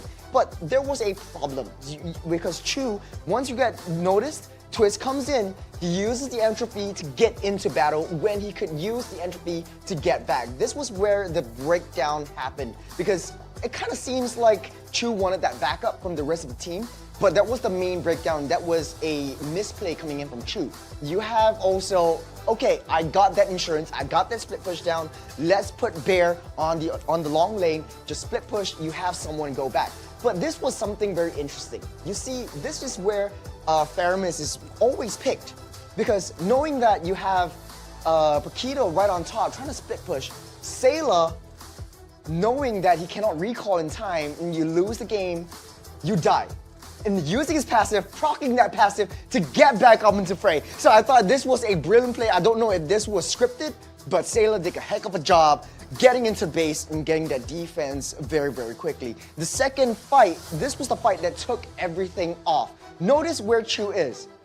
Evil set their sights up on Chu. The same game plan occurs, but they fail to realize where Bear is. And there becomes Bear's playground. So Chu, wide open, they want to go for them, they change their target into FMM, and Bear takes down that backside. Always, always watch your backside. And that's the name of the game, and that's my time on Off the Desk. I'm really excited to see how the community teams get to play in within match number 2, and will Evil be able to stay afloat on this one? Boys, back to you guys. What? Oh, I was watching my backside. I mean, Churros was had me worried down there. I mean, I was afraid there was a bear behind me, you know. That was the name of the game for that series right there. And will Evil manage to fight back here? I mean, they did have the draft down. They did have the execution down as well. There were moments of life from them. And dealing with a team like Team Asterisk is not easy to deal with, especially with someone like Kiwi's positioning, with how Bear plays macro and micro as well, taking control of the map for themselves. Yeah, I think one of the key points is that we want to talk about it all came down to the final fight. And I think one of the mistakes that Evil had, or rather one of the pointers that Asterisk had in the favor, was that the final fight took place in a very small choke point, and that's what you want as a Minotaur. That's where you can get everyone in Minotaur's Fury. That's a dream for the Eve to pop the real world manipulations, and that was fantastic coming up from them. Yep, I mean, talking about dreams as well, I had a dream just now during the portion where Professor Churros was explaining. I was actually busy spinning, for my phone here. And as you can see, I did the 10 times spin, didn't really work out for me. But you guys might have more. Just gonna spin more. You guys might have better luck here. Alright, so once more, the Exorcist series returns, bringing forth an extraordinary duo of Exorcists, each distinct in their own essence, right? So one, of course, is burdened by a great evil, forever yearns for the light, while the other, an Exorcist, possesses the ability to seal tainted power in his body. Now, who am I talking about? That's for you to go and find out, right? Amidst this intricate web, of course, the question really lingers, how shall they forge their own destinies? You have to forge your own destinies. Go and spin, press the 10 times button. It's just 450 diamonds. Really, really cheap here. And maybe, hopefully, you have better luck than me in this point. Cheap for you, maybe. Not financial advice. Yeah. We all Oh, know yes, it. yes. Yeah, that's the trend, right? Cheap. Not financial Cheap advice. for you, maybe, but it's disclaimer. expensive. But I gotta admit, like, Assassin's skin line has always been one of the most beautiful ones. It's, Oh, it's yes, so yes. different as compared. They have that unique identity. Like that hair color, you know, the details. In the previous time, I think we saw Granger, and now this time around coming in is actually no surprises here. The Hayabusa. What do you guys the think? Granger as well, yeah. Favorite exotic skin? I like the higher one, but Yuzong, I man. don't play higher. I will learn higher just if I get the skin. So Mouton, you know, you want to give me another chance, help me get the percentage up. Maybe I will learn higher instead. Well, you gotta work for it. And speaking of working for it, Game 2, Evo, they gotta work for that win because I think it was very doable, especially for both sides. Obviously, a couple of misplays here and there. Asterisk did manage to walk away with that game, and I think a lot of it came down to the draft. And speaking of drafting, Yeah, we got the draft already underway. And there, again, we had it from Evil. They will be taking out the chip. And from the side of Team Asterisk, they are taking out the Roger as well. I mean, we talked about Evil. They have to get their line in order, you know. They have to put everything aside and try to win this game to bring themselves up in the ladder. and now there's the question for both sides, right? Given that the game was so close and it could have gone either way, do you change things up just because you're switching sides right now? Because in my honest opinion, I don't think Evil put a wrong foot forward in the draft. I think it was quite well balanced on both sides, very straightforward, coming out from both RL19 for the side of Asterisk as well as Powerful and Evil. So I think it was quite even. I would have walked out pretty glad whichever team I was. I think at this point, it really is just a shift of perspective, right? I think Evil just needs to focus a little bit more about map control. And I think that would help to fix their gameplay a little bit. Not saying that their gameplay was bad or anything. It was just Asterisk knew the tipping point, and that came in the form of map control, right? So the moment the map became blue, it was just instant domination from the side of Asterisk. Yeah, and the key to the factors was they let Bear run around unabated, right? That's what we usually see when someone picks a Paquito. There's always someone parked on the Paquito. There's always someone parked on the Paquito to make sure that he does not go too out of order. That's why he's called the Paquito. Get it? Parquito! Get it, guys? Okay, bad jokes aside, boy, I'm really not made for this. I need Hollow on this desk right now. But coming into Asterisk draft, we do see the Roger and the Agila getting banned out. The side of Evil, the Matilda, Chip, and Harif. So quite similar to Game 1's draft, but this time around, Asterisk being on the red side, being on the second pick, they choose to ban away the Nathan, and that gives Evil the Loi, who's Sailor's signature hero. Exactly, and this is the epitome of map control, right? Loi with the diversion itself, able to traverse the Land of Dawn at a lightning speed here, which means they can make plays across the map pretty quickly as well. Now, Asterisk is going to come in, Fredrin and Novaria, a poke composition and a soak composition as well. Yeah, extremely scary composition coming out from the side of Asterisk, given the fact that they have both the Fredrin and the Novaria. Given that they have a lot of areas of control with the Astral Echo and the taunt from the Fredrin as well. Yeah, I think there's two very good picks for Powerful here. You either pick up the Barats or the Buxia. I think these two heroes do really well into the Fedrin, especially with the Daytona's Welcome and the anti-healing coming in from the Buxia. I think those two are heroes that they always play. But Minotaur going to be secured first on the side of Evil as well as the Barats. Isn't this what we saw last game? So That's what I say. Like when you look at Game 1, there really wasn't any fault on either team's draft. It was really more of the execution. I think both teams recognize that. They go, okay, we don't really need to switch things too much. We don't have to go crazy and change things in a way that we don't want to. Let's just stick to our guns, and it's really down to the execution. And will the winning team, I mean, Asterisk, they have room to play around now, right? They have room to play around now. So they can change things up, they can switch things up. And we have seen Bear play a multitude of heroes. We know his pool can stretch as long as the list goes. And now we do see the Edith out from FMM as well. It's really different from what he's been playing. Yeah, but I really like this, right? Because Edith, I don't think they have a huge amount of burst. Yes, the dispersion, the duality procs from Loi will be painful, but the Edith is able to soak up damage as well. And when she goes into the Primal Wrath, you can be sure Evil will regret not killing off this Edith early in the fights. Yes. Now we do see the Yuzong being taken out. One of the key mitigating factors towards the Novaria. Very good ban from the side of Asterisk. Now the Hellcurt. Potential to be played by FMM, who did play an extremely scary Hellcurt as well. So there's the respect ban right there. And the question is, do you take out the carry on the side of Asterisk? Right, you do have the Edith, you have the Fedrin, two very tanky heroes. This Edith could go either roam or an EXP. We have seen that happen before. Fedrin is definitely going to be the jungle. So I think carry is someone that counters that really well. But is that going to be the focus, or is that going to be a threat that they're afraid of? Because Evil, on the other hand, they have a very tanky frontline, and that's what carry needs in order to succeed in this draft. Yeah. I mean, carry... It's extremely strong, yes. But I don't think that you want to ban out the carry too much. Yeah, because with the Novaria, right? With the Novaria, you have a vision. You have a lot of vision on the carry. So that means you can always disengage if you choose to do so. You are more worried about the displacement. Yep, and they operate as a frontliner for the EDF and Fredrin as well, which means that, you know, they're more concerned about the entry point, the backline access, right? So they want to make sure the Novaria is kept safe, or even the goal laner, whoever they may pick. So I think, you know, the Arlet ban suits what they're thinking defensively. Now the question is, Selena being banned out on the side of Team Evil, they don't want to have to deal with all of the shadows here, right? So the vision. Yeah, the vision game coming out from Asterisk is a pretty dangerous one at this point. Not only will they have the Novara in terms of the Astral Echo, they could capitalize it with the Abyssal Arrow as well if the Selena comes into picture. Yeah, my eyes are still on the carry here. I think it works both ways. Both teams haven't really revealed their marksman here. I think carry does really well against all four heroes.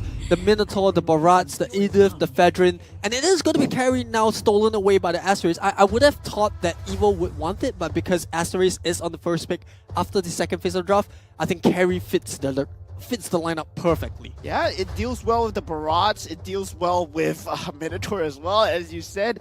But thing is, now they have this gold lane matchup to worry about. I mean, carry, she does very well in the gold lane, right? But still, Evil, they can rotate out and they can put... Oh yeah, Harif is already banned out. I'm sorry. So Harif is already banned out. So yeah, I thought Harif was the pick. So they will be picking up Bruno to deal against carry. Still, I feel that the carry pick for them is very strong. Very strong. And on top of that, they in Evil's response, you know, I think Bruno is that pick.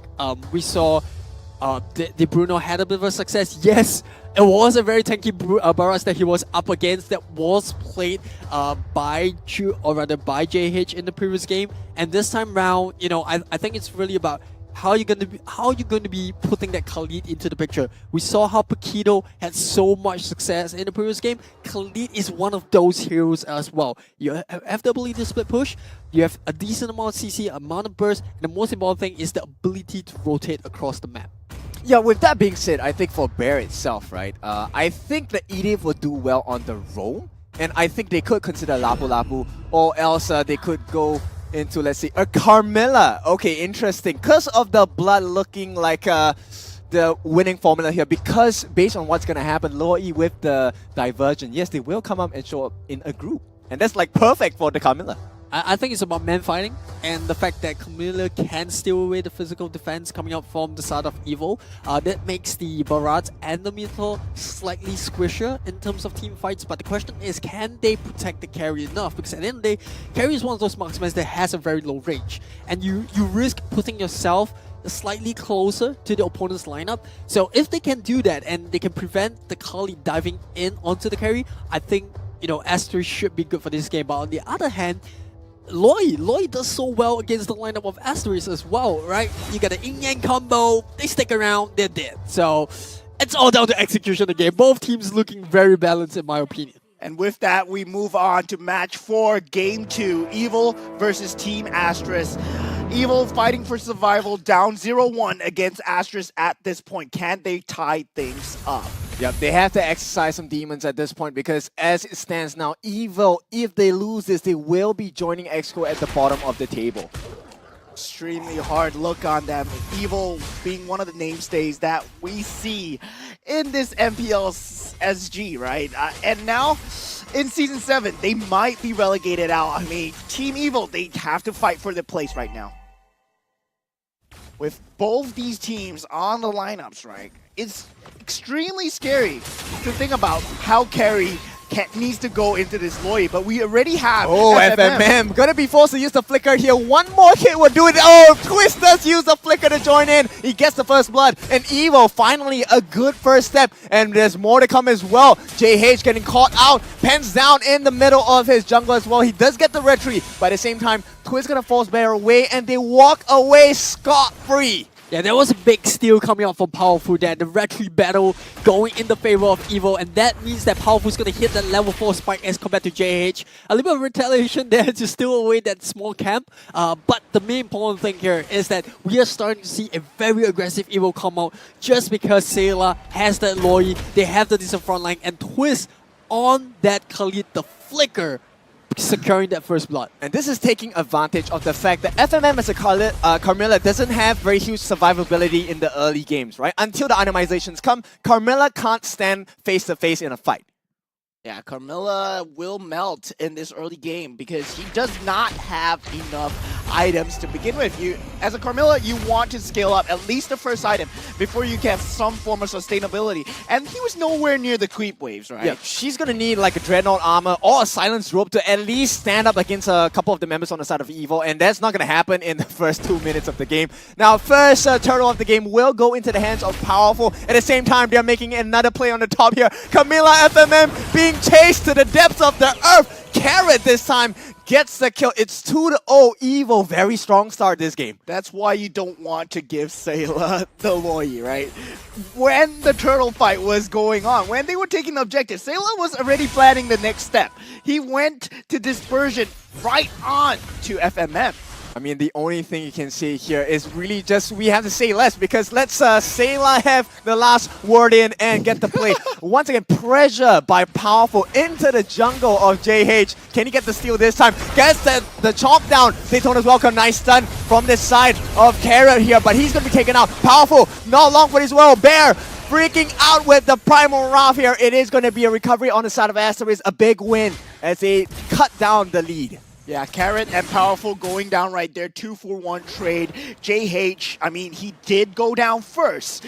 Powerful will have the EXP lead still. And you have to note that while all that was happening, Sayla was laying down the law at the back. The only key redeeming factor that they had was Bear joining the team fight as Edith. And Twist was not there at all. If he were to appear, he might have changed things up.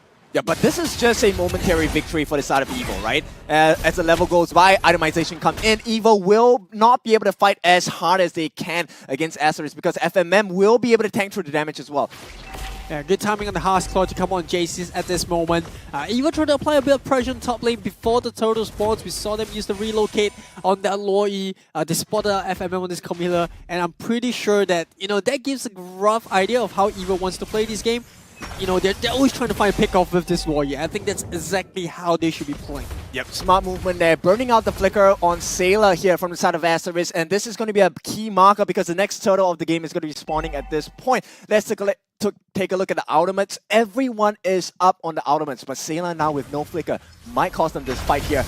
It's going to be a retreat battle here. Not sure who got that. Curse of Blood going to be laid down. That's a lot of damage onto Karen. Uses the flicker. But here comes the wraparound. Bear gets them. And the diversion timing just so sick. But Carrot has to pay the price. He will be sacrificed. FMM going to walk away scot-free once again. Can he make a play on the top lane? Not going to happen. As JCS looks to put a bit of pressure. In the meantime, Bear gets caught against Sailor. He's going to get the kill for the team as well. Evo just making sure they have the advantage. Jaces finally feels powerful enough. Can he get the kill? Gonna chase down the slide tackle as well. JH gonna be forced to use the Brave Assault as well as the Energy Eruption to walk away, buying so much time.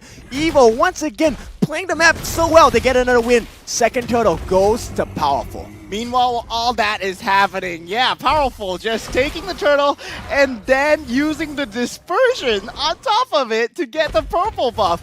I mean, Evil is playing this map to a T, and Twist just holding onto the top lane is good enough. They don't want to give away key advantages to Asterisk while they take advantage for themselves. Evil are playing a great game of chess here. Yeah, that was a good sequence of events, right? They go in, they steal the red buff away, they get a kill, they get the turtle, and then they steal the blue buff away. And Powerful is just like, he's kind of like a bazaar right now.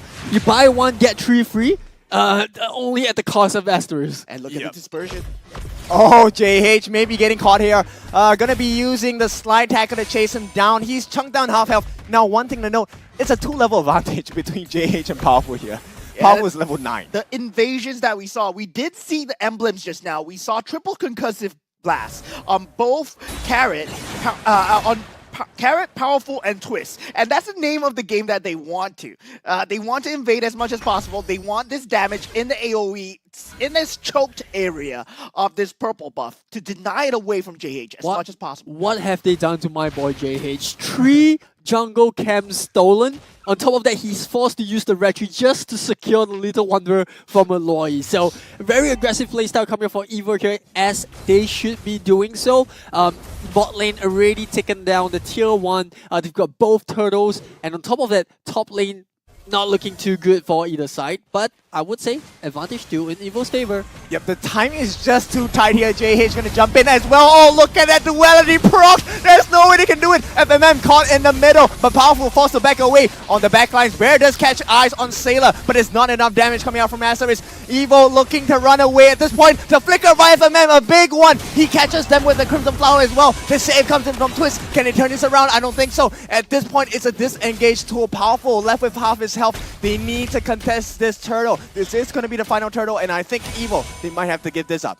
Yeah, Team Asterisk, very well done by Bear, managing to find the catch onto Sailor on the back line, as Kiwi was able to snipe him off. And that was the key there, right? You talk about Sailor, we talk about him having this free damage at the back, and finally, they find an answer. Oh, they do get a catch on Carrot. If they kill him off, it's going to be a huge one for the team fight. Carrot melted down here. Chu gets a kill on him. Carrot, that's 4v5 on the backline to get the Daytona's welcome. But it might not be enough because Asterisk are just too far ahead at this point. They have so many members still alive, all 5. And at this point, Evo can only limp away. Is this going to be a defensive one? Okay, it is going to be a defensive measure here just to make sure the mid lane doesn't fall. And push and pull coming on both sides of the team as Evo goes into the mid lane. Asterisk re-rotates back to the bottom.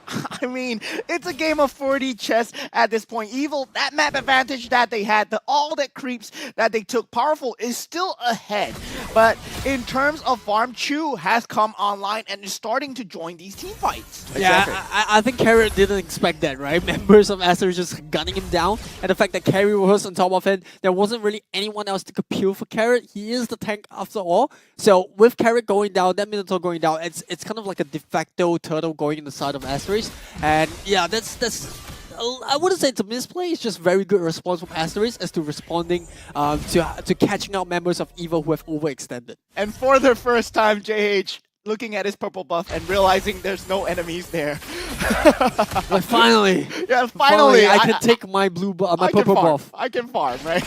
Yeah. One more behavior you see from the side of Asterisk is that the Carmilla always sticks together with Chu here, and that's a big play because if they catch out on Chu, which means everyone will start together, right? And that's the perfect setup for the Carmilla FMM to really get the Curse of Blood, and you know, Asterisk, they finish their food. Powerful might be in a slight rough location here. I mean, 5 members of Asterisk are staring at him. He's a big boy. But he is a big boy. He is a big boy. If they go on him, I mean, Desert Dispersion, that can potentially come from your backside, as Churro said. Oh, they might get caught out here. Gonna be using the diversion. Oh, the timing. Wait, they got caught. How did he get caught? Oh, he actually was the onward here, and this is a miscalculation on the side of Evo. They lose Jaces. That's going to be a big deal for them. Asterisk, they know the advantage. They will push the ante here. Oh, that is unfortunate coming from the side of Jaces.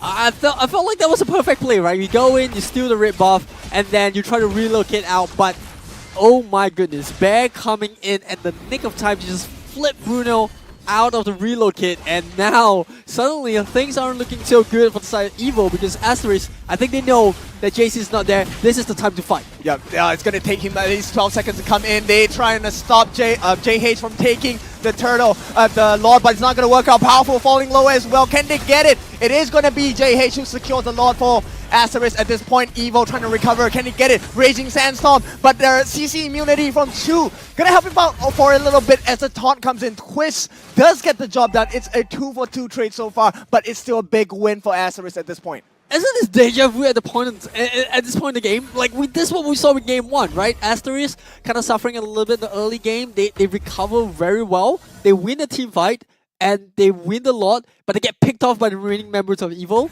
But Evo has more than enough to just take the lot. Wait, am I watching the same game all over again? Yeah, we're actually watching a replay. Watching a replay. At Jaces, I mean, finding the key target, that was Bear. Finding the key target to take out of the team fight, and them segregating the team fight so well with Twist going for Chew in the backline, that just was the key to the victory, despite the fact that they lost the Lord. And they can't deal with it. Dispersion. Oh, I didn't really like on the back lines, this is going to be a huge fight. They walk into all 5. That's a huge Minoan Fury. Can they get the damage in as well? Kiwi gets a kill onto Carrot on the backside. FMM gets the Curse of Blood down as well. Powerful has to walk away, limp away, because there is no more damage being offered. Sailor, the next one to fall. And Asterisk, they dominate the map once again. That Dispersion looks so good. The Minoan Fury looks so good. But at that time, Asterisk just had more bodies, right? Evil was segregated out. And Asterisk, I feel that they have a handle lead on this game right now. With that Lord advantage that they had, they could have cleared it, but they went for the bigger play, and now Asterisk are 1k gold ahead. Slight advantage still, but if you think about towers taken, Asterisk, they have free roam. Yeah, that was a very rough fight for Evo, right? I think if you look at if we do look at on post match, Bruno was zoned out by the Idif. Bear was doing a good job at keeping the Bruno away with the Primus Rough, and I think that was one of the reasons why Asterisk could stay in the fight. There wasn't really anyone that could provide enough DPS or burst either way to take down the Fedrin. And I think that is one of the key factors that Asterisk has identified. As long as we can zone Jaces away on this Bruno, we should be good. We should be able to outlast this. Powerful gets caught. Now all 5 members collapse on him on the backline. That's going to be a Minoan Fury dropped onto tree, but the backline is not safe. Jaces left all alone. Bear chasing him down as well with the Primal Rough. Everyone eyes on Jaces here. They just want to push him away. There's 3 members down and a godlike shot there. A snipe skill shot from the side of Kiwi. And this might be the end of the game if they get their way on the side of Asterisk. And the unsung hero, that is Kiwi, just landing so much damage. 7-0 at this point, just unaccounted for. This man is a ghost that deals so much damage to Raging Sandstorm on the Twist. He's going to try and save the day. He trades his life here to buy some time. Carrot as well. Sailor, they make it out just in time to deter Asterisk from trying to end the game at this point. But Evo, they are so far behind. What can he do now? Yeah, very methodical coming out from Asterisk. They could have tried to force the game, but they take the safe route instead. Enhanced Lot coming out and Lighten Lot coming up. No need to risk it. You know, we managed to get a tier 3 at the top. That's what we came for with the pick off. So we're just going to recapitalize and look at the damage down coming out from the side of Asterisk. Both the Novaria and the carry leading the boards at this point. I gotta say, those snipes coming out from Kiwi have been on point so far. And this is where the lineup of Asterisk has been scaling, right? They're scaling into the later game where Kiwi's poke damage is going to matter a lot more. Sailor don't have the burst damage. He does not have the burst damage to the point where he can burst someone down and the person is dead. But no, there's not that much damage anymore. Sailor is in the mid to early stages of the game. If he managed to land a duality proc, someone was dead. But now, even if he lands the duality proc, Asterisk, in terms of FMM and JH and Bear, they can frontline extremely well. That duality will not kill them. Kiwi's poke damage would matter a lot more. Yep, and to make matters worse, FMM has got his hands on the Immortality. Bear completed his anti-Cuirass. There's a lot of sustenance on the side of Asterisk. So right now, anyone that gets caught out by FMM is going to be dead meat. Yeah, Evil, they have to hunker down on Sayla here. Sayla, he cannot get caught anymore. If he dies here, that's a potential team fight.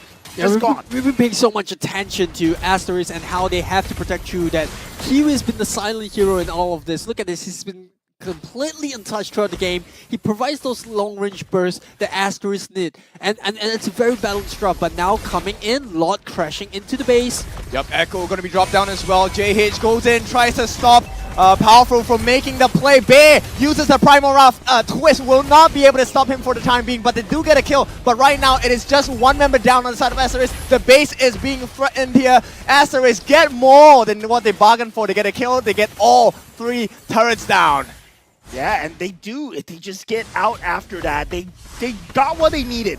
Knowing that the extent of their lineup, that's very, very important. Especially for the side of Team Asterisk. If they committed any further, there's Sayla waiting for them in the back line. The duality will hit you. And just with that, Asterisk just show how much of a grasp they have over the win conditions. In these micro late game decisions, they're doing so well. And Kiwi, yeah, we talked about it. 8-0. I mean, we're in the month of May, but it feels like Christmas has definitely come early for the side of Asterisk, right? You take the 3 turrets, you get Carrot for free, and right now it's going to be just the map red this time because Asterisk was on the red end. Yeah, just about, 10 minutes ago, we were talking about how Evil was doing so well in the early game. You know, we talk about the relocates coming from Sayla, being able to find those pickoffs. But now the Asterisk has farmed up. You know, Kid, you mentioned the Chameleon needed time to build up those defense items. And now that all of them have come online, both Asterisk and Evil, we are starting to see a very different, style of play. Not style of play, but a very different momentum coming out from both teams. Asterisk now on the front foot, having a lot of map control. And to be honest, it's rough to watch because Evil had a good start, but they haven't been able to convert that lead into objectives, and now it's starting to bite them on the back. Asterisk having a lot of map control and the vision coming out from this Novaria. Yep, exactly, and the fight is always split. Asterisk knows that, hey, we are not supposed to group up as 5, we are going to split the fight, and that's what Bear is doing perfectly, while FMM supports him as well. And at this point, unless Evil pulls the steal of their life, I don't see how Asterisk is going to lose this game.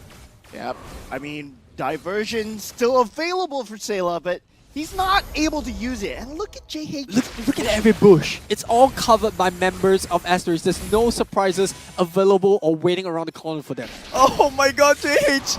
Oh, the anxiety here. He catches Twist in the middle as well. He catches 2. Bear jumping in, but here comes Sayla. Where's the damage coming in? There is no more damage. Asterisk, they're cleaning up. Powerful, forced to use the Winter Truncheon. Not going to work out for them as well, as it is the last stand. Jason uses the Winter Truncheon. Not going to be there for him. Asterisk, they clean up, and it is the end for the side of Evil. Oh, full 5-man wipeout. As 2 members, I mean, Jesus, he did get some form of, answer back. But of course, with all 5 members of Evil down, Team Asterisk will be taking it. I mean, Asterisk 2-0. Just as I predicted, man, I'm so happy. And there we have it. Asterisk will be taking it 2-0. Congratulations to both teams. They played extremely well. Even Evil on the back foot. They were doing so well in the early game, right? They had the Loi on Sayla. That's why you don't want to give Loi to Sayla. But, I mean, after they adapted, they found that, yeah, Loi is in this very, very aggressive positions. And we know Sayla, he's an aggressive player. And once he was out of position, they just made full use of the Edith. You were talking about the diversion and the catch on the Bruno, right? Edith just flipped Jace's over in the middle of the diversion and in the middle of the play. And that was the key turning point for Team Asterisk. That little mechanic that changed the game. Yeah, Ben did a fantastic job at zoning out, both the Bruno and even catching out members of Evo when every single time he wants to use the relocate. So I think that was exceptional gameplay. But credit across all the members of South Asterisk. I think they all played their part really well. We saw that Chu had the Purify online. The moment the Minoris Fury came out, the last slam hits the ground, Purify, and he just gets that damage going. I gotta give it to Bear though. I gotta give the MVP to Bear. Is that Kiwi? Oh yeah, Kiwi. Yeah, Kiwi's good too. Yeah, it has to be Kiwi, right? Yeah. I mean, he had the cleanest game ever. 1-1-1-1-1, 11-1-11. What a KDA to finish the game with. I mean, he was... he is the one. Yep, the god of vision, right? For the side of Asterisk. The echoes were on point. The Star Shatters were extremely painful. It tore apart the entirety of Team Evo as well. And 95% kill participation. Not only does he provide vision, he provides you the pain as well, right? So Evo unable to deal with, exercise the demons. In fact here, the itemization by Jace's constantly changed. He was, rotating between Rose Gold Meteor, Wind of Nature, but it was just not enough. Yeah, and you look over the side, we spoke so much of Kiwi being able to provide the burst. You look at Evo's lineup, none of them had, a lot of magical defense. The only one I could see is the Radiant Armor on the Minotaur. And so, Oracle maybe? Yeah, Oracle if you want to consider that any such, but it's not enough. The burst coming out from the Lightning Truncheon as well as the Glowing Wand combo from Kiwi was huge, was immense, and I'll be excited to see how much damage he's put out that game. But boy, that game was scrappy at best in the mid game, but once all those items on the members of Asterisk came up, they completely took over the entirety of the game. Yeah, and it was a game of timings, right? It was a lot on the timing where Evo, they found their pace in the early game. They just denied JH's jungle to a point where he could not deal with any buffs at all. And then Sayla, he was landing these diversions time and time again. Very well done from the side where he managed to burst it down. He managed to find a safe position, but eventually, when Bear manages to join the fight, that became a problem for Sayla. And the thing about Idif, who's played by Bear here, is that as the later the games goes on, the higher the defense, the items goes up, the more damage it does. That is the scaling that Asterisk were looking for. You had Chu, you had Bear, and you had FMM who had to get to the late game, and boy did they. And you look at Bear's itemization, right? He was not focused on handling Jace's at all. He was focused on Sayla. His main priority was go for the Athena shields. Once I get the Athena shields, I'm good. Then let's just go for Sayla. Let's jump him all the time. He can't burst me down anymore. Once he can't burst me down, yeah, that's the game. Yep, I mean, if you take a look at the composition on the side of Asterisk, right, you're looking at a counter initiation, let's soak up the damage, and then we return it to them. But the way Asterisk played is, you know what? Offense is the best defense. No, we're not going to wait for you. We're going to jump right in. And Bear did so much work together with JH. I mean, that last bush positioning by JH put me in a state of anxiety because I knew that was coming. I knew Evo was going to get wrecked the moment JH was there. Yeah, and the triple concussive blast, right? We talked about it at the start of the game. Carrot, powerful, twist. They all three had the concussive blast. It did secure them in the early game, but it did not give them the sustainability needed to carry on forward. Once they started losing in terms of team fights, I think it did not give them the value needed, especially going into Asterisk's lineup here. Yeah, we spoke about it. The amount of damage that the Novaria put up on board, the carry of the team, 173,000, excuse me, 173,000 damage dealt by the Novaria alone. And I gotta feel pain for Evo here. It's really tough no matter what kind of build you go out for, because you have Chu who's dealing a lot of physical damage, and then on top of it, you have Idif as well as the Novaria dealing magical damage. Like, what kind of build do you go for here? I mean, at this point, it's pretty clear Asterisk understands the state of the game, right? They expected a blood buff, and what a way to end it with the Carmilla as well, using the Curse of the Blood to really just wash away all of Evo at this point. It's a painful one for us. Evo has been a core for us, but now let's take a look at what our highlights of the game are so far. No slam. Nice one. Fucking the Lapu no spell already. Lapu boss. I think have flick. Yeah. Pick up. I know actually. Careful alert. Yep. Ulti already. No, hey, watch. I stun. Low. Nice. Ulti them. Hey, knock out. Nice one. Hey, go. Wait. I'm there. Nice one. Nice cover. They coming. Brush here. FML 掉了 FML 掉了 10. Okay. Hey, watch the barrage. Barrage. No in. Kali got ulti, careful. Kali. Hey, the ball. I got ulti already. Hey, can out. Hey, don't leave me behind. Eh? Bro. Kill him. Go for blow.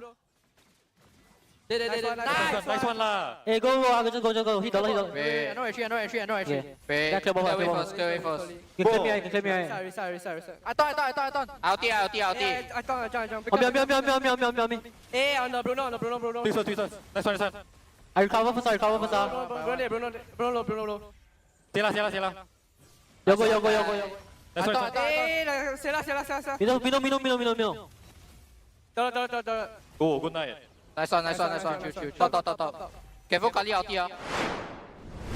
Good night indeed. And I think Chu was very, very worried, right? Hey guys, don't leave me behind. Don't leave me behind, man. That's communication from a team that has been playing together since the qualifiers. It looks like they're having fun. Right? Yeah, exactly. It doesn't sound like a qualified team. It feels like they've been here for a really long time. They sound like veterans themselves, and they're like, we're just here to enjoy. Let's just go in the motion with it and just take it all in our own stride. Yep. So of course, with that, we say a new crowning to Asterisk. But right now, I want to crown Professor Churros. Give us some knowledge, man. What's going on, guys? And right I do here with off the desk, Professor Churros here, just saying, it's how do you know when you're done? The new dogs would tell you so. And in the Battle of the Community Heroes, Asterisk really takes the cake on this one. Even though in the second game they struggled just a little bit, they really pulled themselves together, just pulled themselves back, had a little bit of patience, and just trusted in the entirety of that team. I want to go through 3 very, very crucial stages which basically won them the entirety of the game 2. For this one, let's start with the draft. For the side of Evil though, they have to bank on Twist. An early game hero dealing lots of damage. They want to go into the jungles just being a nuisance and try to invade as much as they can. That's what they did in the early game. That is their win condition. But they just couldn't change their pattern so that Asterisk was unable to identify where they're going to go next. In this series, it's the one where, Bear hits a nice onward and then pulls Jace's back into position, even though the diversion was in play. It was very interesting, and I want to pull that back again. It's sort of like if we take a look at the flicker plays from a lot of these setup heroes like Franco or Ruby, it's like landing your skills and they will end up where you end up. So it was just the timing that was really impeccable, and I think it was just a little hint of luck, where Jace's hits a nice onward in with Jace's and pulls him back into that position, and the rest, as we know, is history. So this was a very, very brilliant play. Take a look at the economy for both sides. You have 28,000 gold on the side of Evil and 25,000 gold here on the side of Asterisk. And this one kill onto Jace's and taking out the win condition for the side of Evil just brings them up by 2k gold. And so this creates that deficit, or closing in on that deficit for a lot of these team fights. This was the second fight that won them the entirety of the late game. And this essentially becomes Asterisk's late game playground. Notice where FMM is, and notice how they read Sailor like a book. They know where Sailor is going to be landing that diversion.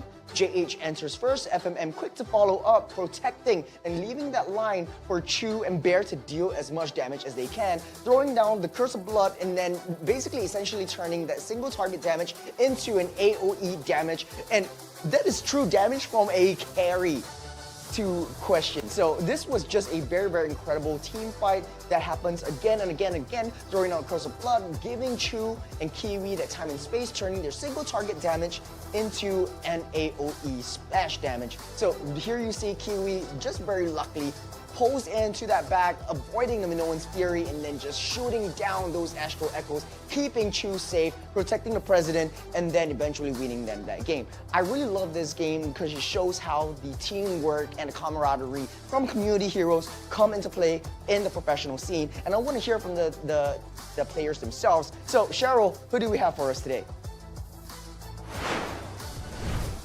Thank you so much, Prof. Now here I have Chu Hao beside me. So why the change of name? It was Howski and now it's Chu. I don't know. I just feel like It's a very used name. Like there's last time also got Chu No, in it's Stella. 'cause- That also got CHUU.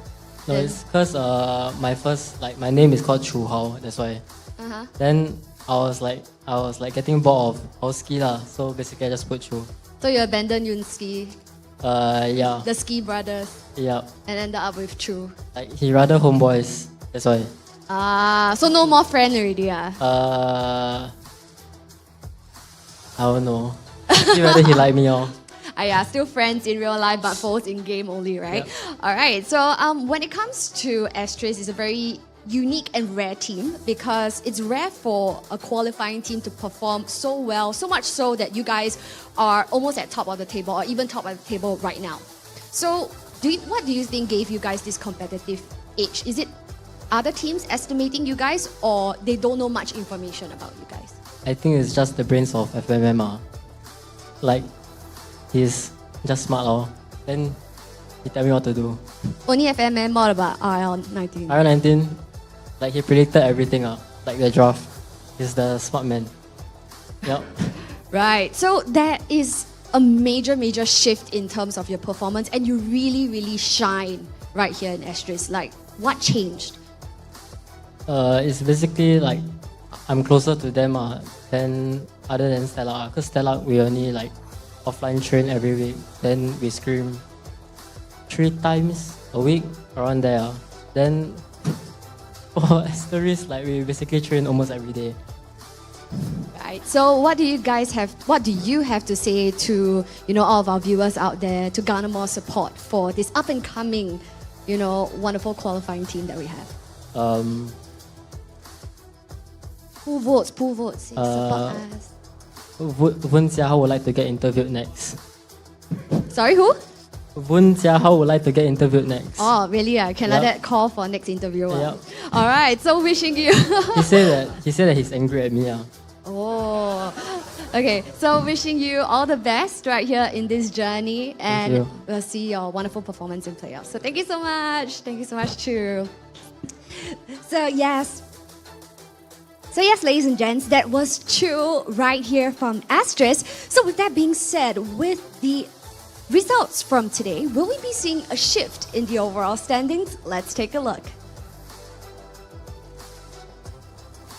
So here we have the overall standings and the great divide is now here. Team Flash, our defending champion, draws the lead further with 13 points to their name. RGSG and our new qualifying team of Asterisk are now tied neck to neck at 10 points, followed closely behind at Bleed Esports with 9 points to their name.